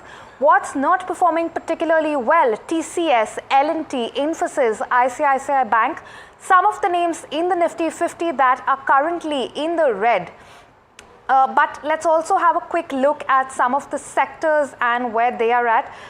Quite a few sectors in the green. The Nifty Auto, of course, among the top performing sectors of the day. It's up by over about 1.5%, as is Nifty Realty. Nifty Metal 2 up by almost about that much. Consumption, PSC, Media are some of the others which are in the green.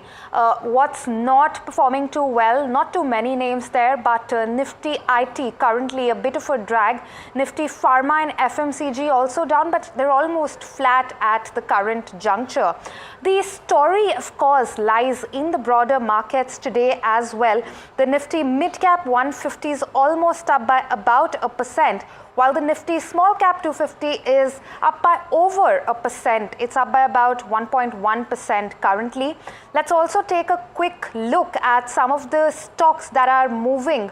The Nifty Mid Cap 150, right at the top is Dixon Tech. The stock is up by about 8%, as is Endurance. Mazagaon Dock also having yet another good day in trade, as is Solar Industries.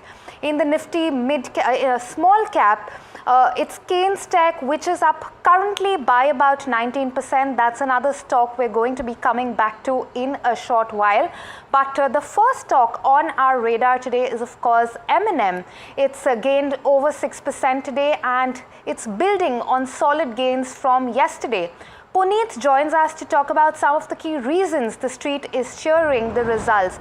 Puneet, tell us about the results for M&M and also the forward-looking commentary that's actually pulling up the stock. Well, that's right. So we're talking about 5 key aspects which has led to this particular stock rise according to us. One of them is obviously on the margins, came in at a high of roughly 13.5%, which is much higher compared to 12.4% of the previous year. Now, do know that the farm equipment business has seen volumes fall by roughly 7 to 8% in the financial year of 2024. So this margin increase on strong operating leverage is one of the key positives. Also, the company had a tax write-back of roughly 648 crores in this particular quarter compared to 350 crores in the previous in the same time last year, but this led to a profit beat slightly, but overall the standalone numbers were really strong. If you look at what the company said on new launches, they are expecting to have 9 new launches in the petrol as well as the diesel variants until 2030. 6 of this will be brand new launches and 3 will be refurbishments. They've also announced that they'll be launching 7 brand new models in the electric vehicle space under the Born EV category that they have. This will be by the same time frame, roughly 2030. The third key is that capacity will be needed for all these launches. Currently, they are at roughly 49,000 per month, and the management has guided for increasing this to 64,000 per month by this time next year, and subsequently increasing the same to 72,000 per month. This will lead them to roughly 8.5 lakh of capacity in the next 2 years, which will be very strong for all these launches. Of course, this capacity will need investments, and they have announced roughly 27,000 crores of investment in the auto space. This is segregated into the ICE, which is the petrol and diesel variant, around 14,000 crores, which will help the launches of the petrol variants, as well as 12,000 crores for the electric vehicle entity, which they call as MEAL. This also has external investors from the likes of BI as well as Temasek investing roughly 1,500 crores until now, and more is roughly 900 crores more is expected. Now finally, the total bookings. Now these are roughly 2,20,000 bookings. This is roughly 4 to 5 months of sales on the current run rate. This does not include the 50,000 bookings of the new model which they've launched, the 3XO. So really strong momentum by the company shown in this particular quarter, as well as the momentum for FY25, as the stock price also reflecting. Market cap has crossed roughly 3 lakh crores. Speaking to NDTV Profit, to my colleague Neeraj, the MD, Mr. Anish Shah, also spoke about something else, but let's listen to what he had to say. 27% growth in an auto industry is very, very strong. And with the 3XO coming in and the bookings, what we've seen, we will continue to see growth. Now, remember that the base for us for F24 is much higher. And what we have committed to is a mid-teens to a high-teens growth in F25, which again is probably 2x the growth that the auto industry, or maybe more than that, the auto industry will see. And we do expect to be able to maintain that growth over the industry, and therefore are confident going into this new year. All right, Puneet, thank you for staying with us. Kaynes Tech is another stock in focus. It's up over 18% in trade today after posting Q4 results. Net profit has almost doubled. What's driving this profitability, Puneet? Well, the company has a really strong order book of roughly 4,000 crores going forward as well, and they have executed some of that in this particular quarter, which has led to growth of roughly 60% in their revenues, while EBITDA has also gone up 60%, and PAT, as you rightly said, has nearly doubled, going up roughly 97% to come at 81 crores versus 41 crores. If we look at the revenue mix, now this is key here because the automotive revenue mix has gone down to 29 of total revenues, 29% versus 38% previously. And do note this is purely because the industrial segment, which is the biggest segment contributor in the revenue, has gone up to 48%. This also includes the EV vertical that they have. They have tie-ups with all four-wheeler as well as two-wheeler makers and have received orders from them as well. So roughly both these verticals are the biggest revenue contributors, and the management also expects them to remain going forward. The OEM turnkey solution business, which is the PCBA business, is up 55%, and the share is around that range as well, while the box build business is up 42%. When we look at the order inflow for this particular quarter, it has strong order inflow of roughly 321 crores, which is half of the revenue that they have, and the net debt is also, although increased from the previous year, this is just for working capital, and the new manufacturing capacity that the company is setting up in Karnataka has been doing very well. We did speak to Mr. Ramesh Khanna, the promoter, as well as the CFO, Mr. Jairam. Listen to what they had to say. Fundamentally, the margin is a result of performance across the different verticals that our portfolio has.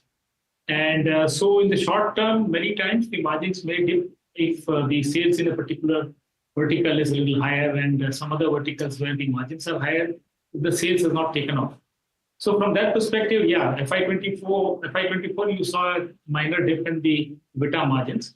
But going forward to FY25, since we already have the order book, we have order book of about 4,115 crores.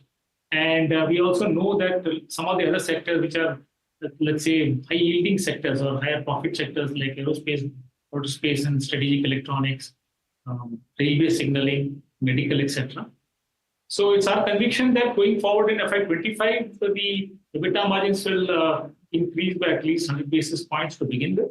And then depends on what are the orders we execute. This is on the back of a similar growth performance that we expect in FY25. Last year, we grew by about 60% revenue. This year also, I think it will be 60% plus growth in revenues.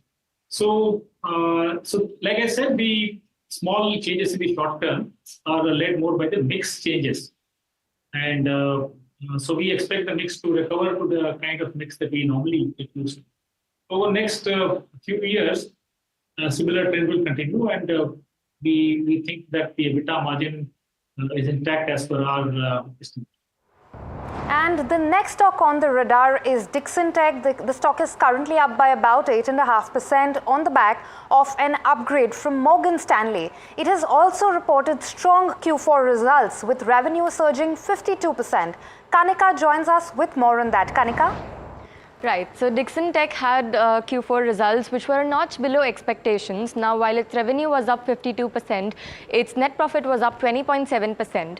And the growth continued to be driven by mobile and EMS segment as the execution of new contracts had begun and other segments had posted subpar growth. Now, this subpar growth was mainly attributed to firstly ramp down of Jio Bharat 4G business. Secondly, the lighting division was impacted due to a price erosion from a change in technology and the unfavorable revenue mix which was skewed towards mobile. That also led to a decline in the margins as customer acquisitions took some time to materialize. Now, some key con-call takeaways. Firstly, the management had guided to maintain 4% margins. And Dixon had also guided for a steep ramp-up in mobile revenue in FY25, which comes ahead of the festive season. Now, it expects to hit a consistent basis of 2.2 to 3 million units a month in the mobile business after the ramp-up stabilizes. And for other businesses, backward integration and new products shall drive growth. Now, Nuvama has also retained hold on Dixon and it expects mobile revenues to triple to 28,400 crores by FY26. And some key latest developments, first, that the company entered into an MOU with Acer Pure for production of range of consumer appliance products. And Acer Pure is engaged in the business of trade, import and export of consumer durables and home appliances. The goal of this partnership is to manufacture premium consumer products for both domestic and international markets. Back to you. Kanika, stay with us. Crompton Greaves is also in focus. The stock is up by about 15% on the back of its Q4 results. Tell us a little bit more about that stock. Well, Crompton Greaves Q4 results, its revenue is up 9.5% and net profit is up 1.4%. Now, the management is very positive and some key highlights are that in FY24, the company sold over 2 crore fans, which set a record high sales and volumes of fans grew by over 15%, where 1 in every 4 fans sold is a premium fan. Now, street light and industrial segments have led growth in the B2B business, which drove the company's lighting business and improved its margin. But on the other hand, its B2C business is still experiencing a decline in battery and lamp prices. Now, pricing actions, premiumization and mix improvement have all resulted in margin improvement. And the company has implemented 3 price hikes so far in the second half of fiscal 2024. And the management is anticipating for an additional increase in the near future. Some conference call takeaways, the management expects to maintain positive outlook with measured price increases across its products, and demand outlook is also expected to be to remain robust despite some rains in the last few days. And management has also guided for rupees 800 to 1,000 capex to be spent in FY25, which will be spent on manufacturing and innovations. Now, Butterfly's performance is also expected to improve from June onwards, and Crompton is optimistic about delivering double-digit margins in this segment in the long term. All right, thank you so much for that, Kanika. InfoEdge is buzzing as well in today's day of trade. The company has released a decent set of Q4 numbers, but the street is cheering the growth in hiring. Rucha joins us with more on that. Rucha? Thanks, Pallavi. You're right. InfoEdge is buzzing in trade today. The numbers were pretty decent, but I think the stock is buzzing because of the growth in the billing segment, which was led by recruitment business. Now, the company reported a revenue which was up around 8%, while margins were flat. Now, talking about IT, management saw initial signs of growth recovery in the IT segments as the IT billing grew double-digit, which is phenomenal. The traction in 99 acres, which is one of the segments of the business, also grew due to new projects and resale traffic in the real estate sector. Now, talking about Jeevan Sathi, management had taken a bit of marketing expenditure a few quarters back, and now that has been resulting into growth in revenues. The management has reduced the marketing expenditure by 50%, and it expects the Jeevan Sathi segment to break even in the next few quarters. Now, talking about Shiksha also reported pretty decent numbers. The company was very optimistic about the outlook going forward in FY25. All right, thank you so much for that, Rucha. The stock is up currently about 6.5%. But moving on, it is the election year and manufacturing remains a key theme. At the CII Annual Business Summit 2024, Finance Minister Nirmala Sitharaman says it's the policy impetus that will drive manufacturing in the country going forward. Listen in. I also want to underline, much against the advice given by some economists that India should no longer be looking at manufacturing or ramping up manufacturing, I like to highlight the fact that manufacturing must increase. India must also increase, with the help of policies, its share in manufacturing in global value chains. So we need to have greater sophistication in our product manufacturing. We also need to see how best this can be given policy support. And with that, it's time to slip into a short break, but stay tuned. We'll be right back with more coming up.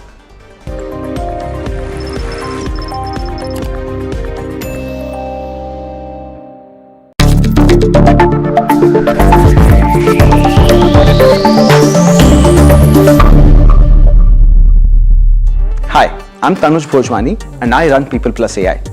We're an organization that helps startups build AI. Is AI useful in India? Most definitely, yes. We have a huge, approximately 60 crore people using the net passively, meaning they're watching YouTube, Instagram, etc. But perhaps only 20 or 30 crores who are actively contributing or transacting on e-commerce websites. One big hurdle is because this involves typing, needs you to be literate, comfortable with using the smartphone, etc. One huge area AI will change in India is the use of voice, video and other multimodal technologies. These new LLMs can understand human voices, accents and languages like nothing ever before. Think Alexa times 1,000 because you can talk to it in your local language in an accent. Many companies, including Sarma and Krutrim in India, are training these models for Indic languages and the way we speak to each other, in mixed coding where we use Hindi, English, Marathi seamlessly. This is why we believe exciting times are ahead as AI can unlock access to computing, apps and that entire ecosystem for a large number of people.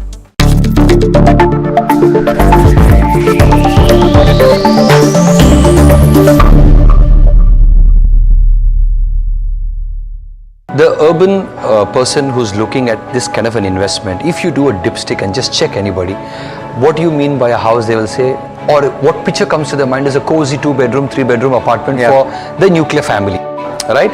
Now, when you are looking at plot, building, all these may be financially way better and it makes sense more arithmetically, but people...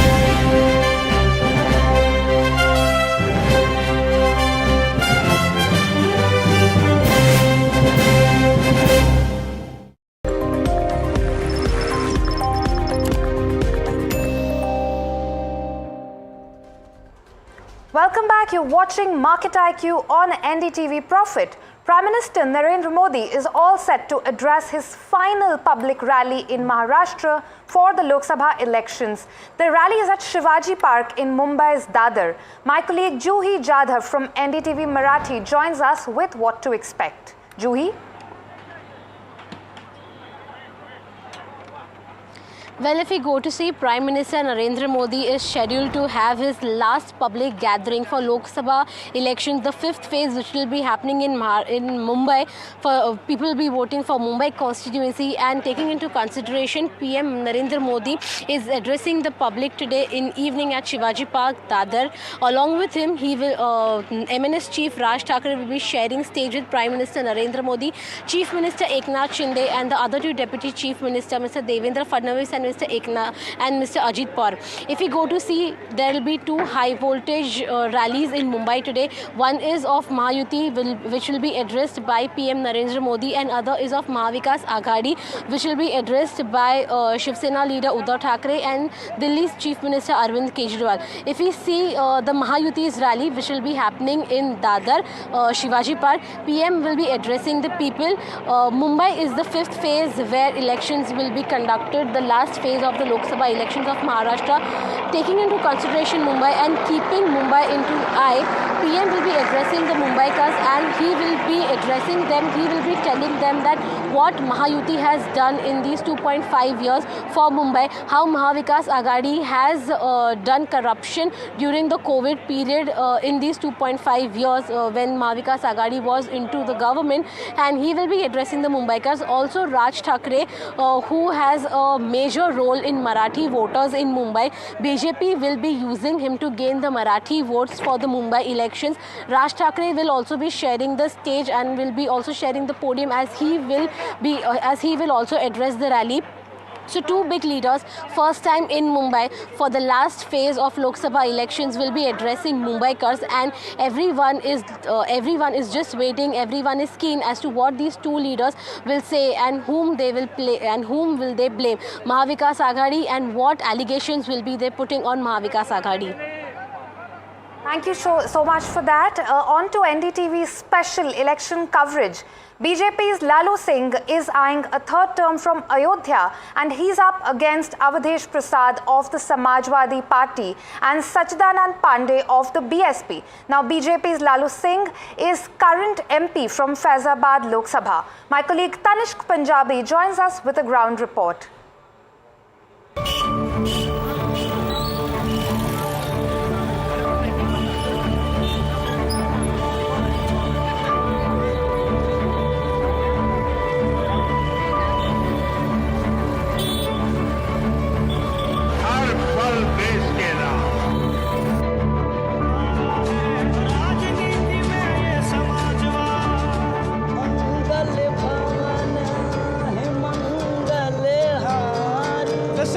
Behind me is a testament to the controversial history of this city. The city has been at the center stage of the politics for the past 40 years and has defined the political discourse of this country. Now, these 2024 general elections are very important as it comes just after the Grand Pran Pratishtha. During the Ram Mandir movement, Ram Rath Yatra was carried out across the country, resulting in electoral gains for the Bharatiya Janata Party. BJP's biggest poll promise was to build the Ram Temple. In the 1991 elections, BJP first won the Faizabad seat, with founder of Bajrang Dal Vinay Katiyar winning from here. Lalu Singh, member of the Sangh, has been a 5-term MLA from Ayodhya Vidhan Sabha and now a 2-term MP from the constituency. BJP has given him a ticket this time as well. युद्ध के मैदान में नहीं देखा जाता कि कौन लड़ रहा, किस कम्युनिटी का है, कौन नहीं लड़ रहा। हम पहले से जानते हैं कि यहाँ कोई भी प्रत्याशी लड़ता तो भारतीय जनता पार्टी चुनाव जीतती। देश जी सीनियर पुराने नेता हैं, हमारे इसी मोहल्ले में रहते थे, पहले शुरू में किराए पर रहते थे, अब बहुत बड़ा कोठी बनवा लिए, घर बनवा लिए हैं।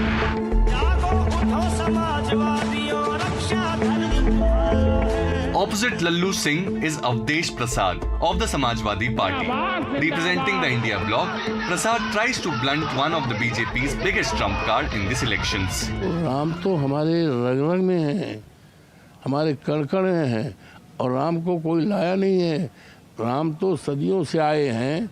ये कहना हम राम को लाए हैं तो इससे बड़ा झूठ उसी तरह होगा जैसे सूरज भगवान निकलते हैं पूरब और कोई कहे पश्चिम। Consecration ceremony of the Ram temple was a mega event for the Bharatiya Janata Party, carefully planned ahead of the Lok Sabha polls, with its main face leading from the front. Besides the religious fervor, several people in Ayodhya are excited about the economic opportunities, like this IT professional who returned to Ayodhya after 25 years and is now working from home. Road infrastructure हो या बिजली का infrastructure हो, जिस तरह से मैं देख रहा हूँ पिछले 10 सालों में डेवलपमेंट हुआ है। हाईवेज़ पे मैं चाहे दिल्ली से पंजाब जाता था या चंडीगढ़ जाता था, हिमाचल, उत्तराखंड, जितना टाइम पहले लगता था उससे अब 2 घंटे 4 घंटे की बचत होती है। तो आपको लगता है अयोध्या में विकास हुआ है? अयोध्या में बहुत विकास हुआ है, बिल्कुल। But for some, issues like inflation and employment are still primary. देखिए, राम मंदिर हमारे लिए कभी मुद्दा नहीं रहा है। हम अगली सरकार से यही अपेक्षा रखते हैं कि इस देश में महंगाई को रोका जाए, बेरोजगारी को दूर किया जाए, लोगों को बेहतर जीवन दिया जाए, सुरक्षा दी जाए। यही एक आशा जो एक अच्छा सरकार एक अच्छा काम कर सकती है। बीजेपी की सरकार ने बहुत अच्छा काम किया है, ठीक है, और आगे भी चाहते हैं कि अब की भी बीजेपी की सरकार बने। लेकिन बीजेपी की सरकार बनने के बाद जो महंगाई बढ़ी है उस पर बीजेपी की सरकार ध्यान दे, बस हम इतना कहना चाहते हैं। आपको महंगाई का पर्सनली असर? हाँ, मुझे लगता है कि महंगाई जो मतलब 2014 से पहले कम थी और वो काफ़ी ज़्यादा बढ़ चुकी है, ठीक है।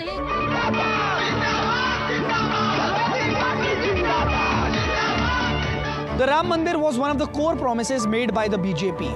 Now fulfilled, it stands to make the best from it. But the Samajwadi Party is also riding on the PDA agenda, and the BSP has also entered the poll battle in this historical city. What people will choose, we will know on 4th of June. With camera person Virendra Kumar Saini, Tanish Punjabi for NDTV. Now, while other parts of the world witnessed the mesmerizing spectacle of the aurora borealis this May, parts of India battled a summer of dust storms, scorching temperatures and relentless heat waves. Now, if you were looking forward to savoring the favorite fruit of the season, mangoes, the problems there too. Irregular temperatures and inequitable rainfall have disrupted the mango produce this season. According to government data that we here collated at NDTV Profit, mango arrivals for this month across wholesale markets in the country have been substantially lower from an year ago on an aggregate. The disruption in weather has also meant that the size of mangoes in the markets this year is smaller. Now, what does that mean? It means that farmers have earned less from the cultivation of mangoes this year, and in several places, lower yields have also meant that consumers are having to shell out more. That's all we have for you today at NDTV Profit on Market IQ, but stay tuned for more coming up.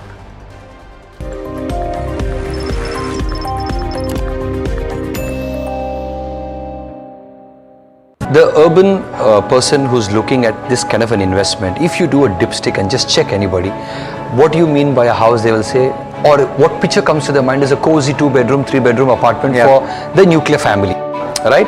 Now, when you are looking at plot, building, all these may be financially way better and it makes sense more arithmetically, but people have not even thought about it. There's no bandwidth to buy, to build, to take care and to maintain.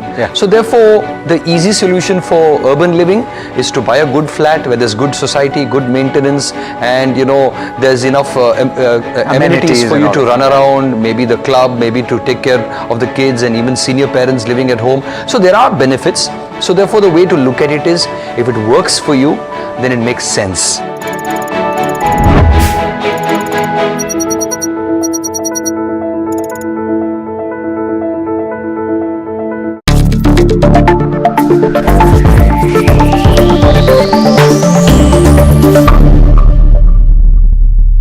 Hi, I'm Tanuj Bhojwani and I run People Plus AI. We're an organization that helps startups build AI. Is AI useful in India? Most definitely yes. We have a huge, approximately 60 crore people using the net passively, meaning they're watching YouTube, Instagram, etc. But perhaps only 20 or 30 crores who are actively contributing or transacting on e-commerce websites. One big hurdle is because this involves typing, needs you to be literate, comfortable with using the smartphone, etc.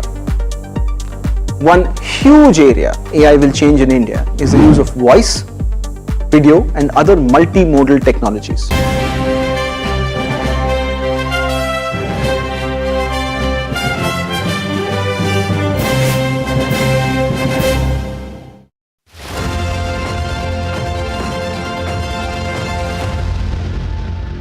Think back to when you learned to draw. What was the first thing that you remember drawing? Chances are that it included hills, maybe the sun, a river, but what was the other thing that was always part of that picture? It was a house, and it is so much more than just an asset. It will probably be the largest purchase that you will ever make. And among all of the major financial decisions that you make, when to buy a house is probably going to be ranking at the top of that list. This is Big Decisions on NDTV Profit, and I'm Alex Matthew. Every week we bring you conversations that help you make your most important financial decisions with confidence. On today's episode, I'm going to wade into a debate that's been raging for longer than I've been alive. At the very least, should you buy a house or should you live on rent? And as always, I'm curious about what you think. So we ran a poll, and here's what we found. Everyone has their idea of home sweet home, whether it's the freedom of renting or the stability of home ownership. The concept of finding the perfect place to call home varies from person to person. Now, the younger generation might raise their eyebrows and say, buying a house in this economy. The slightly older generation has the whole concept of apna ghar too internalized. So we asked you on our social media platforms, and let's just say the internet is as divided as it was probably 20 years ago. With a 50-50 split in the results, it really brings forward the point that whether you're team renting or team buying, making a decision between the two is now more complex than ever. Now, at the onset, I'd like to say that there is no right answer. It's not just black and white, there's a lot of grey. And to talk about the entire spectrum, I'm joined by Santosh Joseph, the founder of Germinate Investor Services. Santosh, thanks so much for joining me. Yeah, pleasure, Alex. And you're talking about the drawing. I still draw a home to begin with.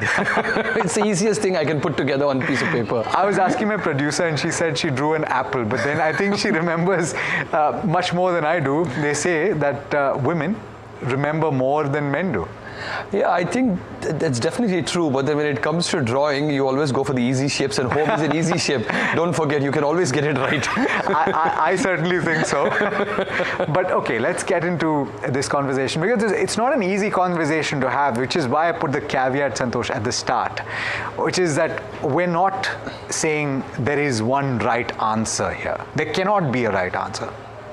See, you're talking to humans, right? And when you talk to a machine today in the age of chat, GPT and AI, it's very easy to come with a binary outcome. Yes. But when you look at humans and what they're brought up with and the decisions that they have to make, home is not an easy answer to say whether it's good or bad. I like that you said home and not house. Yes, it is, because it's a house till you buy it. The minute you buy it, it becomes a home, because now there's ownership, there's belonging, and believe me, there's a whole lot of emotion that makes a house into a home.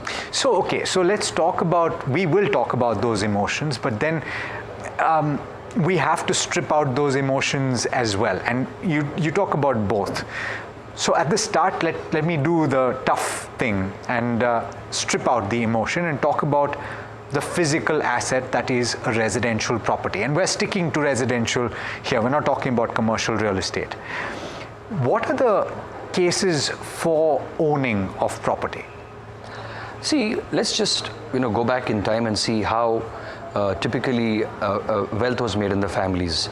We had traditional assets, and real estate being one of the most dominant traditional asset, because of which I think many of us, a generation of people like you and me, have benefited from our parents having their own home, and some of them, being a little more prudent, had more than one home. Yeah. And they were able to fund so many of key lifestyle events by selling off the extra piece of real estate they had. Yeah. So it became a kind of forced savings, which was also real estate, which was also a home that they had a belonging to.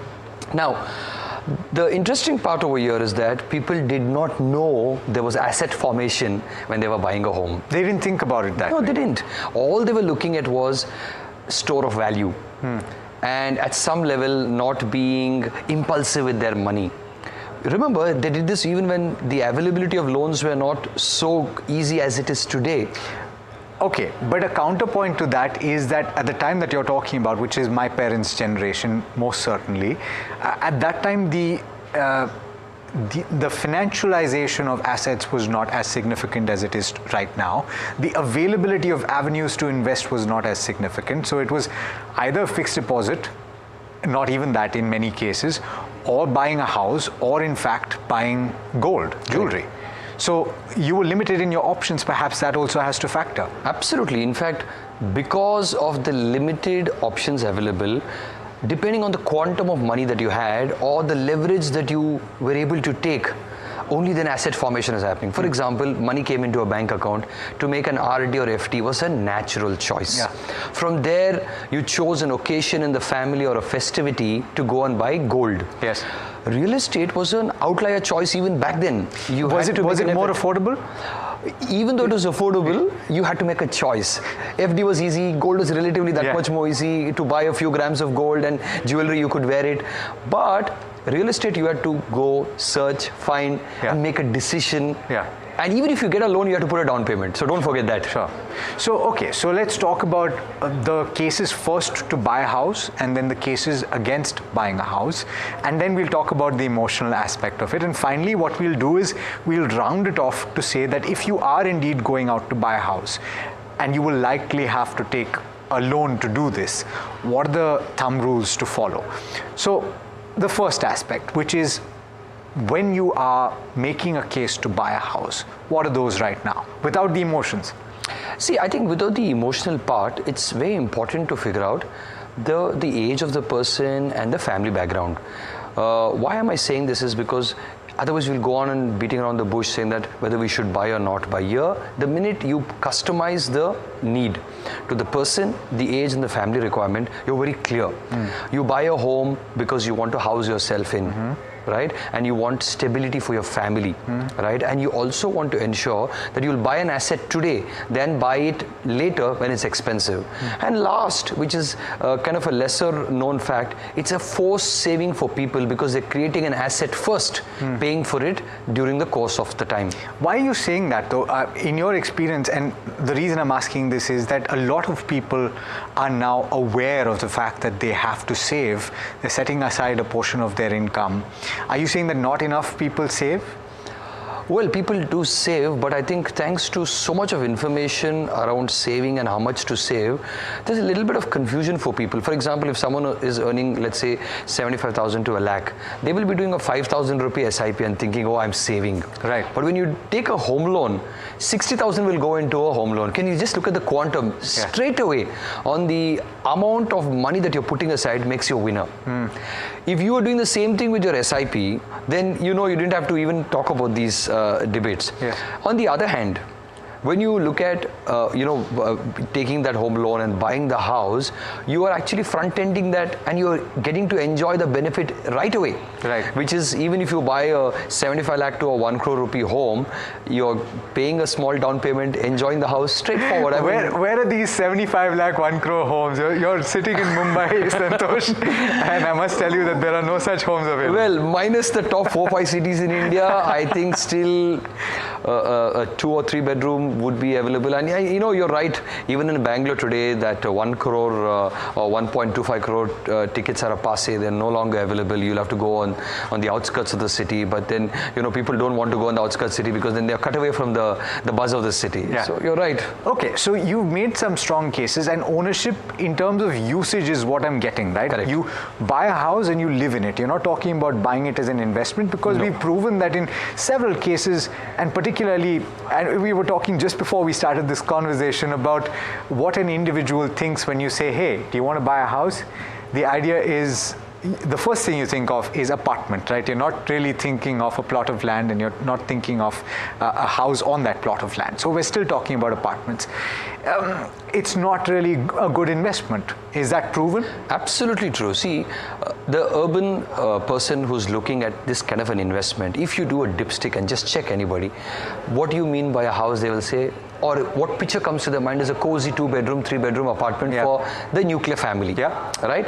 Now, when you are looking at plot, building, all these may be financially way better and it makes sense more arithmetically, but people have not even thought about it. There's no bandwidth to buy, to build, to take care and to maintain. So therefore, the easy solution for urban living is to buy a good flat where there's good society, good maintenance, and there's enough amenities for you to run around, maybe the club, maybe to take care of the kids and even senior parents living at home. So there are benefits. So therefore, the way to look at it is, if it works for you, then it makes sense. Sure. And mostly if you're using all of those services yourself and not renting it out. I think a lot of people don't factor the opportunity cost. They say, hey, you know what, I'm spending so much on rent, and that is a sunk cost. It's gone. And I'm paying an EMI, but I'm creating an asset, I'm using it, I'm living in it. Even if it's 20 plus years, why not buy a house?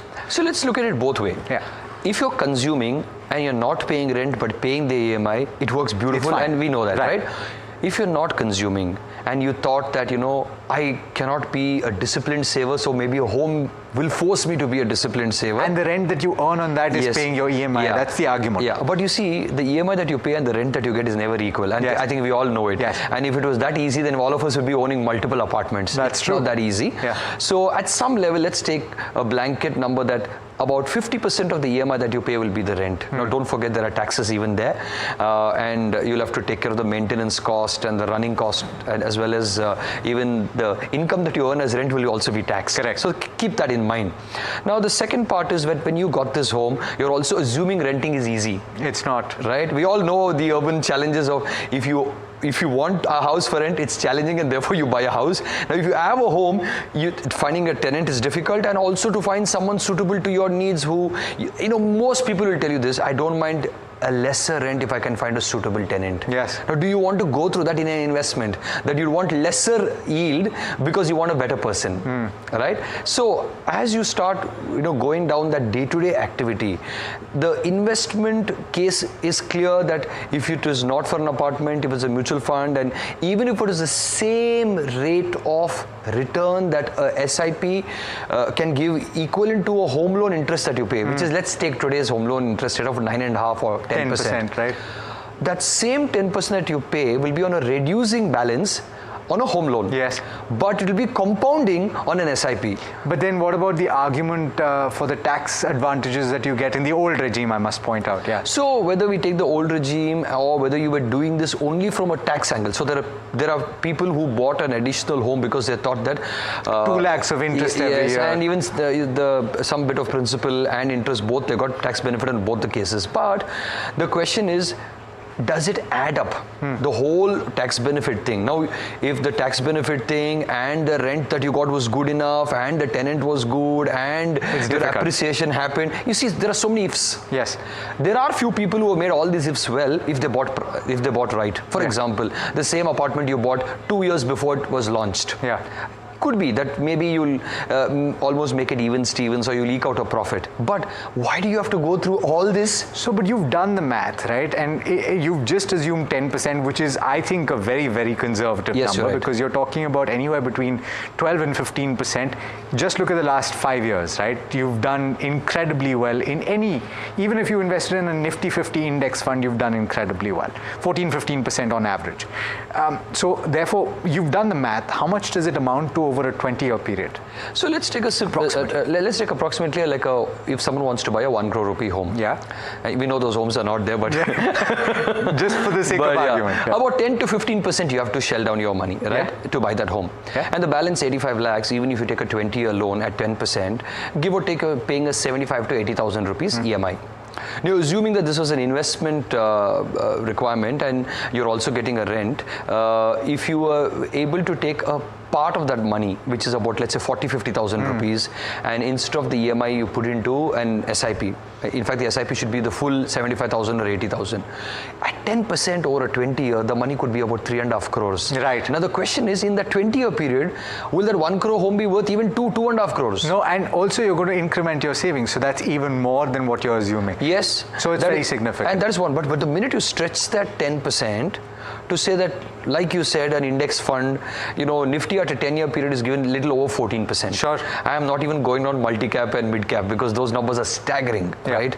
And if you take even a 14% CAGR over a 20-year period, I mean, you can buy 5 apartments at the end of 20 years and new apartments. On that note, we have to slip into a very quick break, but on the other side, we'll talk about if you've actually made up your mind to buy a house, then what are the factors that you need to bear in mind? So do stay tuned.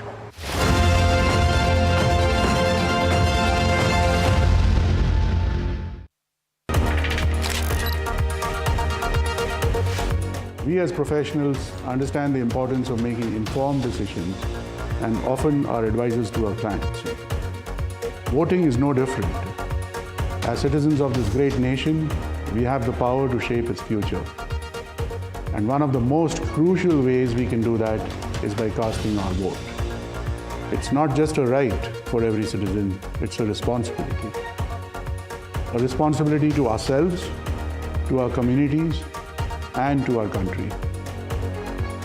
So, I urge all of you to exercise your right to vote. I always ensure that I fulfill this duty to our country. Let's show the world the power of our democracy, the power of our collective voices. Together, we can make the difference. Together, we can build a better tomorrow.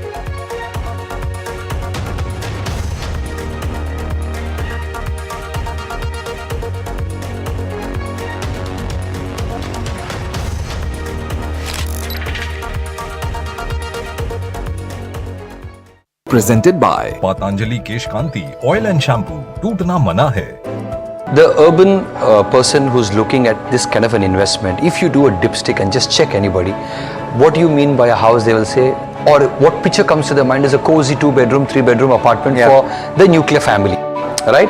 Now, when you are looking at plot, building, all these may be financially way better and it makes sense more arithmetically, but people have not even thought about it. There's no bandwidth to buy, to build, to take care and to maintain. So therefore, the easy solution for urban living is to buy a good flat where there's good society, good maintenance, and there's enough amenities for you to run around, maybe the club, maybe to take care of the kids and even senior parents living at home. So there are benefits. So therefore, the way to look at it is, if it works for you, then it makes sense.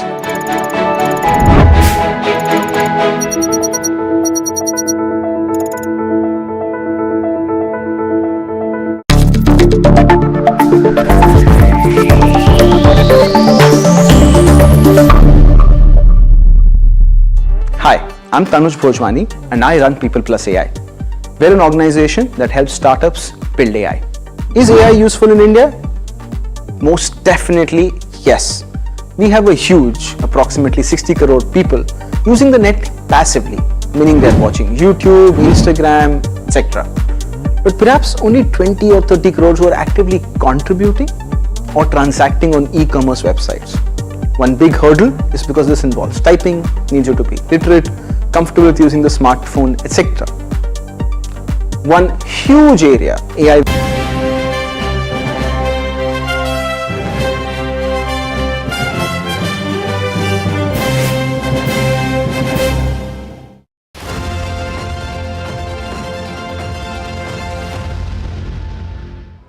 Welcome back. This is Big Decisions and we waded deep into the argument of buy versus rent.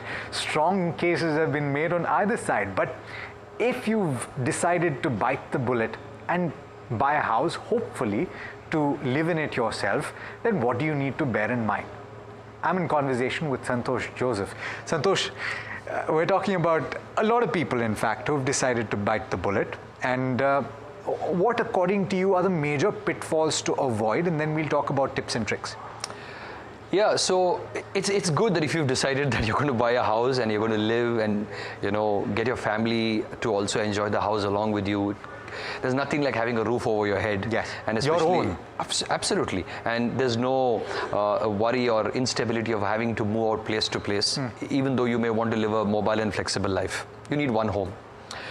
Now, a couple of things that most people miss out in this journey of buying a home is, you know, that the bank will fund between 80 to 90%. Sure. What you don't realize is that there are other costs. To begin with, there are legal costs. There is the sub-register cost that when you go to the local municipal corporation, you got to pay a fee to register the property. Which is a percentage of the ticket of the price. Overall deal. And quite substantial. It is. Any state in the country, it is substantial. Yeah. And that's the it's revenue. What, close to 2? In Karnataka, it's about 7%. What are you saying? Yes. On the price of the property. 7%. So yes. you'd be paying 7 lakhs out of 1 crore. Yeah. Over and above the 1 crore. Absolutely. And is it on the higher side, Santosh? So basically, that's when some people tend to undervalue or overvalue the property. But whatever the property that you've agreed and transferred the money or paid, it is give or take 7%. Wow. Okay. So definitely, I didn't know that. Clearly, I'm not in the market for a house. But having said that. But don't forget that. Now, okay, you do all these things, and at some level you cross the mountain and you've arrived, and now you own your home, and when you walk into it, you're walking into empty walls, and it's what we call a warm shell. It's a right? shell, yes. At best, the builder will give you maybe doors and a good coat of paint on the walls. Hopefully.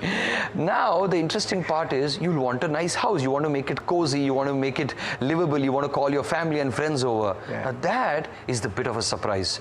Most people think that I can finish it at 5%, 10%, in a few lakhs, but it's surprising that thanks to the way things have moved and the quality of products for interiors and decorative the cost stuff, of products, the inflation, I think everything. you'll have to plan a minimum 20 to 25%, if not more, because you just look at the math. Instead of the regular tile, you want to go in for granite, the cost is double. From granite, you want to go to marble, the cost is 4x, 5x.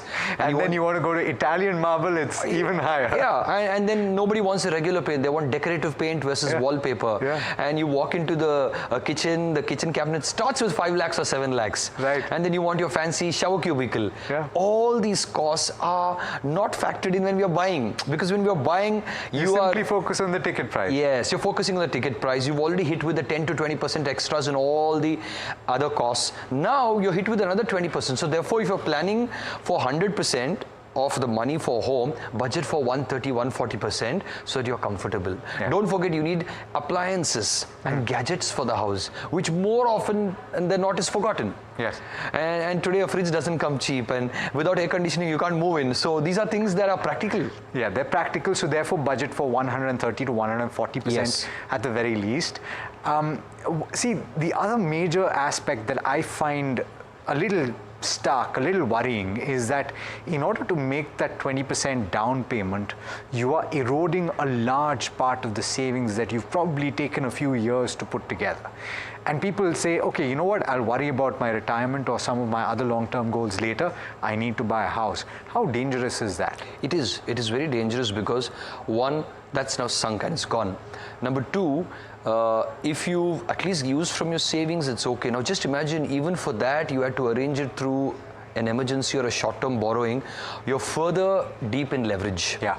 Now, for a sound person who's planning this well, that 15-20% should be through savings, ideally. Yeah. Second, you have to figure out as early as possible to replenish that in high growth assets, because your home loan is for 20 years. Yeah. Similarly, even when you make your investment plan, keep 20 years in mind. You replenish your that 15-20%, plus also ensure that the physical asset is taken care. Now you need to have enough financial assets, at least a couple of times more than the physical asset. Is it a better idea, therefore, even if you've decided to buy a house, to defer it a little bit if you don't have enough of a corpus that you've saved up, and to set a goal to say, okay, 5 years from now, I will buy a house, but I need to accumulate a certain corpus for that down payment, and I can't touch my retirement fund just now? In fact, I think that's probably the only way one should go about it. Okay. That if you know the place that you're going to buy, set aside the minimum down payment from your free cash flow, which is essentially what we call our extra or miscellaneous or general corpus of the funds. Use that money, because using any other quantum of money will actually cash trap you in the short term. How much of a loan should you take in terms of the EMI? In terms of, okay, of course, there are various factors here, and it's, again, it depends on the context. But as a percentage of, say, a double income family, how much should the EMI be to the maximum?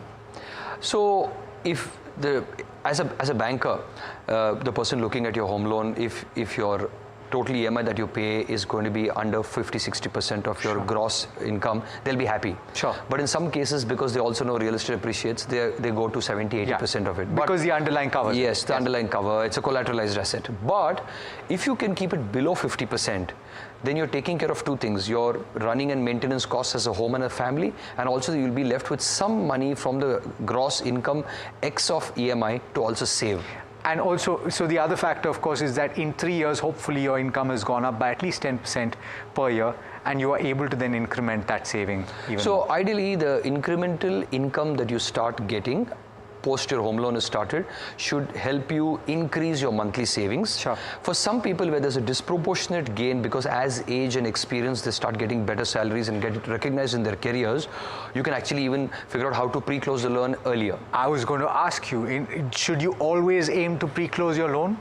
Considering that you have a ticking time bomb of an interest that you're paying, there is a sweet spot of value of money versus the interest component and the leverage. A value of money versus leverage and interest component. If you can wind up in between 8 to 12 years, you're good. And if not, don't beat yourself. Even 15 years is fine. There are many I know that they don't disturb a 20-year home loan, but every incremental money is parallelly building financial assets. Okay, so again, we've talked about several aspects that you should bear in mind if you are buying a house. Santosh Joseph, I'm asking you now, if you were to be forced at gunpoint. Now I'm making it a little dangerous for you, yeah? If you were to be forced at gunpoint to say, should I buy a house or live on rent? What would you say? Well, the answer is purely for your benefit. It's gunpoint. No. I know, purely for the benefit, out. purely for the benefit of the person listening to us.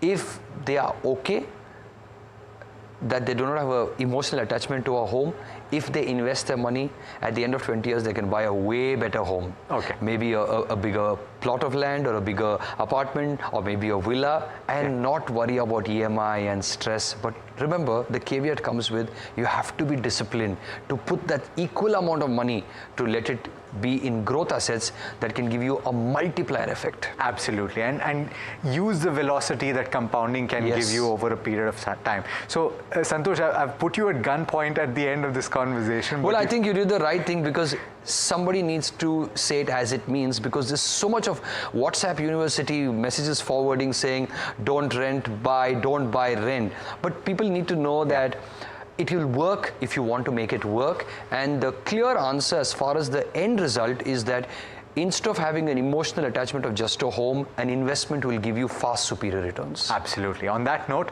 Santosh, thanks so much for joining in. My pleasure, Alex. Thank you. And to you, dear viewer, let us know what you think. Viewer or listener, I should point out, because you might just be listening to this. Let us know what you think on any one of our social media platforms, and do stay tuned. Lots more content on NDTV Profit.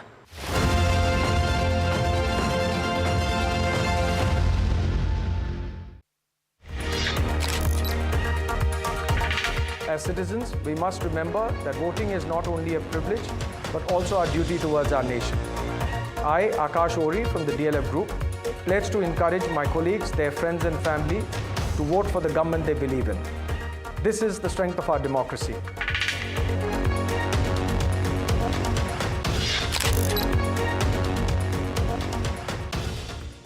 The urban person who's looking at this kind of an investment, if you do a dipstick and just check anybody, what do you mean by a house, they will say, or what picture comes to their mind is a cozy 2-bedroom, 3-bedroom apartment for the nuclear family, right? Now, when you are looking at plot, building, all these may be financially way better and it makes sense more arithmetically, but people have not even thought about it. There's no bandwidth to buy, to build, to take care and to maintain. So therefore, the easy solution for urban living is to buy a good flat where there's good society, good maintenance, and there's enough amenities for you to run around, maybe the club, maybe to take care of the kids and even senior parents living at home. So there are benefits. So therefore, the way to look at it is, if it works for you, then it makes sense.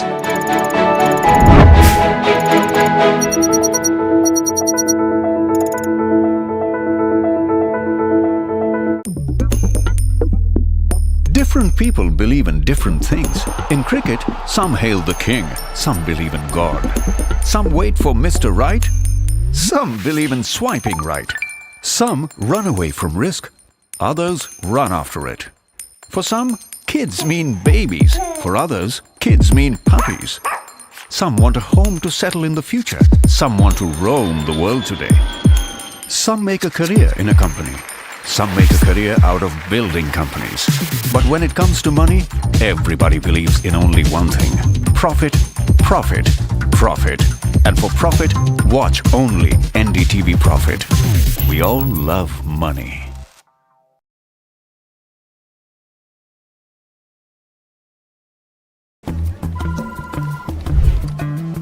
Bro, what are you doing? I'm trading FNOs. So, have you made any money? Well, it's simple. If you think the market is moving upwards, just buy Nifty call option. But if you think the market could slide downwards, simplifying futures and options trading. Don't worry about the future.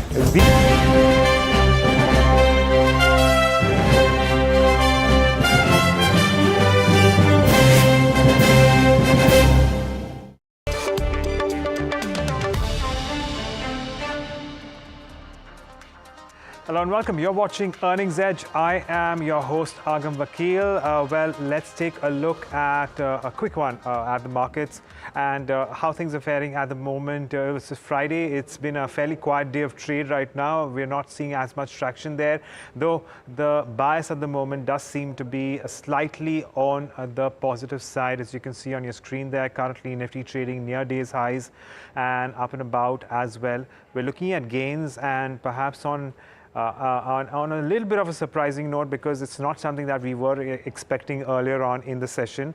That said, well, about a 0.4 advance there at the moment. And do remember that while we do have well, a bit of a trading session tomorrow, Monday, of course, remains a trading holiday, and which means that it's going to be a quiet next few days from the trading side. But overall, at least as far as the big movers are concerned, at the moment we're not looking at too much traction. Sure, fair enough. We do have a lot more going on in the broader markets, where there seems to be a little bit of an outperformance as well. The Nifty is up around 0.4%, with the mid-cap index is up around 0.9%, again trading near day's highs, and the small-cap index is just moving from strength to strength, is up around 1.4% once again.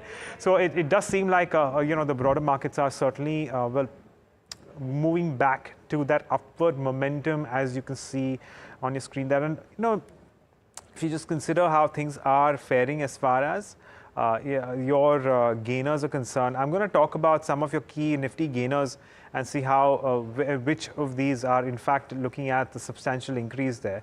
So M&M naturally is providing the bulk of your gains coming in, and that's largely the one which is providing an advance. JSW Steel is the other one, which is up around 2.7%, and that's, of course, we're awaiting the earnings, and it's probably well strong ahead of that. But with that, let's shift focus to yet another Nifty company, and that's Tata Consumer. My colleague Sesha Sen spoke to the MD and CEO Sunil D'Souza about the company's growth potential as well as the roadmap to tackle regulatory measures. Listen in to a chunk of that conversation. The revenue potential is huge, and we're just about starting off. Soulful in gross sales, we've done about 120 odd crores last year.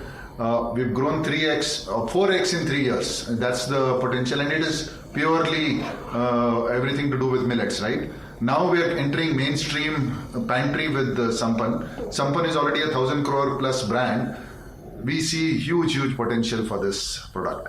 Okay, so from a tea to salt company, Tata Consumer is fairly a diversified business as we speak. So how many products have you launched, or maybe do you have at the moment in terms of SKUs, and within food and beverages, if I have to see, which comprises most?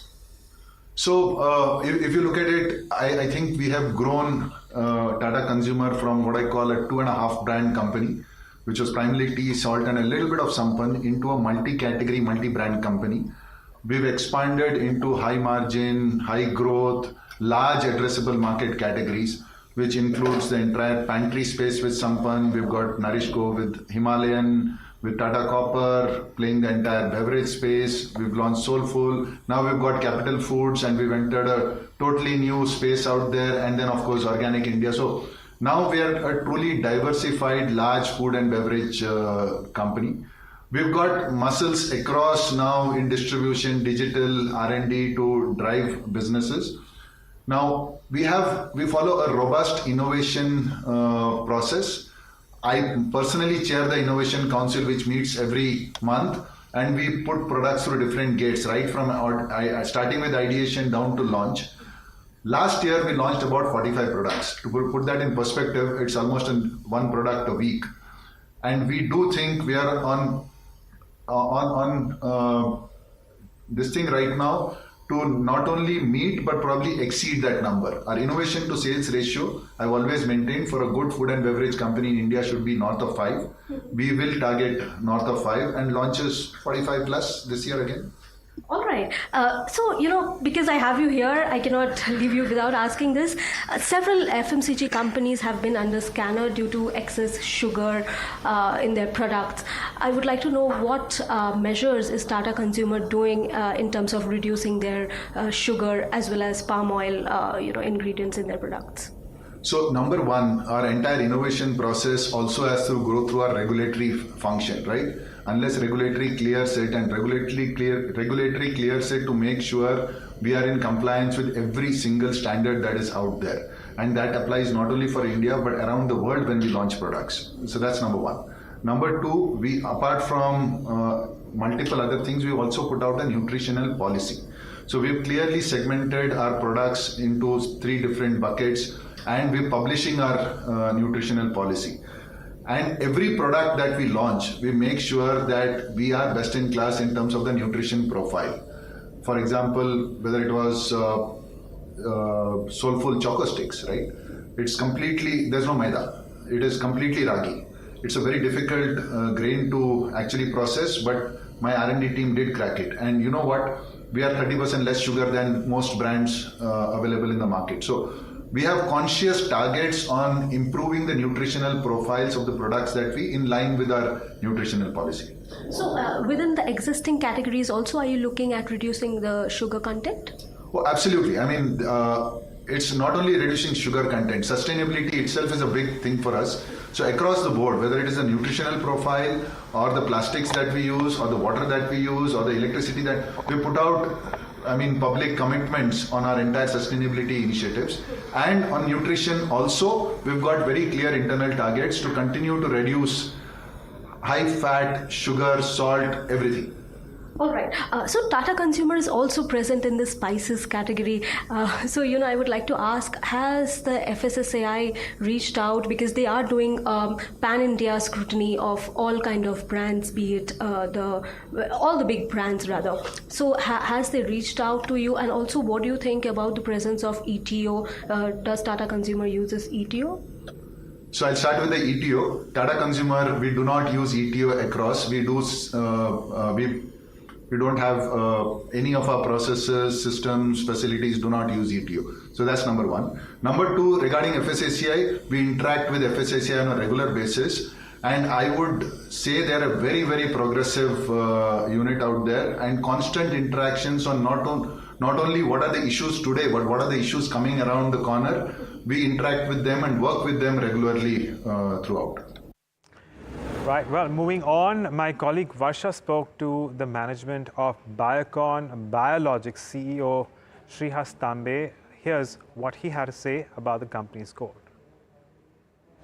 Important to look at this quarter. It's a very special quarter because this is the first full quarter since we completed the acquisition and Biocon Biologics was running the business. If you go back at the beginning of the year, we had said that we will be a billion-dollar company by the time we end March 2024, and we're very pleased that we were able to meet that commitment. And at the end of 2024 March, we have crossed the billion-dollar mark. So that's the first piece of good news that we've got. The second is the year-on-year growth has been remarkable. We've grown 58% over last year.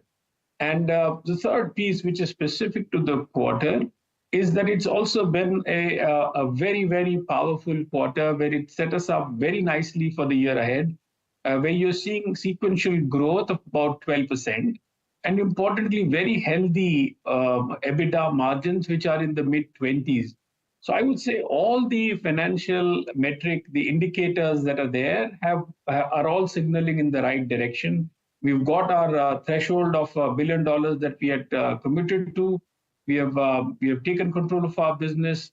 The growth has come on the back of strong market shares that we've been able to grow in all geographies, not just the United States, but also in Europe and also in key emerging markets. So we feel very strong about the quarters coming ahead. And the foundational piece which we have set in place has really played out very well for us, Coach. Well, now speaking about your biosimilar business, we did see its sales sustain its momentum at 9% quarter on quarter. Now its EBITDA margin too reverted almost 24% due to lower R&D cost. Now what is the growth that you are expecting and where you are seeing this going forward? Yeah, and I think we need to put some of these things in a right context, because as business grows, you will see certain percentages move up and down. One of the key things to remember that R&D, when you are doing development, is still sizable. On a full year basis, if you look at what Biocon Biologics has invested, it's in that 10% range, which we had guided for at the beginning of the year. So we've stayed to that range, point number one. Then subsequent to that, if you see between quarters, as product goes through a development phase, you will see expenses which will come in a particular quarter and will be lower in the other. But we believe in general, as revenues start growing further, you will see the R&D as a percentage being in the range that we are in at this point, which is in that 8 to 10% range, or about 8 or 9% that you're seeing today. Also, I wanted to know your take on the pressure on US biotech funding that we are seeing, due to which we saw pressure in our research business as well. Are things improving there? Well, certainly, I think if you look at, if I would respond to this in two different ways. One is, if you continue to see this as from a funding standpoint, or the Fed rates that you would see, we see that some of those things are cooling off, and we are expecting things to become more normalized over a period of time. And as things stabilize and get to a better place, we'll obviously see more liquidity in the market. So clearly, we believe that it's pointing in the right direction. In terms of interest in Biocon Biologics from a funding standpoint, that's always been strong. And it's about making sure that we have the right set of investors, the right alignment on what we want to do. And that's how we've approached it. We've taken a very measured approach in how we want to do this.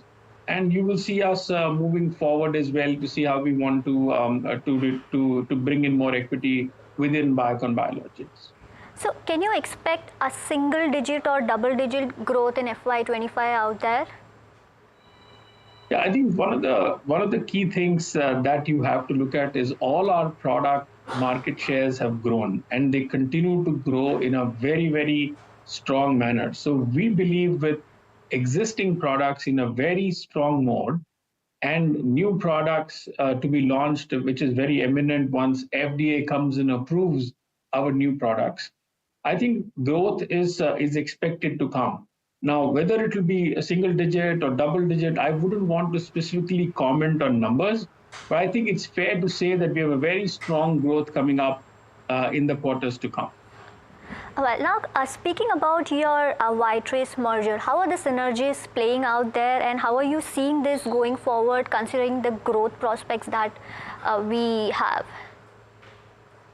So the Beatrice acquisition that we completed in in November of or December of last year, calendar year, I think has been a very important phase for us. It has transformed Biocon Biologics from a two-country science and ops company to a 120-country presence that we have today as a fully integrated global player. So it's been very transformative in nature. So it's not just an acquisition; it has changed the way we've done business. We believe being integrated is the way to succeed, and that is what has happened. Now, how has it played out for us? I think it's played out very well. We've got the people onboarded. People are very excited about driving business in a company that's very focused on biosimilars, and making sure we launch these products. But the proof in how this integration is playing out is in how the business has ensured continuity. That was really the focus, and it's reflected in the market share numbers. So if market shares are grown, it means customers believe in the new model, and the employees are confident about the new integrated organization. And I think on both counts, you will see that these things have played out very well. So we feel good about this one. Right, those are some of the cues coming in from the management of Biocon Biologics about what we can expect going forward. But on that note, it's time to slip into a short break. And on the other side, we get you the management of Sangvi Movers. Stay tuned in.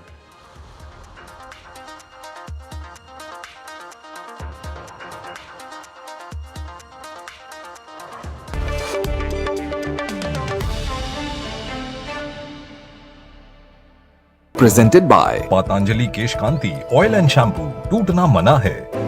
The urban person who's looking at this kind of an investment, if you do a dipstick and just check anybody, what do you mean by a house, they will say, or what picture comes to their mind is a cozy 2-bedroom, 3-bedroom apartment for the nuclear family, right? Now, when you are looking at plot, building, all these may be financially way better and it makes sense more arithmetically, but people have not even thought about it. There's no bandwidth to buy, to build, to take care and to maintain. So therefore, the easy solution for urban living is to buy a good flat where there's good society, good maintenance, and there's enough amenities for you to run around, maybe the club, maybe to take care of the kids and even senior parents living at home. So there are benefits. So therefore, the way to look at it is, if it works for you, then it makes sense.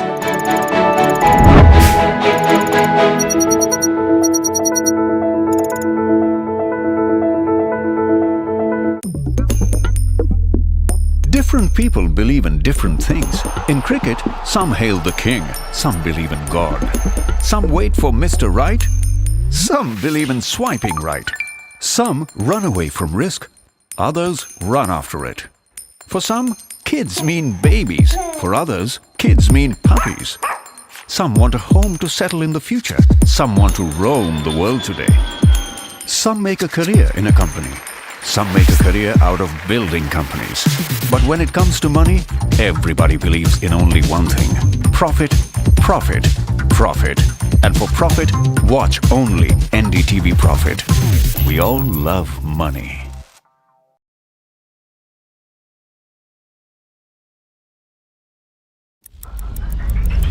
Headlines you start your day with.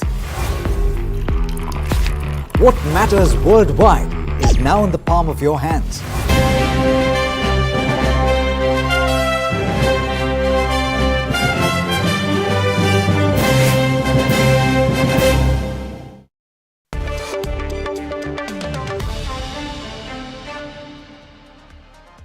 Welcome back. This is Earnings Edge. We are taking into account the quarter gone by for Sangvi Movers. Well, it's been a very strong top-line growth kind of a quarter. But to talk to us about how things can pan out and what we can expect going forward. We are in conversation with Rishi Sanghvi, Managing Director of the company. Rishi, good afternoon. Thanks so much for joining in. My first question, Rishi, is to do with your top line. We've seen very strong growth, not only on a QoQ basis, but also for the entire financial year. Now, I've come to understand that perhaps there could be a little bit of a pivot with respect to business, more towards the EPC side. One, can we expect this growth rate to continue in FY25? And should that be so, where is it that the bulk of this growth will come in the new financial year? Hi, Agam, and good afternoon. Thank you for having me on the show. So we have had a historical quarter. Our top line and bottom line both are at historical highs. Our profit after tax has moved from 112 crores to almost 188 crores. Going forward, we think that we will be able to continue to grow the top line in our crane business, which is the core business. And along with that, we should see another 250 to 300 crores coming in from the EPC business. Right. So, Rishi, the other aspect that you wanted to address was that at least there's one pocket of investors who's not exactly happy with the rise in your employee costs. I believe that to a certain extent, this is on account of certain commissions made by directors. Firstly, if you could talk us through this particular move, and also whether or not this is just a one-off for this particular year, or do you think that this could happen year on year as well?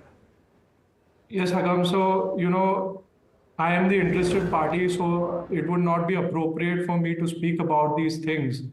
But having said that, this is a commission to the promoter, which is being paid as a one-time commission for the exceptional performance last year. Is this something which is subject to the performance of the company? And I'm not sure if you guys have a policy, but do you think that this could be potentially repeated next year as well? It would be subject to the board of directors and approval from the shareholders. Okay. Rishi, fair enough. Then let's talk about the other factors that are in play right now. We also understand that the company is looking to pivot towards wind energy EPC. Can you tell us a little bit more about the plans here? Yes, so we are interested in becoming a turnkey player in the construction of wind farms in India. So we partner with independent power producers and take the entire thought from conceptualization to commissioning. So we have a strong order backlog today of almost 2 gigawatts. And going forward, we believe that this number would increase. And we would be partnering with independent power producers, delivering the entire construction of the wind farm, barring the procurement of the wind turbine generator. Okay.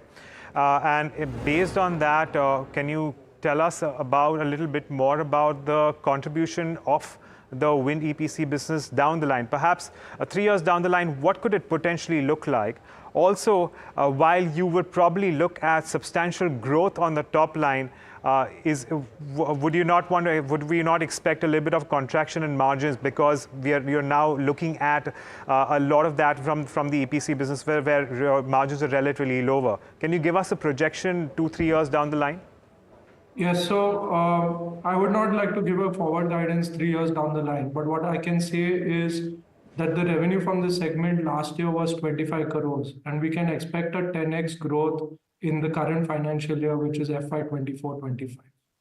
It is true that the margins are typically lower on the construction side of the business. On the crane business, we have an EBITDA margin of 60%.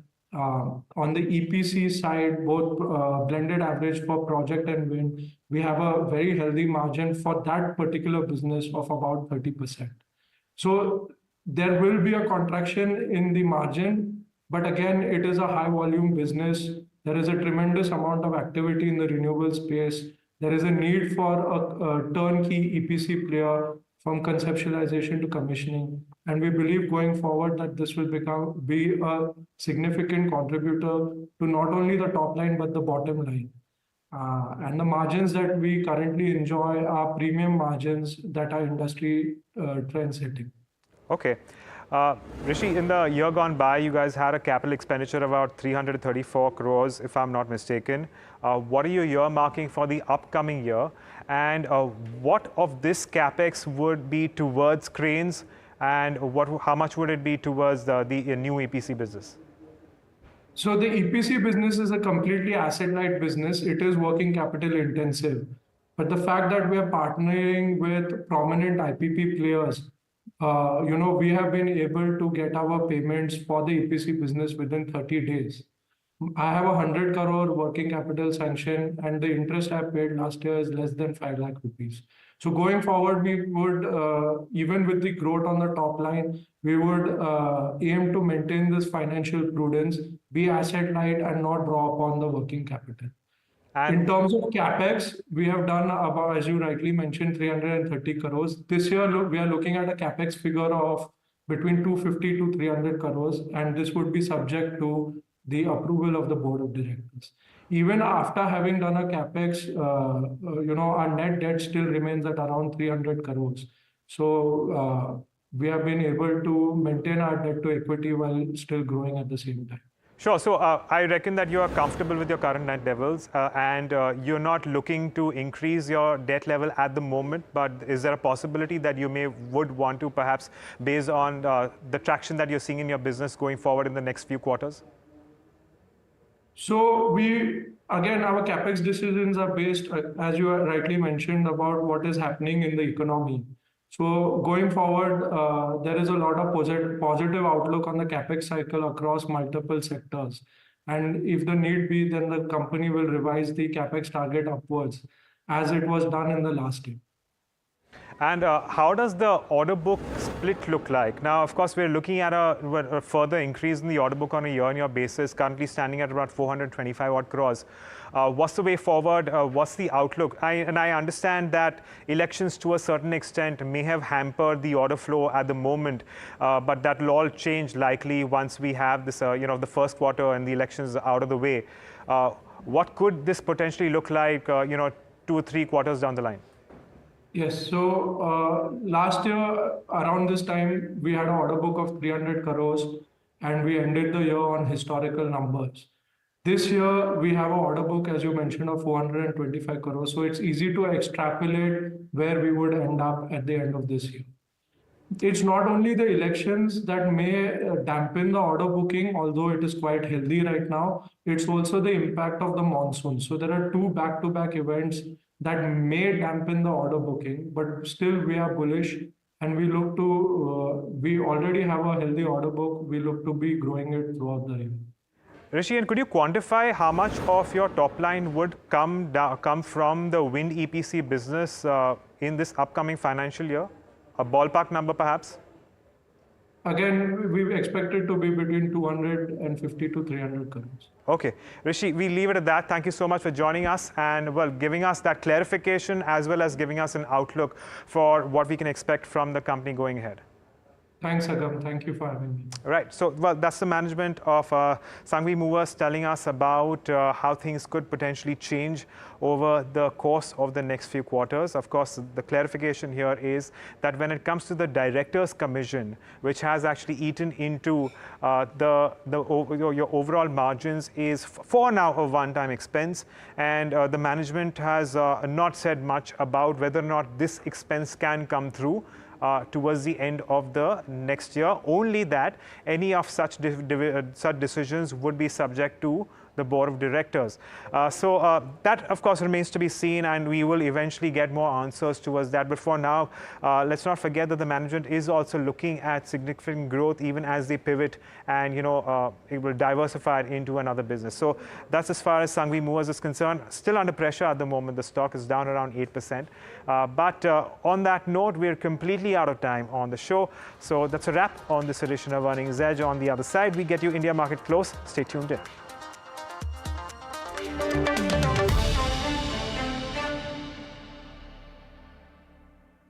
Presented by Patanjali Kesh Kanti Oil and Shampoo. टूटना मना है. The urban person who's looking at this kind of an investment, if you do a dipstick and just check anybody, what do you mean by a house, they will say, or what picture comes to their mind is a cozy 2-bedroom, 3-bedroom apartment for the nuclear family, right? Now, when you are looking at plot, building, all these may be financially way better and it makes sense more arithmetically, but people have not even thought about it. There's no bandwidth to buy, to build, to take care and to maintain. So therefore, the easy solution for urban living is to buy a good flat where there's good society, good maintenance, and you know, there's enough amenities for you to run around, maybe the club, maybe to take care of the kids and even senior parents living at home. So there are benefits. So therefore, the way to look at it is, if it works for you, then it makes sense.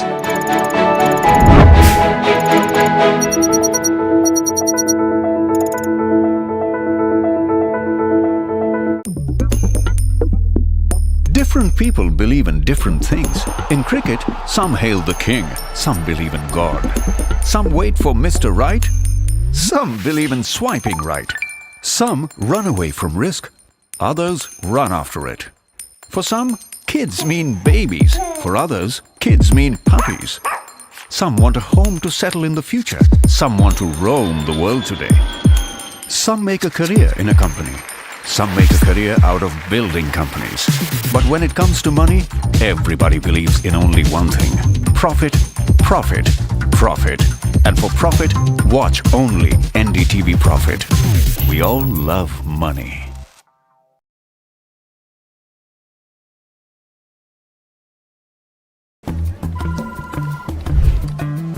Bro, what are you doing? I'm trading FNOs. So, have you made any money? Oh, it's simple. If you think the market is moving upwards, just buy Nifty call option. But if you think the market could slide downwards, Simplifying futures and options trading. Don't worry about the future.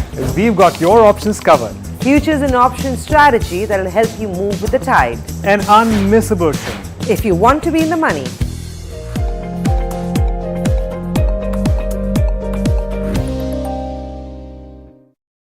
Stock selection isn't an easy task. And neither is choosing the right moment to sell.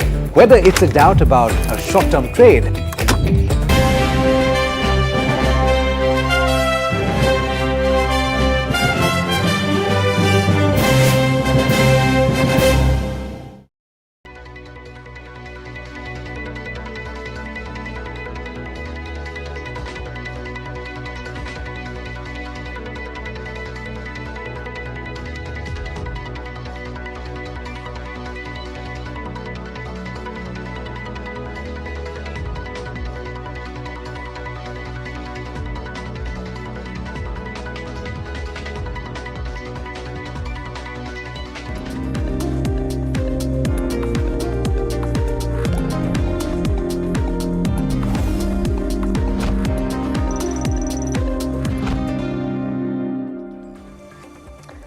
Welcome, you're watching India Market Close, and it's looking like we're going to have a so-so end to a very, very volatile week, at least the Nifty in the green. Markets now in the green, but I want to pull up the advanced decline ratios and give you a sense of what kind of a day it has been. I would say choppy in a narrow range and pretty much showing that kind of a steady state. Not too many risks being taken in a week which has a small trading session tomorrow. Remember, you will have an opportunity to trade tomorrow, but don't expect any great volumes. The advances overshooting the declines for now, but even that is a story of a few stellar standouts. Let me pull up the heat map and tell you what, that one snapshot tells you what the story of the day really is, and it's all about M&M.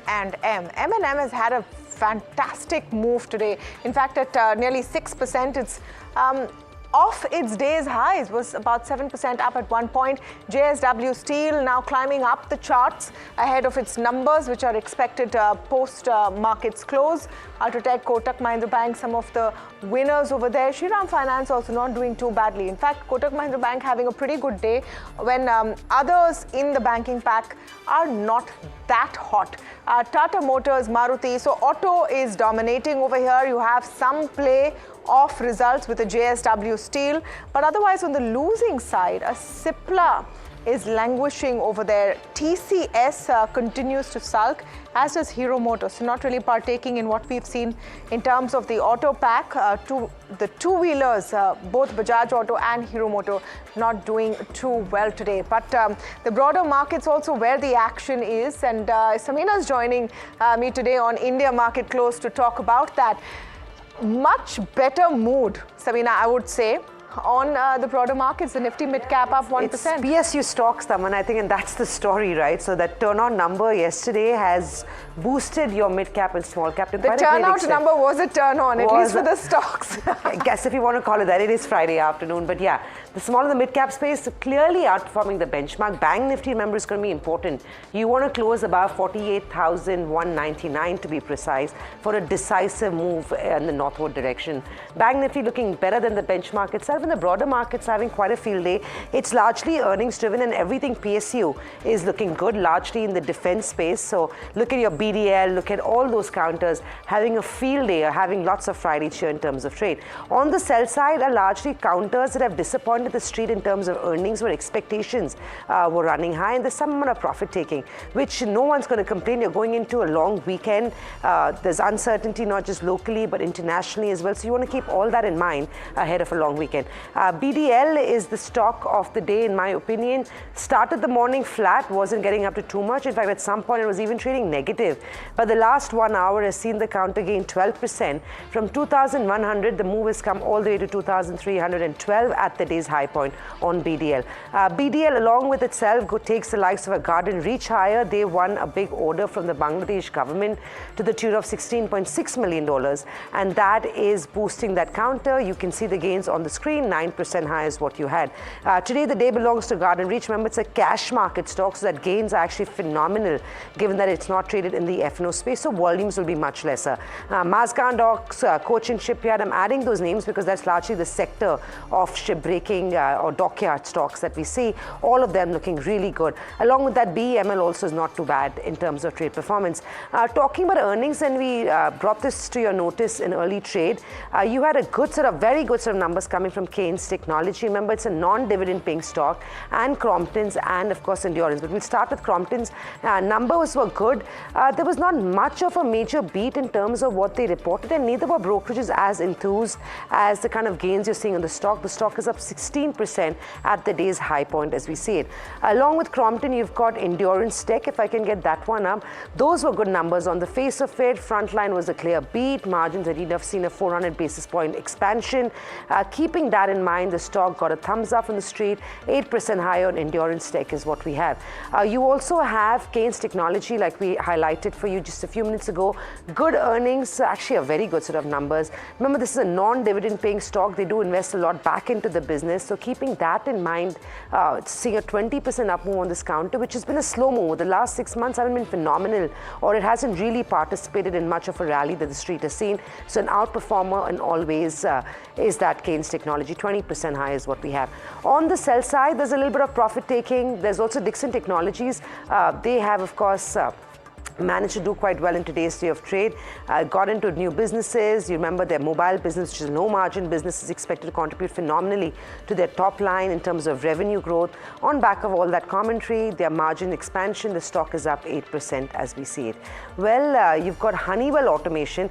It did a swing trade yesterday, so was down 7% at the day's low, finally went home with gains of 9%. This morning, no surprises there, 5.5% cut coming in because the numbers, in my opinion, were not a hit, they were actually a miss. But despite that, we saw gains on that stock, which are being given up in trade as we see. E-Clarks is the other one. Weak earnings, the stock gets beaten down. So counters that haven't delivered are the ones getting punished in today's trading session. But largely speaking, it's the weekend. You won't be expecting too much in terms of F&O positions being carried forward. You want to go in light, and that's largely going to be the big talking point this morning, this evening or afternoon, Tavanna. Absolutely. And the other big talking point, of course, is that you're going into phase 5 of elections. That's why Monday there is no trading. And Mumbai votes on Monday as well, coming up ahead on the show. And just a sort of programming reminder there, you're going to have a very special segment we're doing about who are the players in Mumbai this time round, who are the candidates on either side, and how Mumbai is stacked up. Because remember, the whole 48 seats of Maharashtra is where you don't have a clear focus right now. But let's get back to the markets, and the stock this afternoon, stock of the day really is M&M. I'm going to speak now with Jay Bala of Cash the Chaos and Chakri Lokpriya of Red Strawberry, giving us a sense of what to expect in the markets and with M&M. Good afternoon to both of you. Let me start with your take, Jay, first on the indices, Nifty and Bank Nifty. Yeah, Nifty and Bank Nifty are doing pretty much the same thing, going to fresh on-time highs, dropping back to the previous range. So there is no decisive move or breakout on either side. So as long as the Nifty stays above 21,770, I think the markets are safe. But I think it's a matter of time before the critical support of 21,770 breaks. The banking index similar. Probably there is one final euphoric high towards 50,000 mark and then a reversal. But still, both the indices are doing pretty much the same, staying above critical support but coming very close to it. The problem, like I pointed out, this inculcates the habit of complacency within the market players. So that is something to watch out for, and we have a higher Nifty VIX, they pointed out last time too. When it comes to M&M, yeah, it's still got very strong momentum, and it's still not done its move of the move that it started from November last year. So probably further higher highs to come through. The next pullback would still be a buying opportunity. Jay, I don't know if anyone can be complacent in this market because it doesn't cease to surprise. I mean, yesterday afternoon exactly at this time was a case in point, and where you saw this big turn in. But just quickly wanted to know your take on M&M before we go to our special segment where we're breaking down a bulls and bears case. At this level, what would you do with an M&M? Already had a very, very decent up move. After numbers yesterday saw an up move, solid and steady, another 6% up. Yeah, M&M, I'll wait for a pullback, Tamanna. So the pullback level is somewhere close to 2,200. I don't know if the market will come down to that, but you got to be patient. I think the stock structure is such that even if the rest of the market were to drop, this pullback will be bought and bid higher. And we're looking at fresh record highs, somewhere close to 2,700, probably even 3,000 for M&M. But it's it's gapping up, and there is a surge of optimism in the stock. So you need to keep your risk reward on focus. So that's the reason why you need to be waiting for a pullback. But if you're already long from say March or earlier, somewhere earlier, you can still hold on to it. The trailing stops comes at about 2,100.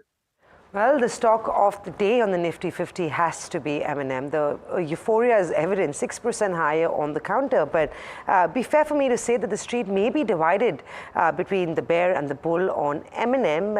It's a classic case of a clash between two very strong opinions. Puneet and Harsh are standing by with more on that. Boys, what is it looking like? Who's winning this battle? For now, I think the bulls are in control, post-earnings at least. Yeah, definitely looks like a very big upbeat on the results by M&M. More so on the commentary of what the management had to say and what Mr. Anisha said to our colleague Nikunj as well this morning. But we look at what the strong results is, why this rally, and look at the bull as well as the bear case for M&M. Now, if we start with the bull case, the first one is, of course, has to be the strong product portfolio as well as the launch that the company has spoken about. 16 new launches by the company over the next 6 years till FY30 till 2030. EVs included in this of 6 to 7 new born EVs, as well as a strong booking number which the company already has of roughly 2,20,000, which excludes the additional 50,000 for the brand new launch of 3XO. But I feel like Harsh has something to say about it. Oh, absolutely, Puneet. So there could be delays here because the production ramp up from sub 50,000 to 64,000 is no mean feat in a year. And thereafter to take it to 72, any delay here could actually be a negative on the counter because it's pricing in a lot of these positives which you've just spoken about. The other piece is in case the launches get delayed as well. You have plenty of launches lined up over the next few years, including the new Thar, which I'm really looking forward to. But any delay there could be a negative. Well, certainly, when we look at the second case of what could have led this particular rally, we look at the strong operating leverage as well as the margins the company has maintained in this particular financial year, coming in at, for this particular quarter, it's coming at 13.5%. Mr. Anisha has said that this will continue to stay strong for the company as they are looking forward to the next financial year as well. And they have also said that, you know, the debt level is right under control of them, just above 1,000 crores right now. It's down from the peak levels of roughly 6,000 crores over the last 3 to 4 financial years before. So really strong on the operating leverage as well as the margin side. I take your point there, but what I still feel is it leaves M&M a window in terms of an opening on the downside with regard to margins where commodity costs are concerned. Because that could dent margins and therefore throw some of these otherwise logical arguments out of the window. Well, it could make a case for the commodities, or not so friendly for the automobiles. When you look at the third bull case of what could have led to the particular rally, we see that M&M becoming not now replacing Tata Motors as the proxy SUV play. They have launches here. They already have 5 SUVs currently, if you include the Bolero as well as the Thar, as Harsh rightly said. And it could be a key positive here. Do know that Mr. Anisha has said today that they will only be in the particular SUV space. They are not looking to enter any smaller car segments or so. And the 16 launches, if they're promised in this particular segment, will be across price ranges, surely catering to a larger audience as well. And that could bring in new buyers. Do note for the 3XO, they have already said that, you know, roughly just 15% of the existing M&M buyers are the current ones who have booked for the 3XO as well. On this count, I really want to contest because you have the new EV policy coming in. With the Teslas, the BYDs of the world coming in, definite competition for someone like M&M in the premium space. So that's my first point. The second point is absolutely any loss of market share here could be a dent with regard to sentiment as well as numbers for M&M. And therefore, the sense is that you're pricing in the positives, but there likely could be some negatives with regard to competition and maybe some lower domestic growth. Well, if you look at the last two ones, what could have led to this particular rally as well? Well, the units are, of course, expected to perform better going forward as well. When we look at, you know, the other two conglomerates, it is a conglomerate, so we saw the other Tech Mahindra hasn't done well anything in the past 2 years, but they have had a CEO change. And Anisha has said that over the next 2 to 3 years, we could see a turnaround in this business. MMFSL, the financial services entity, has been under the radar for not the right reasons as well. There was a fraud reported earlier as well, but the company has said that that was only a one-time thing and they are looking forward as well as moving forward on that basis as well. I'd call that a distraction, Puneet, because you're a focused auto player versus you're a conglomerate. There's definitely some amount of distraction when it comes to management bandwidth. And therefore, the diversified conglomerate structure only increases the risk, if not, it doesn't reduce it in any way. That's right. And finally, the last one, what could have, you know, led to it? Investments of roughly 27,000 crores lined up over the next 3 fiscals, the highest ever, the first time ever the company is giving it a guidance of 27,000 crores. This is only the auto one. On an overall basis, it is higher at 37,000 crores. Of course, you know, they are saying that the current operating leverage as well as the cash flow that the company is generating will aid for further capex as well. But currently, it's a big amount. Do know that in the company's history as well. Valuations are not cheap, Puneet. So despite all of this clawback of cash flow, you're seeing valuations on a standalone automobile basis at 18 to 20 times EV EBITDA forward, which is quite expensive. You know, given past M&M, definitely expensive, but even if you don't benchmark it to the past, it's quite expensive. And you know, most of your maybe 80 to 90% of your valuation comes from that. So therefore, please be mindful before you look at. So that's great. So you have a bull and bear case there laid out for you from Harsh and Puneet, and of course it's up to you to make that choice. Chakri, you heard their entire sort of argument. Which side are you on?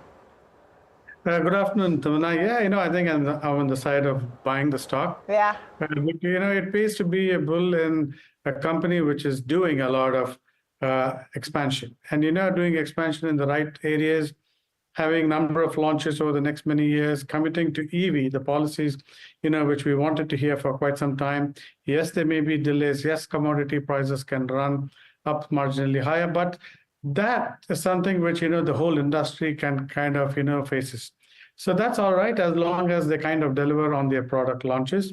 And more important, and equally importantly, they're spending money in both ICE as well as in EV. And because, the world might end up somewhere in a hybrid of the two. And, valuations for a company which is growing that fast, I think worth paying. That completely rationalizes it. And remember, every big brokerage has a buy or an overweight on the stock, but at 2,000 rupees, M&M was expensive. At 2,500, it definitely is not a cheap stock to own. We'll take a quick break. The markets are holding up. I guess as long as we respect 22,400, there won't be too much of a complaint from the bulls on the street. 22473. So, of course, an attempt of 22,500 is very likely in the next half hour. We'll take a break. We'll come back and, of course, wrap up trade for you. The last 30 minutes turning out to be quite exciting this week.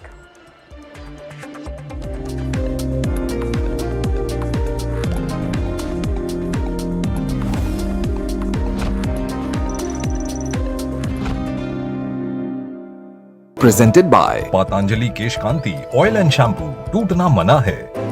The urban person who's looking at this kind of an investment, if you do a dipstick and just check anybody, what do you mean by a house, they will say, or what picture comes to their mind is a cozy 2-bedroom, 3-bedroom apartment for the nuclear family, right?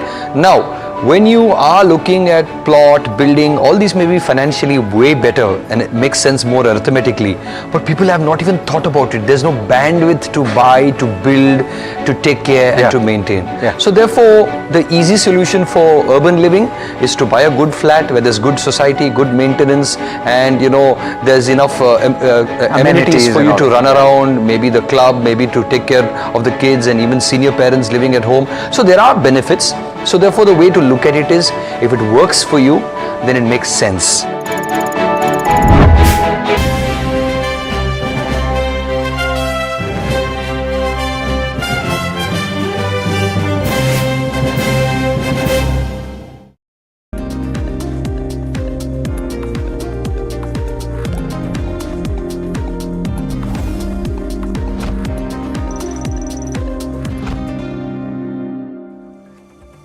Welcome back. It's turning out to be exciting for the broader markets. Lots of movers, largely on back of earnings. Some are overreacting, I'd say, the likes of Crompton, which posted numbers which were okay, maybe good to say the best, say the least, but the stock has done a phenomenal number this afternoon. Kanika is standing by with more on that, but just, okay, let's go to Kanika and get a sense of those numbers, and then we'll talk to Chakri and Jay about how how these counters look. Kanika, what stood out on these earnings and what did brokerages have to say? 17% up move on healthy volumes is pretty phenomenal. Yes, so with Crompton 2.0 strategy in play, the stock has seen a surge of 17.6% today. Now here are 5 things that the street likes about Crompton. First, electric consumer durable segment. Here it grew 14% year on year and it was the only growth driver. In view of the strong summer season which will continue in Q1 of FY25, ECD segment is expected to stay strong over the near term. And second is fans, where in FY24 the company sold over 2 crore fans, setting a record of high sales volume. Now this volume grew over 15% and 1 in every 4 fans sold is a premium fan. Thirdly, pricing actions. Now the company had implemented 3 price hikes in fans in the second half of fiscal year 2024 and the management is also anticipating another additional increase in the near term. Fourthly, Butterfly, where Butterfly's performance is expected to improve from June onwards, and Q4 FY24 EBITDA margins of Butterfly were at negative 11.9%, whereas in FY24 it stood at 3%. Now Crompton is optimistic going forward about delivering double-digit margins from this segment in the long term. And finally, advertisement and promotion. Now while focus is on growth, advertisement and promotion spending will be high, and in In FY24, they increased their spending by 39% year on year to rupees 250 crore. Out of this, 10% was on Butterfly, and this was for brand building, and the management has commented that this run rate will continue in the future. Right, Kanika, it's the outlook that's keeping the street excited. It's more than what we are seeing in terms of numbers. Margins, of course, of the ECD segment was strong, but that was on back of seasonal strength. But of course, a large loss at Butterfly, including one-time impacts, is what probably made the numbers not look as good on the street. But it's an upgrade. Kotak Institutional Equities, Nuvama, both have an aggressive buy call on this one. Chakri, hi, it's Samina as well joining in. How do you feel about Crompton? Do you feel like the 15% rally is justified in terms of the strategy that Crompton is laying out for itself going ahead? Hello, Sabina. I think, what happened with Crompton Greaves is the stock hasn't really done anything for the last couple of years. And for all the right reasons, it couldn't really perform because, it had an acquisition, it was losing market share, management was, had lost focus. And then, today's quarter happened where, the lighting business has shown growth, the fans business has shown some margin improvement. And, the Butterfly acquisition seems to be finally paying off. So I think a combination of all these things and the fact that, it's a well-known brand name, and if they can hold on to their market share and demonstrate that they can actually improve in the coming quarter, and that's the benefit of drought that you're giving Crompton today. And I think, therefore, one can actually buy the stock. Jay, do you track this one, Crompton, on the charts? How does it look? Yeah, I recall some time back, I had mentioned that within the capital goods space, the leadership will be taken over by other stocks than Larsen. So that's what the market has been doing. Crompton, ABB, Siemens, they're all leading the way, leaving Larsen behind. Larsen is actually turning lower for the medium term. So, Crompton in particular has got very strong momentum backing it, just like ABB and Siemens. So much more higher highs to come through. But it's still a buy on dip stock. So the nearest support for Crompton is about say 340. So I don't know if it will still drop towards that level, but the next dip is likely to get bid up. So Crompton is one. I wanted to also talk about Dixon. Now, okay, numbers were good, and actually maybe a little lower than what was expected. Great news flow on Dixon, very strong commentary by the management. All of that has happened the last couple of days. Now you've had a Morgan Stanley upgrade as well, and some excitement about, Q1, Realme, Samsung, all of those projects start playing out. But the kind of up move we've seen on a Dixon Tech is just completely unabated.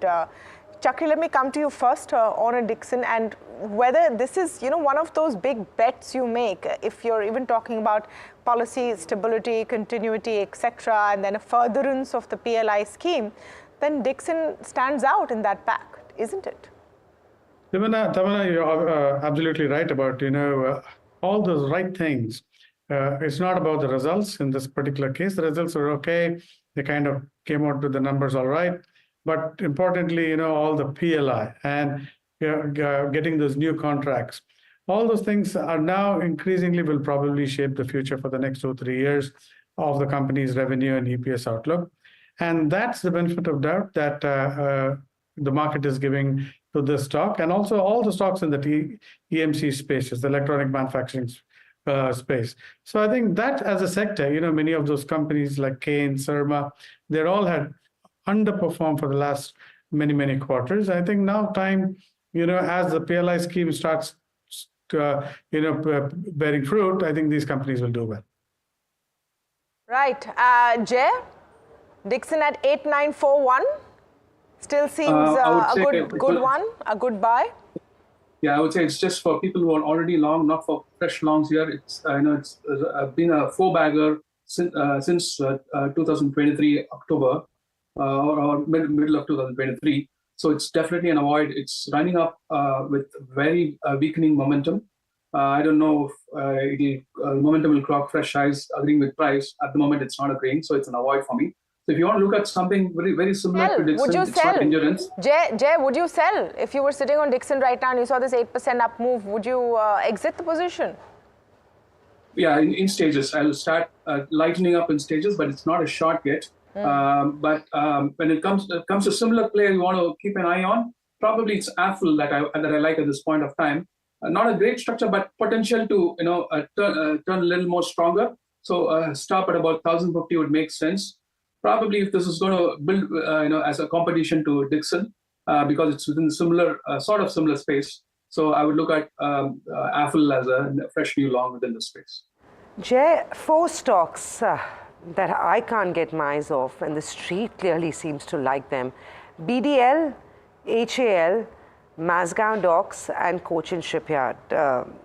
Every time we think about, every time there's a structural breakout on this, it seems like it's ran away, but too soon to say that at this stage.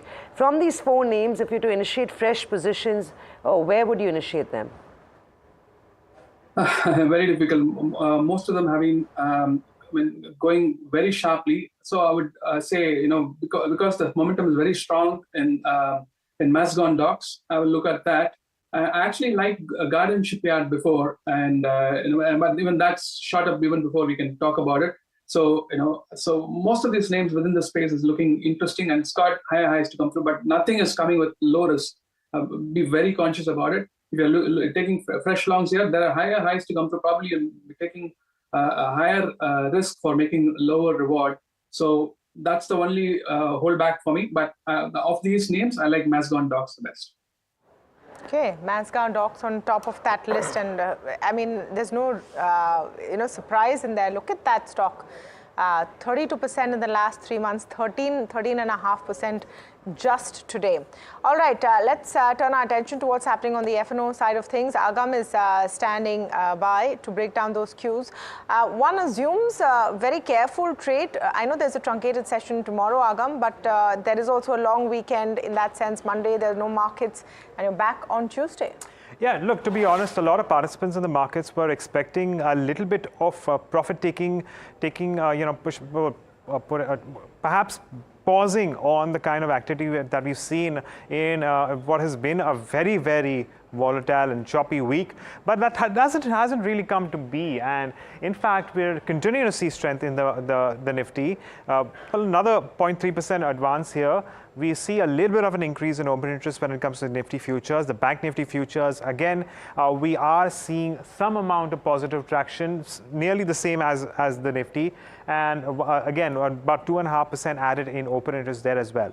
When it comes to the options market, as far as the Nifty is concerned, we were talking about 22,400 and thereabout, and that's exactly where we're seeing a lot more, traction being built. 22,400 and 22,500 calls us as well as puts seeing the most amount of increase in terms of activity, and that's also where we have a significant amount of open interest distribution when it comes to this weekly options expiry. But to talk about the other factors that are in focus, let's pull up stocks and see where in fact we are seeing more traction there. And no prizes for guessing. A lot of that will be on account of earnings. But Dixon Technologies really stands out along with Crompton. These are the 2 big movers in the markets, in the broader markets, with a substantial increase in open interest towards what looks like longs. And of course, we also have longs in Concor and Zydus. Concor started off the day with weakness, but it has also recovered substantially, in the management guiding for a significantly strong volumes growth for the upcoming year. And of course, in terms of stocks which are unwinding, let's pull that list up as well. Short covering for Persistent Systems, Bandhan Bank, Maruti Suzuki, along with something like a Sun TV. Bandhan Bank will announce its earnings a little later on. So I reckon that this is possibly some amount of closure of positions before we move into that event. But all in all, it's certainly a better looking Friday than what we saw last Friday. Considering we are actually potentially going to close at a 7-day high. That's the hope. And that's also the reason why we have seen a substantial amount of covering of shorts over the past couple of sessions. If I had to put money on this, 22,500 on Tuesday, possible? It's hardly about 70 odd points. And if that gets taken out, then you could all the way go up to... It could potentially happen tomorrow, Samina, because... we have a trading day tomorrow. It's not a big gap. Oh, who would have thought, right, Tamana? We discussed this on Monday morning, and it doesn't seem like, it took a lot to bring the rally back on, but it's there for everyone to see. Jay, I don't know how. Just sorry, before you go to Jay, just on that, I don't know how stable it is as a rally. It still seems very wobbly, right? Wobbly and circumspect to me. People are still trying to figure out which way this goes. So yes, definitely few spots of green, but I don't know about how long it will persist. Yeah, and it's also, I mean, if you've got to put numbers to it, we're only 2% away from our life high. So there was no major correction either on the street, but today it looks like a good and happy Friday in terms of trade. Well, Jay, we're going into 3 o'clock. If I had to ask you for stop recommendations, either in the short or long side, what would those be? I have two longs, both on the railway space, and I like Ircon. I'm expecting that to clock fresh 50-week high, fresh all-time high. Stop at 239, potential to scale about 295 to 300.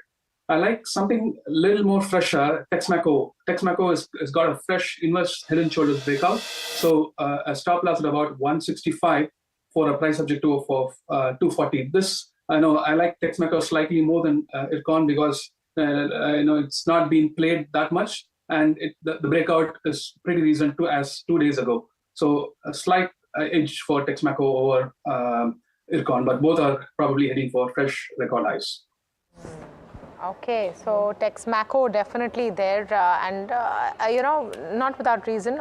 Some of the numbers that have come in were also fairly decent on the rail side of it.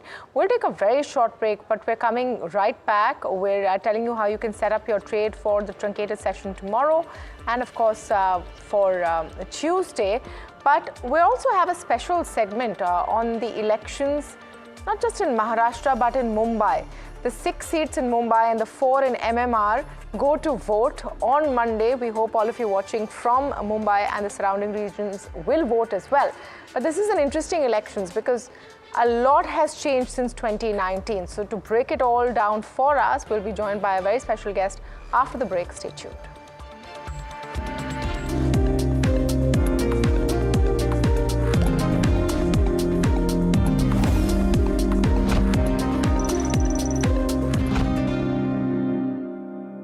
Presented by Patanjali Kesh Kanti Oil and Shampoo. Tootna mana hai. The urban person who's looking at this kind of an investment, if you do a dipstick and just check anybody, what do you mean by a house, they will say, or what picture comes to their mind is a cozy 2-bedroom, 3-bedroom apartment for the nuclear family, right? Now, when you are looking at plot, building, all these may be financially way better and it makes sense more arithmetically, but people have not even thought about it. There's no bandwidth to buy, to build, to take care and to maintain. So therefore, the easy solution for urban living is to buy a good flat where there's good society, good maintenance, and there's enough amenities for you to run around, maybe the club, maybe to take care of the kids and even senior parents living at home. So there are benefits. So therefore, the way to look at it is, if it works for you, then it makes sense.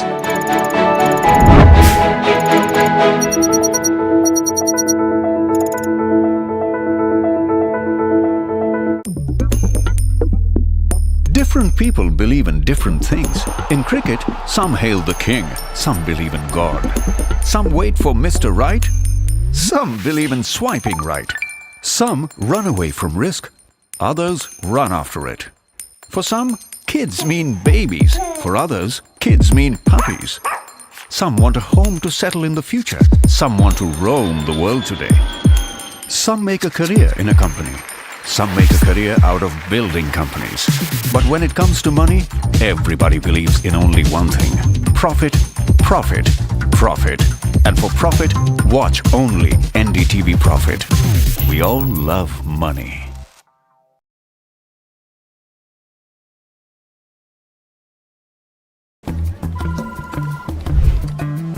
Bro, what are you doing? I'm trading FNOs. So, have you made any money? Well, it's simple. If you think the market is moving upwards, just buy Nifty call option. But if you think the market could slide downwards... Simplifying futures and options trading. Don't worry about the future.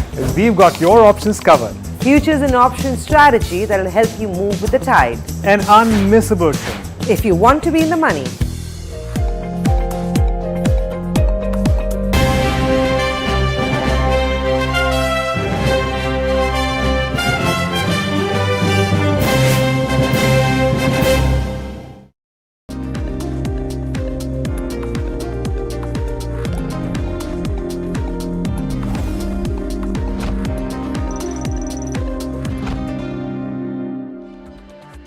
Welcome back. Europe's also opened up okay in terms of trade, so no sort of disappointing or uncertain news flow coming in from the rest of the world. 0.2% high, 50-point gain on the index, and we are holding on to that, and I think that is what you want to take heart from. Remember, today's opening was sub 22,400, but we managed to hold on, recover, and hold on to that. Jay, a bit of a contra call here, but we've already talked about M&M.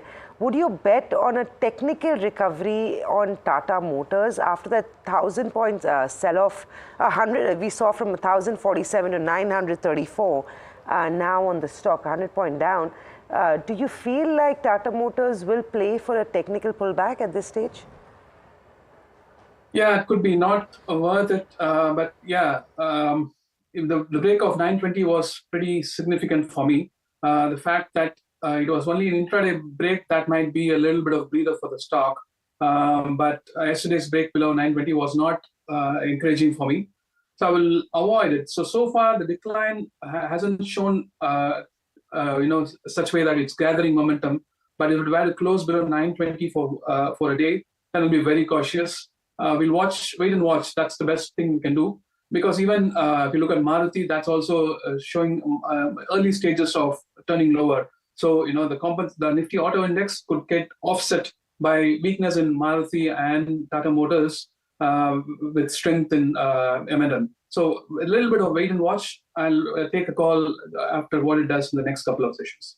Shikhar, what are you doing? Are you adding to Tata Motors at this stage, or you'd rather be with an M&M or a Maruti or even a Hero or a TVS and avoid Tata Motors for the foreseeable future?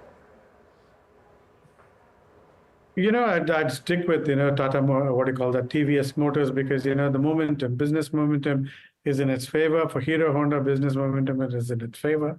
These are the companies who are taking market share, increasing volumes, as well as launching new models. So the whole momentum is in place, and that margin improvement will kind of continue to play out, and they have this slate full as far as the EV is concerned. Now, Tata Motors had a bit of a slip up, but I think it's a temporary slip up. Clearly, they have, some 10 new EV launches over the next 3 or 4 years. So their plate is also pretty full, but I think in the business momentum is strong in the case of these two others, which is TVS and Honda. All right, we're shifting gears, pun intended, from a focus on autos to something which has been the buzz on the street. Markets have been watching. Frankly, everyone has been watching what has been happening over the last several weeks. We're in the middle of a hectic election. Phase 5 commences on Monday. That's why markets are shut, because Mumbai will also be voting. Now, Mumbai and Maharashtra has become a very interesting sort of a situation. 48 seats in the Lok Sabha go from the state of Maharashtra. And so far, the NDA has had quite a dominant hold in the last 2 elections. Is there a change in the scenario now that you've had so many permutations and combinations among alliance partners? And Jitendra Dixit is joining us in our studios. He's contributing editor, NDTV, journalist and author. Jitu, great to have you on NDTV Profit. Thank you, Tamanna. Yeah, so it's a pleasure. We're glad to have you in our studios. All right, let me start with Mumbai. 6 seats in Mumbai and 4 in MMR, 10 in all. 10 on 10 has been the score of the NDA last time, even the time before. Now this time you had the Shiv Sena split from the BJP, then the Shiv Sena implode, 2 factions, NCP 2 factions, 2 parts with the BJP, 2 with the Congress. So confusing to figure out what will happen. Yeah, exactly. It's quite confusing this time. But before we analyze what could be the election results, let's look at what are the differences between 2014 elections, 2019 and this time. So what I see is this time there is no Modi wave like 2014, like it was in 2014.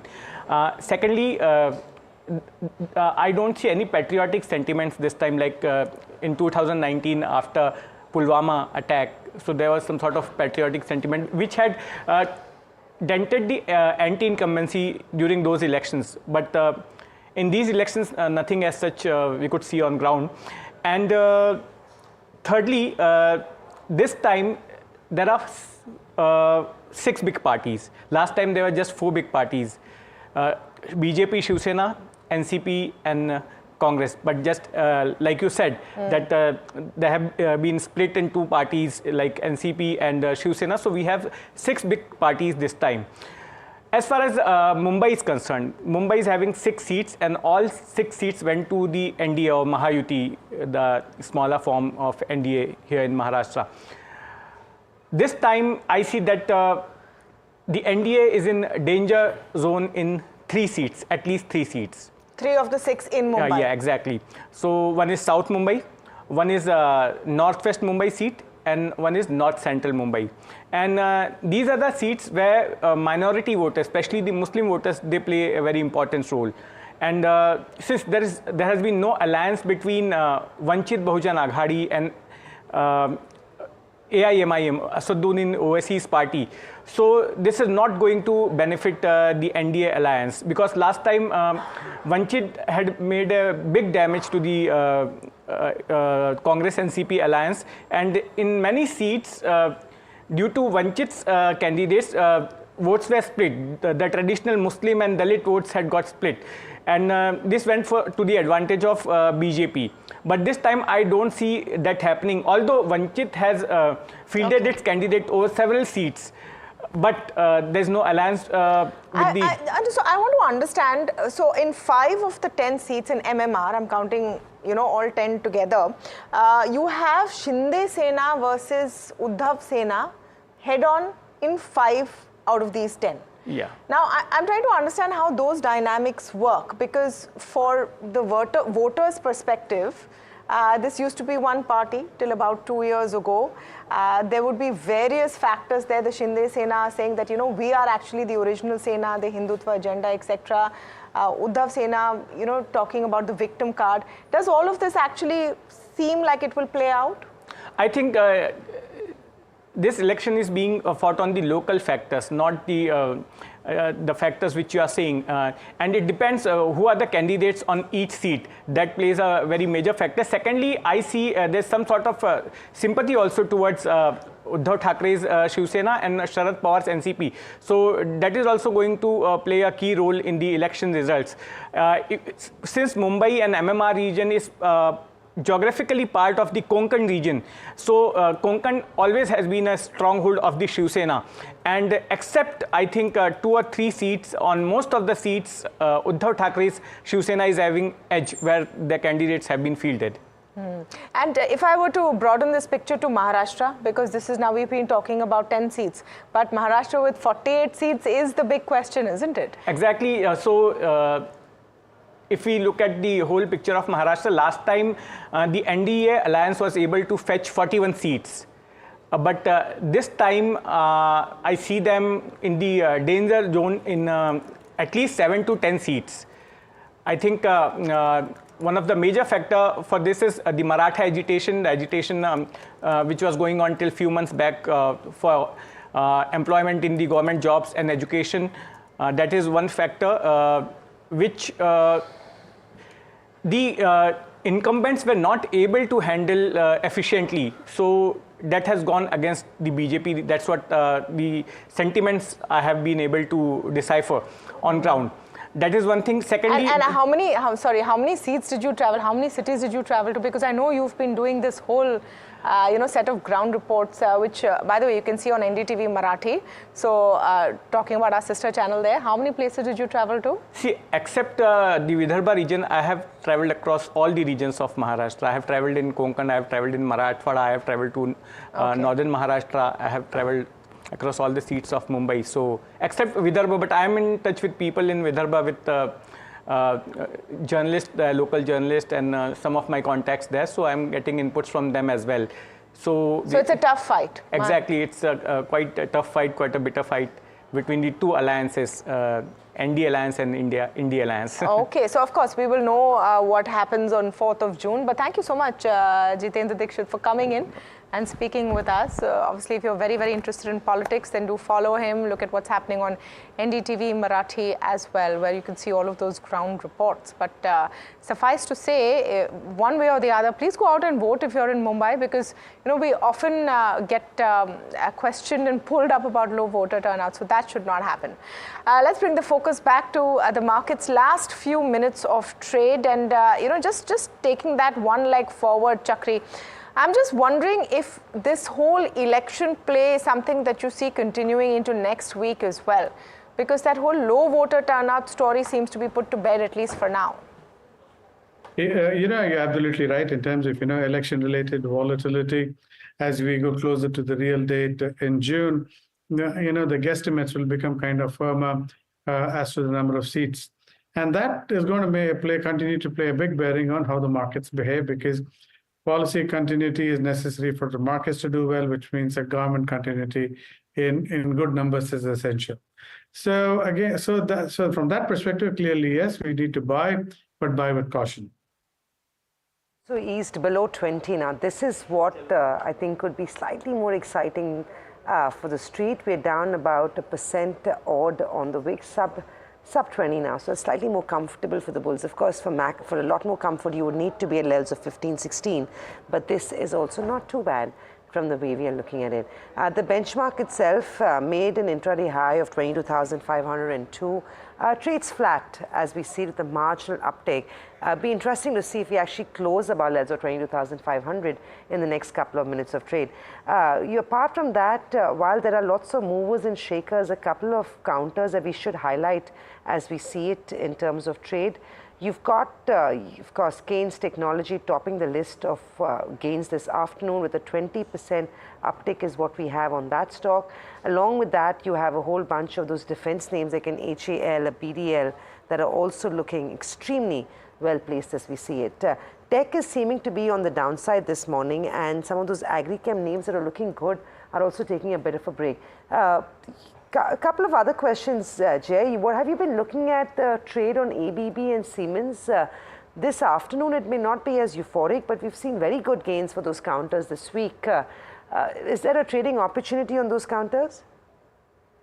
No, I would say, it's an avoid. It's more positional trade than, it should have gone long around 6,700, 6,500.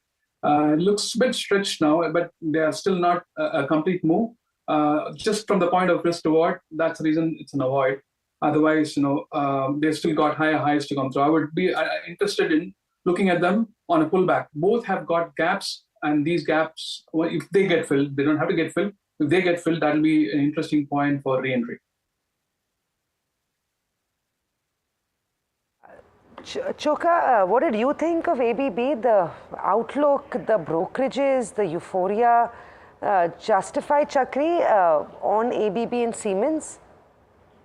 ABB, Siemens are very important, and if industrial activities continues to pick up, they'll be the primary beneficiary. And in terms of, their products are used across sectors. So it's industry, defense, industrial infrastructure, name it. So they're pretty much there across the space. And second, they also have access to their international parents for the new product launches, necessarily the new green world, which is out there, and the products related to that. So yes, these stocks are expensive. They've had a phenomenal run, but I think they'll continue to do well as stocks, as investments over time for these very reasons. Let's bring the focus on Vodafone. Vodafone numbers were out yesterday. Not great, but in line with expectations. Let me just put it that way. Losses have widened. Everything else was pretty much flat. ARPU is also 146 versus 145. But the con call has just concluded, and interesting sort of views from the management as well. They're focusing on tariffs, quite as Bharti Airtel also had. And you're seeing Vodafone not doing too badly through the day. Quite volatile there, but okay, still at about 1320. Chakri, do you think Vodafone is an interesting bet right now, considering that it's not being seen as such a lost case anymore, and there is some ammunition in terms of trying to compete on 5G, etc. How would you look at it? You're right in terms of, given the fact that now there's a government stake in the company, there's going to be some amount of conversion of the debt, and there's going to be a fundraising, and hopefully there is going to be a tariff increase for both Bharti as well as Vodafone will both benefit from that. And so in terms of the market share is there for them to gain, which is Vodafone, which has been losing it for the last few years in a row. So with a better balance sheet, it can afford to do that. I think so. If you can take that leverage bet that, yes, it's risky, but the risk reward of taking that risk is it can pay off over the next couple of years. What about you, Jay? Any views on Vodafone as well as Bharti Airtel actually? Yeah, you put it rightly there. There may not be a lost case, but how long you will get locked within it as an investment. That's the only point you need to consider. It's had a good run from 5.5 to 18.5 the last year. So that's probably a 4-bagger move. So you might want to put some money in it when it comes to about 10.5 and forget about it. Something like 0.5% of your portfolio, and maybe it can turn out to be a big winner. But nothing, no great allocation there. Vodafone idea for you in terms of trade. Apart from that, the rest of the market is looking okay as we see it. On the sell side, Honeywell, E-Clarks, Prism, G Shipping is having a bad morning. What are you doing with metals right now, Jay? Is there a trade there, keeping in mind how commodity prices have been moving on the LME? It seems like there could be a little more upside that we could anticipate. Numbers also were not too bad from some of the leading metal counters back home. With the weaker dollar, rate cuts expected, higher commodity prices, would you play for metal gains this next week? Yeah, I track copper pretty closely on the COMEX and London Metal Exchange. So copper is coming to a very important resistance, and it's probably due for a short-term pullback. Likewise, the Nifty Metals Index, it's got a stiff resistance about 9,800. And the momentum is dropping pretty steeply since the beginning of the year. So right now, even the names that have been bullish on, like Hindustan Copper and Hindustan Zinc, will start taking some profits, anticipating some pullback. But post the pullback, probably there is potential because there are multiple possibilities at the moment, and none of it have a bigger edge. So I would go with the possibility that the pullback could be more serious. So at the moment, I'm not bearish. Neither am I bullish, so I'll start lightening up all my positions. Okay, so that's a story with Hind Copper. Just to set the stage for what you're going to expect next week. Jay, I assume not too much in terms of expectations from tomorrow's trade. Do you expect any action at all? And if I were to ask you what next week, Tuesday onward, looks like, what are the top themes that you have in mind? So if you're talking about a buy today, sell tomorrow, or buy today and sell on Tuesday sort of thing, I'm thinking about Grasim. Grasim, I'm interested in it. Probably at the recent high, it's at about 24.80. It looks like an incomplete move. And intraday also is looking pretty good. So probably it'll take out 24.80 sometime soon. So I'm interested in it. But when it comes to trade setup for the next week, maybe, once again, we see fresh record highs closer to 22,700 that we saw last week, and the markets gets rejected one more time. So if I showed you the chart I am seeing on the Nifty, it's got something very, very interesting, steep decrease in momentum along with the rise in price. I've not seen such a divergence in a very long time.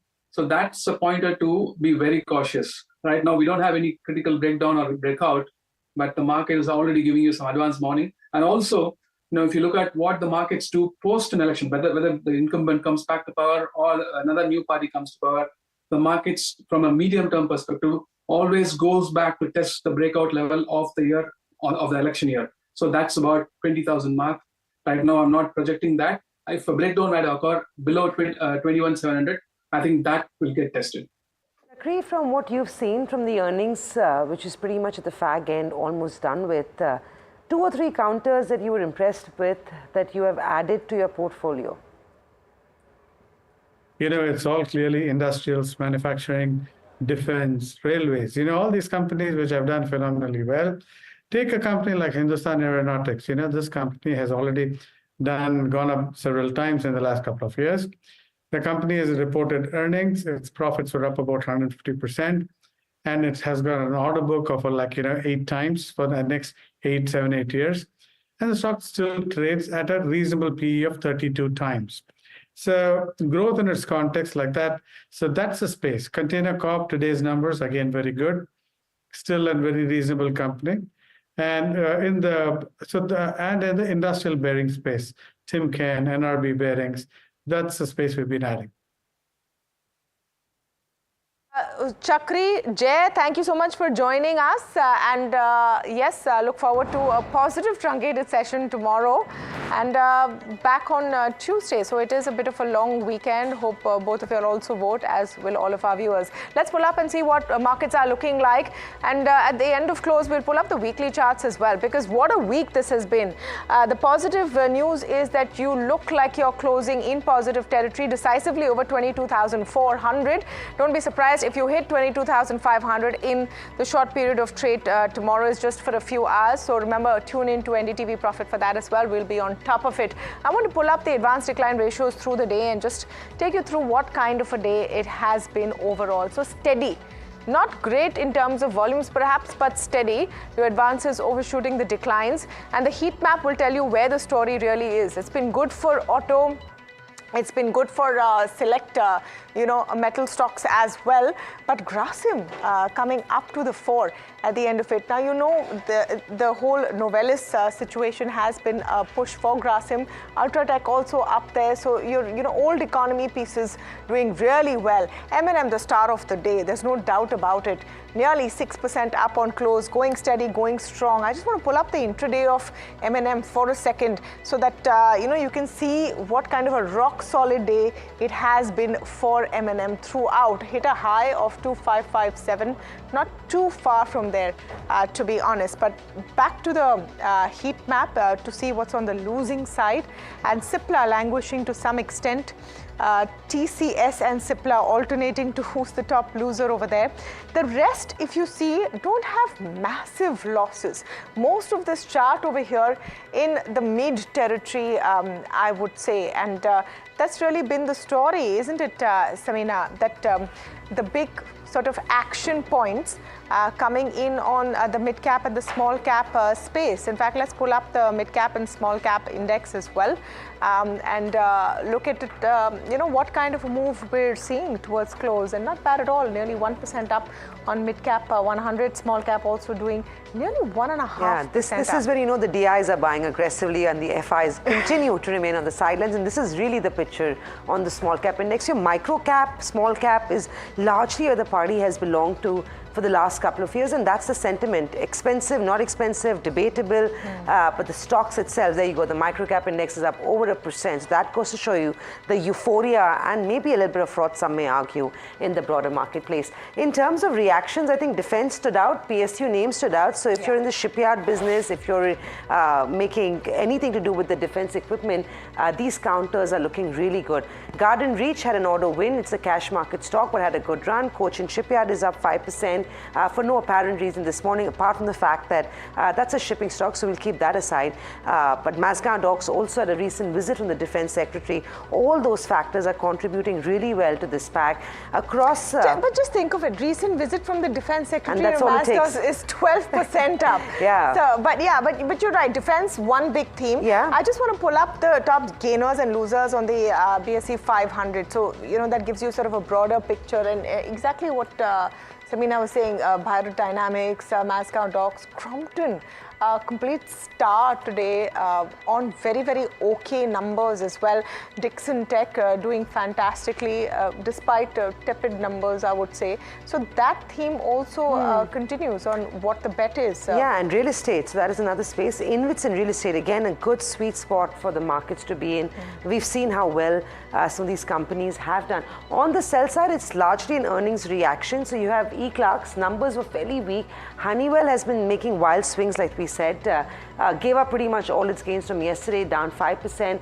Prism John, not much of a significant counter, but saw a little bit of a cut. Voltas, Aditya Birla, so the rest of the counters pretty much losing without any apparent reason as such. But the top gainers on the Nifty 500 or the BSE 500 are coming in terms of earnings reaction. We are going into a long weekend. Of course, there is that short trading session tomorrow. Volumes will be very weak as expected. I just wanted to see how the weekly charts look before I think we are closing above what we did. So at the week's high. That was the bet that we talked about on Monday, that do you close up, and your Nifty is closing 2% up and near the week's high. But Tamanna, we have to admit, this came with enormous amount of intervention. It had very little to do with what the F&O position of the street was. You had the Election Commission coming out and commenting. You had comments from Ministry.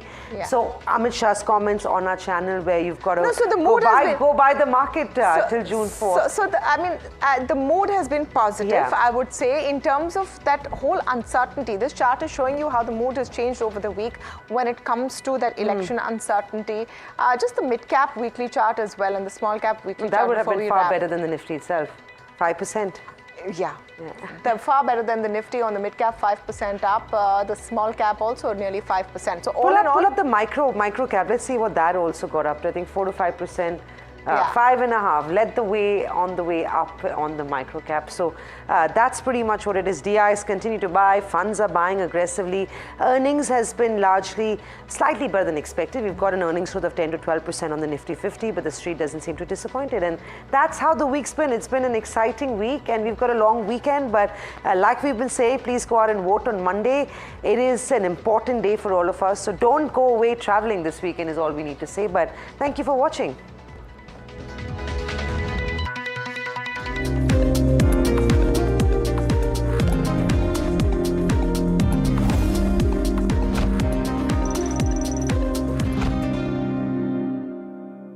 Presented by Patanjali Kesh Kanti Oil and Shampoo. Tootna mana hai. The urban person who's looking at this kind of an investment, if you do a dipstick and just check anybody, what do you mean by a house, they will say, or what picture comes to their mind is a cozy 2-bedroom, 3-bedroom apartment for the nuclear family, right?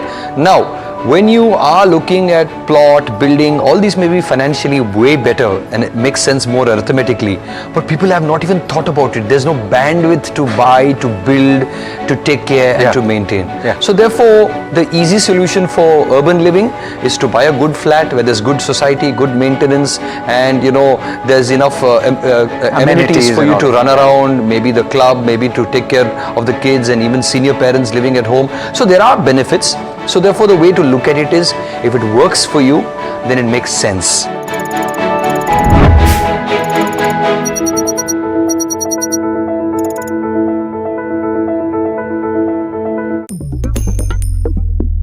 Different people believe in different things. In cricket, some hail the king, some believe in God. Some wait for Mr. Right, some believe in swiping right.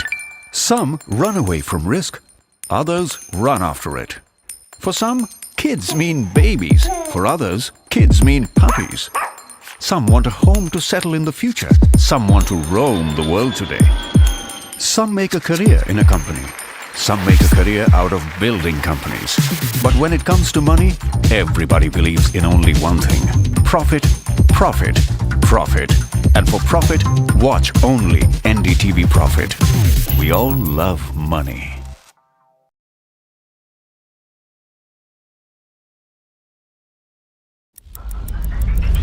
Headlines you start your day with.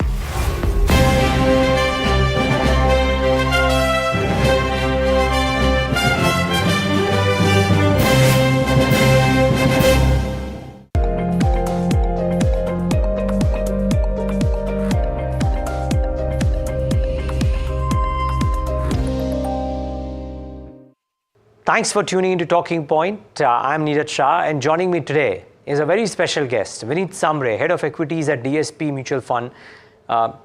Let's try and pick his brains and know how he thinks about what could happen over the ensuing period. Vineet, great having you. Thanks for taking the time out. Hope all is well.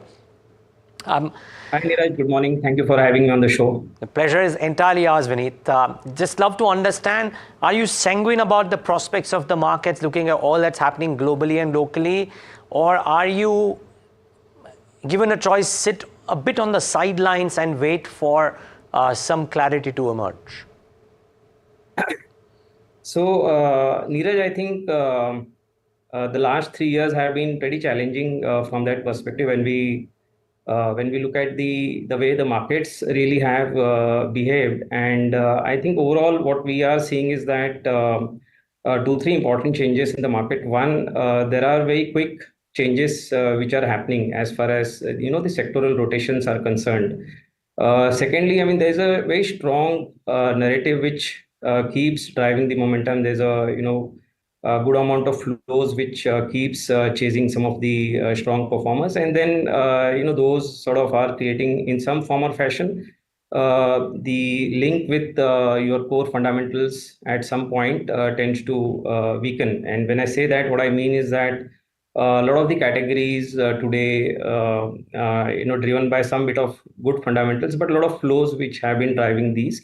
So they have seen, a lot of these segments have seen themselves trading at very rich valuations, high valuations, and still people are pretty okay about all of these things, as the anticipation is that this type of growth will sustain over a long period of time. So what I'm really not worried about is whether our economy is in the right path or right track. I think that on that count, we are doing pretty well. All of the important segments are seeing investments taking place. And I think those should definitely give firepower in terms of the growth metrics for the companies, as I understand. But what I'm slightly more concerned about is the kind of valuations which we have hit in some of these pockets. And to me, I think the better way sort of to approach these categories with rich valuations would be to sort of be more moderate in terms of investing, look for bad days in terms of investing. So I think that is what I would say. But as far as the economic growth, the macro picture for India, I think those to us is giving a lot of confidence for the the overall growth of the Indian corporate sector over the long term.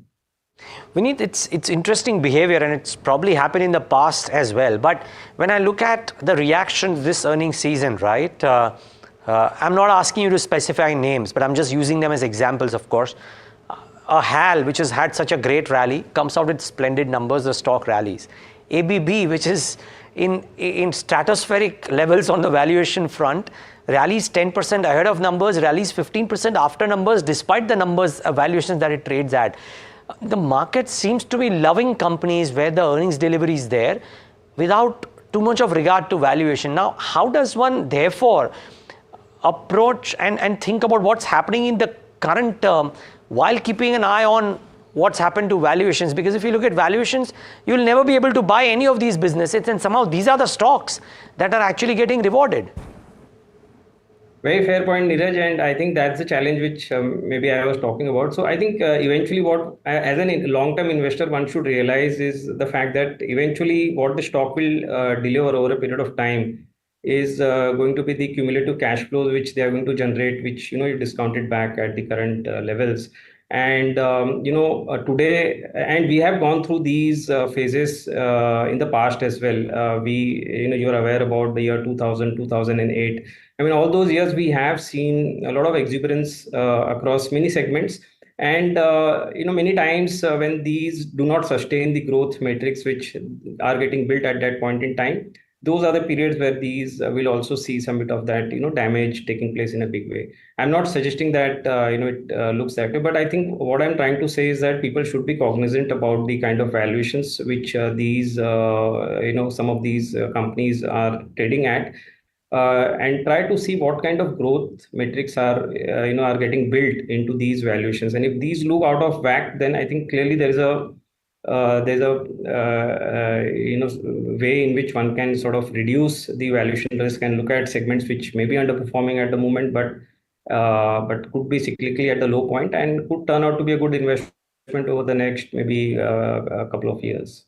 And Vineet, would that be the same argument that goes into the valuation of a broad brush of stocks at large, like SMIDs, and everybody talks about the valuations that SMIDs are trading at versus what large caps are trading at? Is that the same way you will approach that? Look at businesses wherein the PE multiple remotely matches the earnings growth trajectory, and So that's part one of my question. Part two of my question is, are there pockets to your mind, Vineet, wherein the earnings growth trajectory looks very strong and therefore high valuations do not deter you in maybe one or two of those pockets?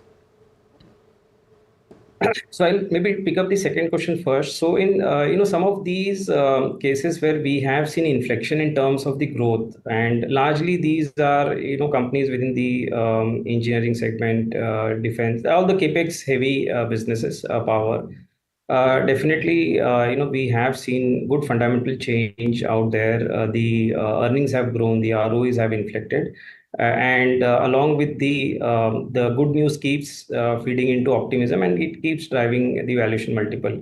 In some cases, we have chosen to maybe just stick around to the names if we have those in the portfolio and let the exuberance run, and we would like to maybe participate in that kind of exuberance and not do anything. Some cases where we feel that maybe it is the visibility of the growth could fizzle out over the next maybe after a year or two.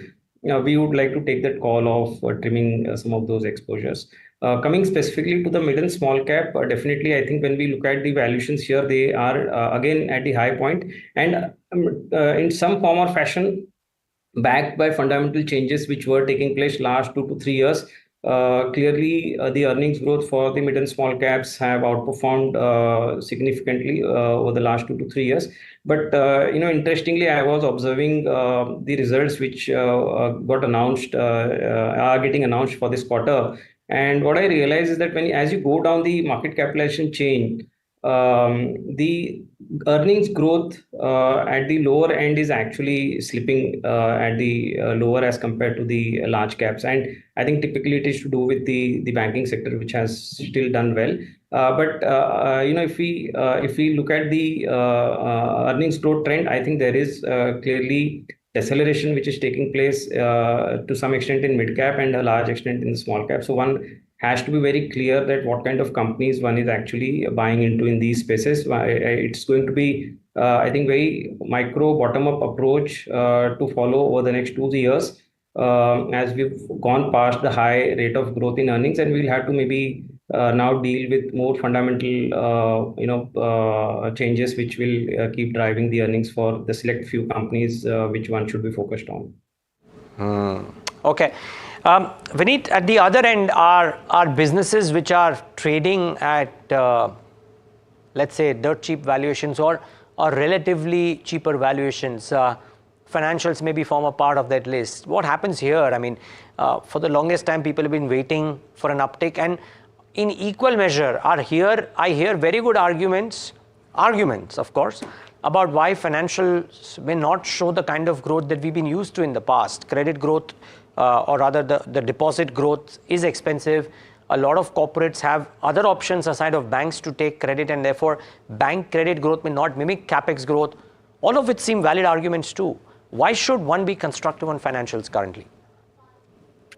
I think beyond the current dynamics for the financial sector, which I'll come to, one interesting way to sort of look at the outperformance is to plot the Nifty Banking Index and compare it to the Nifty Index.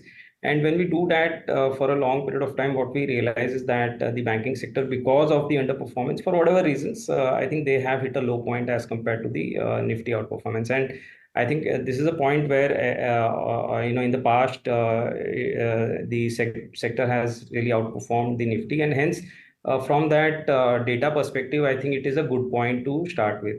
Now, the other matrix which you spoke about is clearly the credit growth trends have moderated a bit. It's not like it has come down to a pretty low level. I think from 18-19 we are looking at maybe a 14-15 type of growth level, which is still a decent growth number, I would say, for an economy which is likely to do well, and that is the assumption over the next 5-7 years. I think banking is going to remain proxy to that, and hence from that perspective, to us, that's a good way to also play some of these investments which are taking place in India, and it could turn out to be a decent investment over a long period of time.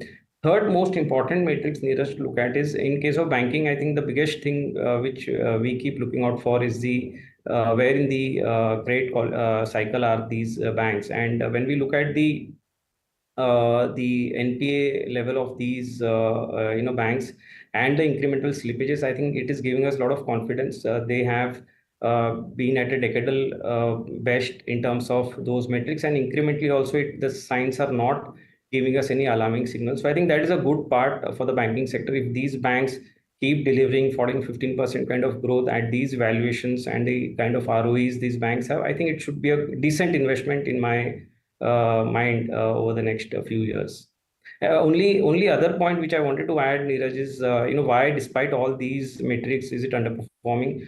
I think the ownership is also matters a lot. I think banks have been held by all kinds of investors, both foreign, domestic, in terms of their exposures were very high, and hence I think from that perspective there are no maybe incremental large buying trends which are visible, which makes the sector look a bit more mediocre in terms of performance. Okay, we need to stay on. So much more to talk about. We need to slip into a very quick commercial break. Be right back and talk more about some of the finer aspects of investing as well with Vineet Samre. Stay tuned.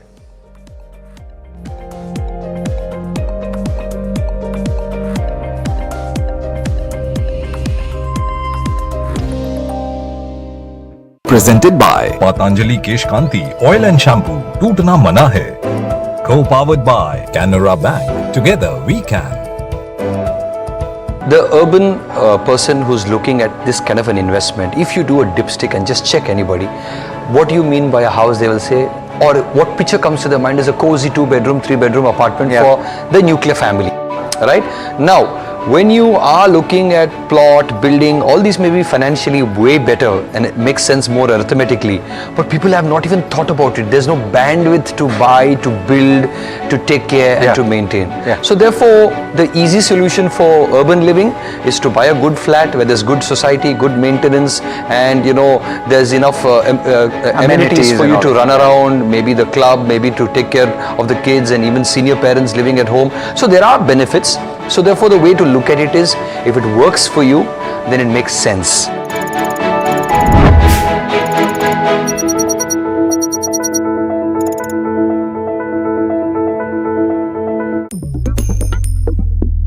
Different people believe in different things. In cricket, some hail the king, some believe in God.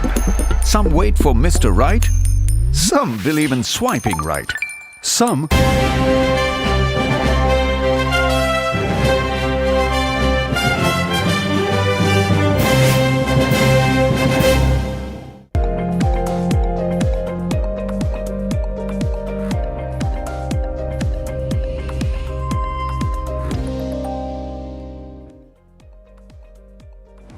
Back with Talking Point in conversation with Vineet Samre of DSP Mutual Fund. In the note that DSP writes once a month, I reckon, which is Netra, one of the many pieces that caught my eye, and Vineet, you would have played a telling part in this, but this chart which speaks about $1 trillion of annual investments and your inference that the size of India's annual investments is becoming large enough for it to get your immediate attention. I'm guessing it's caught your immediate attention. Now, I would love for you to tell us what is the investment implication of this immediate attention? So I think clearly, if you look at the chart, historically we were at the, the lowest point maybe 10 years back, and we have scaled in terms of the overall investment. And I think largely post-COVID, what we recognized, I think government has very responsibly taken up the ownership of recovering from the lows, and they have gone ahead with massive investment, which did help both in terms of the central government and state government spends which are taking place. The other private sector housing, I mean, those continues, and right now we are also seeing that when we look at the real estate sector, that also is on a very strong footing. So I think net over the last 3 years, we have seen massive scale up, which has happened across the board in terms of investment, which is where we are seeing a lot of these companies benefited, be it defense, power, energy, roads, railways, water is coming out as a big segment now. So I think all of these segments, the kind of investments which one is sort of talking about, and maybe post-elections, the continuity of that will ensure that we keep seeing the sustenance of this growth. Now, the other implication of this massive investment on the other side, which was also due to the high inflation, the COVID-related stress, is that the consumption on the other side, which is also a large component of our GDP, that in a lot of pockets we have seen slowing down. Our judgment is that, let's say if we have a good monsoon coming out this season, wage level increases, people get adjusted to the high inflation over a period of time. I think the consumption should also start adding up in terms of the growth momentum over the next maybe 6 months or 9 months. So I think we will have a good combination of both the categories doing well. I mean, there are a lot of assumptions which are built into these estimates, but being equity fund managers, our job is to sort of remain more bullish than bearish. Yeah, and build out the hypothesis and then test the hypothesis. Fairly put, Vineet. Vineet, I would like to probe that consumption point a bit. Now, we've seen buckets like M&M's results are testimony to the fact that people, but by and large, auto has done well, but people are buying SUVs and buying them by the truckloads, if you will, or SUV loads, if you will. There is positive commentary from some of the hotel companies, and the results have been very, very strong. So that premiumization end has also continued. In some sense, premiumization has dominated the last 2 or 3 years at the very least. Do you see that changing? Or do you think that while rural may come back and therefore staples may come back, if they do, does premiumization still have a longer runway? So to me, I think the way I have seen the last many years now, I think premiumization is something which is structural. Everyone is actually moving up the value chain. People, who were in the middle income bracket, they are gradually moving up to high income bracket. As you move up the high income bracket, your spends on basic consumption generally don't go up as much as your income levels grow. And that leads to a substantial amount of money which goes into the discretionary spends. And those are being used by people to satisfy their high aspirations, and which is where we are seeing premiumization trend which are taking place now. It is possible that the bucket of these spends could change over a period of time. At times, auto should do well. At times, building materials should do well. But more importantly, I think the premiumization trend is likely to continue, and this is a structural change which we are talking about for our country. That I don't see changing. What would sort of matter as a broad base increase in the consumption is, I think, the lower end which has got affected. As that comes back, I think that will only add up to the overall premiumization trend, and then I think broadly we'll see good consumption growth, maybe sort of catching up. So that's my hypothesis, Neeraj. Okay, got it. But you think it's time for the staples to turn at all? Sorry if I missed you saying that, but could they turn? The commentary has been patchy, but 1 or 2 companies have spoken about rural coming back. Yeah, so I think even we are sort of having that in our current hypothesis that the rural has had a challenging period for a pretty, I think, last 2 years. The monsoons were also not very supportive. The wage levels, real wage levels, were also hurting these people in the rural side of the economy. So I believe that all of these could change as a lot of time has really passed, and with good anticipation of good monsoons, maybe this could change. So there is a merit in sort of tactically having exposure in names which could benefit out of the rural uplift over the next maybe 1 or 2 years. So I believe whether now it is an FMCG or a two-wheeler, or there are various ways to look at playing this trend. But I think that's how we are also sort of thinking about it. Got it. Vineet, done with time, but can't let you go without squeezing in one question. I was looking at one more chart which says that amongst the earnings detractors, telecom has been right up there. My question only is this story changing now? There's a lot of talk of tariff hikes, etc. Vodafone has now gotten a lease line as well of sorts. Do you like telecom? It's a small bucket, but do you like it? Are you present there? So previously, Neeraj, we were a bit apprehensive because of the kind of capital spends which the telecom industry was required to carry out, and with the lower ARPUs, I think that led to a single-digit type of ROE structure for the telecom companies. I mean, there is two listed companies, but the point is now the company is really talking about the capex spends moderating over the next few years, and the benefit of ARPU increases should lead to rising cash flows and also rising ROEs. Now, in the past, you've seen that whenever the companies really inflect in terms of the ROEs moving from low ROEs or ROEs which are lower than their cost of capital to maybe crossing the cost of capital and improving from there, those are the periods where the companies have really done well in terms of the overall returns and re-rating factor. So I think from that perspective, these companies are falling in line with what they are saying, that the kind of capex which was required in the past is not going to be the case, and the ARPUs do increase. I think there's a case and merit to look at these, because good amount of re-rating has already happened, but still more room likely if that sustains. Vineet Samre, so good talking to you. Thanks for taking the time out, and look forward to talk to you a lot more often than what we do right now. But thanks for joining in today. Thank you, Neeraj. My pleasure. Thanks. And viewers, thanks for tuning into this edition of The Talking Point.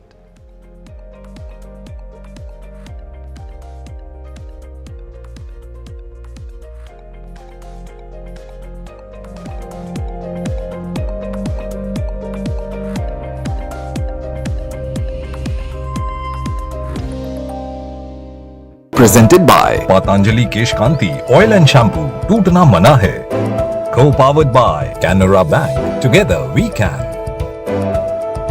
The urban person who's looking at this kind of an investment, if you do a dipstick and just check anybody, what do you mean by a house, they will say, or what picture comes to their mind is a cozy 2-bedroom, 3-bedroom apartment for the nuclear family, right?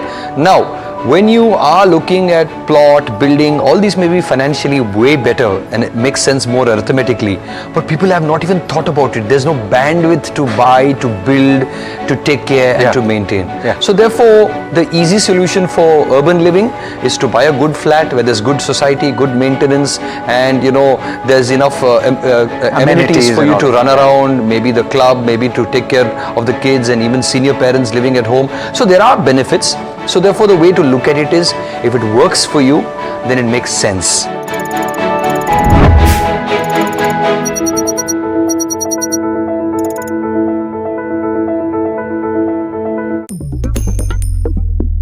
Different people believe in different things. In cricket, some hail the king, some believe in God.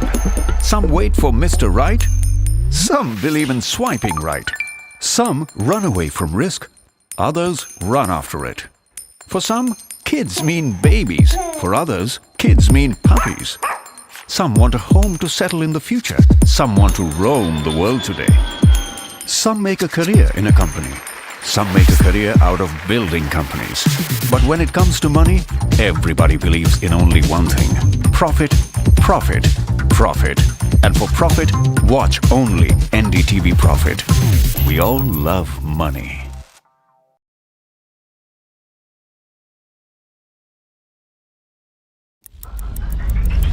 Headlines you start your day with.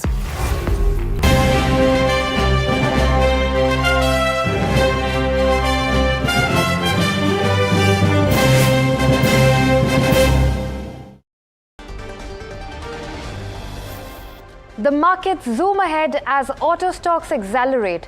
The Nifty Mid-Cap 100 touched a record high today. Metal stocks too witness a surge. M&M continues its record rally for the fourth consecutive session. The company's MD Anish Shah tells NDTV Profit that customers only want SUVs. This after posting stellar fourth quarter numbers. Don't worry about our masalas, says Tata Consumer. The company tells NDTV Profit that it does not use ethylene oxide and even aims to reduce sugar content in its products. Mumbai gets ready for the fifth phase of Lok Sabha elections with two key rallies in the evening. Prime Minister Modi will speak at Shivaji Park while Arvind Kejriwal at BKC. was slapped 7 to 8 times and kicked in the chest and stomach, says Aam Aadmi Party leader Swati Maliwal in an FIR filed by her. She has alleged that Delhi Chief Minister Arvind Kejriwal's aide, Bibhav Kumar, had assaulted her.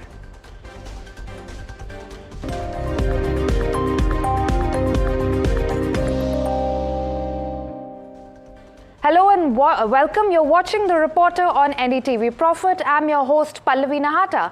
Let's have a look at the markets first. A good week for the bulls. In fact, the best week for the Sensex and Nifty in 3 months. I'm joined by my colleague Samina Nalwala as she gives us all of the market action. Markets volatile yet exciting. The Nifty closing the week at almost the highest point for the week. We briefly touched 22,500, finally went home with gains of 0.3% in today's day of trade. Well, let's not forget that the week has been pretty phenomenal for the index. Like we said, it's been so event heavy and news heavy, but we've managed to do okay. The Nifty itself was up 2% for the week, and the mid cap and the small cap index doing even better than the front line itself. That's how the Nifty played out for the week, closing the week at the days and the week's high point. The mid-cap index led the way up, so the broader markets continued to find favor and excitement for the local investors and traders. The Nifty mid-cap index up 5%, small-cap index gaining almost 5%, and the micro-cap index gaining over 5% in this week's trade. Well, it was all about earnings. It was all about commentary coming from the EC, where the voter turnout was actually pretty good. 66.9, that was the number that was put out. That is what potentially could have given traders and investors on the streets some momentum to play. Well, as we go into a long weekend, traders not going in with very heavy positions, unexpected lines on back of global uncertainty, and of course big events lined up locally as well. That's how this map played out in today's day of trade. The breadth of the market was fairly solid. The day belonged to auto. In fact, this week has belonged to auto stocks. Barring Tata Motors, most auto counters have actually done quite well for the week, but M&M was a star performer, up about 6% in today's trade. A unanimous buy calls coming in on M&M from all the larger brokerages. Cement also did okay, so you had Grassman and Ultratech going in with marginal gains. Tata Motors tried to pull back after a big decline this week, consolidating at levels of 930. Metals were okay as well in terms of trade. Shriram Finance, Kotak Mahindra Bank, Maruti not doing too badly. But like we said, the 0.3% gain on the index were largely, or can be largely, attributed to how well M&M has done in trade. On the sell side, IT had some profit taking, and pharmaceutical counters also didn't do too well. Across the broader market universe, if we can just get the split between the big gainers and losers on the BSE 500, very obviously what we can see is that stocks that gained were momentum, driven by momentum and momentum focus. That was the breadth. The clear bias was on the upside. You had stocks like HAL, BDL, Mazgaon Docks, Cochin Shipyard eking out very, very strong gains. On the sell side, of course, you had other counters that didn't actually do too well in today's trade. Garden Reach, of course, gaining about 8% in trade. Stocks like E-Clarks and Honeywell Automation seeing some profit taking. All in all, it's been a pretty solid week of trade. FIs will be interesting to see how that FI number plays out, but it is the domestic investors that have continued to buy. FIs, though, on the net sell side for most part of this week at least. And Mahindra & Mahindra is clearly the star of the day. The stock surged yet again today after fourth quarter numbers that beat street estimates. The company's CEO, Anish Shah, spoke with NDTV Profit and said that their focus will continue to remain on SUVs because their customers want only SUVs. Listen into what he had to say about future plans for the auto giant. We will continue to stay in SUVs. We're not going to go beyond SUVs. Okay. What you see in that portfolio also is a range of vehicles that will meet the needs of different segments and different consumers who want SUVs. For example, our born electric vehicles will start with 6 SUVs, and each of them are distinctive in their own way. And then as we go forward, we will expand our ICE portfolio as well. Some of it is also vehicles that could be tailored for global markets in certain ways.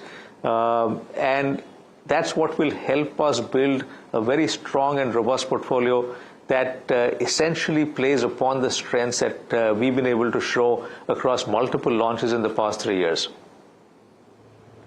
Okay. Okay, thanks for that clarification as well. The other aspect is just breaking it into two. EV investments of 12,000 crores, if I'm not wrong.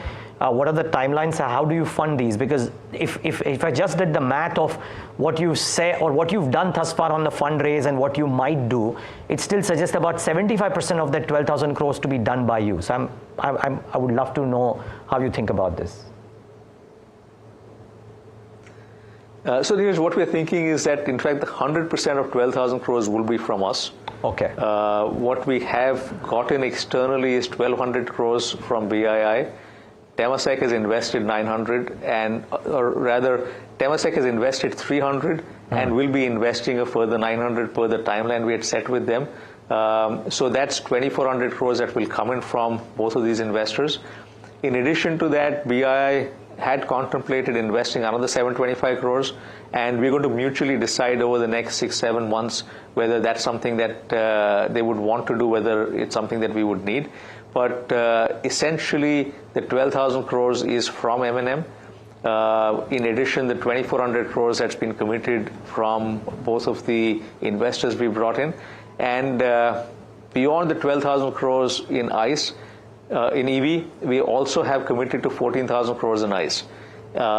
So it's a total of 26,000 crores of capex from an auto standpoint. And over the next 3 years, all of this is going to be self-funded by cash flows generated in the auto business. And which is the reason why we're not looking at external investors beyond what we have right now. And moving on to telecom now. After Bharti Airtel, it is now the turn of Vi or Vodafone Idea to call for tariff hikes. CEO Akshay Mundra said he was confident that users will not stop using services because of the tariff hikes. My colleague Spriti Chaudhary joins us with the key highlights from Vodafone Idea's con call. Spriti? Well, yes, in the con call, there's some interesting points that Vodafone Idea's CEO Akshay Mundra made, and one of them was that Vodafone Idea is actually considering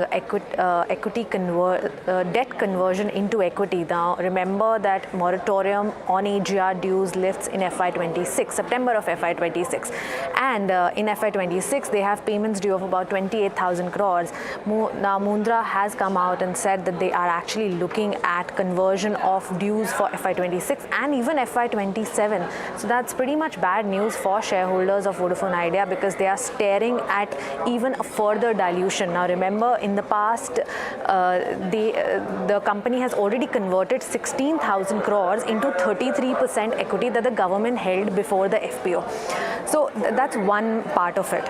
Another thing that Mundra commented on was tariff hikes. Now this is a very similar sentiment that was echoed by Mundra, similar to what Airtel's Gopal Vittal said in the con call for fourth quarter results of Airtel, where he said that people who can pay more should pay more, essentially pay more to use more data, is the right structure for the telecom industry. He said that tariff rationalization is the only way, and that can be done by increasing tariffs on the higher end. That means people who can pay more should pay more for using more. So they said that not a single user will stop using if there is a tariff hike. That essentially means that he sees that any sort of tariff hikes will be well absorbed by the customers.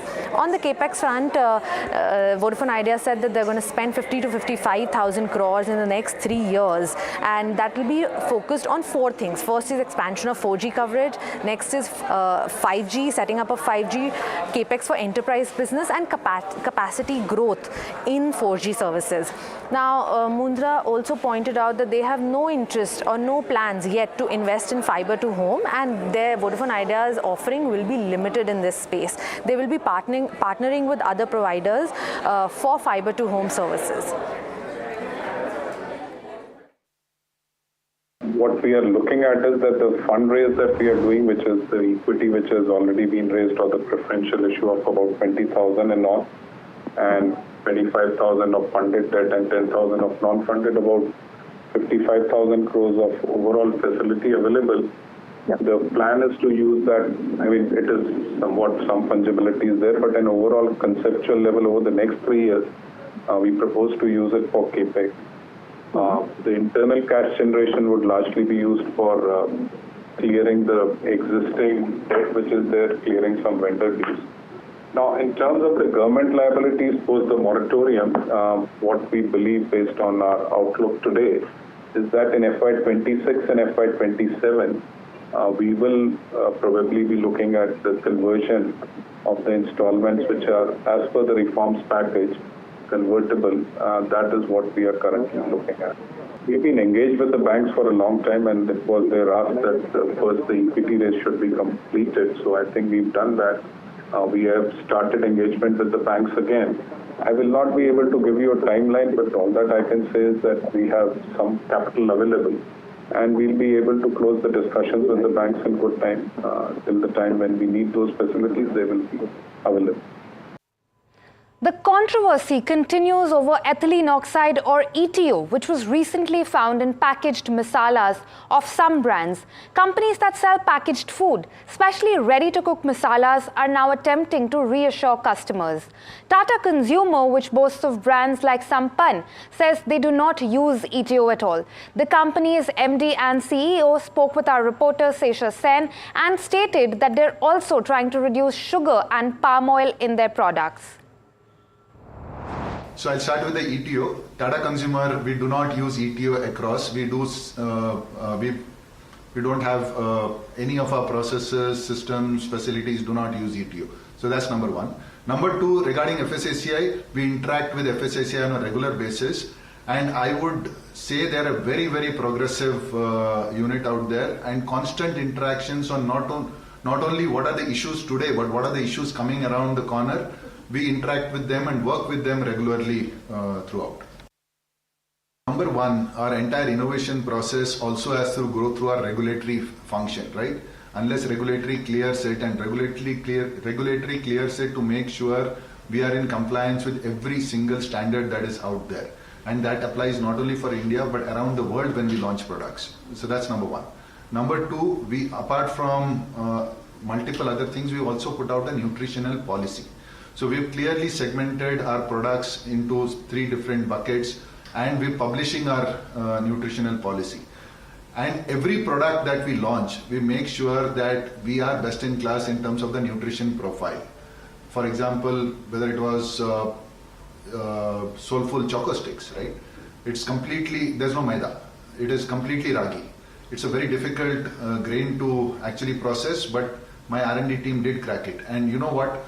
We are 30% less sugar than most brands available in the market. So we have conscious targets on improving the nutritional profiles of the products that we in line with our nutritional policy.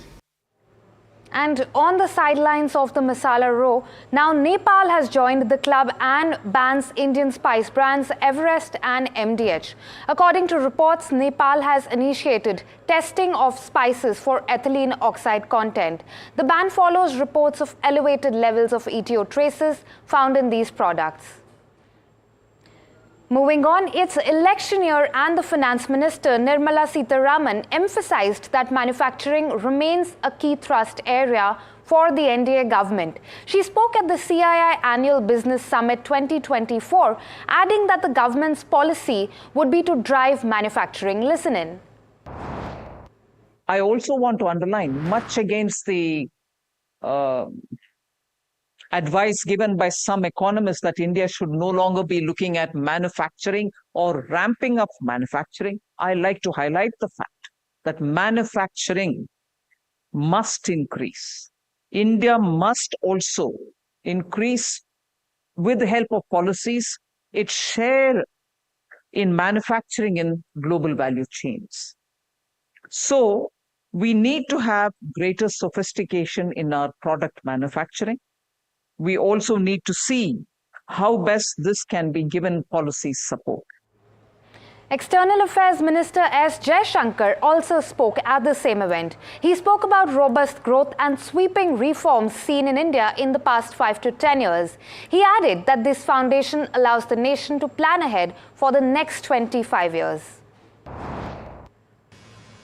If one looks at the last 5 to 10 years, there is actually a strong contrast between the direction of India and the state of the world. At home, we have seen robust growth, sweeping reforms, radically improved governance, fiscal discipline, infrastructure progress, rapid digitization, and a focus on developing skills. The formula that has delivered is a combination of Make in India, making it easier to do business, enhancing the ease of living, committed implementation of Gati Shakti. From corporate India to the business of mangoes, we've some bad news for mango lovers. This year, mango farmers have seen lower yields in several parts of the country, especially in southern states. I spoke to mango traders at Mumbai's Crawford market. Take a look. Well, the Aam Aadmi's favorite fruit is not so Aam anymore. Yes, you heard that right. If you thought that you could get some respite from the sweltering summer heat by enjoying your favorite fruits of the season, you might be in for a rethink. Irregular temperatures and inequitable rainfall have meant that mango produce this year has seen a disruption. Now, according to some of the data we collated from government sources at NDTV Profit, in wholesale markets across India, mango supply has been significantly lower than what it was just about an year ago. That means a couple of things. Realizations by farmers have also been lower, and prices that are being paid by consumers are higher. We're here at Mumbai's Crawford market, where things are a little better because supply in Maharashtra and Gujarat is a little bit better. Let's walk across and find out more. और आम अभी सस्ता भी है। सस्ते का भाई है क्योंकि कस्टमर जो है ना, बच्चों की छुट्टी है ना, सब बाहर गाँव गए हुए भी अभी आएंगे जून में, तो उसके बाद में थोड़ा बाजार में होएगा और थोड़ा सा ये अभी थोड़ा ग्राहक कस्टमर कम है। अभी कल 2-3 दिन बारिश होने की वजह से आम मतलब एकदम बह गया सब आम, बहुत नुकसान हो गया खेती वाले का। अभी पहले ये 7 था पेटी, ये साधारण का पेटी 2500 रुपये आ रहा था, अभी 3-3 हज़ार रुपये हो गया, बढ़ गया। अभी 2-3 दिन आएगा खाली रत्नागिरी का, बाद में सब खत्म हो गया। आम की वजह से ये डंडी के ऊपर बारिश गिरने से सड़ जाता है पूरा आम। इस साल में आम का हालत अच्छा है, फसल बहुत अच्छी है, सब कुछ है, लेकिन ग्राहक थोड़ा कम है और बाज़ार भी लेवल में ही है। इस साल आम बहुत आया है, लेकिन अभी बारिश के कारण थोड़ा पब्लिक और ग्राहक के ऊपर असर हुआ है और अभी ये 2-3 दिन में थोड़ा इलेक्शन के कारण ग्राहक बिल्कुल नहीं है। Mango arrivals on an aggregate across the country are down by almost a third, especially because of lower yields in the southern states. Farmers and cultivators are now looking forward to the forecast of normal rains this year in hopes of better times ahead.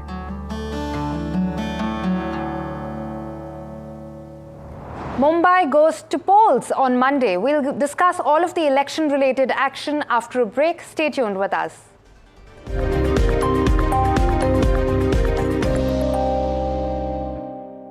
The urban person who's looking at this kind of an investment, if you do a dipstick and just check anybody, what do you mean by a house, they will say, or what picture comes to their mind is a cozy 2-bedroom, 3-bedroom apartment for the nuclear family, right?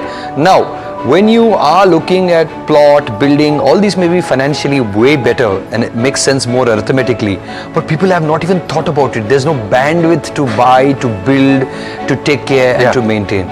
So therefore, the easy solution for urban living is to buy a good flat where there's good society, good maintenance, and you know, there's enough amenities for you to run around, maybe the club, maybe to take care of the kids and even senior parents living at home. So there are benefits. So therefore, the way to look at it is, if it works for you, then it makes sense.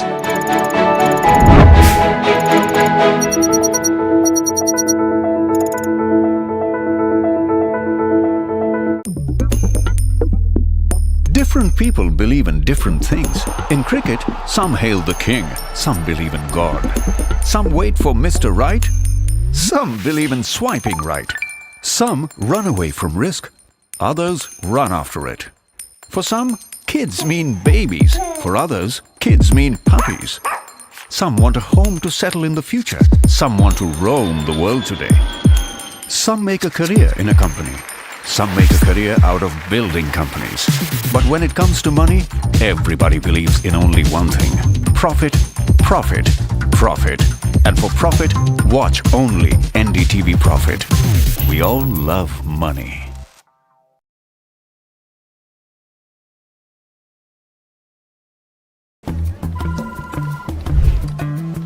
Bro, what are you doing?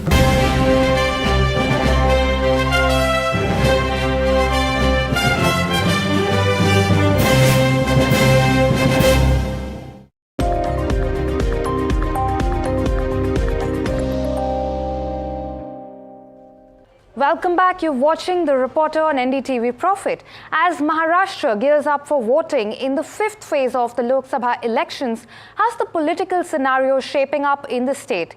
We spoke to NDTV's contributing editor Jitendra Dikshit on the change in permutations and combinations in Mumbai. Listen in. Let's look at what are the differences between 2014 elections, 2019 and this time. So what I see is this time there is no Modi wave like 2014, like it was in 2014. Secondly, I don't see any patriotic sentiments this time like in 2019 after Pulwama attack. So there was some sort of patriotic sentiment which had dented the anti-incumbency during those elections. But in these elections, nothing as such we could see on ground. And thirdly, this time there are 6 big parties. Last time there were just 4 big parties, BJP, Shiv Sena, NCP and Congress. But just like you said, that they have been split in 2 parties like NCP and Shiv Sena. So we have 6 big parties this time. As far as Mumbai is concerned, Mumbai is having 6 seats and all 6 seats went to the NDA or Mahayuti, the smaller form of NDA here in Maharashtra. This time I see that the NDA is in danger zone in 3 seats, at least 3 seats. 3 of the 6 in Mumbai. Yeah, exactly. So one is South Mumbai, one is Northwest Mumbai seat, and one is North Central Mumbai. And these are the seats where minority voters, especially the Muslim voters, they play a very important role. And since there has been no alliance between Vanchit Bahujan Aghadi and AIMIM, Asaduddin Owaisi's party. So this is not going to benefit the NDA alliance, because last time Vanchit had made a big damage to the Congress NCP alliance, and in many seats due to Vanchit's candidates, votes were split. The traditional Muslim and Dalit votes had got split, and this went to the advantage of BJP. But this time I don't see that happening, although Vanchit has fielded its candidate over several seats. But there's no alliance with So I want to understand, so in 5 of the 10 seats in MMR, I'm counting, all 10 together, you have Shinde Sena versus Uddhav Sena head-on in 5 out of these 10. Yeah. Now, I'm trying to understand how those dynamics work, because for the voters' perspective, this used to be one party till about 2 years ago. There would be various factors there. The Shinde Sena saying that, we are actually the original Sena, the Hindutva agenda, etc. Uddhav Sena, talking about the victim card. Does all of this actually seem like it will play out? I think this election is being fought on the local factors, not the factors which you are saying, and it depends who are the candidates on each seat. That plays a very major factor. Secondly, I see there's some sort of sympathy also towards Uddhav Thackeray's Shiv Sena and Sharad Pawar's NCP. So that is also going to play a key role in the election results. Since Mumbai and MMR region is geographically part of the Konkan region. So Konkan always has been a stronghold of the Shiv Sena, and except I think 2 or 3 seats, on most of the seats Uddhav Thackeray's Shiv Sena is having edge where the candidates have been fielded. The details of Aam Aadmi Party leader Swati Maliwal's first FIR against Arvind Kejriwal's aide Bibhav Kumar are out. In the FIR, Maliwal claimed that Bibhav Kumar slapped her 7 to 8 times and kicked her in the chest and in the stomach. NDTV's Ishika Verma joins us with more details.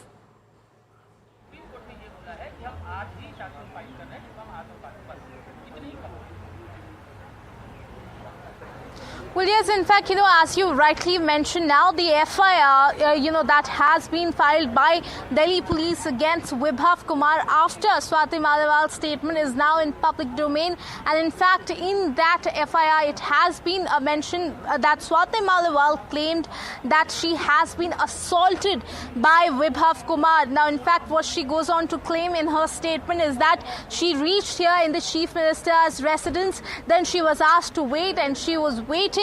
But then, one of the staff came inside and told her that the Chief Minister will be meeting her. But suddenly, Vibhav Kumar barged inside and started abusing her.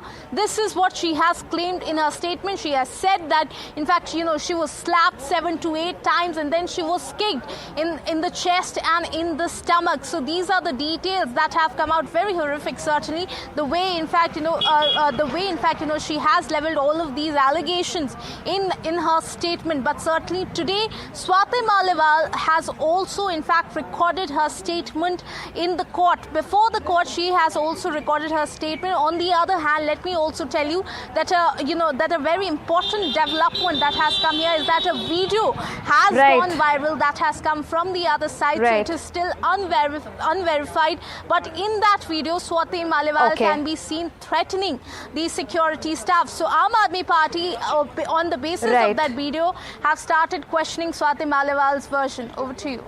Thanks a lot for that. We'll continue bringing more on that as the situation evolves. But moving on for now, after the controversy over the side effects of Covishield vaccine, now a study claims that a third of those who got the vaccine are actually seeing side effects.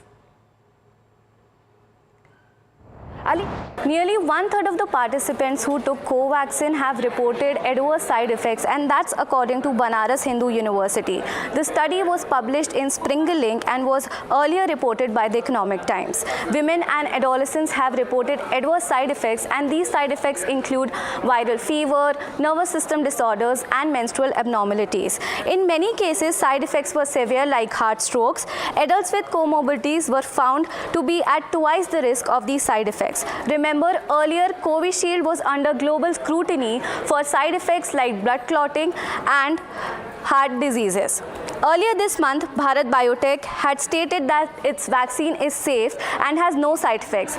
But now, the researchers have recommended extended surveillance of the participant to examine the late onset of the side effects. That's all we had on this edition of The Reporter, but do stay tuned to NDTV Profit for more news and updates. And of course, keep watching our continuing coverage of the Lok Sabha elections 2024.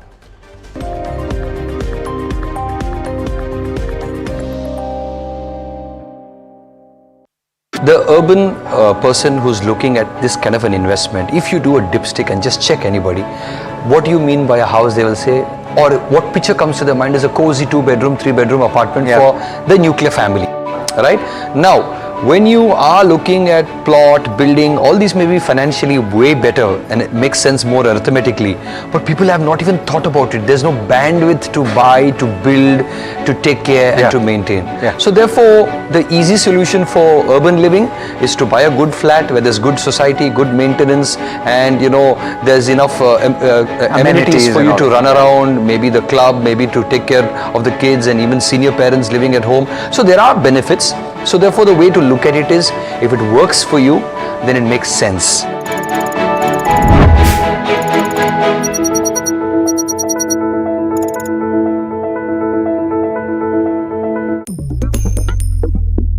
Different people believe in different things. In cricket, some hail the king, some believe in God. Some wait for Mr. Right, some believe in swiping right. Some run away from risk.